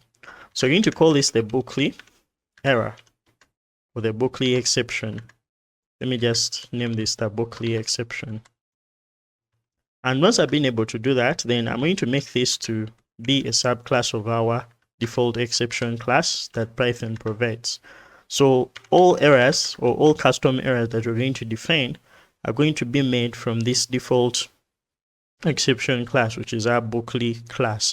So you can also add a new docstring right here, and this docstring can be one to explain that this is the base class for all exceptions specific to our app. So you can just come right here and say this is the default, or let's say this is the base class for all bookly exceptions or bookly errors. And once we are done doing that, then we can go ahead and notice the different parts where we need to define an error and what that error can be or how it can be raised. So for example, if we went back to our dependencies right here, you can notice that we have that error that we are throwing in case someone tries to access an endpoint with an invalid token, one that has errors or one that is expired. So what we can do is to go ahead and define that as an exception of its own. So I can come right here, and what I'll do is to just copy what we have, though in this case this is going to be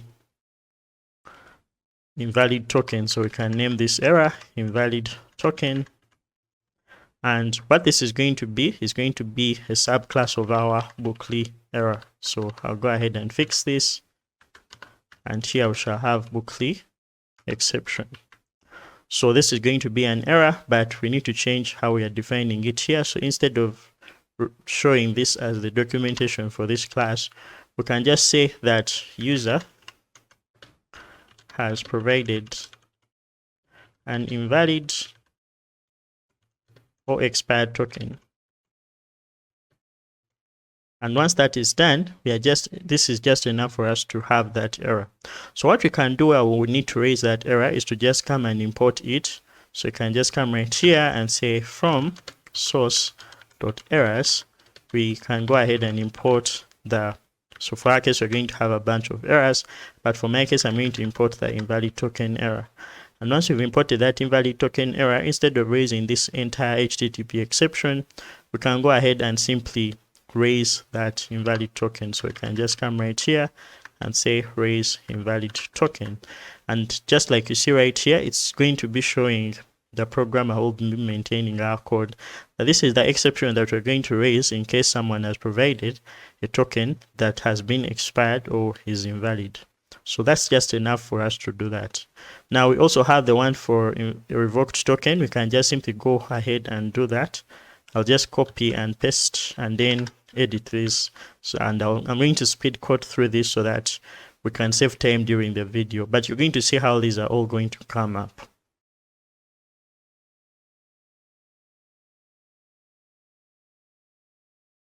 So now that we've been able to define our exceptions, let us go ahead and replace the different HTTP exceptions we raise with our custom exception classes.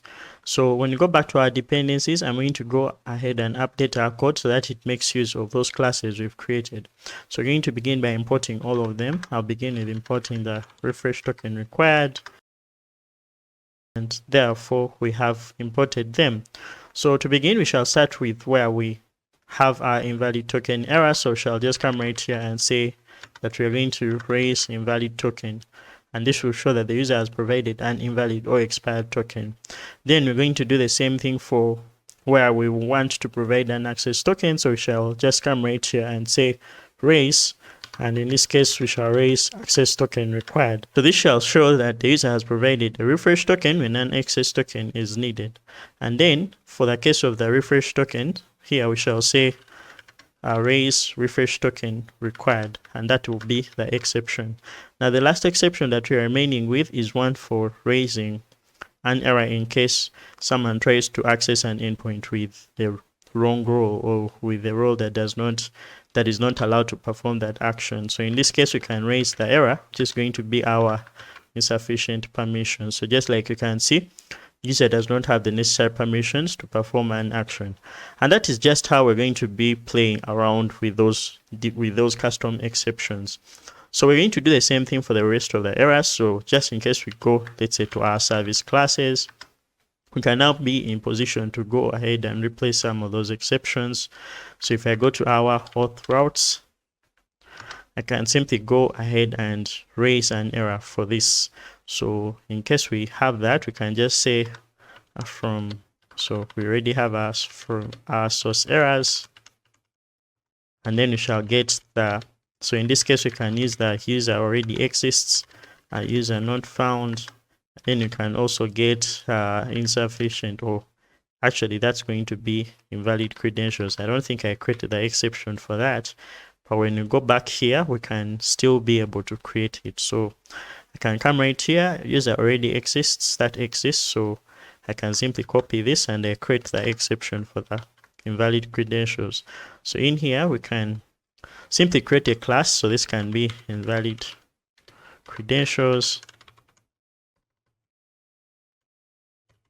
and this can be user providing an email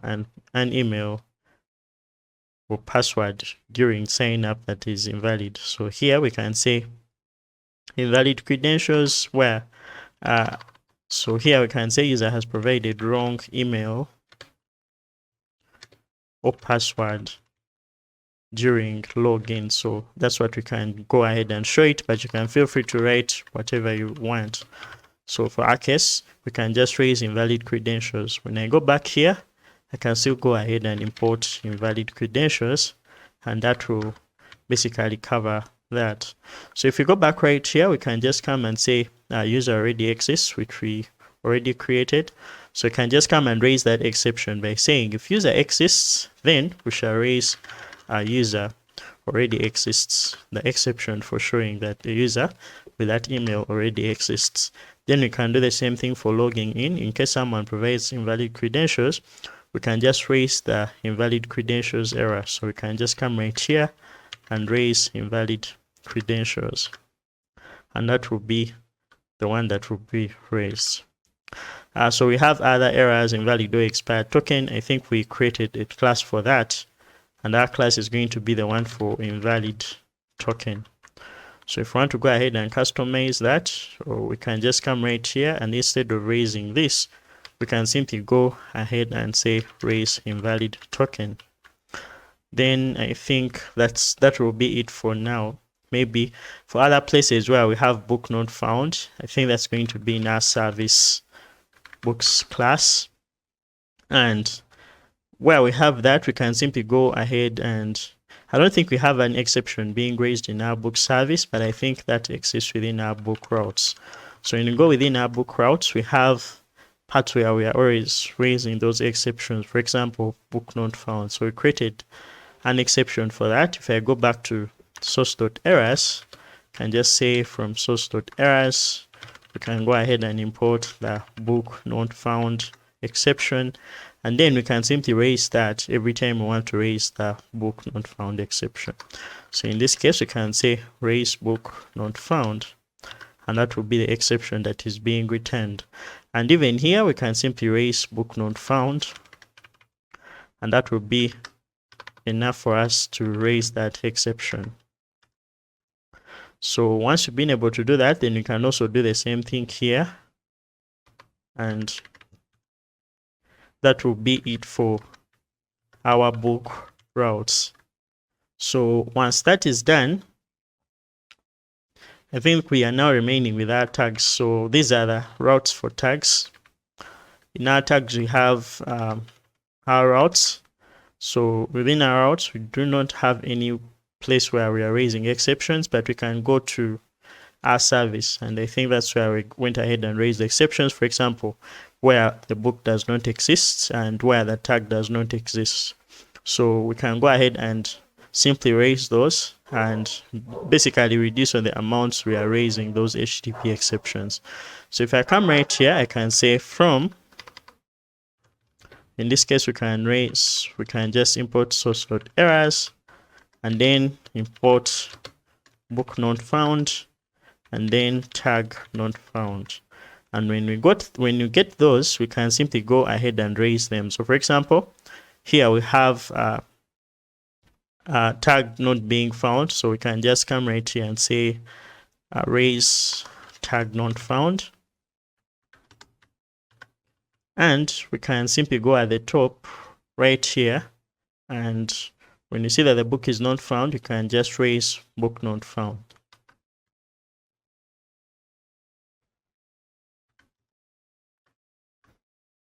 And then we can actually create the one for the tag already existing. So when someone tries to create a tag that is already existing, we just throw that error showing them that they cannot create the tag again. So if we go back to our, that's going to be errors, we can simply go ahead and try to create that. So can just come right here and say that this is going to be our class, and this class is going to be one for our tag exists. So I can just come right here and name this tag already exists.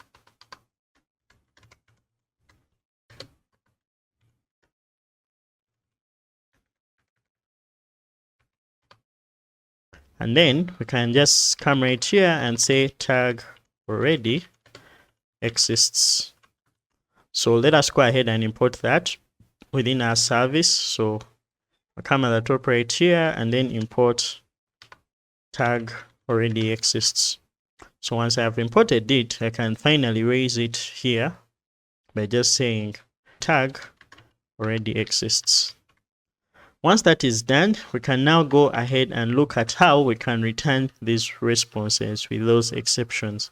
So keep in mind that each time we use the HTTP response, the HTTP exception class, we are basically creating an exception as well as returning a status or a response for that exception. So that allows us to set the status code as well as the detail of that. But for us to go ahead and register our custom exceptions as exceptions that can be used by FastAPI, we need to go ahead and create what is called an exception handler. So an exception handler is going to be a function that FastAPI will use to customize the response that is going to be returned each time we get to raise an exception. So think about our bookly exception class right here. This is a Python exception, not a valid response that FastAPI can return. So if we see wherever we've raised our exceptions, we have gone ahead and raised exceptions and not responses. So this is supposed to return errors of some sort. So for us to handle that, we are going to go within our errors. I'm going to create a function right in here. And this function is going to be called create exception handler. You can call it create error handler or whatever you prefer. So this is going to take in the status code, which is the status code we expect to return with the response once an exception has been raised. So for example, we can say that our status code is going to be an integer. Now this can be error 500 or 403 forbidden or 404 not found, whatever that may be. Then we are going to also return a message with that specific response or the detail of that specific exception. So the detail, we are simply going to just create an initial detail, and the initial detail is going to be anything. It can be a string, it can be a dictionary. So I'm just going to use Python's any type. To use that, I'm going to go at the top of our code right here, and I'll say from typing, we shall go ahead and import any. But with that, we shall also import the callable, because we're going to be returning a function, which is the error handler that we've created. And once we've been able to do that, I'll just go down here, and then I'll say that our initial detail is going to be any. But we expect this function to return a callable, which is going to be the error handler function. So I'm just simply going to come and say this is going to return a callable. Now this callable is going to be a function, and the first thing we need to provide in here is going to be the parameters that this is going to take in. So the first parameter is going to be the request object. So we need to go ahead and import the request type. So I'll come right here and say from FastAPI.requests. So this is going to be requests. We shall import the requests class, and then we shall also import the JSON response class, which is the response that we're going to return in our exception handler. So this is going to be responses. Once that is done, we shall come right here, and all we do is to go ahead and specify. So one thing we're going to have is the callable that's going to take in the request, which is our request object. And then this will also take in the exception. So FastAPI exception handlers are going to take in two parameters, the first one being the request and then the second one being the exception. But since we've created our exception, we can go ahead and basically provide our exception in here. So this can be an exception object. And then the return of this, sorry for this mistake. So here we expect to return to basically provide an exception and then return a JSON response. So we shall say that it will return a JSON response. Now, once we are done with this, we can now go ahead and simply create our error handler. So the error handler is going to be a function, and this function is going to be one that is going to be returned by this function. But that is what we are actually going to add to FastAPI to allow us to customize how we are returning an error. So to do that, we are going to go ahead and set the error handler up, which is our function. So we're going to define that with async, and this is going to be our error handler. So we can just call this our exception handler, or whatever you want to call it. So this, just like I explained, will take in the request, which is going to be of type request, and then it will take in the response. And actually not the response, but rather the exception. So our exception in this case is going to be of type exception, but remember we have our bookly exception that we've created right here. So that's what we're going to pass in there. Once that is done, now I notice that I have a habit of forgetting that this is an async function. So I'll say async def, and then we shall provide our exception handler. Then right after doing that, I'll just come right here and return a JSON response. So this is going to be the message that's going to be returned for each response we shall return for these errors. Now in our case, we are just going to come right here, and the first thing we have to provide is going to be the content. So this content is going to be whatever we shall put in our initial detail. So if it's a dictionary, that's what will be returned. And then we shall have our status code. So our status code in this case is going to be the status code that we're going to provide in here. So I'll come right here and say that our status code is going to be our status code. Now remember that this create exception handler class is supposed to create an exception handler given the status code as well as the initial detail. But you're going to see how we shall attach all that to these custom exception classes that we've created. So after doing this, we need to go ahead and return the exception handler. So shall just come and say return, and this will return our exception handler. So once we've been able to import, or once we've been able to return our exception handler, let us now go ahead and look at how we can attach our exception handler functions to our newly created custom exceptions that we have right here. So to do that, we're going to go within our Danda init in our source folder. And the first thing we're going to do is to import all the exception classes as well as the create exception handler function that we've created. So I'm going to do that by saying from source, or from .error, since we are in the same folder, we can go ahead and import our, so in this case, I'll just use these brackets, and then I'll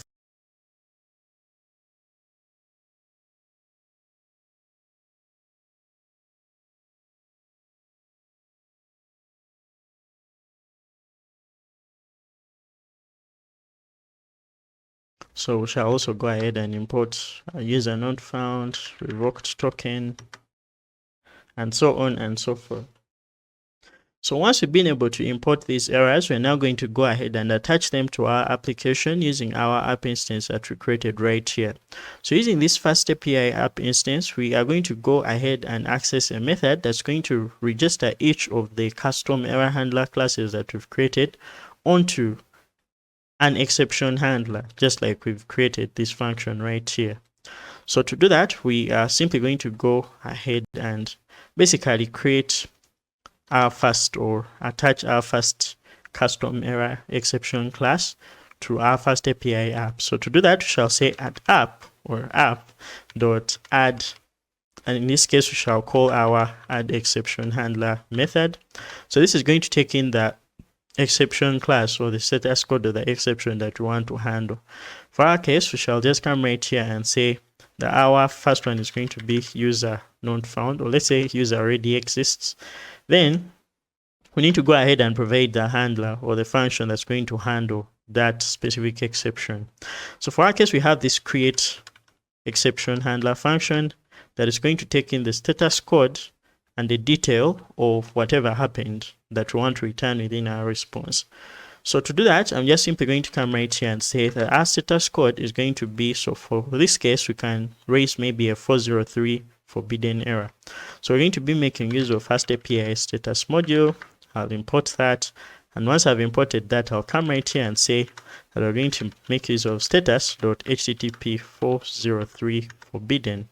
And then we have to provide our detail. So our detail for our case can be something like, let's say, our initial detail is going to be a dictionary, and this dictionary is going to have the information or the message that we want to return to the user.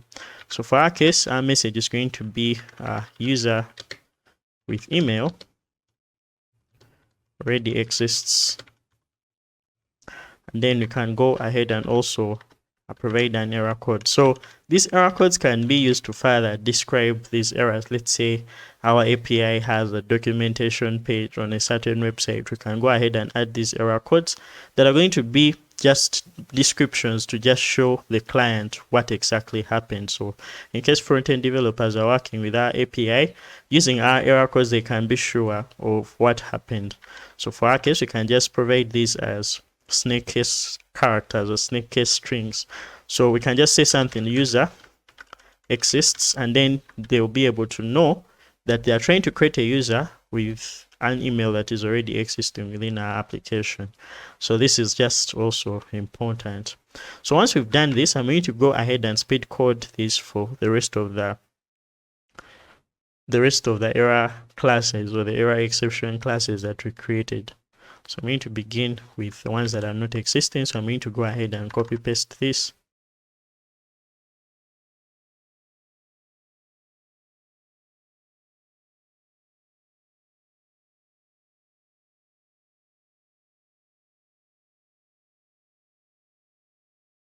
And just like that, we've been able to set up custom error handlers for our custom exception classes that we have done.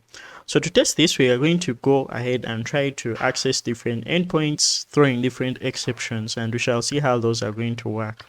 So hoping that our server is running, of which it is, we are now going to go to our RESTbox right here. So if we try to make a request for a book, so inside here we're trying to get a book by its ID. If we send this, we now see that our custom message is being returned, the one for the token being invalid. So let's try to provide one for let's say the book not being found. If I try to get a new pair of tokens, I'll try to provide, let's say, the refresh token instead of the access token. So for our case, if I try to make that request with a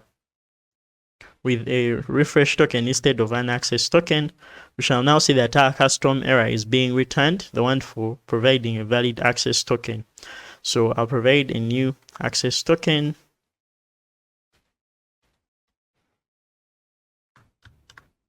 And in this case, if we try to go and get the book by its ID,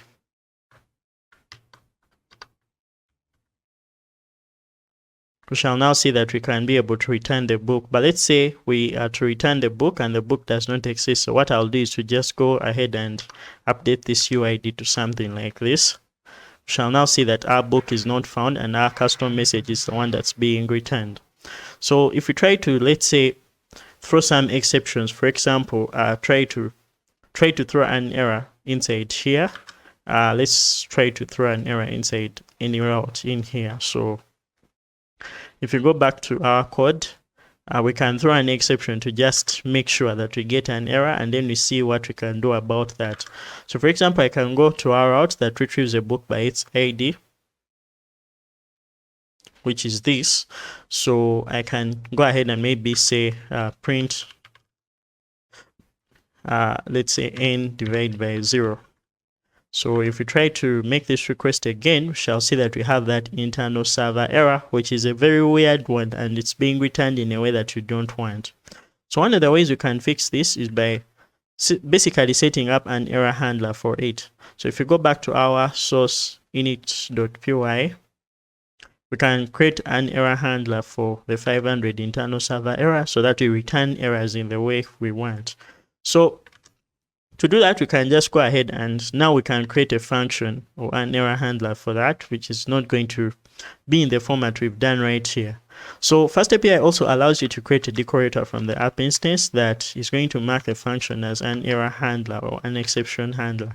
And in here, what you need to do is to provide the status code. So I'll go ahead and provide the status code, or you can even go ahead and provide error classes such as the ones that we've been able to create right here. So we can go ahead and say async def, and then this will take in a request, and then it will take in an exception. So for our case, we are going to have an exception. which is going to be our exc. So we are supposed to name this, so I'll just go ahead and call this internal server error. And this is going to be how we're going to create our error handler. So just like we did for the previous example where we created this error handler function, we can simply go ahead and return our error handler, or simply create our error handler to return a JSON response. So I'll go ahead and import the JSON response class from FastAPI.responses. I'll go ahead and say that we're going to import our JSON response. Once we've imported JSON response, we can now come right here and also go ahead and fix how we basically wrote this. So our detail can be something like, or our content. So we can have a message.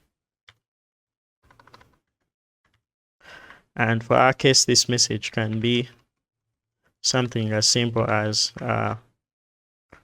oops, something went wrong. And then you can also create an error code for that. So you can come right here. Let me format this a little bit. So you can come here and provide our error code as server error. And then you can go ahead and document that.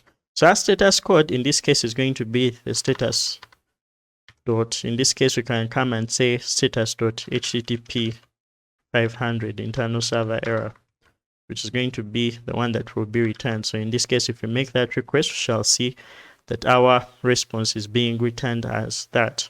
So we can go ahead and handle your errors and customize your errors using this technique, and you can be able to pretty much customize them to what you may need or what suits you best.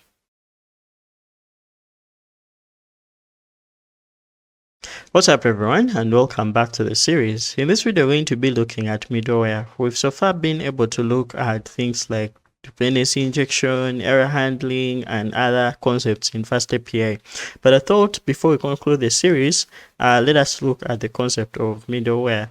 So middleware are basically functions that sit in between our requests and our responses.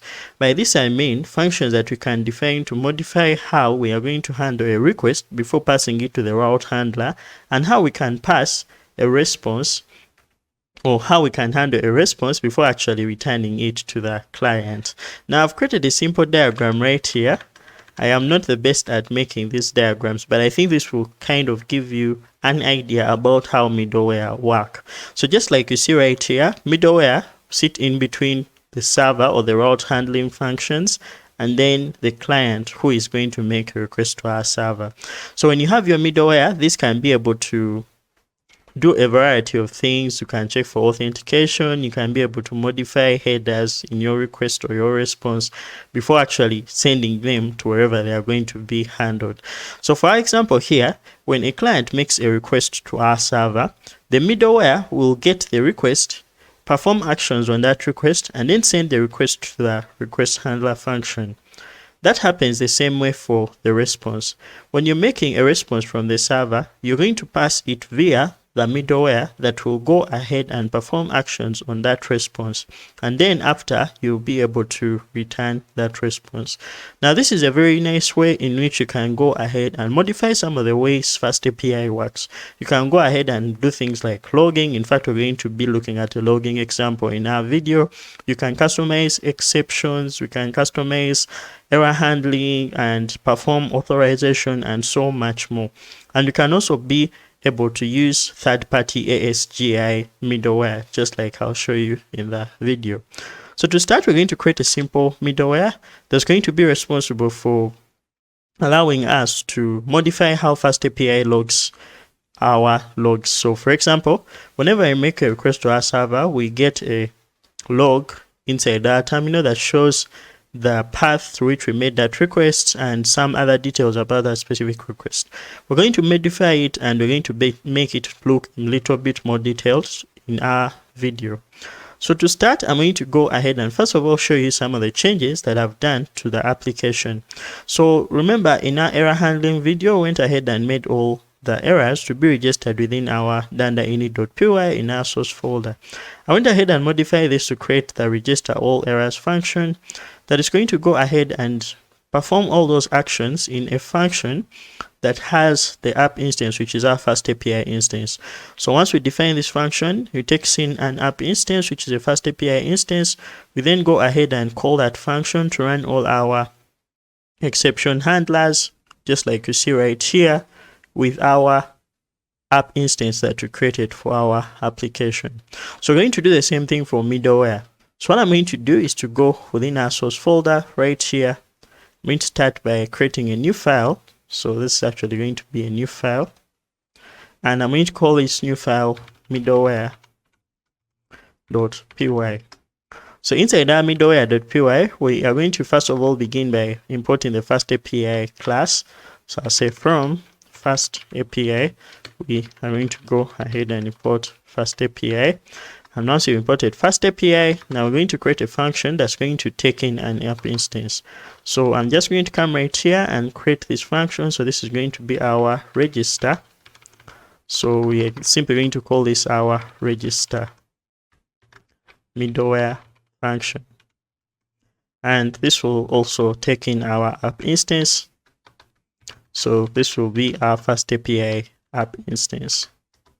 So we can pass this for now, and what we need to do at first is to go within our errors.py. We are going to need to actually need to go within our dunder init and then import that function. So I'm going to do that by saying from .middleware. We are going to go ahead and import our register middleware function. And once we've been able to do that, now we shall come right down after registering our errors. We are going to go and register our error or register our middleware, and what we shall provide is going to be the app instance. So now this keeps our dunder init.py clean, and the only thing that we have is only those lines of code that are going to register our routers. So those are the ones that are going to be the most in this file. So right after we've done that, let us go ahead and create a simple logging middleware. So if we went back to RESTFolks right here and try to make a request to an endpoint, we now see that our token is invalid. But one thing we can notice is that FastAPI is going to log that request within our console. So our signature verification is expired, so that token is expired.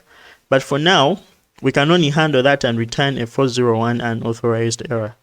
So we see that FastAPI is going ahead and logging this request in the console and also showing us the response that is being returned.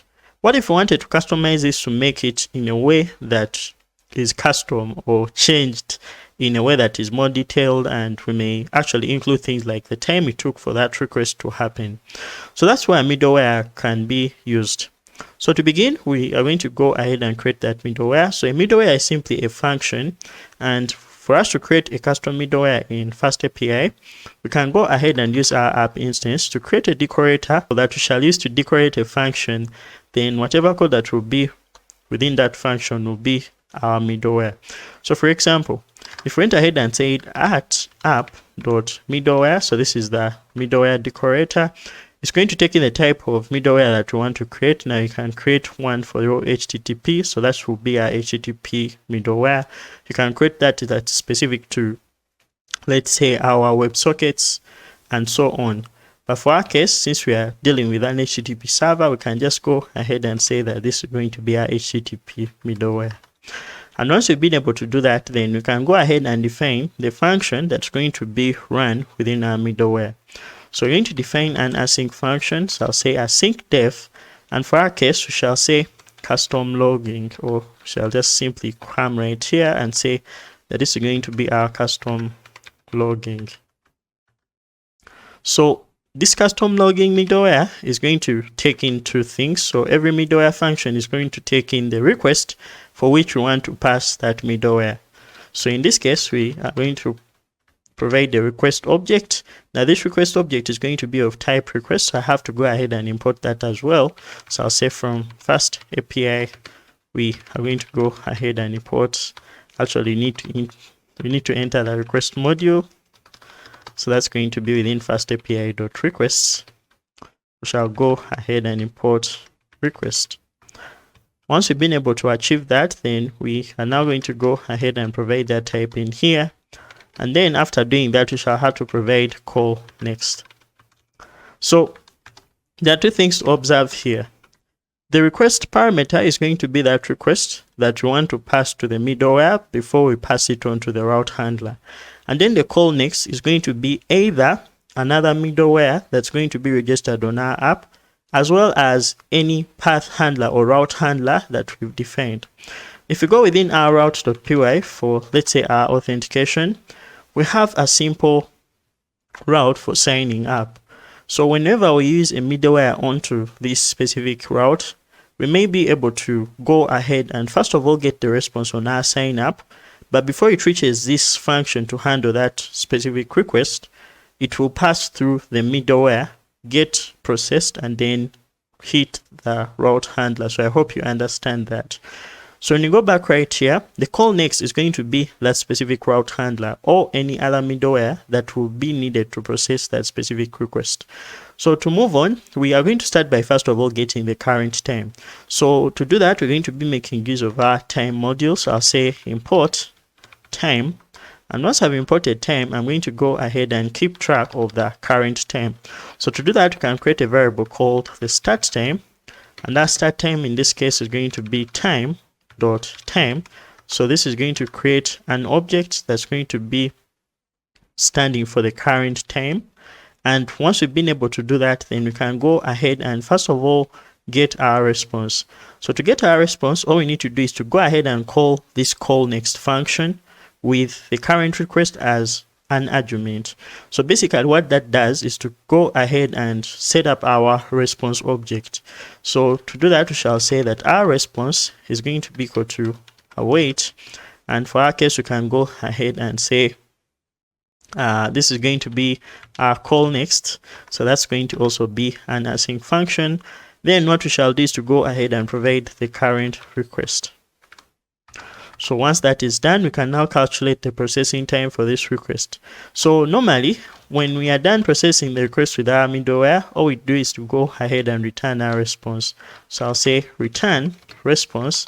And once I've been able to do that, then we're going to go ahead and process everything we need to do before the request is done or before the request is handled in here. And then we shall also have to handle everything that is going to be done before the response is returned under here. So for example, let's say we wanted to go ahead and say that this is what is going to happen before the request or before the request is actually passed on to our route handler. So in this case, we can say a print before, and then we can do the same thing right here and say print after. So this is going to show us where the request is beginning and where the response is being returned. So for our case, we can print the start time. And then we can go ahead and also get the end time, or we can actually get the time for which the request has been processed. So to do that, I'll come right here and say that we're going to have our processing time being equal to time, which is going to be the current time after the response has been created, minus the start time. So once we have that, then we can say print processed after, and then we can provide the process time. So once we've been able to do that and our middleware has been registered onto our app, we can now finally go ahead and make use of our middleware. So if we pull up our server is running. So let's try to make a simple request. So I'll send the same request. Now we shall see that this is now going to print that this request has been processed after this time. But we can also notice that it's going to print that the time before the request was processed is going to be this, and then after the request was processed, we can get the processing time, which is going to be after this amount of seconds. So this is basically how that middleware will work. It will go ahead and get the request, process it before returning a response, return the response, and then process the response before it is returned to the client. So now that we've been able to understand that, let us go ahead and modify our logging. So to modify our logging, the first thing we shall do is to go ahead and first of all disable FastAPI's initial logging, or UVicon's initial logging that we are using right here. So we're going to go ahead and so we're going to begin by first of all modifying the way FastAPI is logging our responses. So to do that, we are going to be making use of the logging module. So we shall go ahead and import that. Shall say import logging dot. So this is going to be our logging. And the first thing we shall have to do is to get the logger that we are using to log. And that is going to be our UVicon logger. So to get the logger, we are going to be making use of logging dot get logger. So all we need to do is to go ahead and provide the name of the logger that we are using in here. So for our case, it's going to be UVicon dot access. So that's going to be the one to log all these requests and the details about those requests and responses.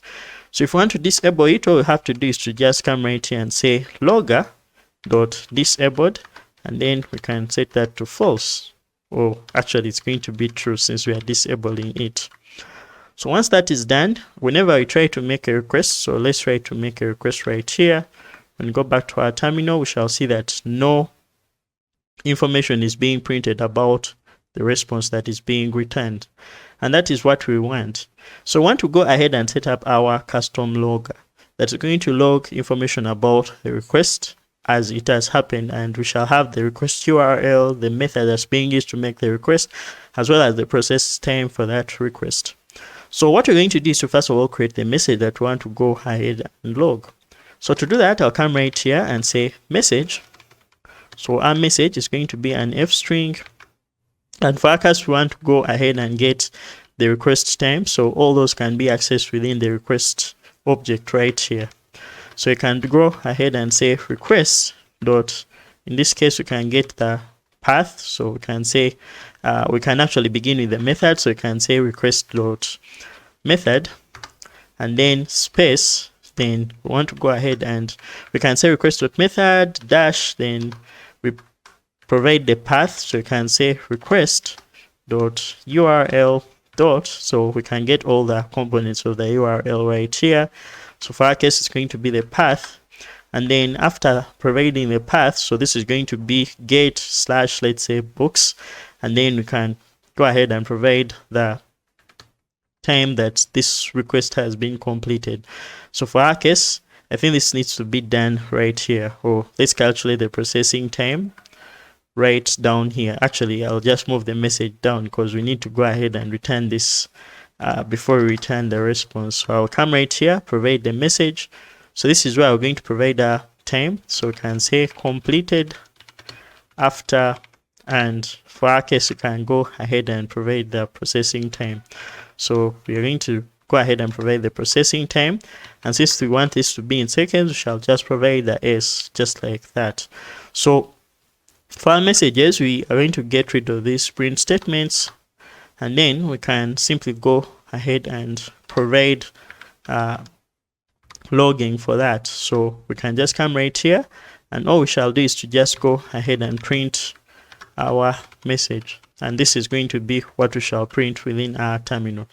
So if we try to make any more requests to our endpoint within our RESTbox here, we shall now go to our logger, and then we shall see that this is going to be a get request to slash API slash version 1 slash books slash that ID, and then we shall see that that request has been completed in that amount of seconds.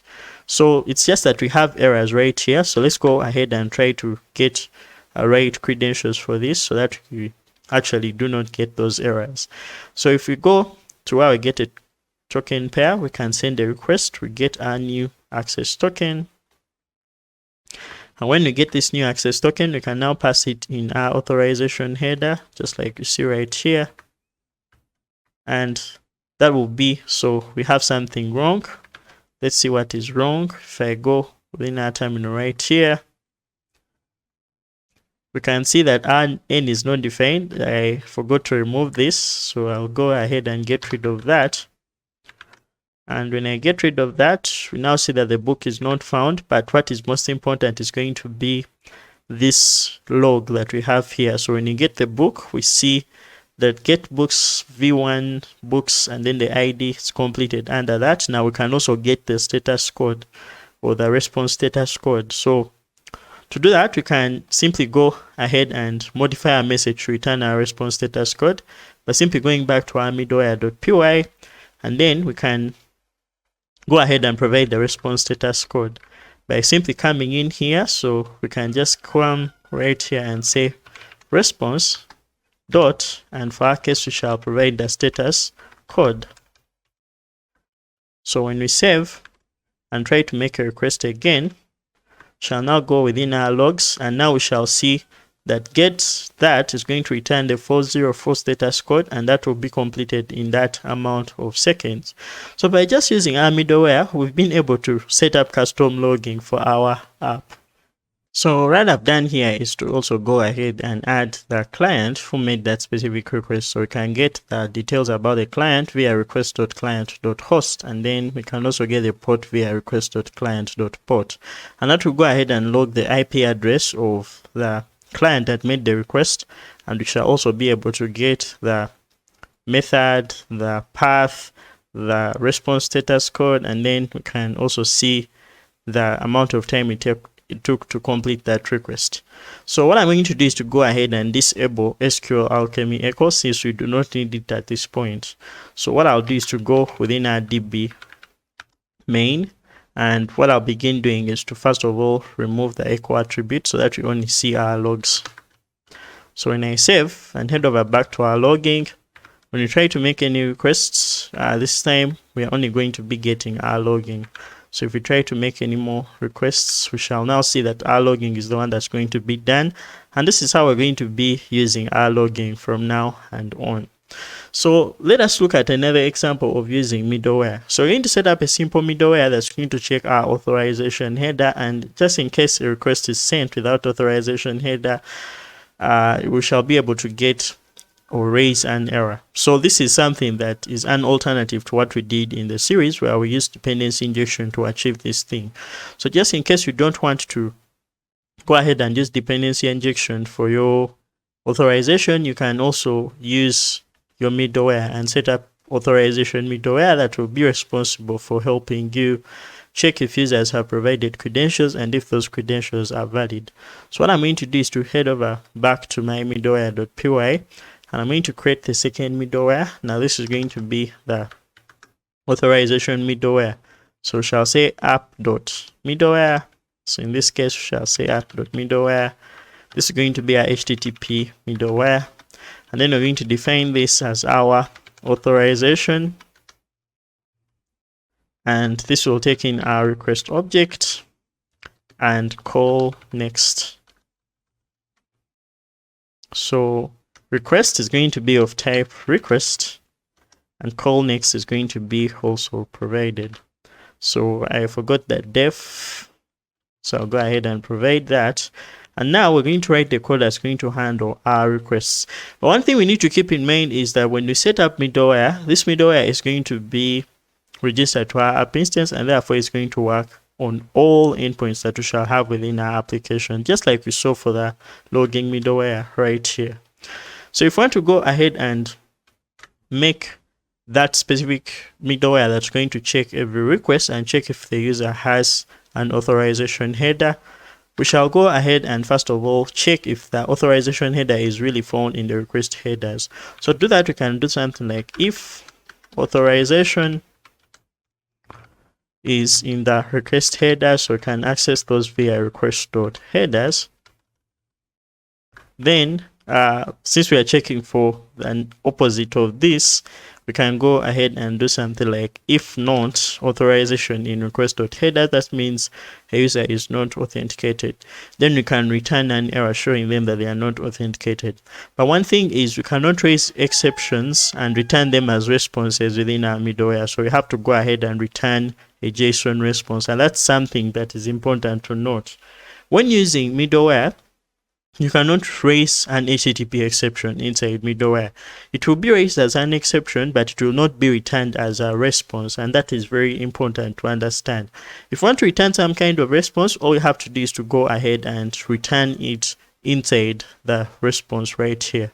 So to do that, we have to go ahead and create a response object and then return it in case we hit this error or in case we encounter this error.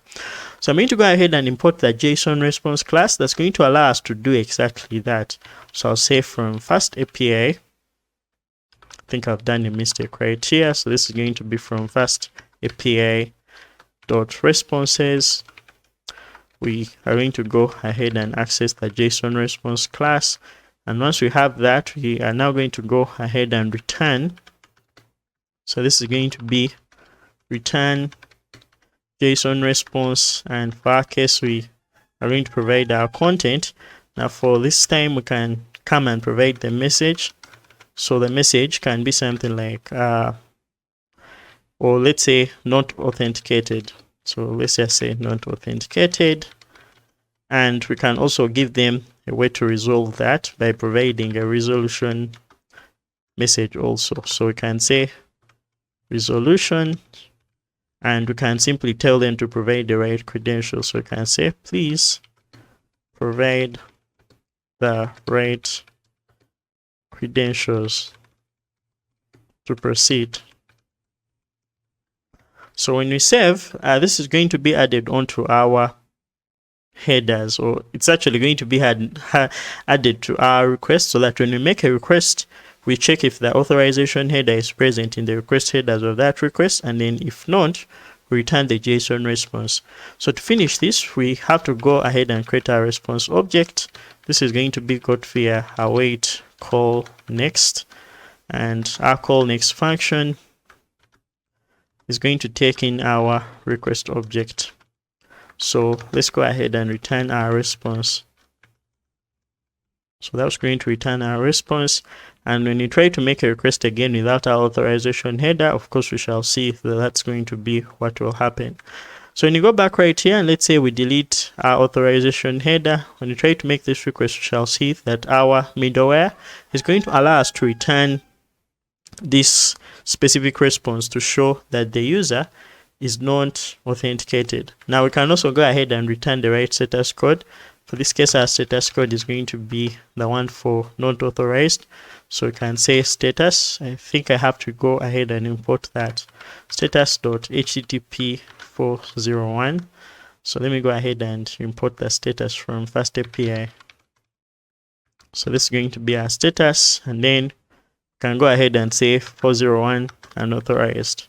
So when you make that request, of course, we shall see that we are not authenticated, and therefore we need to provide the right credentials for us to proceed with that specific request. So that has been a very simple example of how we can achieve authorization or authentication using our middleware. But this is a simple example. I think I'm going to just go ahead and remove it so that we only keep our logging right here. So now that we've been able to do that, let us also look at how we can use custom middleware with FastAPI. So FastAPI is a framework that is built on top of the asynchronous gateway interface. And therefore, in any middleware that can be used with ASGI can be able to work with FastAPI. FastAPI allows us to achieve that by using the add middleware decorator. Actually, it's a method that's found on the app instance. So when you go back to our middleware right here, and let's say we have some middleware that is created from another package that is compliant with ASGI, we can go ahead and register it onto our app instance, and it will be able to work. For example, let's say we wanted to add CORS or cross-origin resource sharing to allow resources be accessed from another domain from our server. We can go ahead and use the inbuilt CORS middleware that's found within FastAPI. So let's go ahead and set up CORS for our app. To do that, I'm going to go in here and first import that class. So I'll say from FastAPI.middleware. So inside here is where you can find middleware for CORS, middleware for gzip, middleware that can help for HTTP redirects, middleware for gzip, WSGI, trusted hosts, and so on. And we're going to look at how to use some of these middlewares. So for our case, we can just come right here and say middleware.cause. We can import the cause middleware. And once we've imported the cause middleware, to set it up, all we have to do is to go down here and call our app.add. So this is actually going to be our app in lowercase. Then we can add middleware, and this will take in our middleware class. So our middleware class is going to be the cause middleware. And once we've been able to do that, then we can provide the keyword arguments or arguments that middleware takes in. Now let's go to the new line and provide those. So what we need in this case is to go ahead and provide, let's say, our allowed hosts. So when you go back in here, we see that this is going to take in a bunch of arguments. Allowed origins in this case are going to be those domains which will be allowed to access resources from our domain. Allowed methods will be the methods that will be allowed to be performed from other domains. Allowed headers that are to be sent to the request when basically performing an action on our domain. So these are things we need to go ahead and set up. If you go within our middleware, all we have to do is to go ahead and provide those. So we need to copy some of the stuff that we have right here, and then I'll bring it in here, but then I'll give it the values. So instead of having these typings or these type annotations, all I can do is to go ahead and remove them, and then we can go ahead and set this up.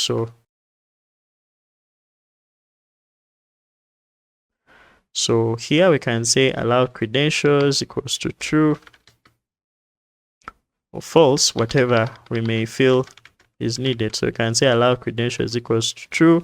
Allow headers, you can allow all headers by saying star. Then you can allow all methods by also saying star. So every method can be allowed to be used on our domain. And then allow origins, we can also go ahead and set up star to say that we want to allow all origins to be able to make requests to our API without getting cause issues.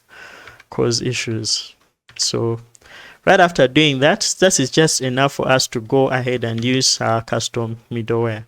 We can also use the trusted host middleware. So for example, we can go to so this is going to be FastAPI.middleware.trusted middleware or trusted host. So we can go ahead and import the trusted host.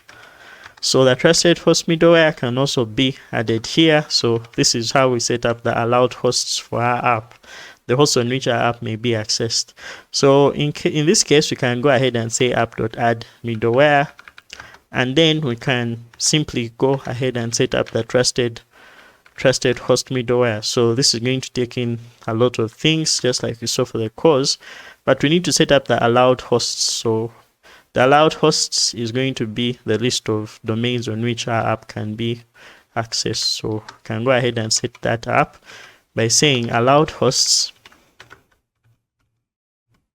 and this is going to be our allowed host. So in case you have a domain, you can just go ahead and provide it here by basically saying example.com blah blah blah.com. That's why we're going to go ahead and set it up here.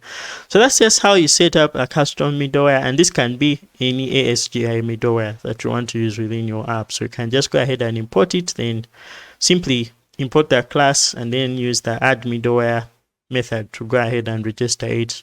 Can provide its arguments just like you see right here. What's up everyone, welcome back. In this video we're going to be looking at how we can add email support to our application. We've so far built our application to have very many features, but there are some that are not implemented but may be very important. Those include password resets as well as account verification. If you're not new to this course, you will probably realize that we went ahead and also created our auth model. But that auth model has the is verified field that has a default of false, therefore marking all accounts that we've so far created as not verified. So we're going to look at how we achieve the verification via email. We're also going to be looking at password resets and how we can be able to do them by simply getting the user's email and then sending them an email for the password reset link. Now, before we start, let me go back to our middleware right here. Our middleware has this add middleware, and then we added the trust or the trusted host middleware. So the trusted host middleware is one that has allowed hosts, but then I remember that I left this as an empty list. So I went ahead and just set up localhost, and then the IP address of localhost to be the default domains that we can access our application from. Now that we have that out of the way, let us look at how we can set up our application so that we can be able to send emails.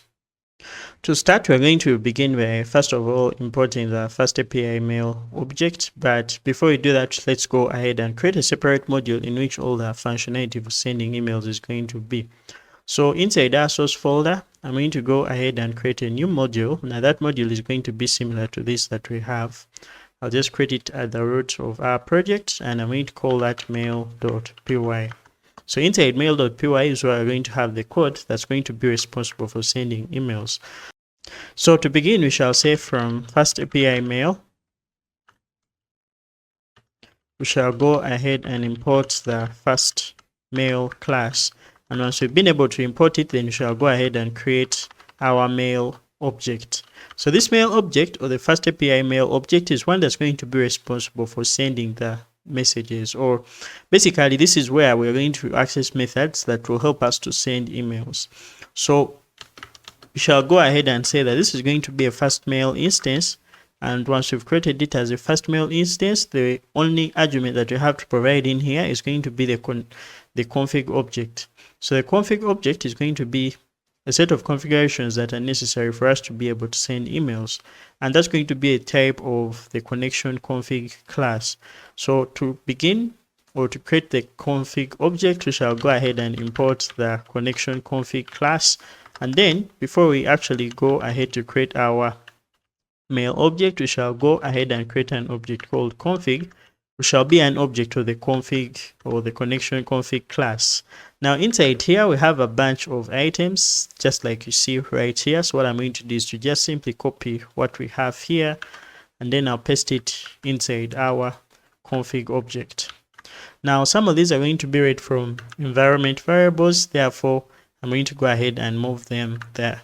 So I'll head over to our settings, or our config.py. This is actually cause, but we also set up settings. So I'm going to head over to config, and inside config, I'm going to go ahead and paste our environment variables. Now remember that some of these are going to be read from our .env. So I have my details already copied somewhere, and I'm going to show them to you. So I'm going to search for them in my home folder. I actually call the file mail settings, and this mail settings is where I basically kept the credentials I'm going to be using. Now for this case, I'm going to be using Google's SMTP server to send emails, and I'm going to show you how you may be able to get your app password. So to start, we're going to go ahead and update our .env to include the variables that I've copied from where I had kept them. So I'm going to go to my .env within my project, and then I'll go ahead and add the following. So we have the mail username, which is going to be the name of the user, but this should also be the same as the one here. So I'm going to go ahead and modify it. So our mail username should be the same as the one we have on our email address. And then we shall have the mail password. So this is going to be an app password. Now by the time I'm recording this, I've already deleted this, and therefore you will not be able to use this. So do not copy it. It's better you go ahead and get yours. So to get an app password, all you need to do is to go to your Google account, and then simply go to where you get app passwords. So when you go to your Google account, you can go to Google support, and then under Google support, you'll be able to acquire an app password that you'll be able to use in your app as a password.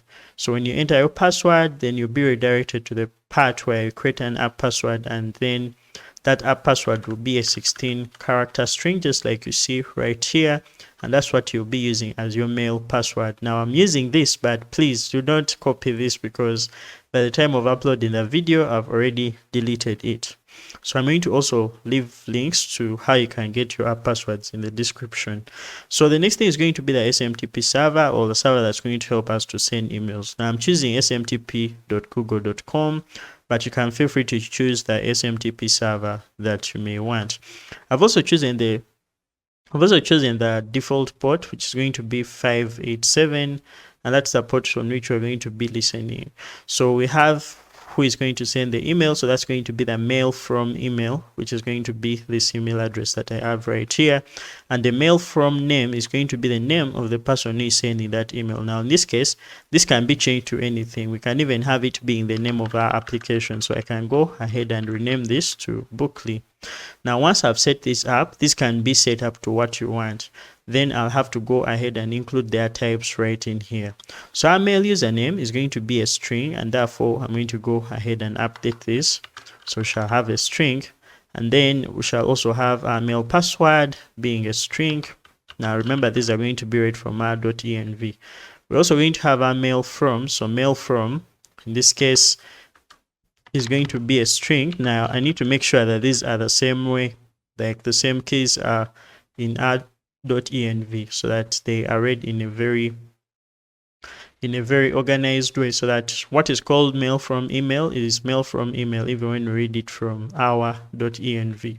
So in this case, this is going to be mail from, and then we have to go ahead and simply fix that. So mail from email is going to be this, but I think this is mail from, so I'm going to go ahead and update this to mail from. And then we shall have mail from, and then mail from name, which is going to be the name of the person who is sending the email, or the company that's sending the email.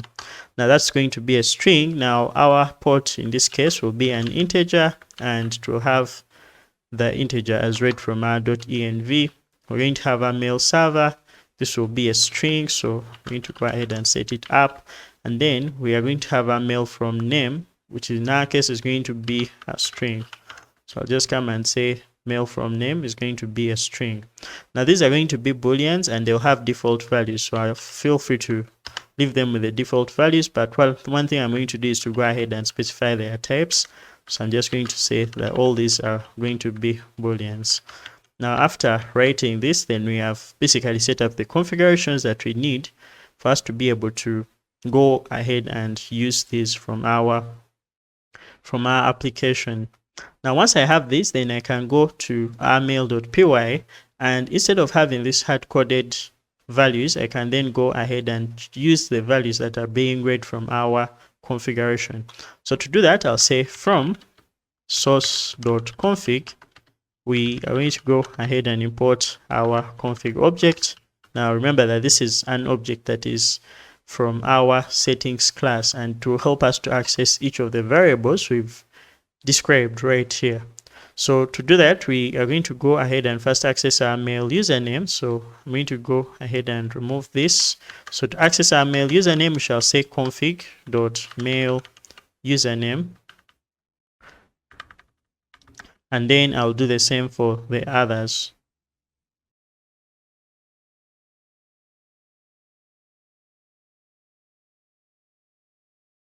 So once this has been done, the next thing we're going to do is to go ahead and provide this config object as an argument to our first mail object.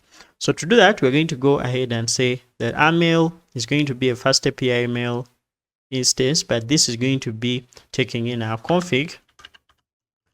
So our config is going to be a config object that we've created. So shall say config is going to be equal to config, or we can even rename this to mail config to avoid confusion. So you can say that our mail config is going to be our mail config, since we have a lot of configs. So I'll just say mail config. Now once this is set up, we can send an email by simply going ahead and accessing the send mail function, or the send message function or method, but this is going to be a coroutine, therefore we have to call it within an asynchronous function.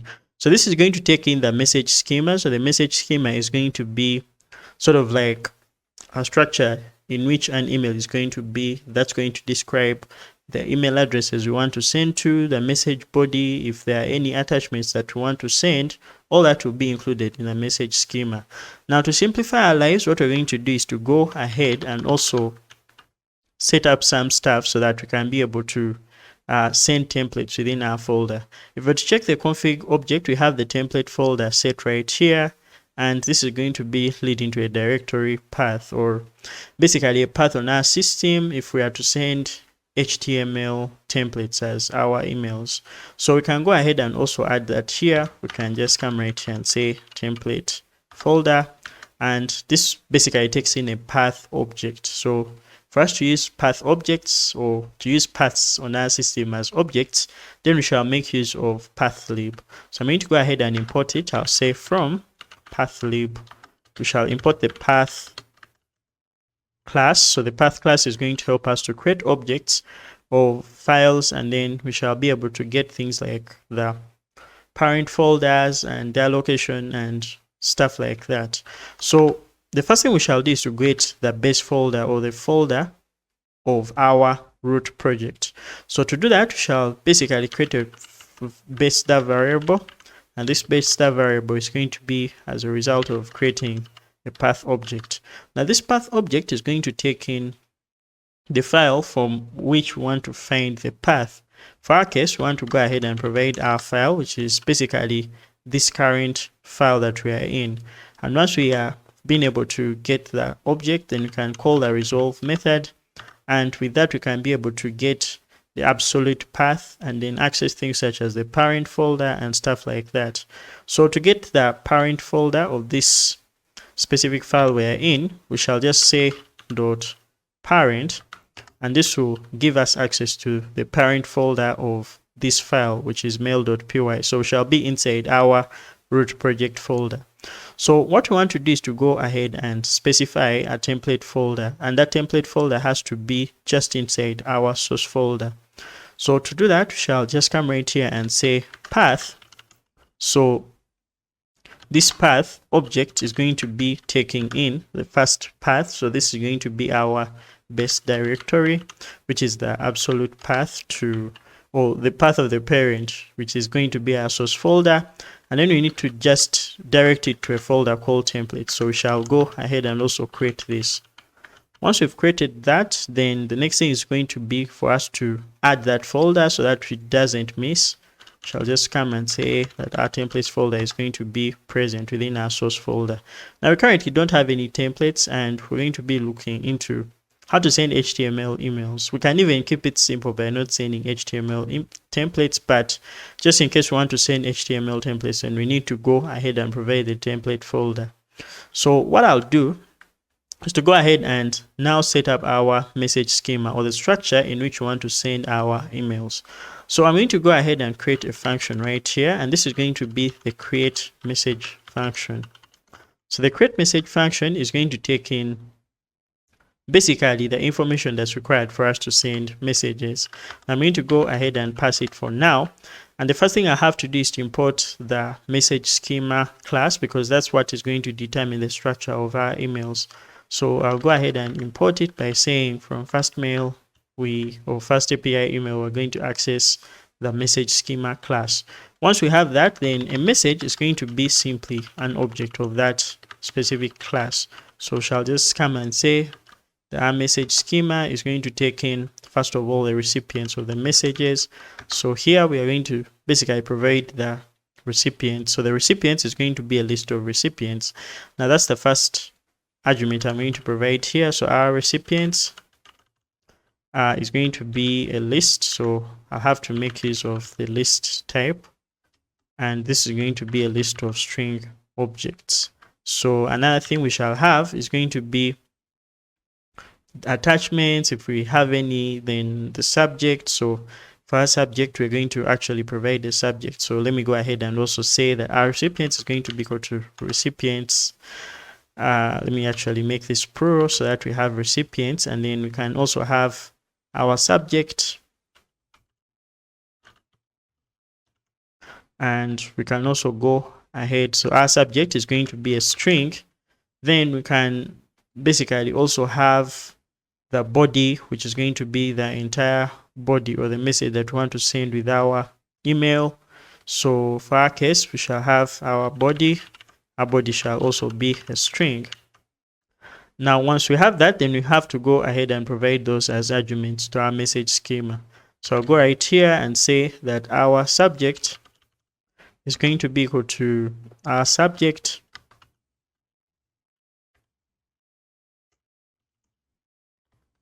So here we shall say that our subject is going to be equal to our subject and our body is going to be equal to our body. Now we can also go ahead and specify that the types of emails we're going to send are going to be in the form of HTML. So by specifying this, then we have to also make use of another class called the message type class.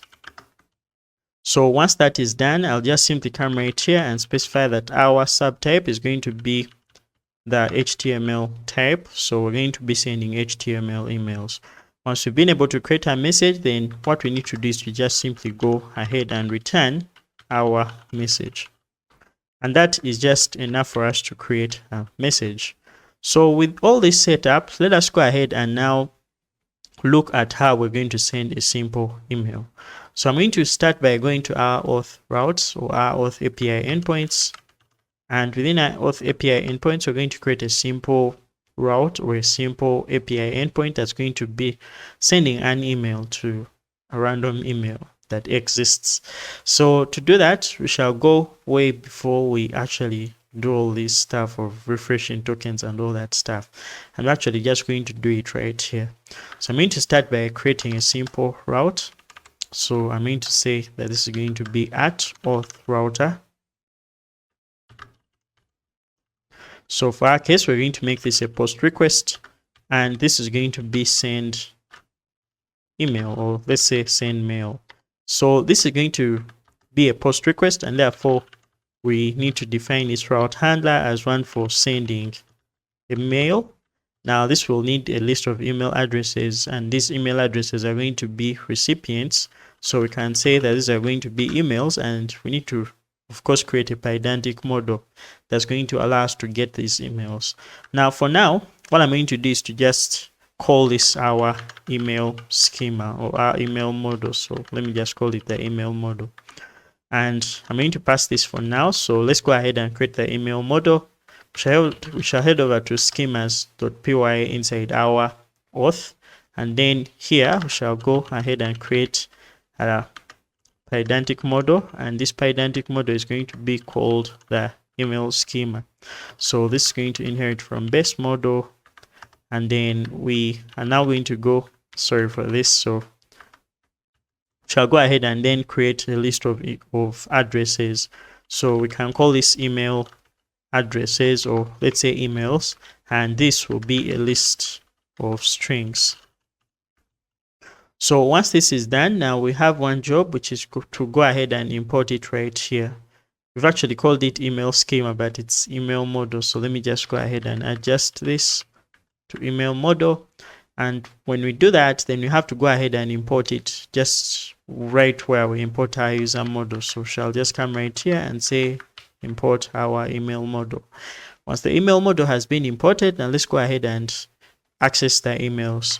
So to access our emails are of course going to be from emails. Now there's a problem right here. So I may choose to call this, let's say, emails, and then I'll go ahead and change our schema so that instead of emails, we actually have, let's say, addresses. So once that is done, we shall go back to our routes, and then we shall access our email addresses as emails.addresses. And once we have that, then we also need to go ahead and access this function for creating a message. So for now, we don't have any message that we're going to be creating. Rather, we're going to be creating our message, and then we shall send that message. So I'll go back to our route right here, and all I have to do is to go ahead and import that create message function and our mail object, because that's what we're going to use to send emails. So I'll say from source.mail, we are going to go ahead and import the mail object, and we're also going to go ahead and also import the create message function.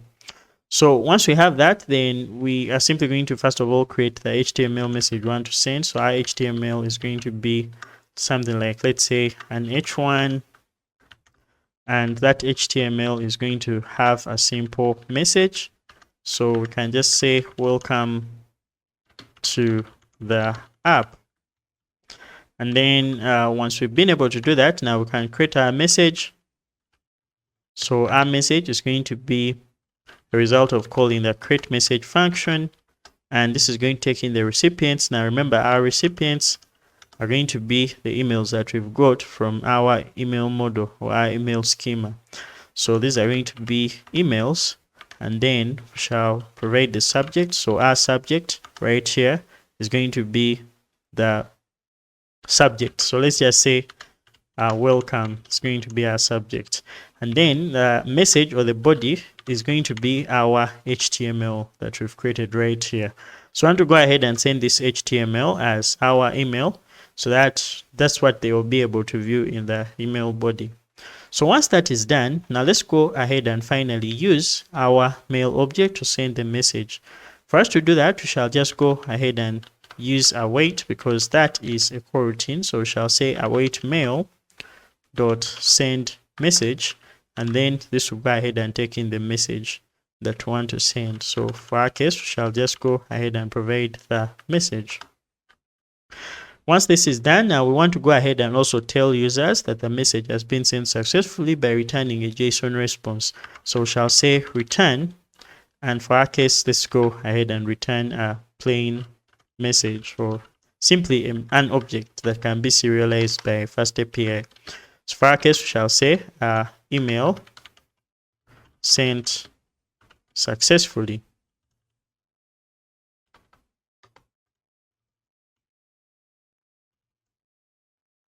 And that will be enough for us to send our email. So once everything is working, our server is not actually running. So we have to go ahead and run it with FastAPI, dev, and then source. So we now see that we have a Pydantic user error and a non-annotated attribute was detected. So this is going to be addresses, which is going to be a typing list of string. Let's go ahead and fix that. Within our schemas, we created addresses, and this is supposed to be a type. So that's a mistake I made. So if I fix that and we try running our server again, then we shall notice that our server is running. So let's go ahead and test this out. So right here in RESTFox, the first thing I'm going to do is to go ahead and simply create a new endpoint in our auth folder right here that's going to be responsible for sending an email. I'll say new request, and then I'll call this one to send a simple email. Once that is done, I'm going to clear up some of these things. So I'm going to close some requests we have here. And now we shall be good to go to send our email. So remember that our email endpoint is being found on the auth router, and therefore we need to access it via the auth prefix. So we shall go to localhost 8000/API/version1/auth, and then that's where we shall get to access the path where we shall send an email. Remember that this is a post request, therefore we have to specify that it's a post request.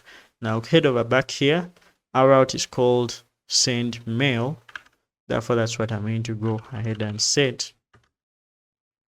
And then when you try to make a post request, of course we're missing the body. We need to provide our JSON, and our JSON has to have a key of addresses. Now this addresses key is going to have a value which is going to be a list. So in here we need to provide our list. So I'll provide the same email that provided as one that's going to send the email. So once this is done, I'm going to go ahead and send. And now we notice that there's this delay in sending the email. So this delay is maybe due to so it seems like we have an error right here, and this error is saying that an exception was raised due to our settings. So it seems like we need to check our credentials or email service configuration.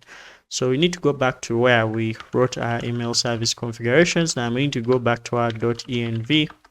It seems like we set up something to be wrong. So if we try to maybe say smtp.gmail.com, and then this will be able to help us. So what I'm going to do is to go ahead and restart our server by saving a random file.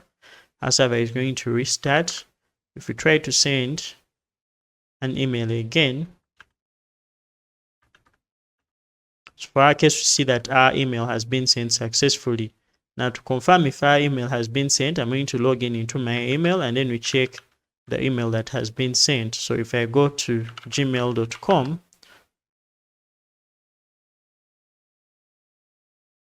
I'll now see that my email has been sent and it's saying welcome to the app, just like you see right here. So for now, we've successfully been able to send our first email. Now that we've figured out how to send emails with FastAPI Mail, let us go ahead and look at email verification. So in an application where we're making our users sign up with their emails and passwords, it becomes important for us to verify if the emails they have provided are correct. So email verification is a very important step as it helps us to verify if the user is an actual person. Therefore, if their email address is valid, then we shall be able to successfully send them an email. On the other hand, it helps us to basically prevent things like fraud because you can know the user who created that specific account. Now, for our case, we're going to first of all figure out a way to move data or to move data in between our app and third-party apps using our email sending. So for our case, we are going to make use of the It's Dangerous package, which is basically one that allows us to safely transfer data from one place to another safely. So it does this in a way that it helps us to cryptographically sign our data and hand over to whoever may want to handle it, and then we get it back, but this time we just check if the data has been tampered with or not. So what we're going to be doing is whenever a user creates an account, we're going to be sending them a verification link, and in that verification link will be a token. That token will contain data about the user. So whenever we get that token back, we shall be able to decode it, and then that's where we shall get the user account that's responsible for that specific verification. So for now, what we're going to do is to go back to our code. If you open up our database, we're going to notice that most of the accounts are not yet verified. So what I'm going to do is to go and open up SQLModel. If you're not familiar, this is just basically a tool that allows us to view our PostgreSQL in a very simple user interface. So I'm going to connect to our database right here, and if we go to our public schema and then we go to where we have our users table, we shall notice that most user accounts are not verified. So to do this, we are going to first of all set up It's Dangerous so that we can go ahead to make use of it. So if you've not installed it, the first thing we shall do is to go ahead and pip install. So this can be ppnv install or Peritry add, whatever you use. I'm just keeping it simple by using pip. So I'll say pip install, and for my case, I'm going to basically say I'm going to be using the It's Dangerous package. And this will go ahead and add it to our virtual environment. And once that is done, the next thing is to go ahead and set it up. Now remember, in our previous videos that we created the utils file or utils module in which the utilities for doing things such as password hashing, creating access tokens are found. So I'll head over to that file, which is going to be found in utils.py inside our auth directory. I'm going to close some of the stuff that we have right here. And what we're going to do at first is to first of all set up It's Dangerous module so that we can create this token that's going to be URL safe, or one that we can basically send through our URLs. So to do that, I'm going to come right here, and what I'm going to do is to first of all go ahead and import a class, and this class is what is going to help us to sign the data that we're going to present within our tokens. So I'll just come right here and say from It's Dangerous, we are going to go ahead and import our URL safe timed serializer. Now the URL safe timed serializer is one that's going to help us to take in a string and then create a token into it, but this time we can also be able to set the time that we can be able to check the time after which this token has been able to, or this data has been sent. So for example, if we created a token and we wanted to check if it has been sent and been passed around for this amount of time, we can be able to do that using this URL self timed serializer. I'll leave the link down in the description. So once we've done that, I'm going to come right here, and the first thing I'm going to do is to create a function. So this function is going to be one called the create URL self token. So this is going to take in the data that we want to send, or the token, or let me just call it the data. So this will be our dictionary. For now, what we're going to be doing is to go ahead and send the token. So for us to be able to create a token, we need to first of all create an instance of the class that we've imported, which is our URL self timed serializer. So we need to just come right here, and the first thing we shall do is to create a serializer object. So this serializer object is going to be an instance of our URL self timed serializer, and it's going to first of all take in the key, which is going to be the secret key that's going to use to send our data.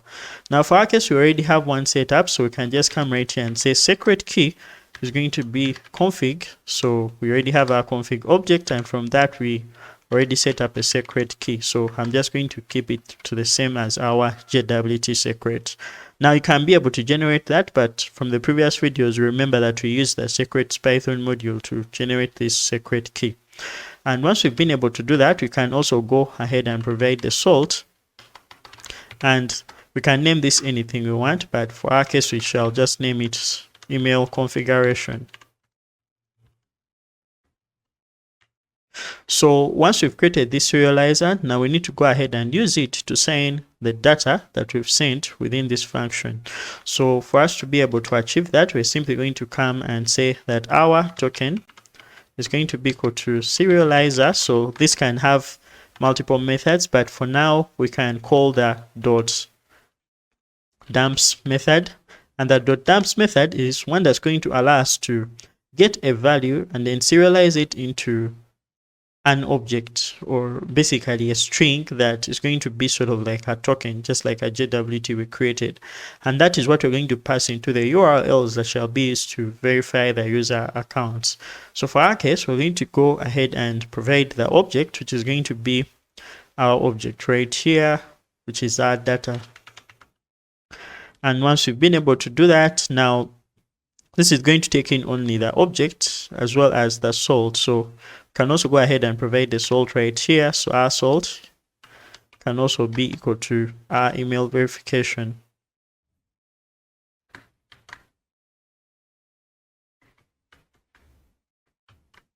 So this right here is our serializer, just like we've created it, and this is our dumps method that's going to allow us to basically create the token.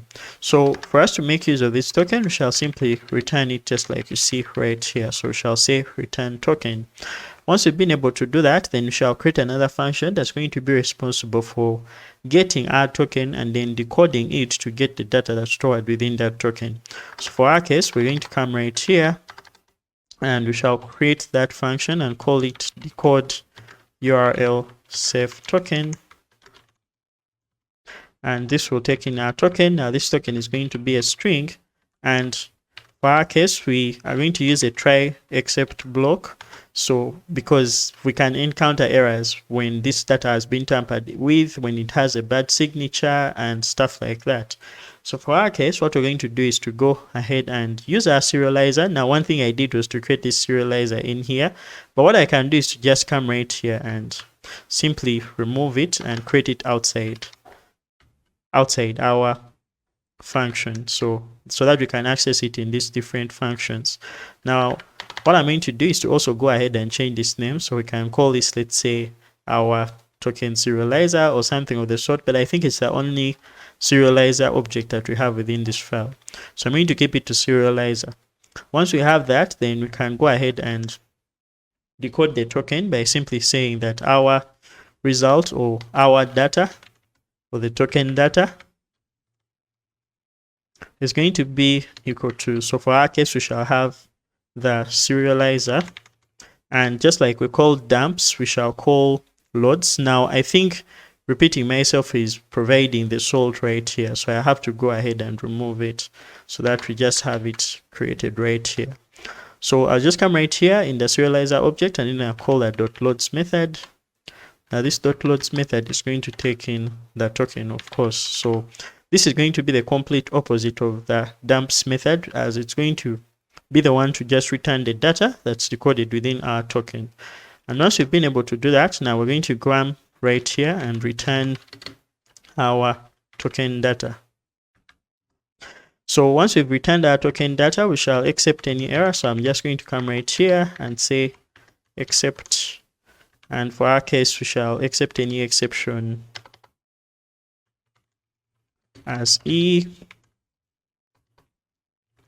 And then we shall just go ahead and log that exception. So for our case, I just say logging dot error, and then I'll just provide the string error, that specific error. And this will be just what we shall get when we encounter such an error. So here we can even return none, but I'll just simply leave it to basically where we throw the error. So once we've been able to do that, we now have an idea of how we're going to be sending tokens within our URL. So for us to do that, we shall go back to our auth routes. And within our auth routes, what we need to do is to go to where we create a user account. So where we create a user account, after the user has successfully created their account, we need them to send an email, and that email needs to have the information or instructions on how they can verify their accounts. So we're going to create some simple HTML, and that HTML is what we shall send via our email. So I'll come down here, and what I'll do is to just create the HTML message for verifying the user email. So I'm going to keep this simple, but you can as well use Ginger templates. So for our case, I'll just come right here and say that we shall have F, which is going to make this an entire F string. And then inside here is where we're going to have our HTML. So for my case, I'm going to provide an H1, and this H1 is going to be verify your email. So we're going to close this, and once we've closed this, then we can provide a paragraph. So this paragraph is the one that's going to have the instructions for verifying the email. So shall just tell them to please click this link. So to verify your email. And then we can provide the link. So I'm going to first of all close this paragraph, and then once I've been able to close that paragraph, I'm going to make a link. So this is going to be our anchor tag with an href. So we're going to be providing the email, or basically the link that's going to be used to verify the email inside here. So I'm going to go ahead and close this. Then I'll close the anchor tag, and then I'll put our link right here. So our link, or our email verification link, is going to be one for, let's say, so for our case, we shall just come right here and say our protocol is going to be HTTP, but then you need to provide a domain on which our account has, or our application is running. So to keep it dynamic, what I'm going to do is to create an env value, and that is going to stand for that domain on which our server is running. Now, there are very many ways you can get that programmatically, but I'm choosing to choose the easy way, which is we can just go ahead and provide the domain environment variable. So let's just call this our localhost. So for our case, this is going to be localhost 8000. Now we can also add the /API/what, but I'm going to just keep it to localhost 8000. So if our app is running on, let's say, bookly.com, then that's what we shall set right here, and then we can be able to access it here via our config object. So assuming that we have it, I don't think we have it in here, we shall go ahead and import our config object. So we shall say from source.config, we are going to go ahead and import the config object. And once we've imported the config object, now let's go ahead and make use of it to access our domain. So for our case, we can just come right here and say config dot, so this also needs to be an f string,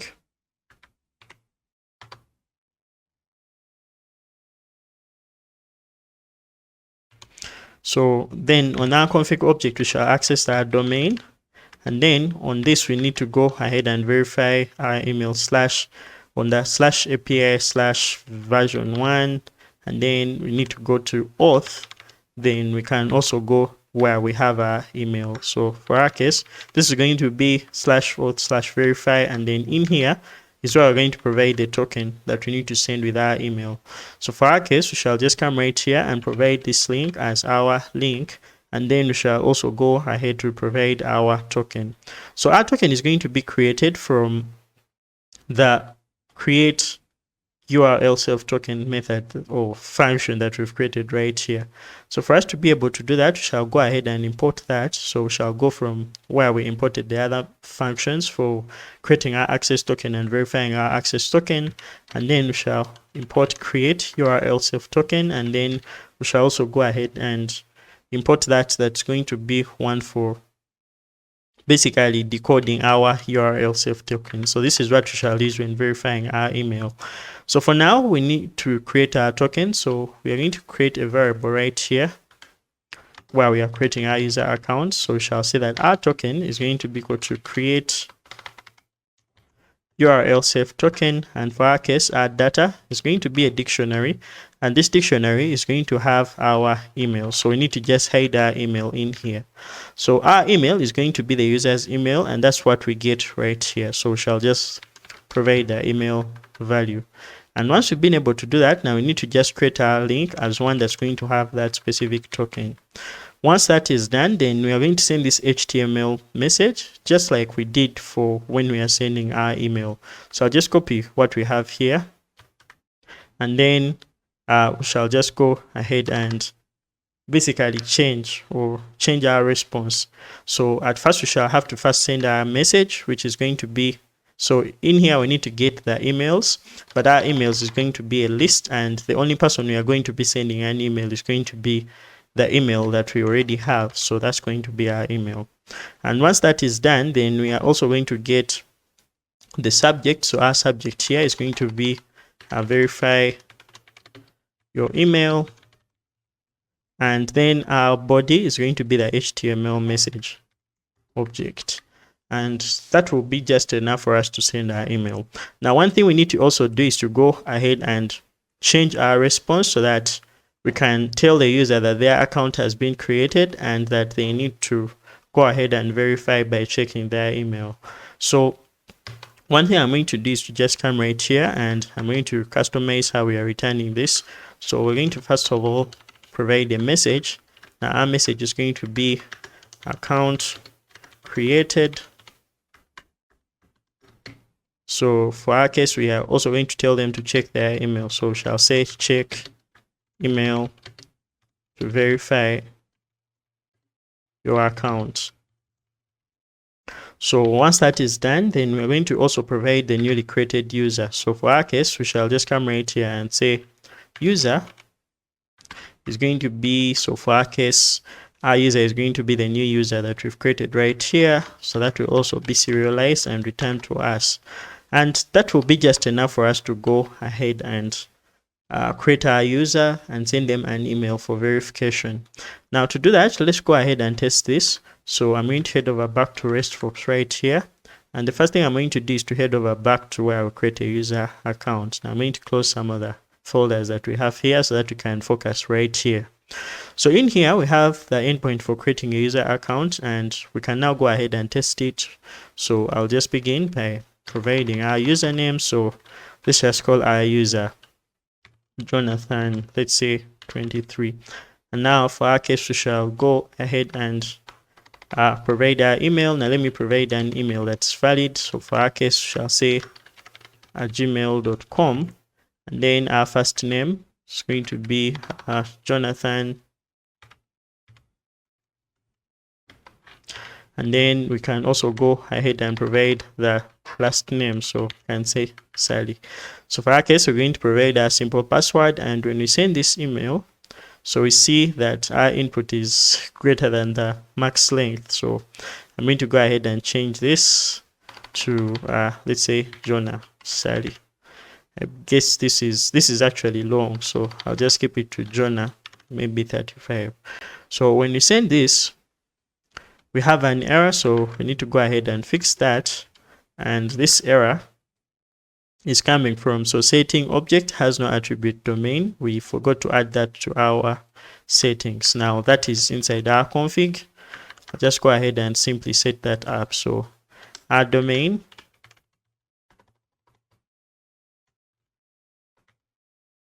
will be our string.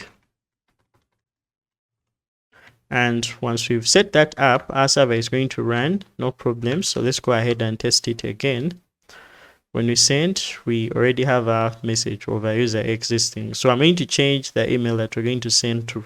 So let me just change the email to, let's say, Sally Jonathan k@gmail.com. And then when I send,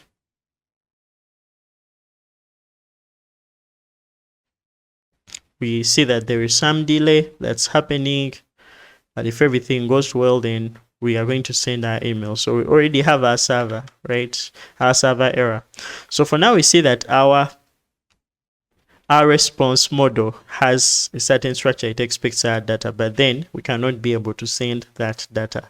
So let's go ahead and fix that. So in a case where we are sending our data in a customized way, then we need to also go ahead and modify the response model. So for our case, we have the response model being the user model, but since we are returning this dictionary that has the data that is not in a user response format, then that shows that we already have an error, and that's what the error that we are actually getting. But let's first of all confirm if our email is being sent. So I'm going to go ahead and go to my Gmail.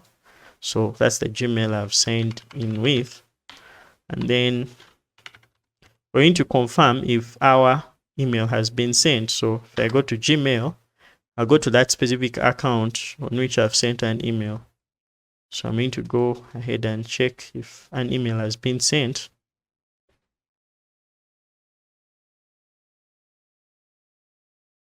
And now we can see that our email has been sent, just like you see right here.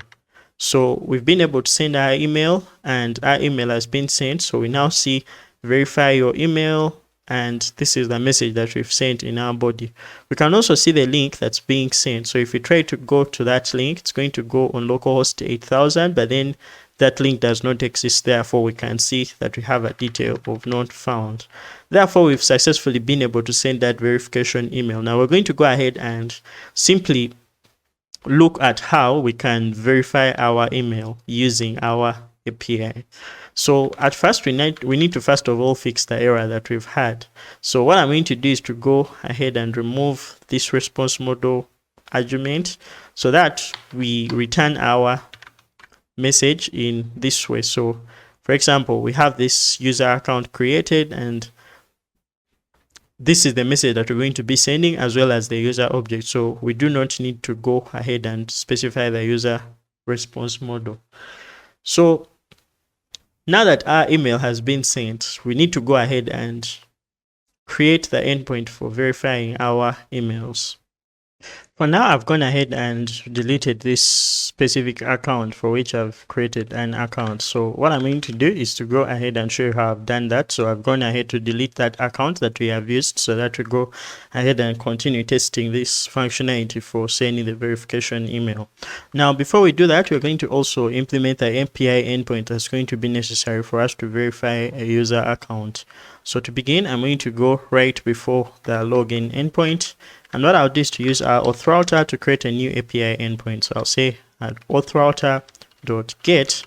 So this shall be on the /verify/token endpoint or path.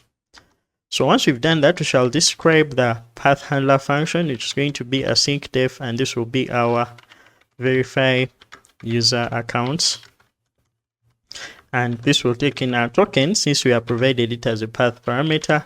And then we shall also need our session object. So we're going to provide our session. Now this is going to be got as a result of using the get session dependency. Now it seems like we don't have it here, so I'll go ahead and import it. I'll say from source.db.main, we shall get our get session dependency. And once we have our get session dependency, now we're going to come right here And all we're going to do is to inject that inside here. So shall say this will be depending on the get session dependency. So I think I made a mistake right here. This is supposed to be a type and this is supposed to be the value. So we are going to go ahead and change that by saying this is going to be our async session, and then that will be our dependency. So once we've been able to do that, now the first thing we're going to do is to decode the token that we've got. So to decode the token, we shall say that our token data is going to be equal to decode URL self token, and then we shall provide our token. And once we've been able to get this data, now we need to get the user email. So our user email in this case is going to be equal to token data dot get. So in this case, we are going to get the email if it exists or none if it doesn't exist. So if we provide our email, then we are going to go ahead and check if the user email is not none. So we can do that by saying if user email, and then we shall use our user service object to get that specific user with that email. So to do that, we shall say that our user is going to be equal to, so our user in this case will be our user service dot get user by email, and for our case we shall provide our user email. Once we provided our user email, now we're going to go ahead and check if this user is not none. So for our case, if the user is not none, we shall go ahead and throw an exception. So we shall do something like raise user not found, because now we have our custom exceptions. Once that is done, then we're going to simply go ahead and use our user service to update the user's values. So we didn't set that method up on our user service class, therefore we need to go ahead and set it up. Now what I'm going to do is to head over to service.py inside our auth, and what I'll do is to implement another method that's going to be responsible for allowing us to update the user. So I'm going to say async def, and I'll call this update user. So this is going to update a user with some data. So shall say self, and then shall create a dictionary of user data. So this data is going to come from the path handlers, and then it will also take in the session object. So this is going to be our async session. Once this is done, we're now going to go ahead and basically write the logic for helping us to update the user data. So what we're going to do is to first of all get the user. So for our case, we need to provide some specific data that we're going to use. We need to go ahead and get that user. So that means I have to go ahead and provide the email as a parameter, or be able to get that specific email or that specific user object. So to do that, we shall just come right here and basically I provide another attribute that's going to be the user email. So shall say that our email is going to be a string, or we can even get a user object. So for our case, we can just come right here and get a user object. So we can just go ahead and provide this and let it be our user object. So this user object is what we're going to be updating using the user data. And once we have that, now we can simply go ahead and update the user using our user data. So to do that, we can just come right here and say for key value, since our data is going to be a dictionary, we can just access the user data dictionary and we access all the items. And once we've accessed these items, now we're going to go ahead and update the current user or the user basing on those specific properties that we've got from our dictionary. So to do that, we can use the special set attribute function, and what that will do is to get the object, which is our user object, and then update it with the key and a value. So for our case, we shall say update with key and then value. So that means that if we have our email that we are going to update, then the value for the email on our user object is the one that is going to be updated. But for our case, what shall be updating is going to be the is verified attribute. So once we've been able to do that, we shall go ahead and basically make sure that we commit this using our session.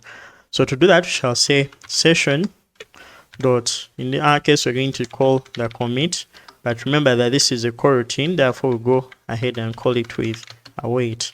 And once that is done, we shall go ahead and return the updated user. So we shall say return user or return none, whatever you want to do.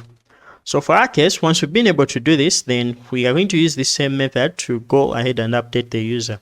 I'm going to go back to our routes, and what I'll do is to go ahead and simply await. So for our case, we are going to go ahead and call our user service object. And on our user service object, we shall call the update user method, and that's going to take in our user. So for now, we have our user here, which is our user object. So we shall provide that. And then we're also going to have the user data that we're going to update. For our case, that user data is going to be a dictionary, and all it's going to have is going to be that is verified attribute. Now the value for that is going to be our true, and then we are going to provide our async session object. So the async session object we're going to provide is going to be this session that we provided right here. Once that is done, now let's go ahead and return a good response. So for our case, we shall just come and say return, and we need to return a response. So we can just go ahead and return a JSON response object, and for our case we can provide the content as a successful message. So we can say that our content is going to be having a message. Now this message will be telling one that their account has been successfully verified. So we shall just say user or account verified successfully, something like that.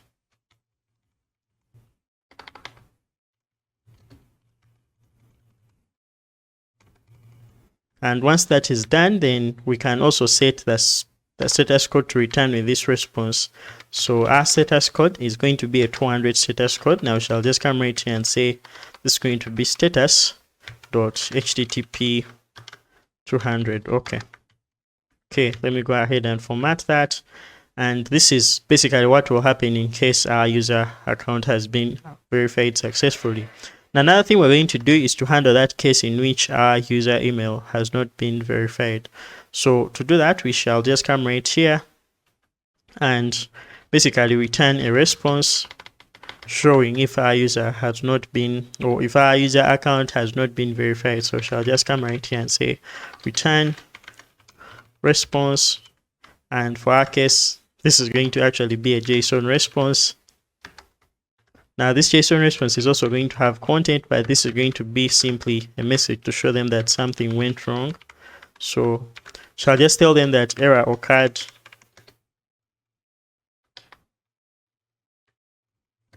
during verification.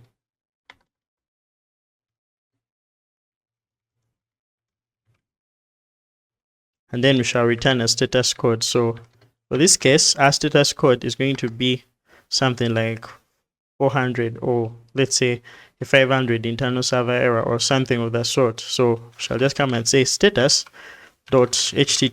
For our case, we are going to just come and say 500. So I'm going to go ahead and save, hoping that our server is running. It is running. So now let's go ahead and repeat the step for email verification. So for now, what we've done is to create the API endpoint that's going to be responsible for verifying our tokens. It's going to get the token, decode it, get the email from that token, and then use that email to get the user account, for which we shall then update if the user is the one that has submitted the request. So to do that, we are going to get back to our REST right here, and I'm going to go ahead and try to create an email or an account for that specific email that we provided right here. And now we see that our account has been created successfully. We need to check our email to verify our account. So to do that, I'm going to head over back to our browser right here, and I'm going to check the email. So we now see that a verify email message has been sent. And when we try to access this, our email is going to be the one that we have right here. So we also have one here, and this one is also telling us to verify our email. So I'm going to try to click this link, and now it's going to redirect us to our browser. So we now see that something went wrong on the server side. When we check with what went wrong, we're now seeing that the user get user by email is missing the required positional argument session, which we forgot to provide. Now I need to go ahead and add that. So by getting a user email, we need to also provide the session object, which I forgot to provide. So this is going to be our session. And I think even this, for this I've provided the session, which means that we are right. And then I think that will be good to go. Now I'm going to go ahead and also get rid of that specific user so that we repeat the same step for that specific user. So when the user creates their account will be created, and then a verification email has to be sent to their account. So if we go back right to our email, we shall see that an email has been sent to verify their account. If we try to get to the link, we shall now see that still we have an error. So let's see where the error is coming from. So this is going to be a coroutine object, has no attribute, is verified. So it seems like we forgot to await something. Now I'm going to go back right here. So this is a coroutine right here, but we forgot to go ahead and call it with await. So I'll say await, and then I think I did that for the update user. I don't know why I keep forgetting this. So if we go back, I'm going to do a lot of deleting, but this is just for testing purposes. So when I remove that user, I'm going to try again to create their account. So let me close some of the links that we have right here. And I'll also get rid of that specific email. So when you try to create a user account for this user,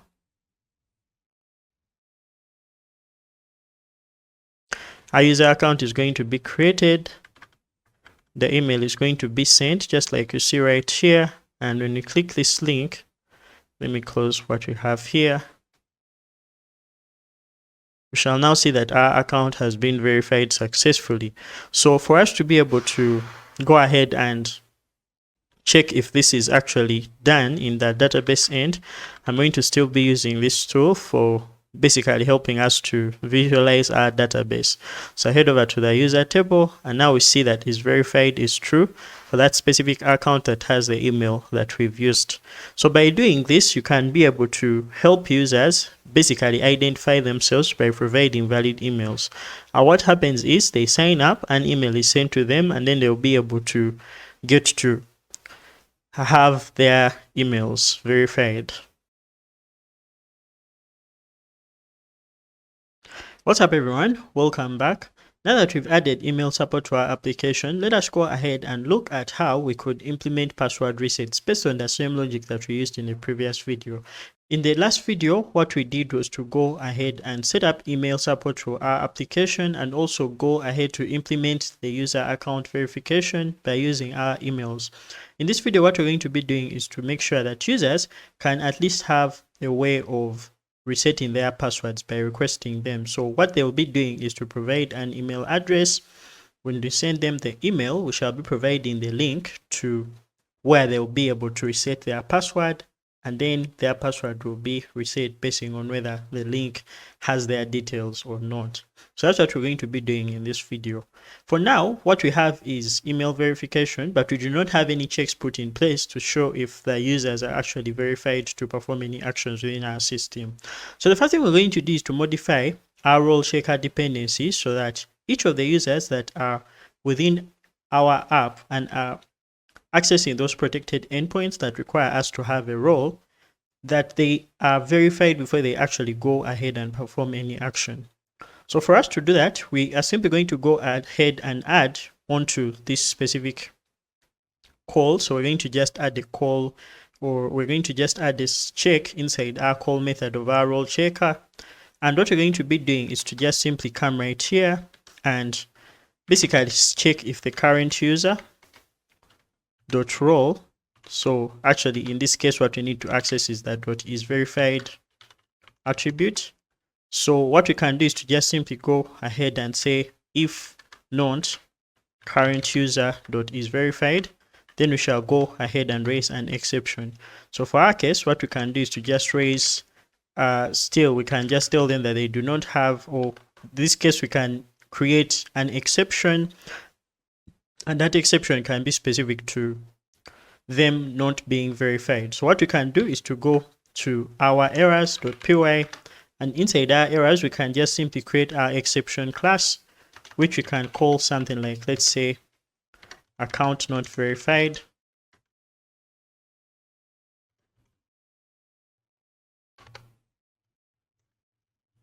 And this is going to be an exception, just like the ones we've created in this file. So this is one that's going to be raised in case user tries to perform an action, but their account is not verified. So right here, what we can do is to just say account not yet verified. So it's going to be a requirement for a user to sign up, and after they sign up, they will then have to verify their account for them to perform an action within our application. So once that is done, then we're going to register our error handler for this specific class. So I'm going to just copy it right here. And what I'll do is to just simply go ahead and do the same thing like we did for these other error classes. So I'm just going to come right here and say app dot, in this case we shall say add exception handler, and for our case we shall provide the exception as account not verified. So for this case, what we need to do is to call the create exception handler function, and when you call this function, it will have the specific details of the exception that we are trying to handle. So for our case, we're going to provide a 403 forbidden error, because this is going to be a forbidden action. They won't be permitted to go ahead and access any endpoint or perform any action in case their account has not yet been verified. So for our case, what we can do is to just come right here and maybe tell them to verify their account. So for our case, we can just come right here and say account not verified. And then we can also go ahead and provide the error code. So and just say account not verified. And then we can just simply go ahead and check their email to resolve that issue. So we can say that the resolution of this error is going to be please check your email for verification details. So once that is done, then the next thing we're going to do is to go ahead and test this on some of the endpoints that we've created. So I'm going to go back here and I'm going to import that error, raise it, and then save. Then we try to access an endpoint that with a user who is not yet actually verified. So what I'll do is to go at the top right here, and the first thing I'll do is to import that specific error, which is account not verified. And once I've been able to import that, I'll simply come in here, and what I'll do is to go and simply raise the account not verified error. So with this in place, now we can go ahead and simply check our book routes or our book API paths. So if I go to the routes that are for the book resources, we can now see that we have role checkers being implemented for all those routes. Now what I'm going to do is to create a new dummy user who is not going to have any verification. So I'm going to create them with a dummy email, and then we shall just be able to test and see if that user will be in position to access the specific endpoints of our app. So to begin, what I'm going to do is to go to RESTFox, and what I'll do is to create a new user account. Now this is an account that's already existing. Let me just create another account that doesn't exist. So I'll say Joseph Smith at gmail.com, and then I'll also change the username to, let's say, Smith, and then I'll change the first name to Joseph and the last name to Smith. So our password will be test123, and if we try to create an account, of course this is going to fail because our server is not running. So I'm going to go ahead and start our server with FastAPI source, and then this is actually going to be dev, and then we shall point to our folder source. So that will start our server. So when you try to create this account,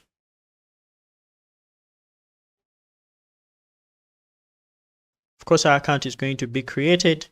Once our account has been created, I think this email exists, and therefore an email has been sent to them. So if you're Joseph Smith and you're watching, an email has been sent to you to verify your account. So once this has been sent, then what we're going to do is to go ahead and try to log in with this user without them having to verify their email. So what I'm going to do is to go ahead and try to log in to access a token pair with those credentials.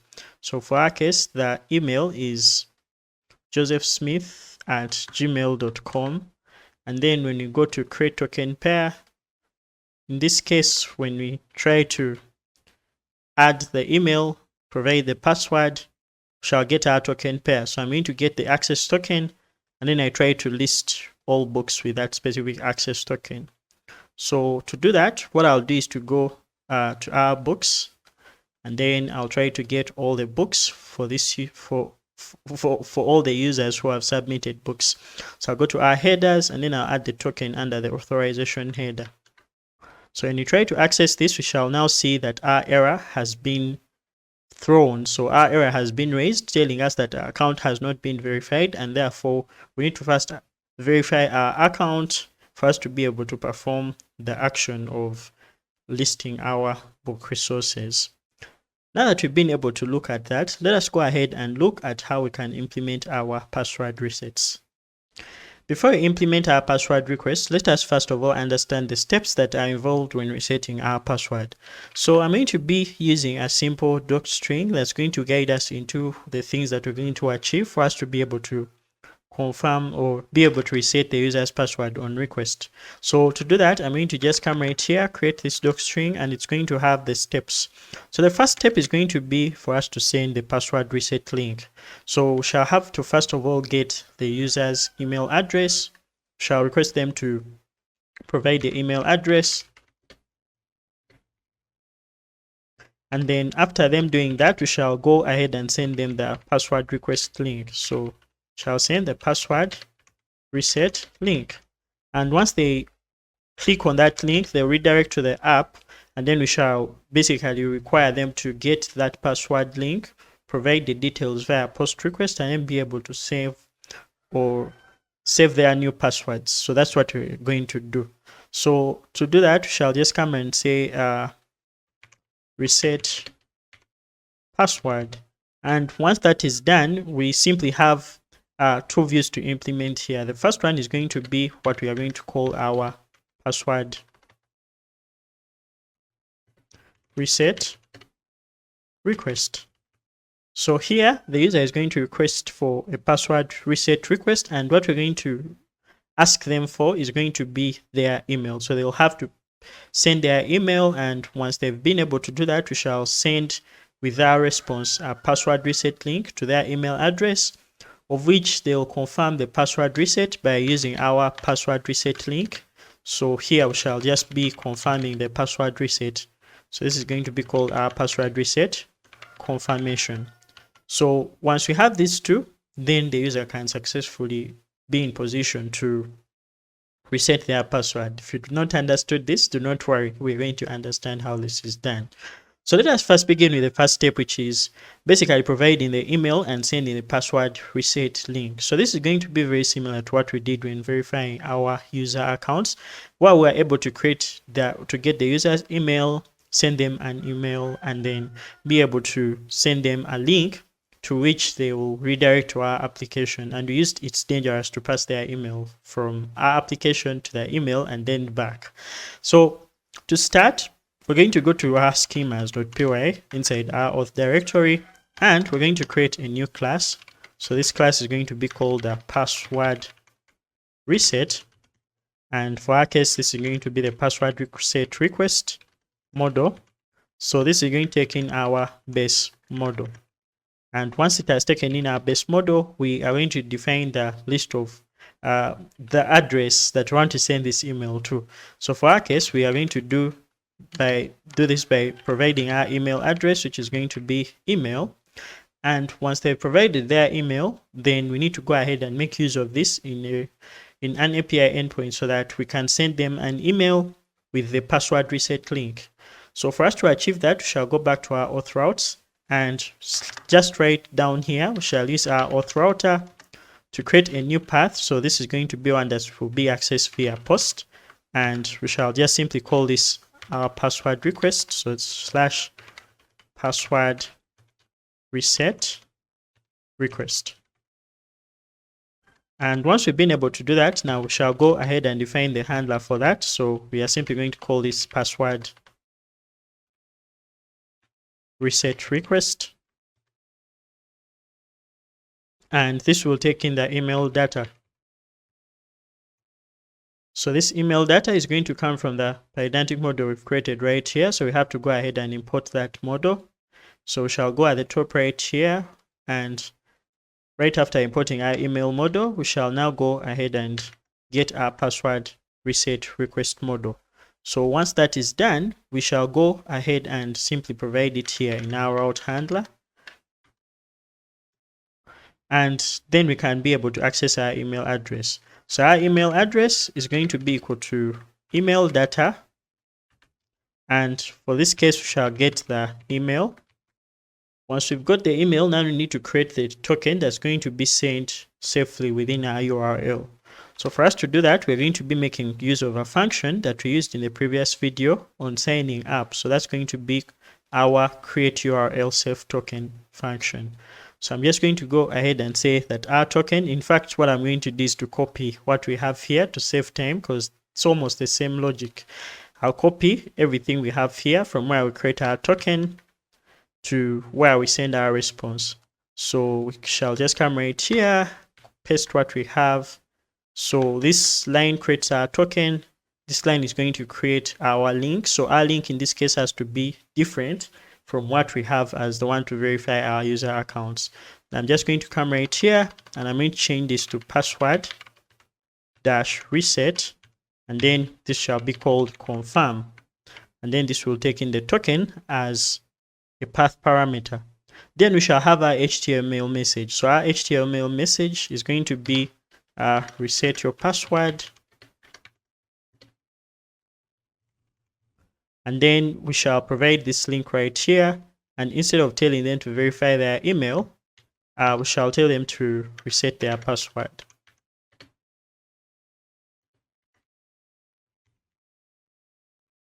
So once this is done, now we can go ahead and simply create the message using our message schema that we created in the previous video. Then after that, we can send the message via email. So now we can go ahead and show them a success message, and then details of how they have to find the instructions for resetting their password in their email. So here we can say something like password reset link sent, or let's say please check your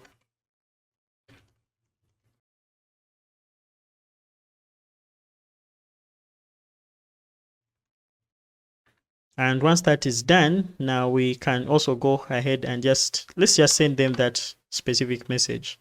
So we can also specify the status code. So just in case we have the status code, we can actually return a response instead of just a blank dictionary. So I can just go ahead and remove this, and instead of returning a dictionary, we can just return the JSON response, and then we can specify the status code from there. So our content will be equal to this message, and then we shall have our status code. So the status code in this case is going to be equal to status dot http 500 internal server error. Actually, not internal server error, but this is going to be our 200. Okay, so once this is done, this will be just enough for us to send a request to reset our password. Now, one other thing we need to do is to go ahead and implement the route that is specific to helping us to reset our password. So this is going to require us to have two fields, one to check if our password, to provide our password or our new password, and another one to confirm the new password. So what we're going to do is to come right here, and we are simply going to go ahead and create that schema. So this is going to be a class, and this is going to be our password reset confirm model. So this is going to also be a base model subclass. And once we've created it, now we need to just get our new password, which will be a string, and then we shall also get the new password, and we shall also get our confirm password,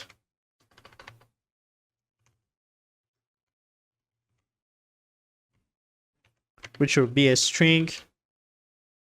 So these are the ones that the user will use to provide a new password. So here we shall just actually tell them to confirm the new password, and this will be just enough for them to reset their password. Now we are going to come right here and create that route. So that route is going to be similar to what we have here, or what we had for verifying our user account. So I think that's what we did here when we were verifying our user account. So I'm just going to simply copy what we have, but in this case we're going to be updating the user's password. So we're going to also make use of some utilities that we created in the previous video. So I'm just going to come right here and change this from verify token to, so this will be our password reset confirm. So I'll come right here and then I'll get that specific link for getting our link. So our link is going to be /auth/password reset confirm. I actually called it rest, but let me change this to request or reset.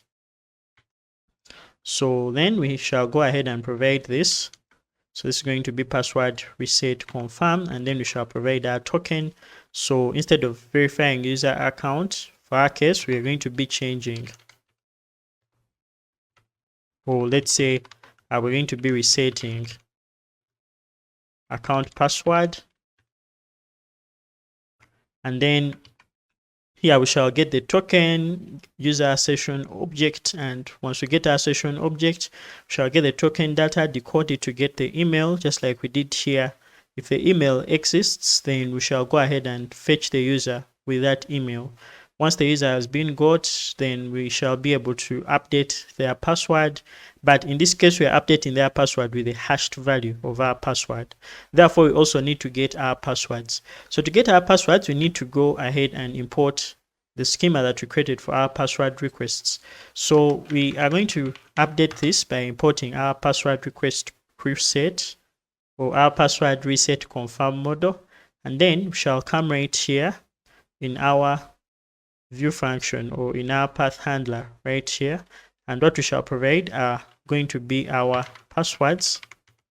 So these are going to be of type password reset confirm model. So just simply call this our passwords, and then we shall have this being of type password reset confirm model, and then we can go ahead and do some simple verification, for example, to check if the data that has been sent or if the passwords are equal. So you may do something like if passwords dot, let's say our new password is not equal to our passwords dot, for our case we shall confirm our new password. Then we are going to raise an HTTP exception, simply telling the user that, or the client, that the passwords do not match. So we can do that by raising the HTTP exception, and then we can just simply go ahead and provide the detail of passwords do not match. And our status code for this will be the 400 status code, to just tell them that that is a bad request, or some invalid data is coming from the front end.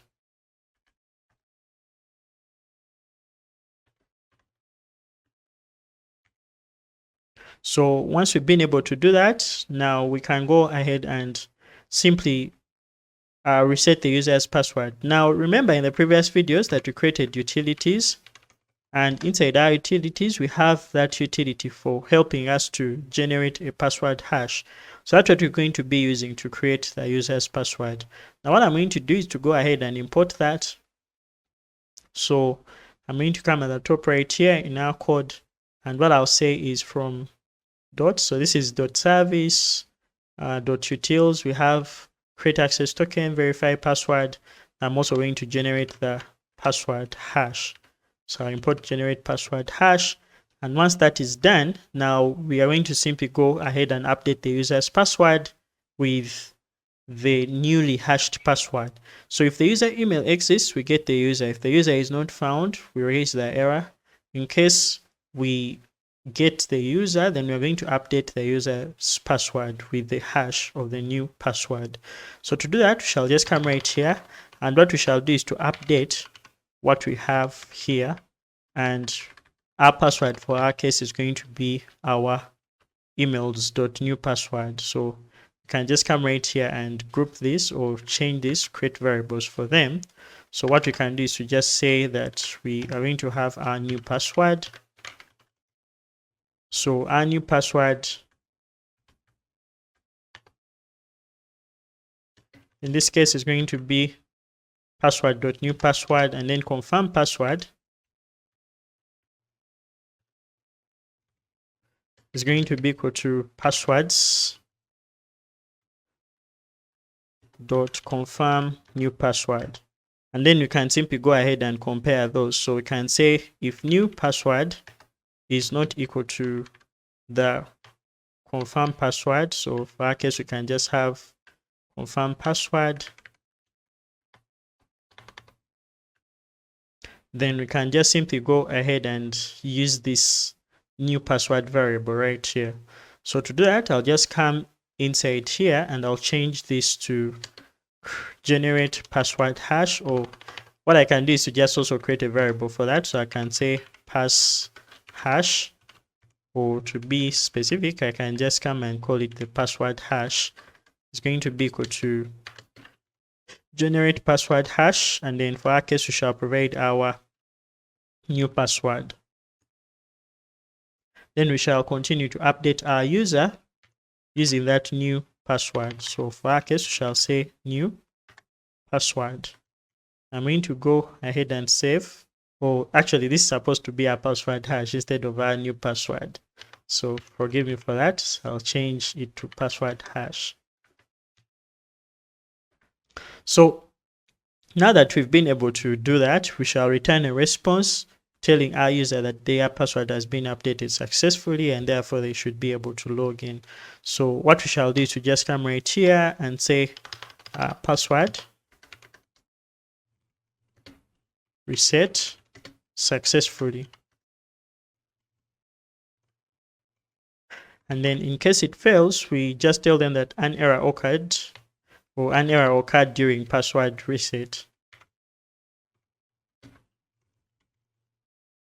And that's basically what we are going to be doing for our password reset. So let's go ahead and test this out to see if it works. Hoping that our server is running, we're going to go to our RESTbox right here, and I'm going to go and first create a request. So this request is going to be one to send or request for a password request or password reset request. So we shall just say request password reset, and this is going to be a post request. So we shall copy the URL. So I'm just going to get one of these and I'm going to close some of the stuff that we have here. So this is going to be our password reset request.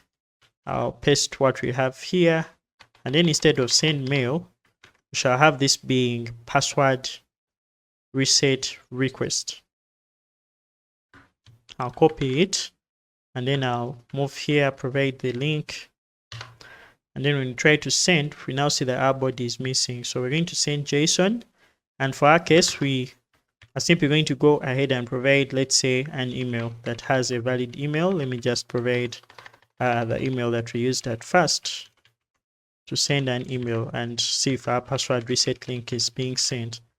So if I send this, we have an error, so JSON is invalid.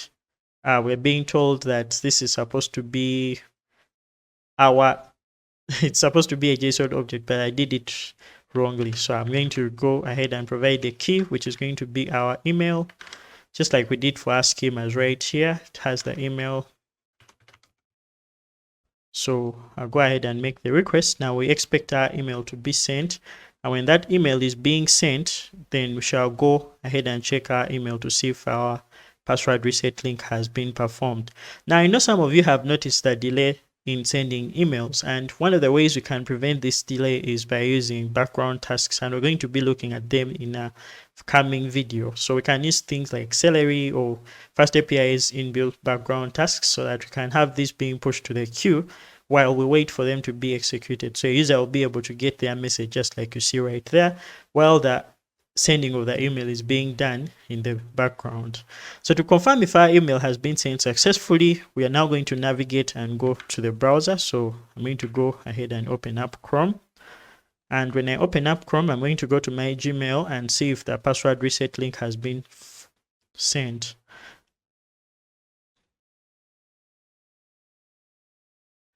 So just like you see, the password reset link has been sent, and now it's telling us to reset our password. I'm going to go ahead and visit it, and then we shall be able to see if our password reset link has been found. So just like you can see right here, we see that our password reset link has been found. So if we try to click on this, we're going to be redirected to our application, and now we see that our body is missing. So what we are supposed to do is to go ahead and send details, or be able to make a request to this with our body. So by clicking on the link, what we are doing is to go ahead and make a request that is a GET request, yet we need to send a body via post. So for us to be able to achieve that, I'm going to go right down here inside our app, and I'm going to create a new request. So this request is going to be one for reset password confirmation. So once that is done, it's going to be a post request, and then I'm going to copy the link that we got via our email. Once we have this link, we're going to provide the body. Now this body is supposed to have the new password and the new password confirmation. So in here, what we're going to do is to provide our new password. So if we try to provide our new password alone, let's say this is going to be so I'm going to make a more complex password, like the word required, but in numbers. If we send this, when we're going to be missing, so this is going to be a method not allowed. So it seems like we have an issue where we have that specific endpoint. So this is going to be post, and I forgot to actually provide the post method. So I'm going to go ahead and say this will be access via post. So once we give the method to be post, of course we have to go ahead and make a request, and now we see that we are missing the confirm new password field. So what I'm going to do is to first of all send a password that does not match the new password that we have right here. If I provide this, so we're going to have confirm new password, and then our value is, let's say, going to be required, but with letters instead of the numbers. If we send this, we shall see that our passwords do not match, so we cannot be able to reset our password.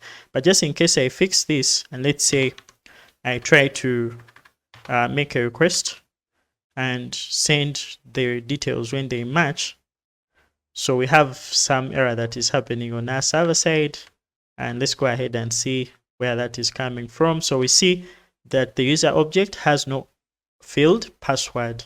So let's go ahead and see our model. So when you go back to our model right here, we now see that the field is called password hash instead of password. So that's a silly mistake I did.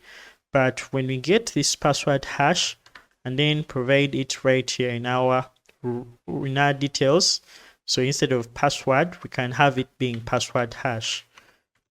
This time if we send, of course our password is going to be reset successfully. Now let us go ahead and try to make sure that we log in with this user's old password.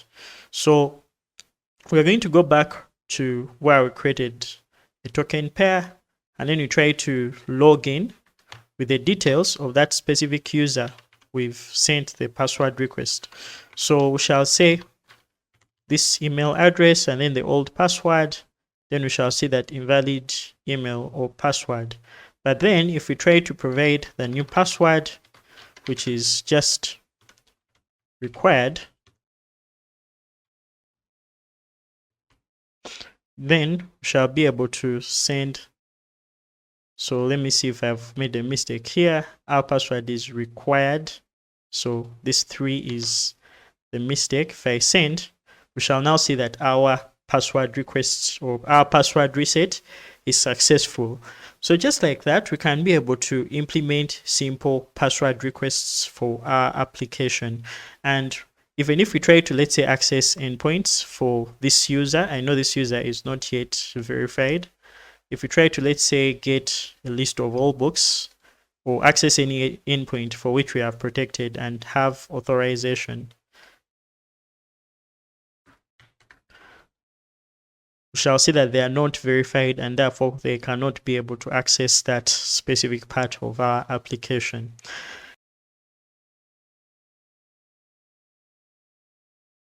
What's up everyone, welcome back. Today I'm going to be introducing background tasks in FastAPI. So a background task is any task or any process that we may want to push or offload off our request response cycle so that we improve the performance of our application. And it is just as simple as that.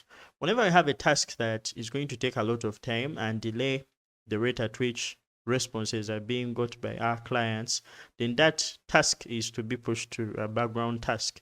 And lucky for us, FastAPI has inbuilt support for background tasks, but we can also use some battery included solution like, let's say, Celery. And I'm going to be explaining all that in this video. So the first thing we're going to look at is a simple example of a task that takes a lot of time. So for now, we have things like sending verification emails and password resets that involve the sending of emails. So let us go ahead and try to create a user account. So right here, I have my database that has been cleared, so we do not have any data inside our database. And what I'm going to do is to try to create new user accounts using the credentials that have valid emails, that the ones I used in the previous video. So I'm going to go back to creating a user account, and when I try to create a user account, we shall notice that there is a slight delay at which the response is going to be returned. So we now see that this request is going to take 4.92 seconds, which is close to 5 seconds to complete. And even in my terminal right here, we'll see that the response is being returned after 4.88 seconds, which is kind of slow compared to how we may have wanted it to be. So in this case, background tasks are the way to go. We may push the sending of the email to a background task so that we don't have to wait for the response to be returned to the user and still have to send them the email. So let us begin by looking at how we are going to implement that. So to start, I'm going to go to that exact endpoint for creating a user account. And in that endpoint, what I'm going to do is to push this line that sends the email, just like we did in the previous video. So this is FastAPI mail, sending the email. But this task kind of takes a lot of time. So what I'm going to do is to push it to a background task. And for us to do that, we are going to be making use of an inbuilt dependency that FastAPI provides for us. And that is going to be the background tasks dependency. So using this class, we can be able to create an object, and that object will have different methods that will enable us to push a task or a process to the background so that it executes there and doesn't block the response. So what I'm going to do is to go back to our endpoint that creates a user account, and what I'll do is to just come right in here, and inside our dependencies or inside our parameters for that path handler, I'll add one that I'm going to call background tasks, but I'll shorten it to BG tasks, and that will be of type background tasks. And once that is done, then I'm going to simply go ahead and basically add this to a background task. So to add this to a background task, I'll get rid of the await, and then all I have to do is to say BG tasks dot, in this case we shall say add task. So this is going to be add task, and then we shall add that specific method that sends the email. So for our case, it's going to be mail.send message, and the first argument that we have to provide to the add task is going to be the function or the task that we want to send to the background. So our case is going to be mail.send message, and the second one is going to be all arguments to the task that we provided. So for our case, we have one argument, which is going to be our message. So we have basically added this to the background. Now if we try to make the same request, so for our case, we are going to go ahead and change these details. So let me try to create a new user. I'll create this user with new credentials. for a valid email, and then we try to create the user account using background tasks in this case. So I'll provide the first name as Jonathan, the last name as Sally, and when I send, we're now going to see that our request is being returned in milliseconds compared to where our response was being returned after 5 seconds. So even when you go right here, we are now seeing that the response has been returned after 0.45 seconds. So basically, that took less time than what it did at first. So that's how background tasks work. You just offload a task from your request response cycle so that you can be able to return a response while that task is being executed in the background. I hope that has given you a brief introduction to background tasks in FastAPI. While FastAPI background tasks can be useful, there are going to be scenarios in which you may need to use a much more batteries included solution such as Celery. Now, such scenarios may include ones in which you have multiple background tasks running on the same server. So when you have these background tasks running on the same server, that actually means you're going to put a lot of load on your server, and that can bring a lot of performance issues. Now, Celery, on the other hand, allows you to run these processes on different servers if you want to, and therefore increases performance by a very great percentage. So we're going to be looking at how we can use Celery. So to begin, we're going to install Celery. I'm going to open up a new terminal right here, and I'll type pip install Celery, and this will go ahead and add Celery to our virtual environment. Once Celery has been installed, we are now going to go ahead and set up Celery. So I've created a simple diagram right here that's going to allow us to understand the different concepts that are involved when working with Celery. So the first concept is going to be the Celery client. So the Celery client simply refers to any code that you're going to write to interface or to work with Celery. So this client code is going to help us define the tasks that we need to send to Celery for execution. And this is the same code that is going to allow us to push those tasks into the task queue. So another concept is that of the broker. A broker is simply a way through which messages are going to be sent from our Celery client to the Celery workers. So inside the broker is where we find the task queue, and that's where we're going to send every message that we shall be sending from our client. Now, workers are going to be processes that are going to look into our queue to find any task that is going to be available for execution. Once these tasks have been got, then these workers will go ahead and run those tasks, execute them, and if a result backend has been set up, then the results of those tasks will be sent there for storage. So think of a result backend as a simple database for storage of results once they are executed from our tasks. So then our Celery client will also be able to see the results of tasks, understand the statuses of such tasks, and so on. Now that we have a simple understanding of how Celery works, let us go ahead and set up Celery. So to begin, I'm going to move to our code right here. And the first thing I'm going to do is to update our configuration so that we can make use of Celery. So the first thing I'm going to do is to set up the broker URL.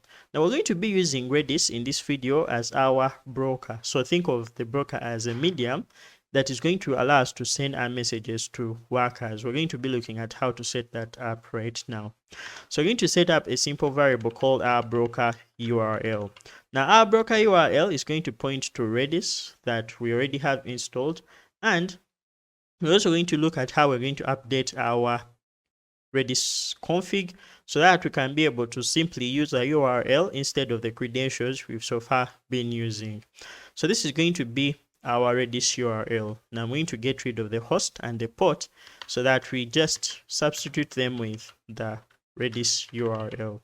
So this is going to be a string, but then we want to make this have a default value. So I'm going to make this have a default value of the URL for our local Redis, which is going to be Redis on localhost. And then the port is going to be the default port, which is 6379. Then we can also point to a database such as database 0, and that's what we're going to be using for our Redis URL. Now this means I also have to go ahead and update where we actually set up our Redis when working with our token revoking. So to do that, I'll head over to redis.py inside source.db, and then I'll have to update our Redis I'll have to update our Redis instance so that we can be able to use the Redis config instead of the credentials like we set up right here. So what I'm going to do is to come right here, and then what I'll say is io redis dot, in our case, from URL. Now there's a concern that was raised in the previous videos where people were saying that the io redis package is not fully supported, or is not supported anymore, which is actually right. So for those, I highly recommend that you use the Redis client or the Redis official client, since it now has support for async IO and the functions still remain the same. So for you to be able to use it, what you're going to do is to just come right here and say import redis dot async IO as IO redis. So that's going to still work the same way. So once you have that, then you can simply go ahead and still access the same function. So you can say IO redis dot from URL, and for our case we can still point to our URL as config dot, in our case this is going to be our Redis URL. So once that has been set up, now let's go ahead and set up our Redis for our Celery. So I'm going to set the broker URL to our config dot, for our case that's going to be our Redis URL. And then we're also going to set up a result backend because we want to keep track of the results of the tasks. So what I'll do is to just come right here and say result backend. And our result backend in this case is going to be config dot. So for our case, we shall still use our Redis URL. Now with that done, let us go ahead and look at how we can create our first task. So just like we looked at when using background tasks, we can simply go ahead and modify this task of sending our emails so that it's a Celery task. So to do that, we are going to go ahead and simply copy the code that is basically shared on every instance of sending an email, and that is basically creating a message as well as sending that message as a background task. So I'm going to copy this and then I'll move it to our config.py. Actually, I'm going to move it to a file that's specific to Celery. So to set up our Celery, which I haven't actually done, we have set up our Celery config. Now we need to go ahead and create what is called a Celery app. So I'm going to go ahead and create a new file. So this new file is what I'm going to call our Celery tasks.py.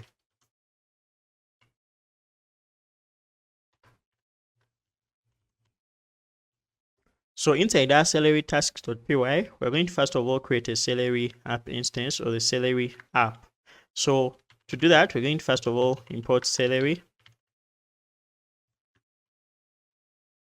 And once we've imported Celery, we are going to create our Celery app as an instance of our Celery class. Once we've created this, then we're going to point to the configuration that we've so far set up in our config.py. So to do that, I'm going to come and say Celery app.config. So we can configure it from the command line, from environment variables. We can also use that .from object that will take in the file or module where our configuration is. So remember that we've set our configuration in the config.py file or module that's present inside our source folder directory. So what I'm going to do is to go ahead and modify that and simply provide the value of source.config. So that's going to be where our Celery configuration is going to be found. So once I'm done with that, then I'm going to create our first task. So to create a task, we have to just have a function. And for my case, our function is going to be send email. So this is going to take in whatever arguments, but we're going to just simply place the code for sending an email inside here. And to mark a function as a Celery task, what you have to do is to create a decorator using our Celery app instance, and that is going to be the one to mark a function as a Celery task. So for us to do that, I'm going to come right here, and all I have to do is to say at Celery app. For our case, we shall go ahead and call the task function. And once we've called the task function, now this means that this is a Celery task. So once we've been able to do this, now we're going to modify our function so that we make it one that's going to be executed by Celery. So I'm going to first of all import what is undefined within our Celery task file, and I think that is where we get the mail object and the create message function. So I'll come right here and I'll add them, and that will be just enough for us to get rid of those undefineds. I'm also going to remove this bg.addTasks, and then once that is done, we shall just remain with our send message and its one argument, which is the message to be sent. Now, one thing that's important to note is Celery tasks are not going to be asynchronous. So Celery does not have the support for sending asynchronous tasks inside our function. So basically, if you're to run your asynchronous code inside your Celery tasks, what you have to do is to figure out a way to convert that async code or to make it run within your synchronous code. So I've been looking around and I found a very nice tool that is created by the same people who created the Django web framework, and that is called the ASCII ref. So ASCII ref provides a lot of function wrappers, but it simply provides those that help you to convert or make your asynchronous code run within the context of synchronous code. So it also provides the function wrapper that will be allowing you to run your synchronous code inside the context of synchronous code. So if you're confused about that, I'm going to be showing you how that can be done. So we're going to begin by importing or installing ASCII ref. I'm just going to come right here and I'll say pip install ASCII ref. And once I've installed ASCII ref, then we shall be having the ability to use this coroutine, which is our create or send message function, which comes from FastAPI mail, inside the context of our synchronous send mail or send email function. So what I'm going to do is to first of all get this. So I'm going to remove this and create a parameter called recipients. And then I'm also going to get a parameter called subject. So I'm going to make sure that all of these are dynamic by simply providing them as parameters. Then I also provide the HTML message. So what I'm going to come and do is to go inside our send mail function. And what I'll do here is to just come right here and say that we shall have recipients. So our recipients are going to be a list of recipients, and that will be a list. So I'm simply going to come and say that this will be a list, and this list can be a list of strings. So those are going to be emails. And then once I've been able to do that, then we can also have our subject. So our subject is also going to be a string. And then we can also have our body. So our body will be a string. So that's going to be the details of the message that's going to be sent within our email. So one thing we've done is to go ahead and call this send message function, but just like I explained, it's a coroutine, and therefore we have to first make sure that it is converted into code that can simply run with our synchronous function. So I'm going to first of all import that function that's going to help us achieve that. So I'll say from ASCII ref dot, in our case we're going to import the sync module, and inside it we shall go ahead and get access to the async to sync function. So this is a function that is going to help us to basically convert asynchronous code to synchronous code so that we can run it inside the context of synchronous code. So one thing I need to do is just go ahead and convert this mail.send into an asynchronous function. So to do that, I'll just come and call async to sync, and then what I'll do is to provide our send mail, and if we want to run it, then we have to go ahead and provide these extra brackets. So then we have to go ahead and provide this specific message. So I'll go ahead and provide the message that we've created right here, and this will be just enough for us to send the message.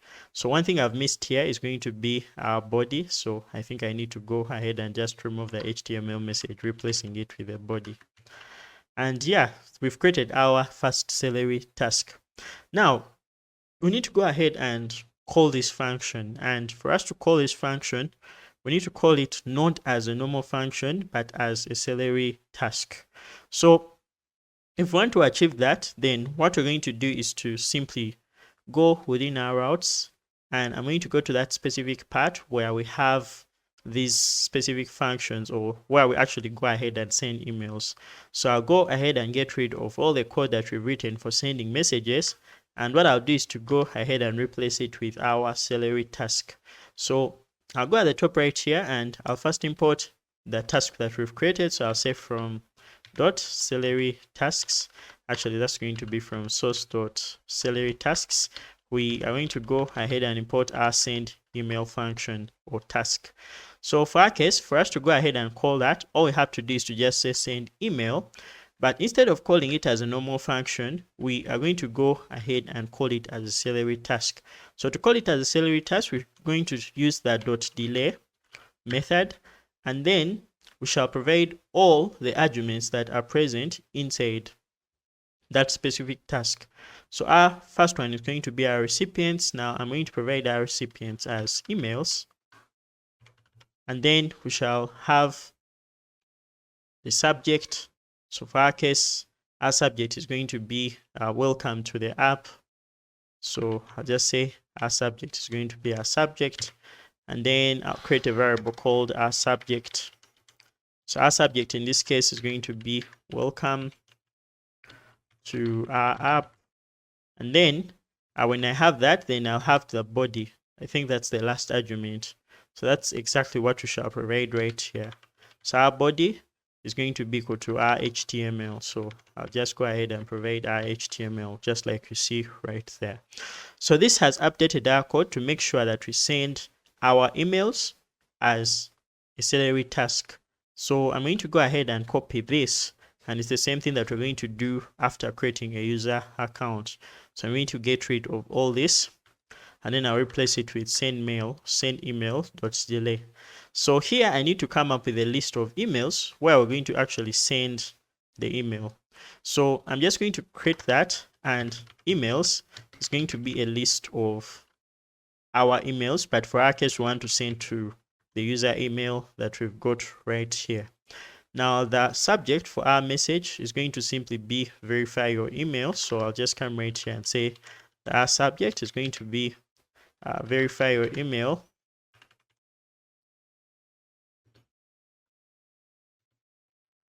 And then we can also have the body, which is going to be our HTML. So I think that's what we have here as our HTML message. Now I'm going to just go ahead and update that, and then this will be just enough for us to send our email. So I'm going to go ahead and save. Now it seems like I have an error somewhere. Let me just go ahead and fix that. So it's this small equal sign. So once that has been fixed, now let's go ahead and look at how we can run our tasks. So to run our tasks, we first of all have to go ahead and run a celery worker. So a celery worker is going to be a process that's going to run independent of our server, and all it's going to do is to look for tasks that are present within the queue. Once these tasks are available, it's going to then execute those tasks so that we can finally get the results out of executing those tasks. So to begin, I'm going to open up a terminal right here. So I'm going to simply make that terminal independent of the one to run our server. So our server is not running, but I'm going to simply restart it with FastAPI dev and then source. And once that is done, then we shall also open up another terminal where we're going to run our celery worker process. So to run celery, all we have to do is to just access the celery command. Once we have celery installed, we're going to have the celery command, and these are some of the commands that are present with that command or sub commands. So right now we are going to simply go ahead and run celery, and we have to point to the app that we're going to be using as our app. So the app in celery is going to be the module in which our celery instance or celery app is found. Now if we want to access that, all we have to do is to go ahead and access that with source, and for our case we can go ahead and point to source.celery tasks, and that will simply go ahead and identify our salary tasks as where the app instance is. But since we have not called it salary tasks, or since we have not called it app, then we have to go ahead and specify that our app is C app, because that's the salary app instance. In case we had called it app, then it will directly see where the salary app instance is, and therefore we run our salary. So then have to go ahead and specify what we want to create. So for our case, we want to create a worker, so we have to provide the worker sub command. When we press enter, this is going to go ahead and run salary as a process. So right now we can see some of the details, and we are seeing that this is running a worker. So this is the salary worker right here, and it's running it on this platform, which is our Linux machine. We have our app, and then we have the transport. So the transport is going to be the broker, which I defined as us Redis. So we see the Redis URL that we provided right here. We also see the result backend that we've set up. We see concurrency, so 4, and then task events off, but then we see a warning right here. So this warning is telling us the broker connection retry configuration setting will no longer determine whether broker connection retries are made during startup in salary 6 and above. So if we need to retain the existence behavior, then you should set this. So I'm going to go ahead and modify our configuration to add this.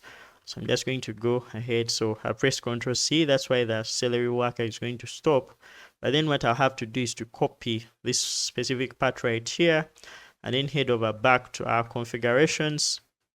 So I'll search for our config.py, and then I'll add one configuration. So in this case, I'll just go ahead and set it to true, just like I've been advised. So I'll just come right here and say true.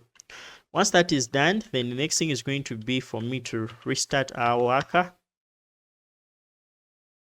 So that's going to go ahead and run our app, or run our salary worker. So now that there are no warnings that are being given, we are good to go. So let's now go ahead and experiment with the task that we have created. So to begin, I'm going to create a new terminal, and I'm going to open up my Python shell. So I'll say Python 3. So once I've been able to do that, I'll then go ahead and import our task. So I'll say from salary, or from source.salary tasks. In this case, we are going to go ahead and import our send email function. So once the send email function has been imported, then we're going to go ahead and simply call it with some arguments. So in this case, if we go ahead and let's say call it with, let's just create some simple arguments. So the first one is going to be our recipients. So I'm going to come right here and provide our recipients as a list of recipients. Now I'm going to go ahead and provide my email.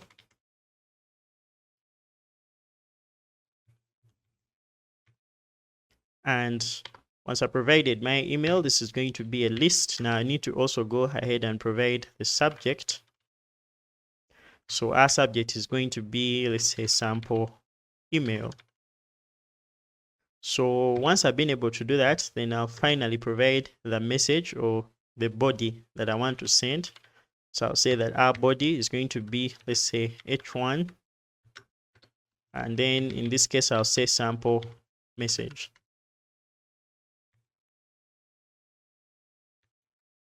And then I'll close that.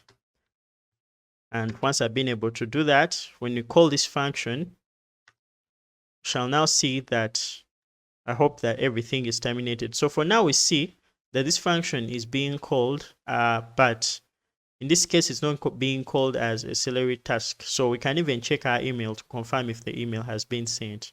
So what I'll do is to open up my browser right here, and I'll go to my email.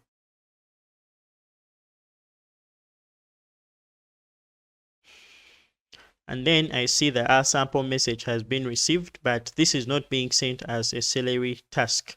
So this is being sent on the same processes that we are sending or running our application, and that's why we see our message has been run. So one thing that we need to know is this is not a salary task, and therefore salary has not executed it. So even in our salary console, we're not going to be seeing anything.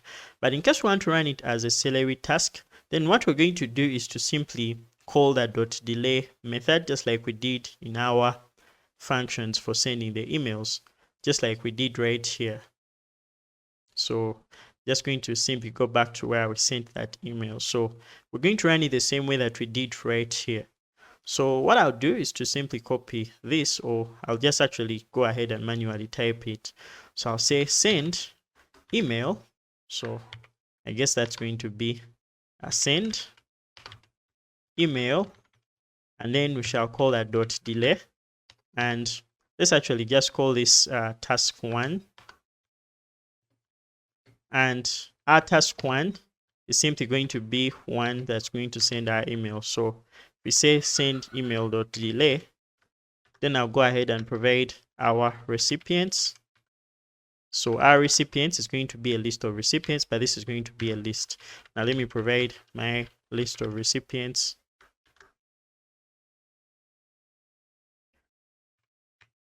And then I'm going to go ahead and provide. So the next thing is going to be our subject. So our subject still is going to be our sample email. Once that is done, then I'm going to go ahead and provide our HTML or our body. So our body in this case, I'll just provide an H1, and this H1 is still going to be sample message.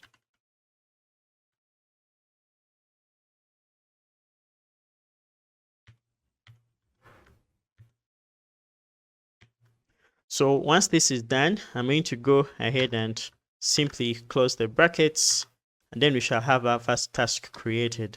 Now, if we call our first task, so it's going to be task 1, we shall see that instead of returning the result, we are getting what is called an async result object. And even in our Celery, we are going to notice that nothing has been called. So this task has been added to our queue, and we can even be able to see its result. So for our case, we can actually check for the status. If we run task 1, we can actually see the result of this. So we can actually see the status first.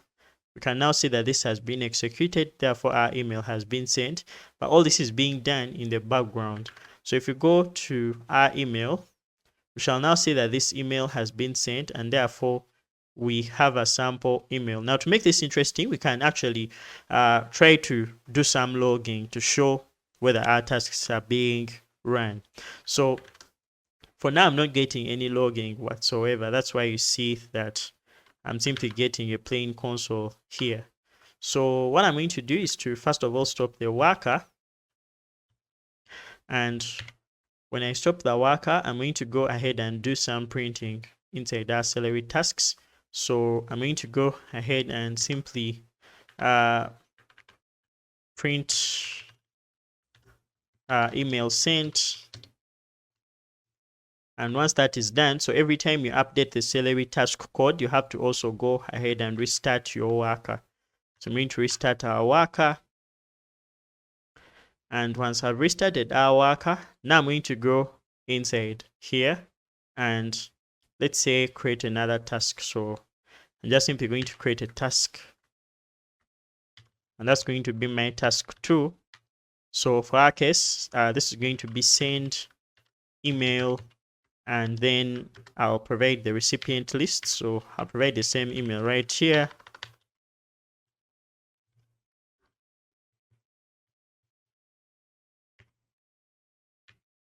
And then I'll go ahead and provide a simple message. So in our case, let's say sample mail 2. I've actually made a syntax error. So let me just repeat the entire thing. Then I'll provide simple mail 2, and then I'll provide the HTML. So the HTML in this case, I'll just simply create an H1, and this H1 is going to be another sample message. Now let me make this a little bit bigger.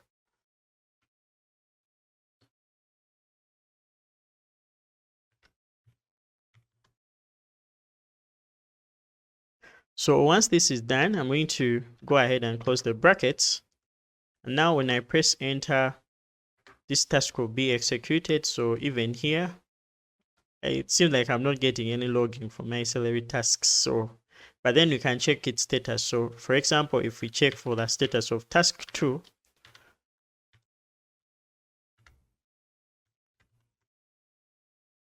so non-type object has no attribute status. So I think this is not being sent because I didn't call it as a task. So for me to fix this, still I can go ahead and still call it as a task. So that's the mistake I did. So this is going to be task2 task2, which is send email, is going to be task2.delay, and then we can simply go ahead and provide the rest of the arguments that we passed in here. So we're going to provide the recipient list, then we shall provide the subject, and then the body of that email. So let me go ahead and close this, and now that will be enough for us to get our task run.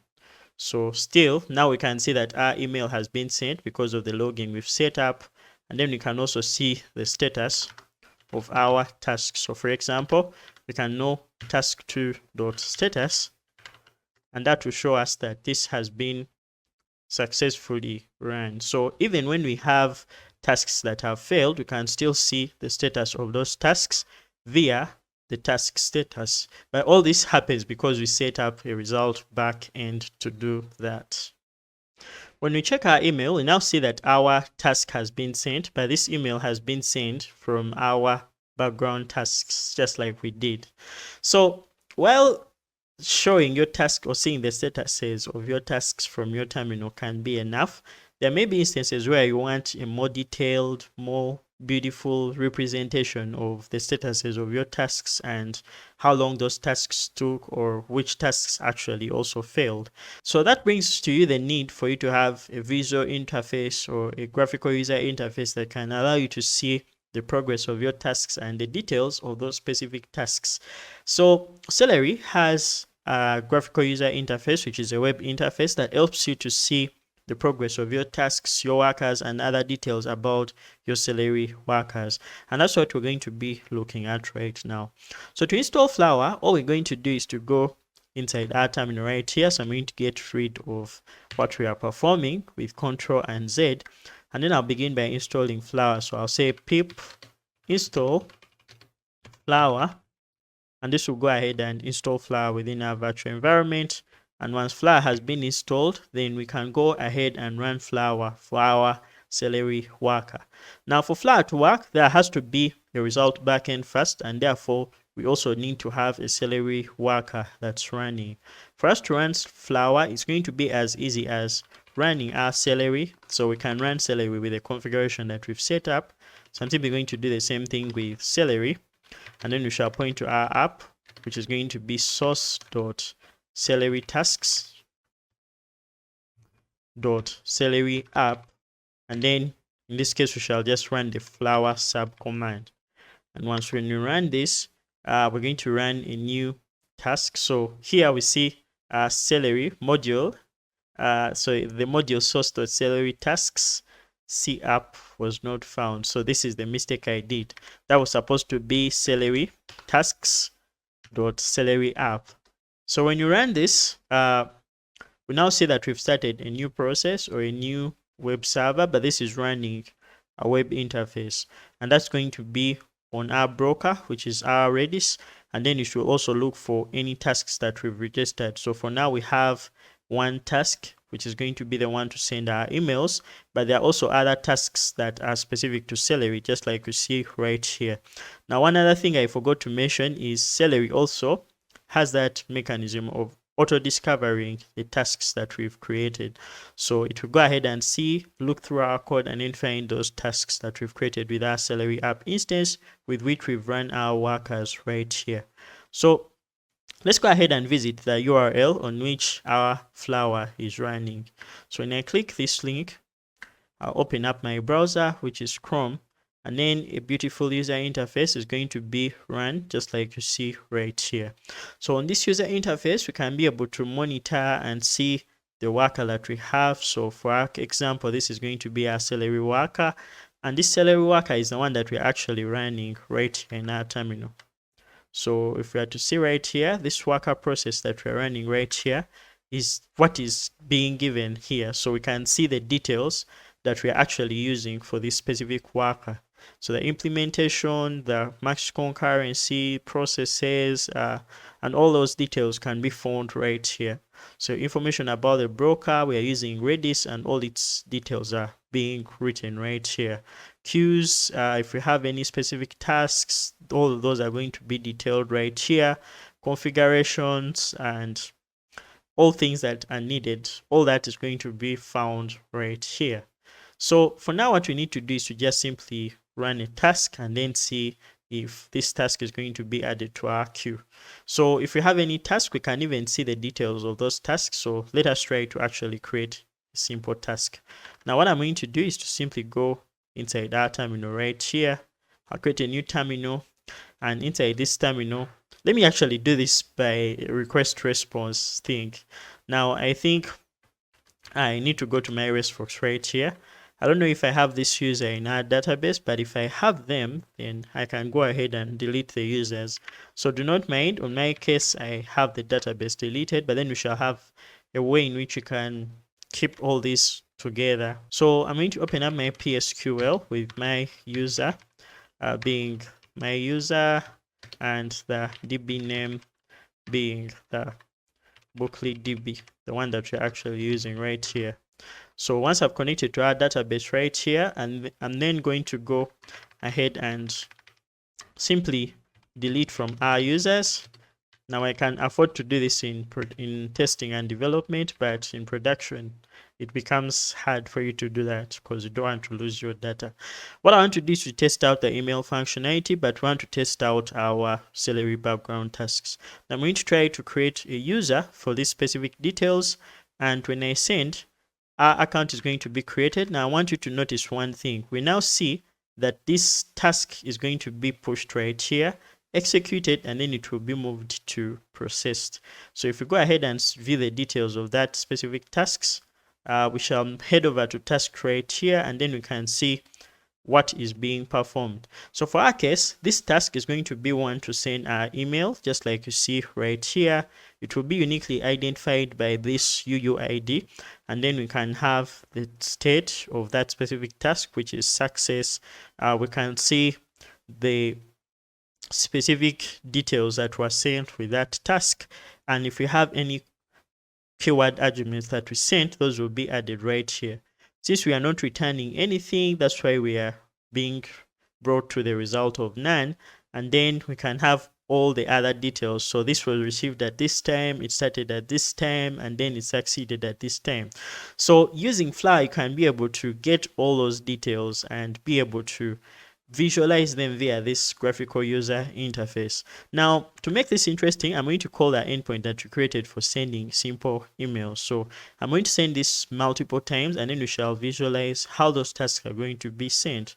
So I'll go ahead and send very many emails, and then all those are going to be sent right here. So we have 4 being active, and then they'll be processed, and then they'll go ahead and succeed. So we now see, just like you see right here, it's active and then sent to process, and then after, if you have any that failed, we shall see all of them failing and being displayed right here. So you can even see their details, just like you see right here, and all those will be added to the list of tasks that are stored within our result backend. So even when I go to my email, I'll still notice that all these emails are going to be sent to my email, and all that functionality is going to be offloaded off my server, which is beautiful, which is interesting.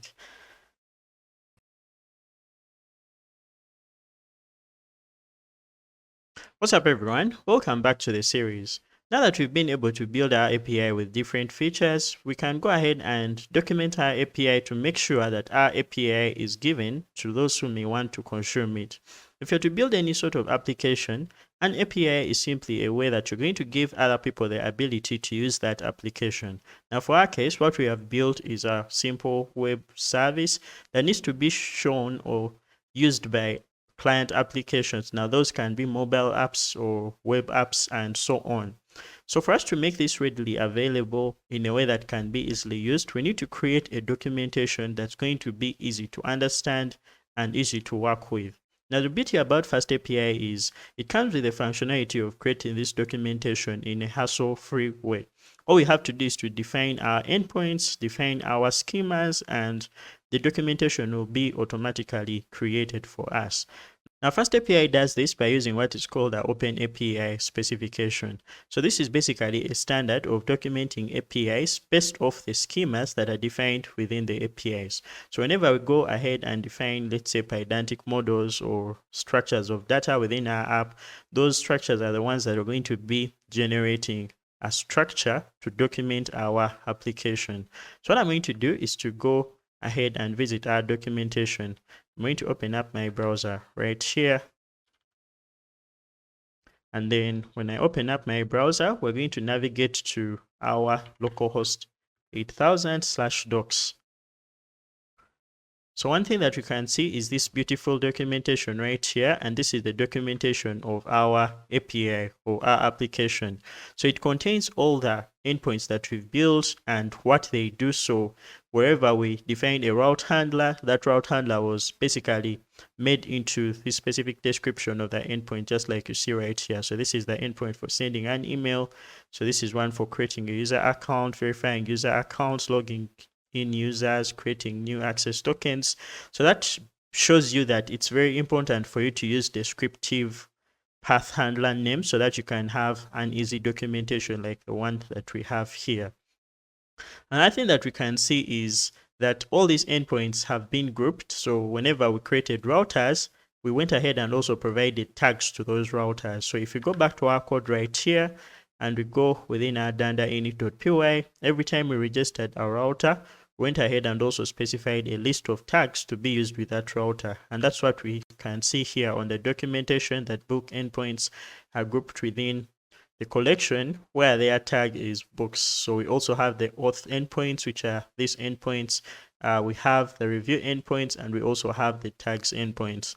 Now, one other thing that we can see is all the methods for those specific routes are defined here. And when you go ahead and view the details, we can see pretty much everything we want to see. So this is a GET request, and it's supposed to return a 200 status code if it's successful. And then we are also supposed to see the data, which is going to be a list of our books. So all this stuff, or all this information, is detailed within our endpoints. And if we go within our book routes, we can see that the endpoint for returning all books is going to return a list of books, and that is what is being detailed right here. So whenever you create your API, it's very important that you define all that data in a very nice way. Whenever you go ahead and clearly define your data models, your responses, the status codes, all that stuff is going to be automatically generated by FastAPI to help you have your documentation clear. Another thing is the schemas that we created. So the schemas or Pydantic models that we created are all detailed right here. So that can start from the book model, which has all the fields and the data types that are basically belonging to book objects. We also have one for, let's say, returning the email model. So this has the list of email addresses, and this can have email items. We also see the one for maybe getting a book detail. So these complex models that we created that are related also show the kind of data structure that the book detail has. So we see the list of reviews being returned right here, and the item can contain information about reviews, and these are the different fields that a review can have. So this is basically done for us straight out of the box. We do not have to hassle. All we have to do is to go ahead and define our API endpoints in a right way, define our schemas in a right way, and then FastAPI will do all this under the hood for us to be able to have our API documentation. Our authorization is also documented. If you're to look at the authorize button right here, it will show you that you have the access token bearer. So if you looked at the authentication part of the series, we went ahead and looked at how we could protect endpoints using our HTTP bearer auth. So when you try to get, let's say, a token from the endpoint that is to help us get tokens, we can go ahead and see the request body. So we require to present an email and a password. So if we try to get these details, I can go ahead and provide my email. So the email I'm going to use is this email right here. We can also provide the password. So the password is test123. If I provide this simple password, I'll now see the response. So the response is going to contain the access token. I'll copy it right here, and then I'll paste it inside our authorization section. One thing I need you to notice is we can also see the protected endpoints. So all endpoints that have this padlock icon are going to be protected, and therefore we shall need to access them when we have a token or when we have our authorization headers. So I'll go ahead and set our authorization header for the access token, authorize, and now we see that there's a change in the color of the icon. So that means we can access those endpoints. So if we want to provide the refresh token, we can also get it and then simply put it right where we have our refresh token bearer. So that is how FastAPI's documentation works, and it's just pretty straightforward. All you need to do is to write your API paths well, describe the status codes, the information about the data they need, the different parameters, and you have everything set up. So just like you can see in our auth, the one that requires a token will get that specific token, and so on and so forth.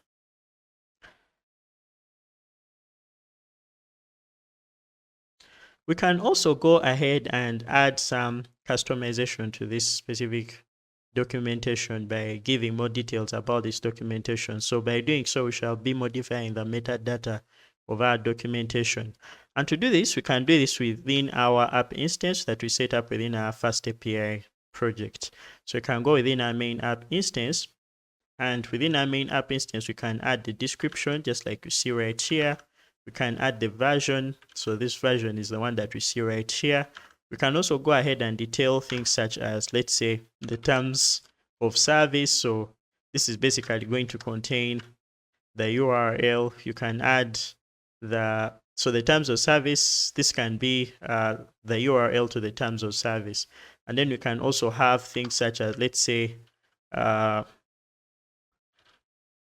so these are basically found within the FastAPI. I'm kind of forgetting them, but you can have things such as, let's say, the title, which we've provided, the description, which is our description right here, the summary, the version, things such as the servers, dependencies, redirect URL. Now we can also modify where I want our docs to be. We can just come and say that our docs URL is going to be found on /. So let me actually close this.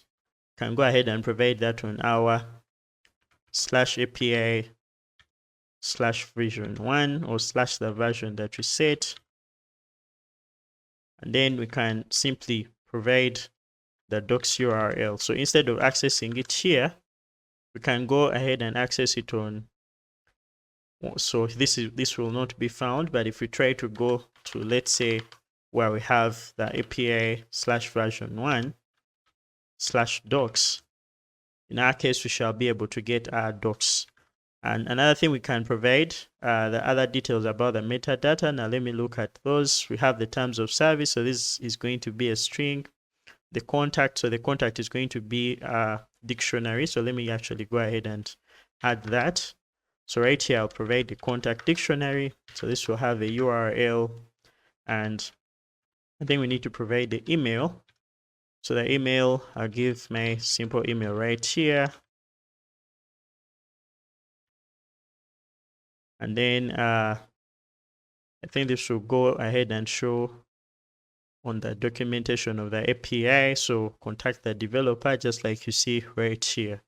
Now you can go ahead and customize this to anything you want. So we can add the contact information, the license info. So this can contain which license you're using, responses, and all the other things, but all that metadata can be updated inside the FastAPI instance.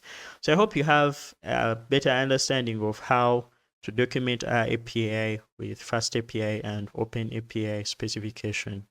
Now, after that, you also have support for redoc. So if you're using this API specification, you can have the Swagger documentation, which is the one that we have here, but we can also have the redoc documentation that's going to be found on the redoc URL. So we haven't yet set that up, but what you can do is to come and also set that up to be found on /API/version, then /our redoc. So instead of this being our docs URL, we can rename this to redoc URL, and then we can have our redoc documentation found on that specific URL. So we can just come and say on /redoc. So I hope that is what we have set up here. This is not supposed to be docs, but it's supposed to be redoc. So if we come this side and we visit our redoc URL, we shall now see another way our documentation is going to be shown. So we see that we have our documentation. So this is the Open API specification, and it's simply a file that has the entire structure of our documentation. So we have our email, and of course, this is what FastAPI and Open API specification will be. So this is going to be a JSON representation of the structure of our endpoints, just like we've gone ahead to describe them. But all that is made beautiful in this specific presentation right here. So we can see which API endpoint, which status code is going to be returned, and which information is going to be returned. So all that information is going to be detailed in our redoc and our Swagger documentation. What's up everyone? Welcome back to the series. In this video, we're going to be looking at testing, which is basically a way for us to be assured of the workings of our API. We've so far been doing manual testing by the use of tools such as RESTFox. Now you can use tools like Postman or Insomnia that can pretty much do the same thing to make requests to our API and return responses from those requests. We're going to be looking at automated tests that are going to allow us to basically have code that will run and test whether our application works the same way in all circumstances. So we're going to be, first of all, writing unit tests, and unit tests are simply going to be code to test specific functionality or endpoints within our application. And to end this video, we're going to be using a tool that is called schemathesis. So schemathesis is going to help us to run code throughout our entire application, generate tests based off our API documentation or API specification. So to begin, we're going to install PyTest. So right here in my code, I'm going to go ahead and run pip install PyTest.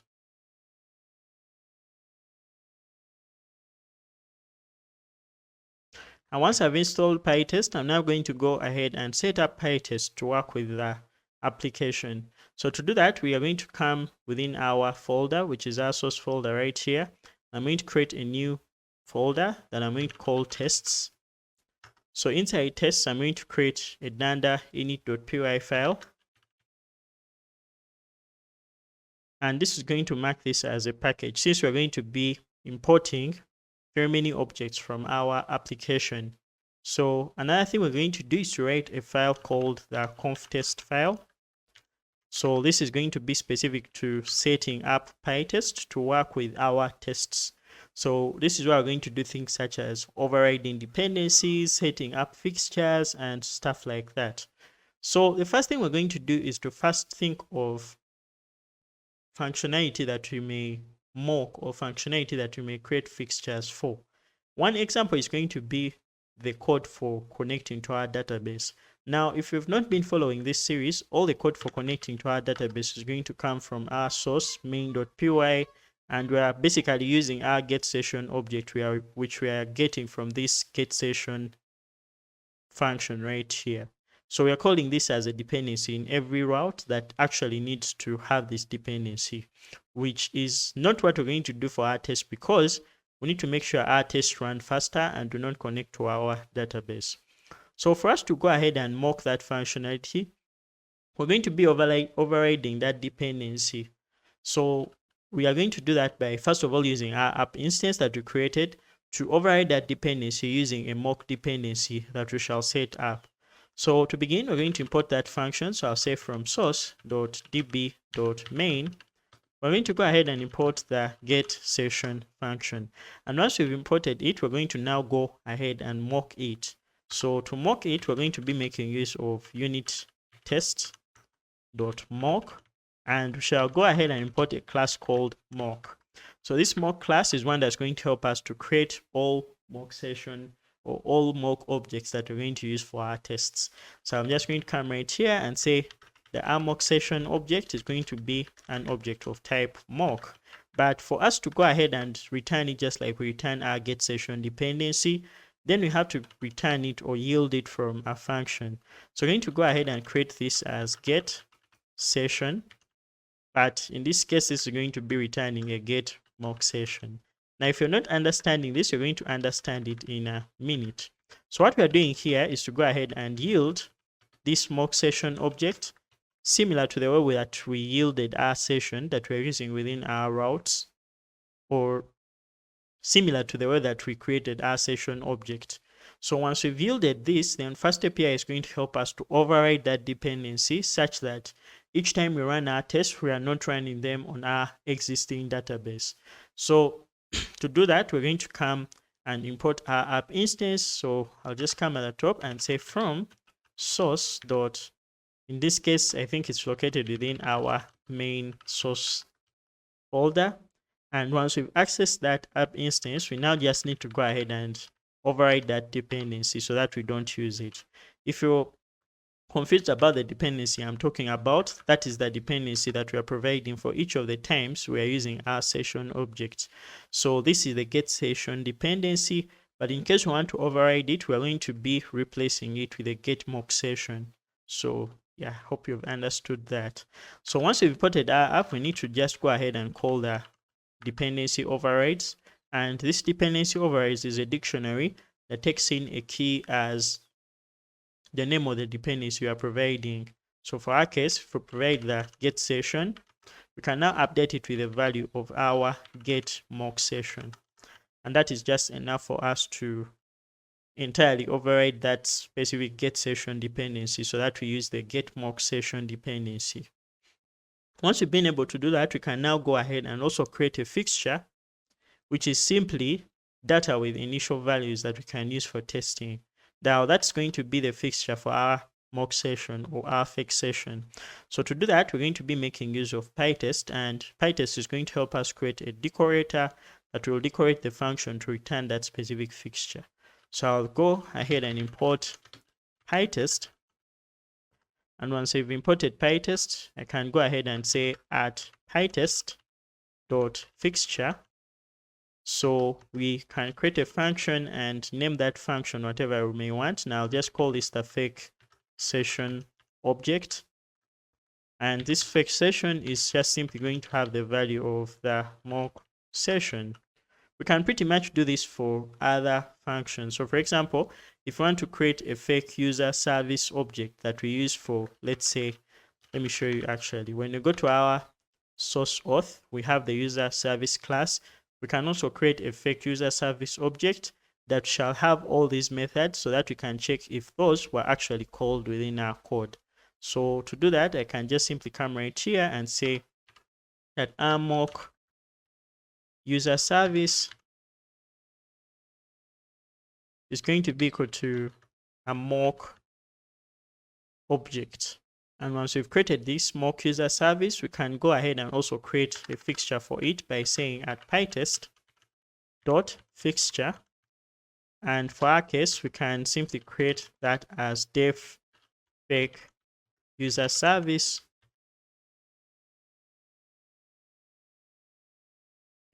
So this is going to be returning our mock user service. So you may ask, why are we using mock objects, or why are we going to even set up these mock objects in the first place? So these mock objects are going to be used for testing to allow us to skip those parts that need us to interact with our database. So instead of going ahead and testing SQL Alchemy or SQLModel, we have the assurance that these are already tested, and therefore we need to test the code that we've written ourselves. So that's why I'm setting up these dependencies or setting up these mock objects for the code that we've written ourselves. So I'm not going to check for things like, let's say, data being saved, or we can actually go ahead and call and check if those methods are being called without having to check if our data is actually saved, because that is automatically done for us. So To set up our first tests, we are going to go ahead and also create the test client, which is going to be the medium through which FastAPI or PyTest is going to send requests to the API and test it. So to do that, we are going to import the test client class actually that's going to be provided from FastAPI. So I'll say from FastAPI dot test client, we are going to go ahead and import the test client. And once we've imported the test client, we can also create a fixture for it so that we do not repeat ourselves, or so that we don't actually go ahead and call it a lot of times. So I can just come right here and say at pytest.fixture. And for our case, we can simply go ahead and call this our test client. So this test client is going to be a test client object, but it's going to be the one that's returned from our app. So the test client object is going to require us to provide the app instance, which is going to be our app instance right here. So once this is done, now let's go ahead and write our tests. So I'm going to come right here and create a module or a file, which I'm going to call test auth.py. Now this test auth.py is simply going to have code for some endpoints on our authentication. To start, I'm going to create a function that's going to test for our user creation. So I can call this test user creation. And this is going to take in all the fixtures that we're going to need to test that. So to test this, we need to go ahead and provide our fixtures. So we've created 3 fixtures. One is for the fixation, the fake user service, as well as the test client. I'm going to go ahead and provide those because we are going to be using them to make assertions about the behavior of our app. So I'm going to come right here, and the first thing I'll have to provide is going to be our fixation, and then we shall also provide our fake. So this will be our fake user service. Once we provided our fake user service, we shall also need the fake test client or the test client fixture. So once those are done, and once those are written the way they are here, so we have fake session, fake user service, and test client, we can now go ahead and use them. So I need to go ahead and first of all make a request to our API using our fake or our test client that we've set up. So to do that, I'm going to come right here and create a response object. So this is going to make use of our test client. So it's going to be test client, and then we can call a method. So our method is going to be the post method. Now this post method is going to be having the URL or the path on which we need to write our test. So I'm going to create the version or the prefix. So the prefix is going to be the part that's going to uniquely identify all the auth endpoints. So I can just say this is going to be our auth prefix, and this auth prefix is going to be on the /API/version1 and then /auth. So I can just go ahead and make this an F string where we shall have our prefix coming first. So we shall have our auth prefix, and then we can go ahead and call the sign up path. I think that's the one for creating a user account, just like the one we have here. Another thing we need to do is to provide the JSON that's going to be used to create the user account. Now this is going to be the JSON, so I can copy it from here and then I provide it here. So I'll say JSON is going to be equal to our JSON. Now once this is done, we are sure that our client has made a post request with our data to the API. Now let's go ahead and make some assertions about the response or the functions that are going to be called. So I'm going to come right here, and all I have to do is to first of all call assert. And for our case, we're going to call if our fake user service called a specific method we set up for creating our user. Now to do that, we can actually hide this inside its own dictionary. So instead of going ahead and providing it directly, I can come and provide it as our sign up data. And then when you have the sign up data here, you can go ahead and call our JSON. So we can provide our JSON as our sign up data. And once we've provided our JSON as our sign up data, we can now go ahead and simply check if the fake user service was used to create our user in the database with the credentials that we provided right here. So if we go within our service.py of our auth, we see that create user is what we are using to create our user. Another thing we need to do is to check if the checks for our user existing are also made. So if we go within our route for our auth, we shall notice that the endpoint for creating a user account first of all checks if our user exists, and that takes in the email as well as the session. Now this is very important. Instead of testing the obvious things like the status codes and all that, we can go ahead and test to see if our functions are being called in the right way with the right specific arguments or parameters. So for our case, I'm going to call the fake user service, and I'm going to check if the user exists method, which we have right here, is called. So to do that, I can just come right here and say fake user service dot user exists, and then we can simply call the called once. So this is going to be the one to test if the function was at all called during the execution of our tests. Now the magic is happening here. Since we are not making any calls to our database, we do not expect this to be called, but when we go ahead and mock them, they will be actually called. So if I pull up my terminal and run pytest, so this will go ahead and automatically discover the tests that we've written and also run any existing tests. So for our case, we see that this function has been called. We can also go ahead and check if it was called with the data that we've set up. So we can do that by asserting fake user service dot user exists called once, and then can add with. So we can say we are checking if the fake user service dot user exists method was called once with a specific parameter or a specific argument. Now for our case, we want that to be our email. So we actually have that taking in both our email and our session. So I'm going to come right here and provide our email. So that's going to be our sign up data, and then we can get the email, and then we can provide our fake session since it also requires to have that.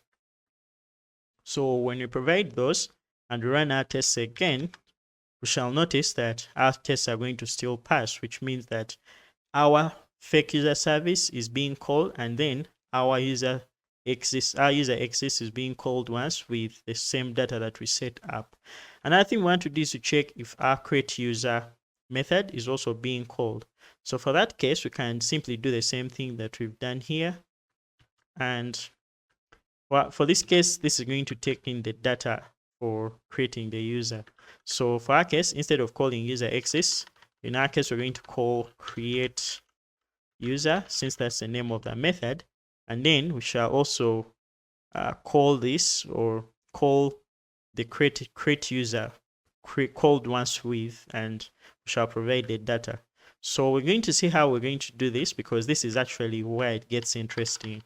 So instead of calling user existed, we shall call create user, and then we have to provide the data in here. So I'm going to go back to our service, and when you check this, it requires the user data, but this has to be of type user create model. Now we need to go ahead and create an object of type user create model. So I'll go at the top of our tests and I'll import that class. So that's going to be from our auth. Actually, we shall say from source.auth.schemas. We shall import our user create model. And once that has been got, then we can simply unpack the sign up data and create the object of our sign up data. So we can just come right here, and all we can do is to just say our user data is going to be equal to our user create model, and we can go ahead and unpack the values from our sign up data. So we can just come right here and unpack our sign up data. Once that is done, we shall have our user data object. So we need to call the create user with the create user data and the session. So I'm just going to come right here and provide the sign up data, or what we call the user data. And after that, we shall just go ahead and also provide our session. And this is going to go ahead and simply provide our data, just like you see right there. So we've successfully run our tests, and we've done this in a very clean way, one that does not make database calls and one that helps us to check if our methods are actually being called correctly. Now I'm going to also be showing you how we can maybe test our endpoints for authorization. So to do that, we have to first override the dependencies for our authorization. So let's go to our books endpoints. Our book endpoints are all protected. We need a token to access them, and one of the dependencies is the role checker. We also need to get the access token bearer. So what we can do is to just come and simply override them inside here. So we can just come right here and say app.dependency overrides, and then we can provide our role checker. So and just come right here, provide the role checker, and this is going to have a mock role checker. So we can simply also go ahead and check and provide that. So our mock role checker can be a mock object. So I can just simply come and create a mock object, but then I need to create a role checker object. So I can go ahead and first of all import that. So I can say from source.auth dependencies, we can go ahead and import the respective dependency classes. So the access token bearer, the role checker, and then we can also have our refresh token bearer. So once those have been imported, I can go ahead and create their objects. So here we can have the access token bearer,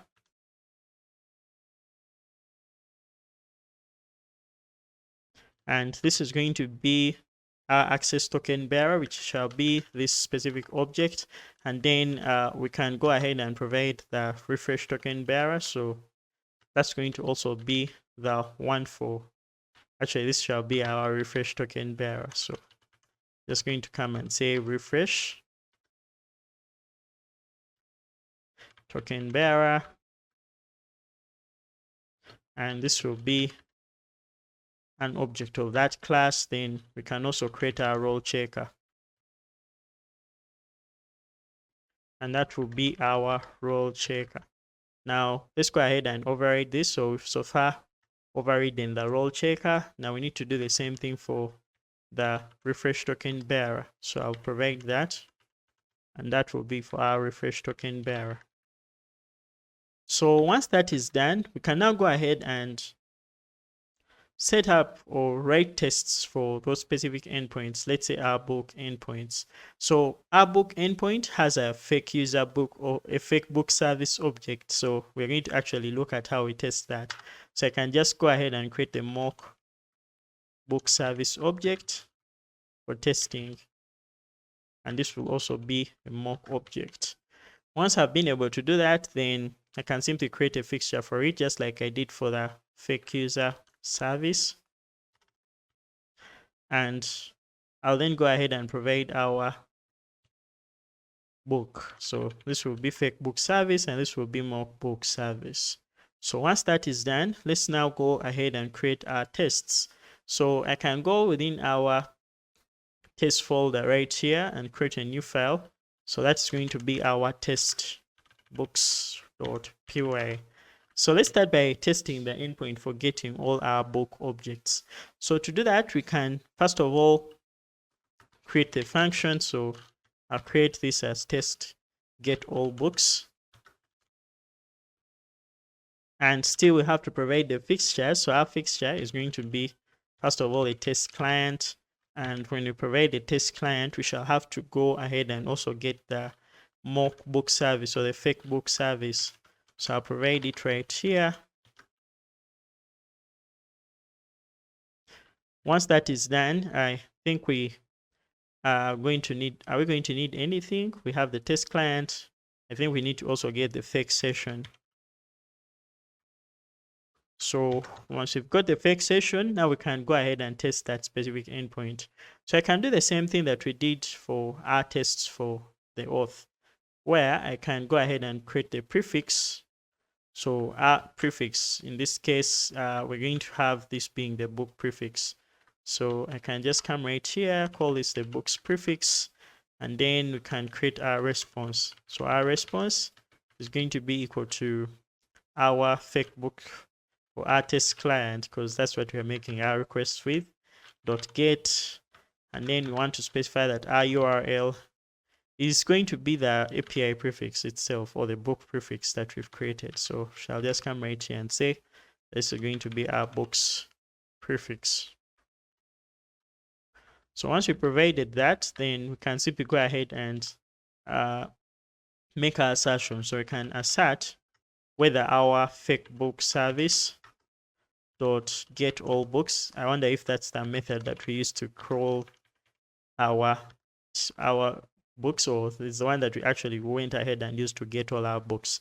So we can just say called once,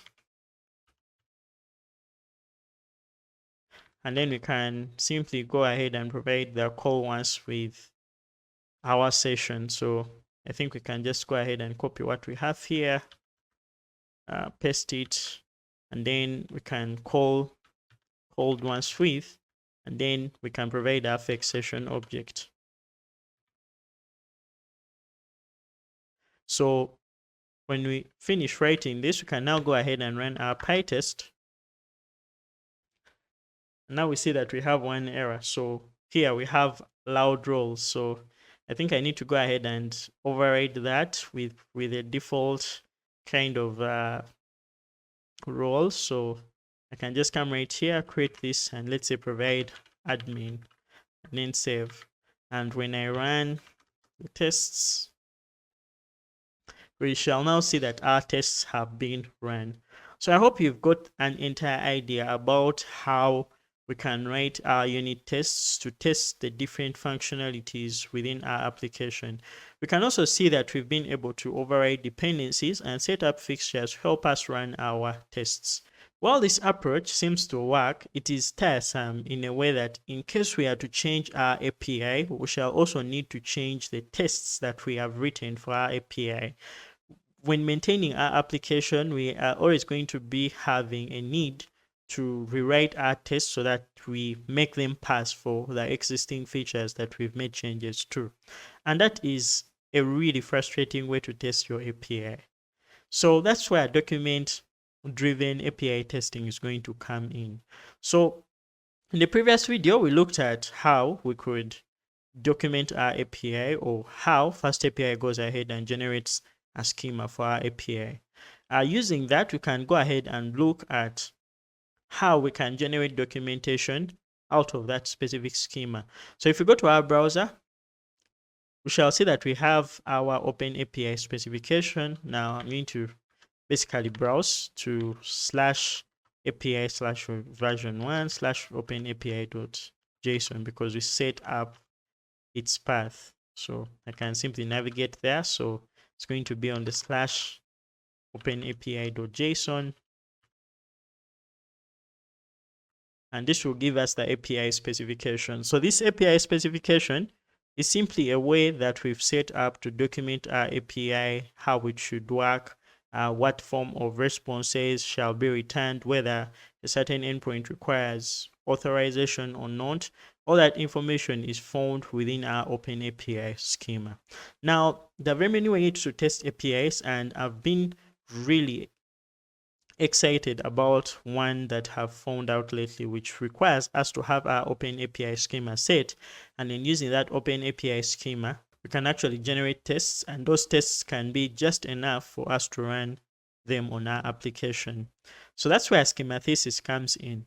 Schema thesis requires us to have our OpenAPI specification set, and using that OpenAPI specification, we can now go ahead and run tests on our application. So to start, we're going to install it. I head over to my terminal right here, and then what I'll do is to say pip install schema thesis. So this will go ahead and install schema thesis. And once schema thesis has been installed, we can now go ahead and use schema thesis within our application. So schema thesis works in the following way. All we need to do is to have schema thesis installed, and when we have schema thesis installed, we shall just point it to our OpenAPI specification. And after providing our OpenAPI specification, it will go ahead and generate tests based off what we specified in that spec. So if you come right here and run st, you can now see the different options that have been provided for us. So st is short for schemathesis, but then you can also go ahead and say schemathesis, and then we shall see the same options being returned. Now let us run our test. So to use schemathesis, you don't actually need to write any tests, but rather what you need to have is your OpenAPI specification. I'm going to copy this path or this URL right here, and all I'll do is to go ahead and run schemathesis using our documentation. So I'll just come right here and say schemathesis run, and then I'll point to our openapi.json, and that will go ahead and run tests over our API. Now the problem is FastAPI uses OpenAPI version 3.1.0, which hasn't yet been fully supported by schemathesis. But for us to go ahead and run our tests, all we have to do is provide that specific part of experimental, and that is going to point to our OpenAPI version. So we shall say OpenAPI version 3.1. And when we run it, we shall now see it's going to collect all our API and generate tests based off our API, and then to go ahead and make checks on different kinds of things. So we're going to look at how it's going to do that. So just like you see, it's making requests to our API on all our API endpoints, and it's going to check for various things such as conformance to our documentation, in status codes, schemas, and all that stuff.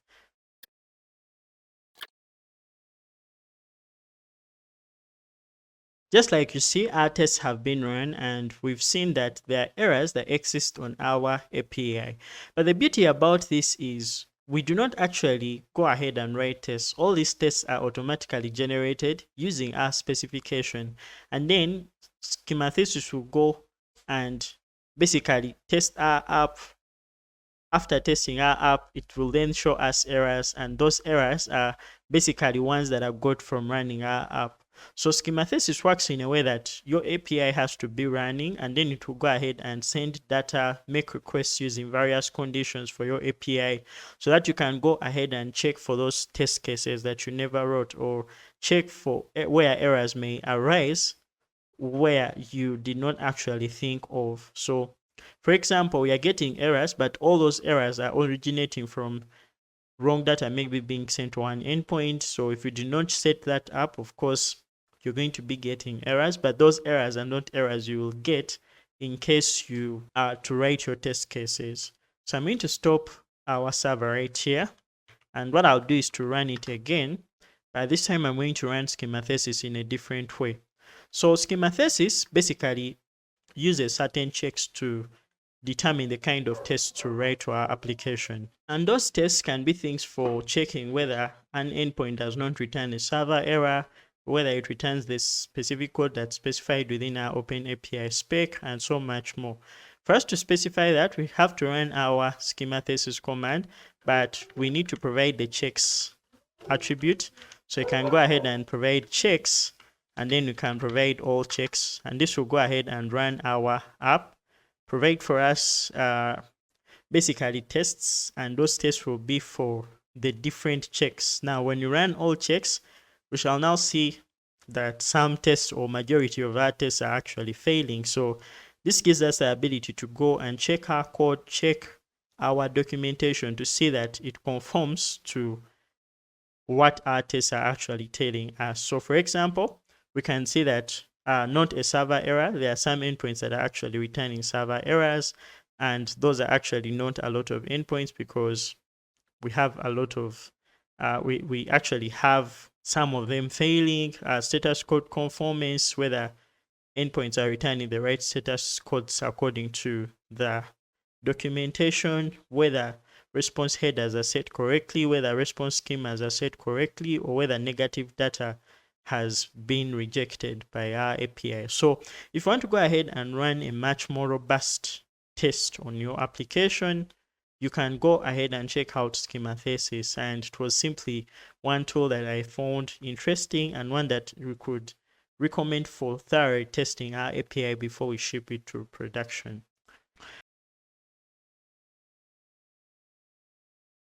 What's up everyone, welcome back to the series. Now this is going to be the last video in the series where we're going to deploy our application so that we make it available to whatever client application that may want to use it. We've built a very simple book review service that has helped us to learn the various concepts that are involved when building an application with FastAPI.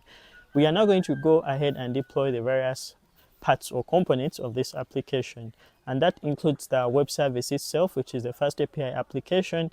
With it comes the PostgreSQL database and the Celery workers. We're going to be doing that on render.com, which is a platform as a service tool that allows us to easily deploy our application without having to worry so much about the configuration of our infrastructure. If you want to see more videos where I get to talk about deployment, kindly subscribe. Without further ado, let's get right into it.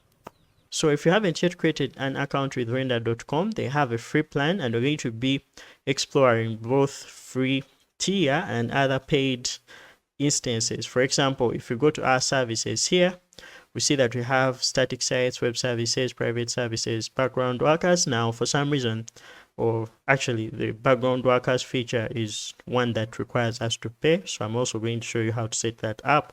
We have Redis, PostgreSQL, cron jobs, and so on. So our application basically consists of the following. We have our web service, and that web service is our FastAPI API. We have a PostgreSQL database in which we are persisting our data. We also have Redis that is acting as our broker or our task queue. We also have the background workers, and that is going to be our Celery workers that are going to look into the task queue for each task that are going to be executed. So to start, we're going to first of all set up our web service. So I'm going to say new web service. And once I've clicked on a new web service, now you need to make sure you've already configured GitHub or GitLab or whatever Git provider you're using. And for my case, I've already set up my GitHub. And I have to point to the repository I'm using, and this is the repository for the project, which is FastAPI Beyond CRUD. So please go ahead and leave a star on this repository. Thank you. So when you go back right here, all we do is to first of all select the code and connect the code to the web service we're trying to create. We can choose a unique name for our web service, and that's also going to be the name of the URL on which our web service is going to be exposed. So I'm going to name this Bookly, and I'm going to name it Bookly API. So once I'm done with that, I have to specify the language. For our case, it's Python 3. Now, let me make this a little bit bigger so that you guys can see. We then go ahead and specify the branch that we want to deploy. For my case, the only branch I have is main, which has the latest code. So I'm going to go ahead and leave it to main, and then the region for which the service will run. For my case, I don't have to edit that. And then the root directory. Now, if we go back within our code, we shall notice that all our code is residing within our source folder, but then we can still run our FastAPI command outside the source folder, and that's exactly what I'm going to do. So I'm going to come right here, and all I'll do is to first of all create the start command. So I'll just write the start command here, and that's going to be our FastAPI. Now in production, when running our server, we're going to run it with FastAPI CLI, and we're going to be using the run command. So just like we did for our development and run FastAPI dev, for our case in production, we're actually going to be using our FastAPI run command. So the FastAPI run command is one that's going to run our server, but it's going to go ahead and run our server in a way that it will run it with debugging off, and then it will also allow us to stop all sorts of reloading. So if we go ahead and run our app the same way we did, can run it with FastAPI. So I guess I have to make this a little bit smaller. So if I come and say FastAPI run, and then I point to source, this is then going to go ahead and run our app. And for now, we can see that we're running our app and it's being exposed on port 000 and then 8000, and then you can access our docs just like you see right here. So if we want to run it in development, we shall run it just like the way we've been doing for the previous videos, which is by running with FastAPI dev. So now that we've been able to do that, I'm going to simply come here and say FastAPI, and for our case we shall say run, and then we shall point to our source folder just like you see right here. Now another thing we're going to do is to simply point to the instance type. Now I'm not willing to pay for all these plans, but what I'm going to do is to pay for the free tier since this is a demo video.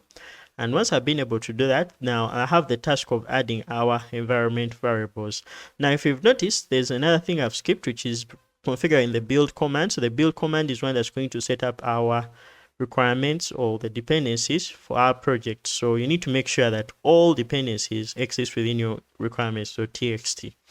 Now, once that is done, I'm simply going to come right here and I'm going to import our .env. So I'll come right here, and then what I'll do is to copy what we have in our .env, and then I'll paste it. So I can simply say add environment variables, or I can go ahead and add them right here. So that's exactly what I'm going to do.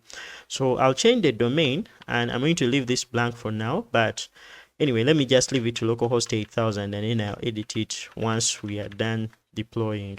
So I'm going to copy these values and then say add variables, so it will automatically generate them here.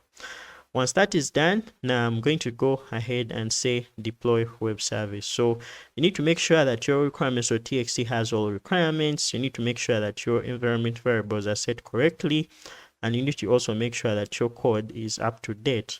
So once that is done, I'm going to click on deploy web service, and then this will go ahead and deploy the web service. So we're going to be presented with a log. So I'm actually saying no logs to show, but then it's supposed to show the logs to show us the progress of the deployment.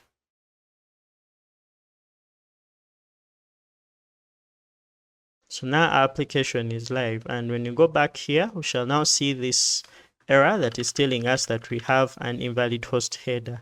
Now remember, in the middleware video, we went ahead and set up the trusted host middleware. So basically what we need to do is to go ahead and add this URL for our application inside our trusted host middleware.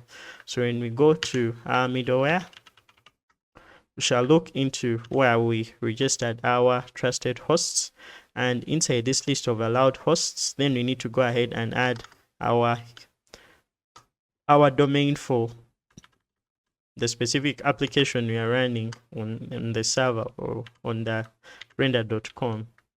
So I'll go ahead and add this domain, which is the one that we've been provided by render.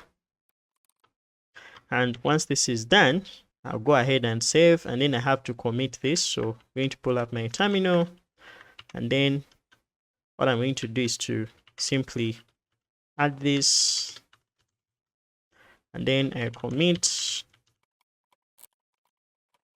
And once I've been able to do that, I'll push these changes to the main branch. So once that is done, our application has to reload again. So each time we deploy on the main branch, it's going to automatically deploy those changes on our server, just like you see right here. So if we go to our deploy, we shall be able to see what is being run on the server side, or the logs for building our application. And now we see that our application has been deployed. So when you go back to our application right here and reload, we shall now see that our service is running, and I'm really not sure why this is not running, but let's actually see. If I reload, we see that we still have this invalid host header. So I'm going to go ahead and see.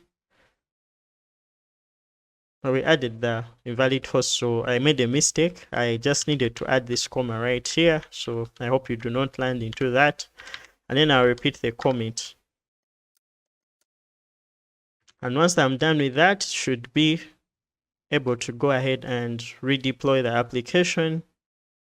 And after some time, we shall have our API live. So now that our application is live, let's go ahead and reload.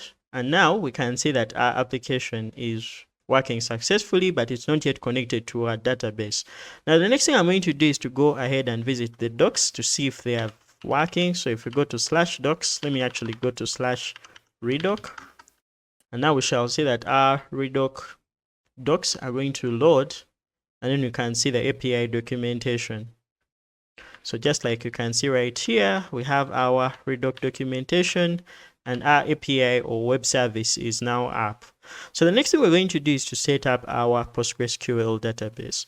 To do that, I'm going to head over to Bookly or to render.com, and then I'll head over to our dashboard. And right now we can see that we have one service that's already deployed, and that's our web service. I'm going to click new, and then I'll click on PostgreSQL, and then I'll get a new PostgreSQL. So I'm going to set for this a book. I'm just going to provide for it a book. So I'll basically just provide for it the Bookly DB name. So that's going to be the name of our PostgreSQL database. And then I'll give it, so this is the name of the PostgreSQL instance, and then I'll give it the DB, the name. So this is going to be Bookly, and then I'll provide this with maybe Bookly underscore DB. So I'm going to provide that.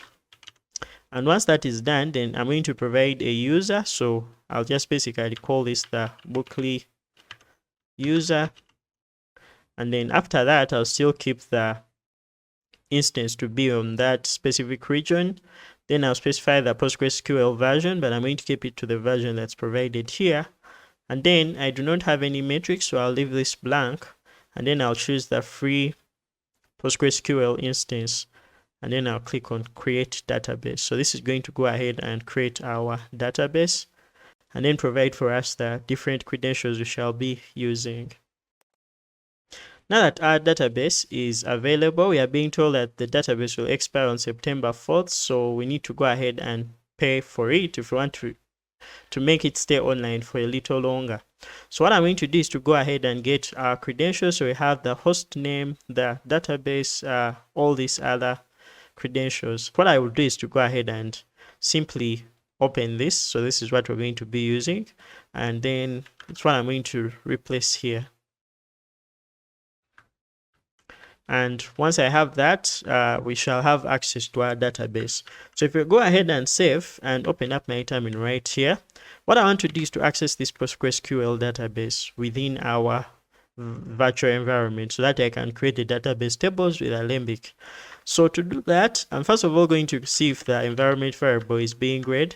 Now I can be able to access my environment variables via my terminal. So I can go ahead and do something like echo and then database URL. So this is going to point to the local database URL. So if I want to go ahead and rerun it with the updated environment variables, I'll have to restart my terminal. And then with that, if I echo, then I have this PostgreSQL over render.com. So once that is done, next thing is going to be for me to connect to that database. And the way I can be able to do that is by simply running PSQL. So this is the PostgreSQL shell utility that comes with PostgreSQL. So I have it already installed on my local host. And then I'll point to my database URL. So I'll say database underscore URL. And this is going to take us to our remote PostgreSQL, which is the Bookly DB we've created.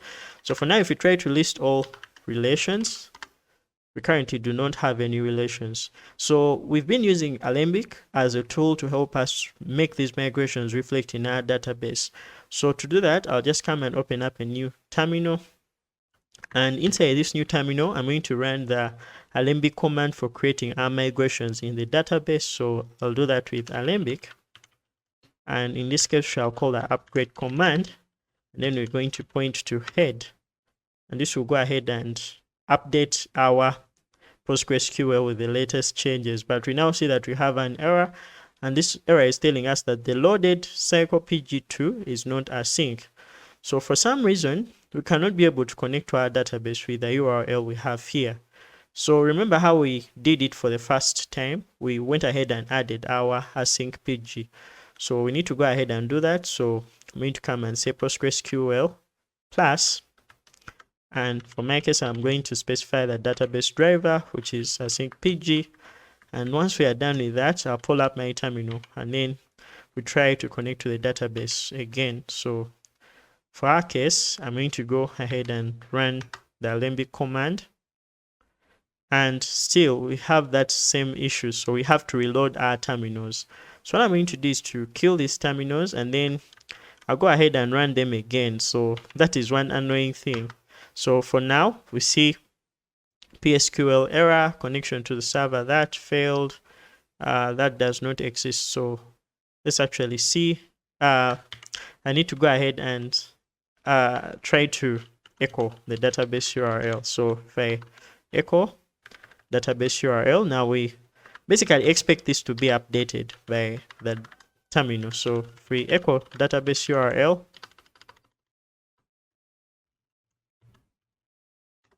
we shall now see that our PostgreSQL plus async PG is set up. Now that we have that, let's go ahead and run Alembic upgrade and then head. So for our case, we shall just come and specify head, and this should be enough for our database tables to be created based off the migrations that we have.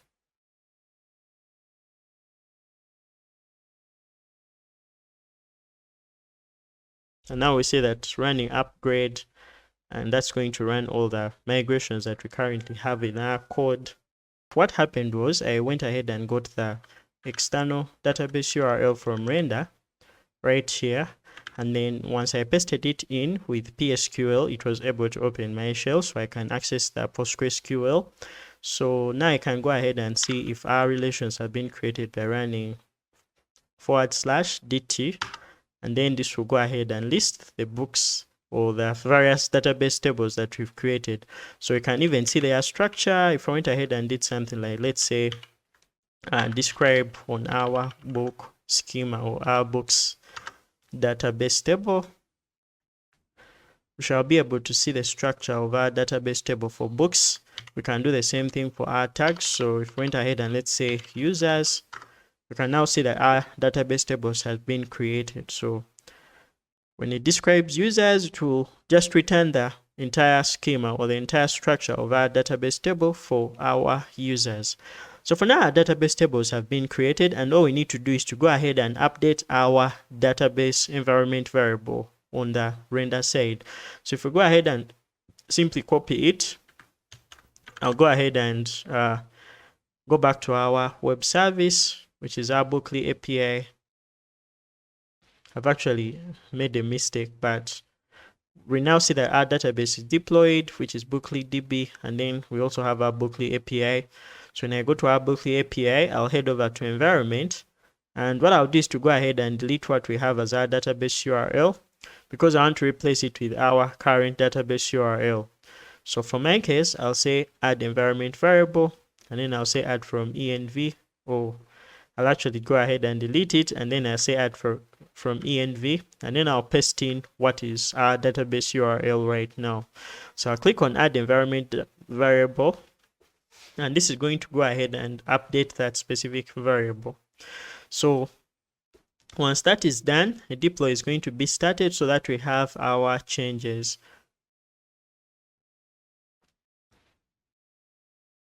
When you go back to our logs right here, we're going to see that our requirements are going to be installed.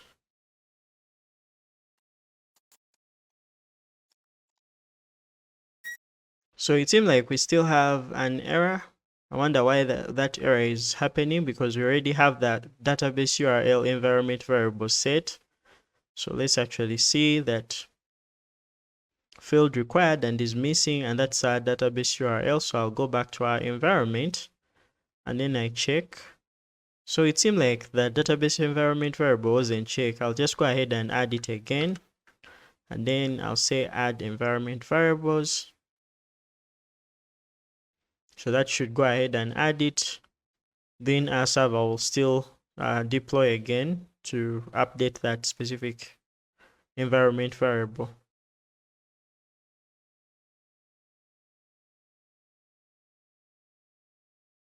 So it seems like the environment variable wasn't added, so I'll just go ahead and manually add it. So just come right here, and I provide the database URL, and then I'll edit it with the PostgreSQL URL. So I'm going to go ahead and copy it, and then I paste it right here. And once I've done, I forgot to save changes, so that's what exactly I needed to do. So once the changes have been saved, our deployment is supposed to be started so that those changes are reflected on our server.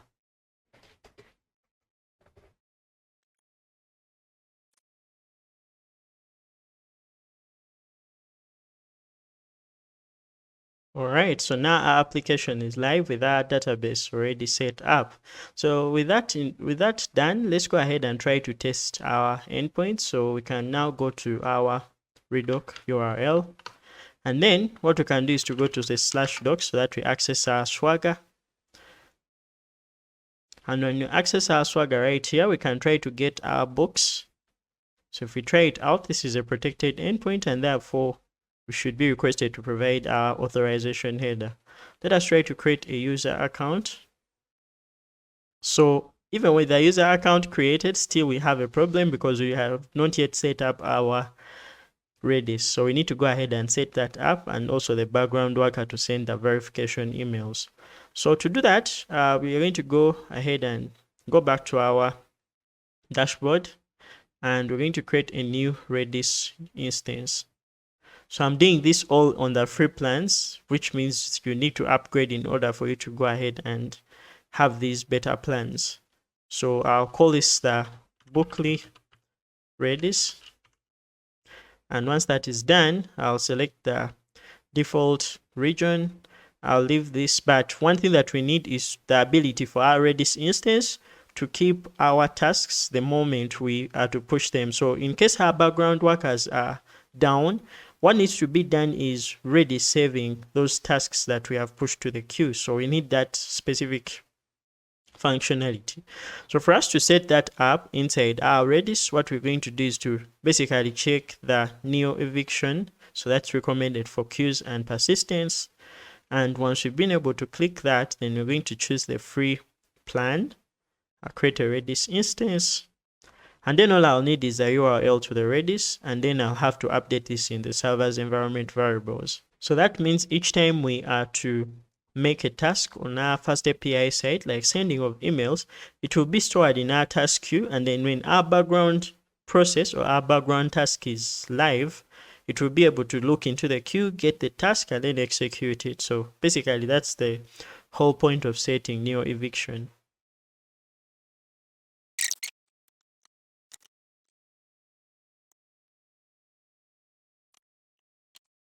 Now that our Redis URL is available, what we're going to do is to copy its URL and then update this URL on our web server. So we're going to head over back to our web service, and inside our web service, we are going to go ahead and update the Redis URL so that we reflect the URL of the Redis instance we've created. So for our case, we are no longer using the Redis host and the port. I'm going to just head over to our settings here, and I'll delete these because these are already updated. Now, one thing I did is to also leave and.env.example, as it will guide you with the different environment variable settings. So if you go back here, I'll add an environment variable, which is going to be our Redis URL. And once I've set that up, I'm simply going to go ahead and add the Redis instance. So I'll save. When you go back to our events right here, our server is going to be redeployed with the updated environment variable for our Redis. So for now, our deploy is done, and we can now go ahead and set up the background worker or the celery workers.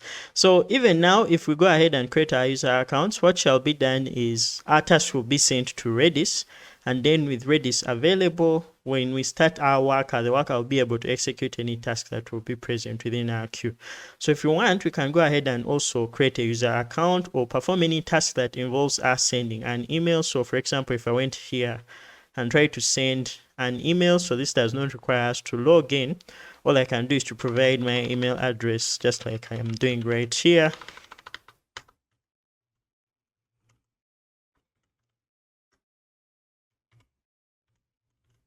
And when I send, shall get a response telling us that the email has been sent successfully, but we of course know that there is no celery worker that's active to help us send that email. So we need to set up one. So to set up a celery worker, all we need to do is to go to our Bookly API right here, and we're going to go to new, and then you shall create a background worker. So this background worker is going to be a process that's independent of our web server, and all it's going to do is to connect to our Redis. When it's connected to Redis, it will go ahead and look for any task that shall be present within Redis and then execute it. So the code for running our server is going to still be located in the same GitHub repository. I'll pull that up and then I connect. So this is actually a paid service, and therefore I'm going to spend some of my dollars so that I can pay for this. But if you want to make me make this back, please leave a like on this video. That's the cheapest way, or become a member of the channel. So I'll call this bookly -celery and then -worker. And once that is done, we shall use Python 3. We shall keep our branch to main, and we are going to also still remain within our root directory. And then our start command is going to be our celery command. So now see that I have to pay $7 for this, so I'll keep it to that. But then I'll have to specify the command. So if we go back to our application on localhost, we shall now get out of our database terminal or database shell, and then I'll try to start our celery worker. So the same command we have used here is the same command we're going to use for our celery worker. I'll just come right here and say celery, and for our case I'll specify the app. So our app is going to be found, so the app is going to be the celery tasks app, or the C app instance, which is our celery instance. So that's going to be found within source dot, and for our case this file is called celery tasks, so that's exactly what I'm going to point at. And once I've pointed to that, then I'll have to access the specific app instance, which is going to be the C app. So I'll say .c_app. And once I've been able to do that, now I need to specify what I'm going to run. So for our case, that's going to be our worker. And then we shall also give in a log level. Now for the previous video, I talked about background processing, but I didn't really talk about logging. So if you want logging, we have to specify a log level. And that is done by just simply providing log level, and then we specify it to be info. So that's what we shall use for our log level. If I run this command, of course, it's going to go ahead and run our celery server, just like you see right here. So what I'm going to do is to use the same celery command to run our celery worker on our web server. So I'm going to copy this,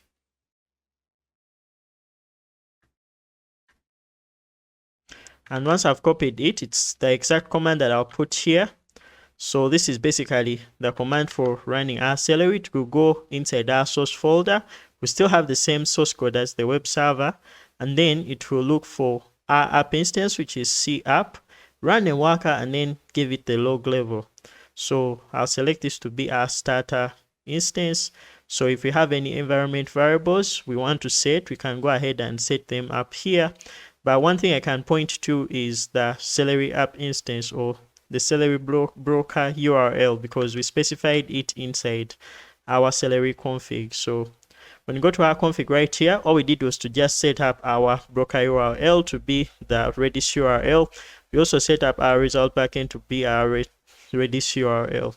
So if I go ahead and provide those, I'll have to provide still the Redis URL and the other environment variables. So I guess I have to copy the environment variable that we have here with all these values, except that this time we are going to go ahead and set up these environment variables. So I'll say add from .env.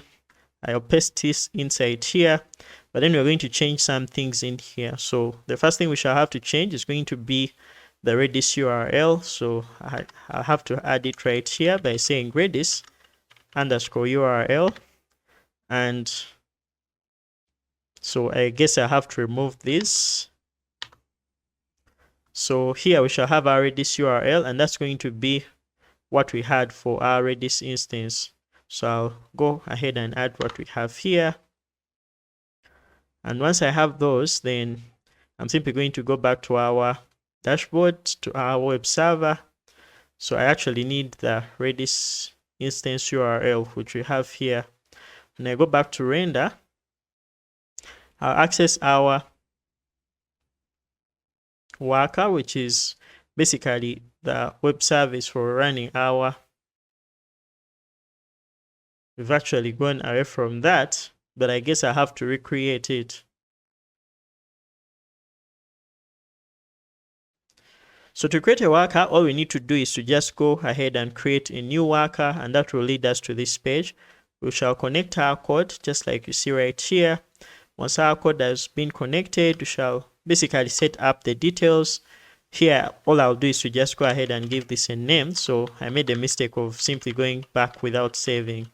So here, this is going to be bookly celery worker. And then we have to point it to the language, which is Python, the branch, which is main. And our command in this case is going to be the one to run celery. We're going to run it in our root directory, which is going to be our root directory. We're going to install our requirements, and then the start command will be the command to run our celery worker. So if you go back right here, our command is going to be still this command that I copied here. If I copy this command, I'm going to go ahead and paste it right here. And once I paste it in here, it's going to be celery. Then we shall point to the app and then the log level. Once that is done, I'll select the starter instance or the starter instance type. And once that is done, then I'll add all our environment variables. So I'll go ahead and paste them from the .env right here. Well, I'll make some adjustments. So I'm going to begin by modifying this so that we only have the Redis URL.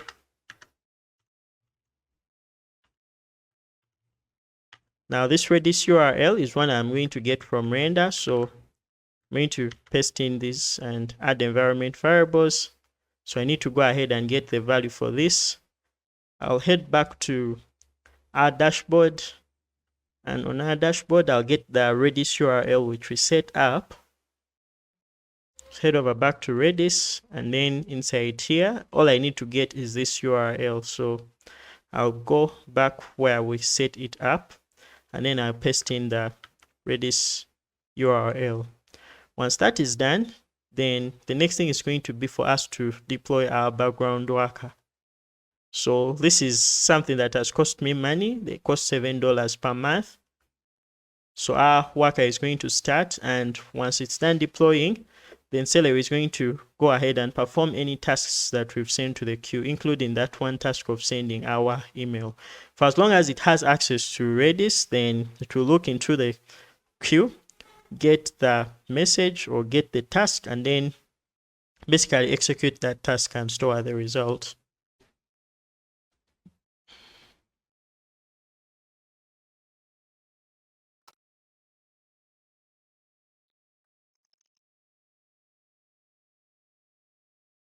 So the background work has been deployed, but I have a problem. So it's basically pointing to the default URL, which is on localhost. So this error, I think, is coming from the environment variables. I may have done a mistake. Instead of calling this the Redis URL, I called it the Redis URL. So I need to go ahead and reset this to Redis URL. And when I save, our server will redeploy and update the environment variable, therefore making the Celery worker active. So let's wait for that. So for now, our server has actually run. Our background task has run. We've successfully deployed our Celery worker. So to test whether our emails are being sent, what I'm going to do is to go ahead and send some more emails. If I execute this sending of emails and we get a response, we are going to now see that our emails have been sent. So to confirm whether our emails have been sent, I'll log into my email. So I'll go ahead and go to my email address. I don't think that's the right one, but what I'll do is to head over to my email address, and inside here, if our emails have been sent, then our Celery worker is going to be running successfully. So when I check right here, I'm seeing that our application is now sending emails, which is actually interesting. So our background task is working, or our Celery worker is running. So what I need to do is to go back here and try to maybe create a user account. So I'm going to head over to the endpoint for creating a user account, and then I'll try it out. So I'll begin by providing the first name. So I'll provide my first name as Sally, and then my last name as Jonathan. And then in here, I'll provide the username. So I'll provide the username as JWT35 and then my email. So the email I'll give is the email that we sent to the email initially. And then when you provide our password, I'll give in a password test123, and then I'll go ahead and submit. So when I execute this, let's check for the response. We now see something went wrong. So the beauty is we can still go ahead and see the logs on the server. So when you head over back to the dashboard, we shall basically check out our API. And in our API, if we go to our logs, we can know what exactly went wrong. So we now see no backends available, recommend you install one. So we actually have a problem that utils for setting our passwords are not working, and I think we just ran into the problem of a missing requirement somewhere. So I guess I have to look into what's missing. So after debugging, I realized that I have an error, and that error is coming from generate password hash inside our auth service. So it seems like the package for hashing those passwords is missing. So let's go ahead and look into that. So I'm seeing that we have the generate password hash function that's bringing that error to us, and then we have so I think this is coming from the utils for hashing our passwords. Let me check the requirements.txt file to make sure that we have our requirements set.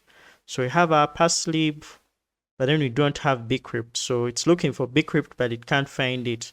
Now what I'll do is to go within my terminal and say pip install bcrypt. So I happened to modify the requirements.txt file, but then I removed some of the requirements. So if I go ahead and add everything, I think it will go ahead and work. So I'll say pip freeze, and then I'll point to requirements.txt, or what I'm going to do for my case is to remove this requirements.txt file. And once I've removed it, I'm going to now go ahead and pip freeze.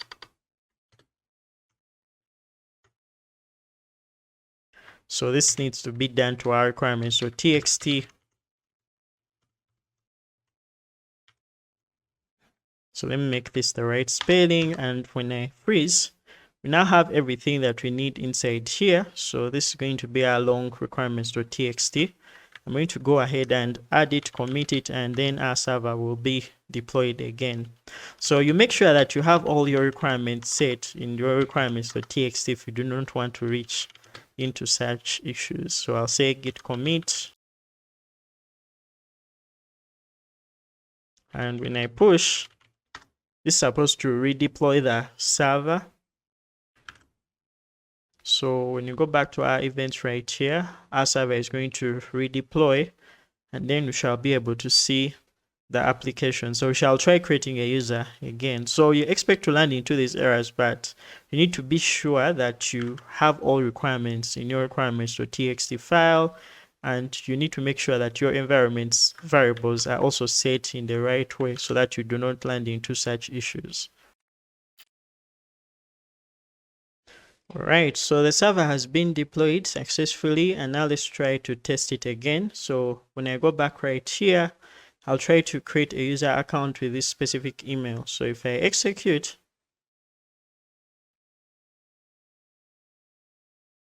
so we now see that our account has been created successfully. So I'm going to check our email to see if the email has been sent. So we are lucky our email has been sent. Now there's one issue. I have not yet set up the domain, and therefore this user account is not going to be verified. So it will redirect to localhost, which is not working. So what I need to do is to go ahead and set up the domain. I'll update that by going to the server's environment variables, and I'll replace it with this domain that we have here. So I'll head over to domain, and then I'll replace localhost 8000 with the domain of our server. So I'll click save, and once I've clicked save, those changes should reflect so that we can be able to reload the server. All right, so right now the server is running. So let's try to verify our accounts again. So I'll try creating a new user account with new details. So right now I have first name, last name as Sally Jonathan, but let's say I'm going to change the username to Sally JK and then the email to another email address. So this is going to be one for Sally Jonathan K at gmail.com. I provide my test password, and when I execute,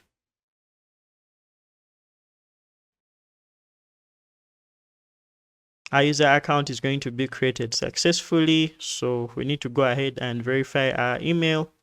So I head over to that email address.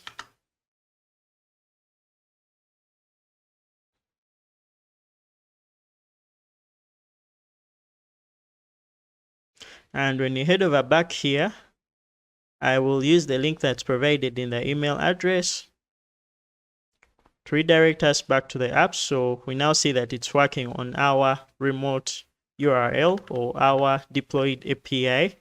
So once that is done, we can now try to test other endpoints. So if you go to our app here, we have been able to create our user account.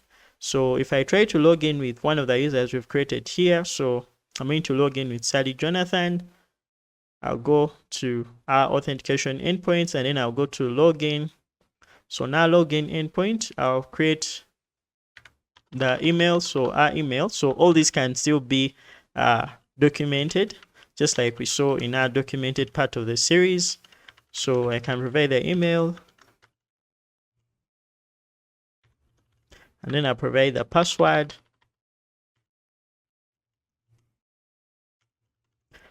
which is password test123. So if I execute, shall get both our access and refresh token. So what I'll do is to go ahead and provide this in our authorization. So when I click the authorization button, I'll provide our access token, click authorize, and then I'll do the same thing for the refresh token. So I'm going to copy it right here, and then I will paste it in here. And that is going to be enough for us to have access to all our endpoints. Now let us try to get some books. If we get all books or get the list of books, we now see that we have an empty list of books, which is working fine. We can also be able to create a book. So if I try to add a book here,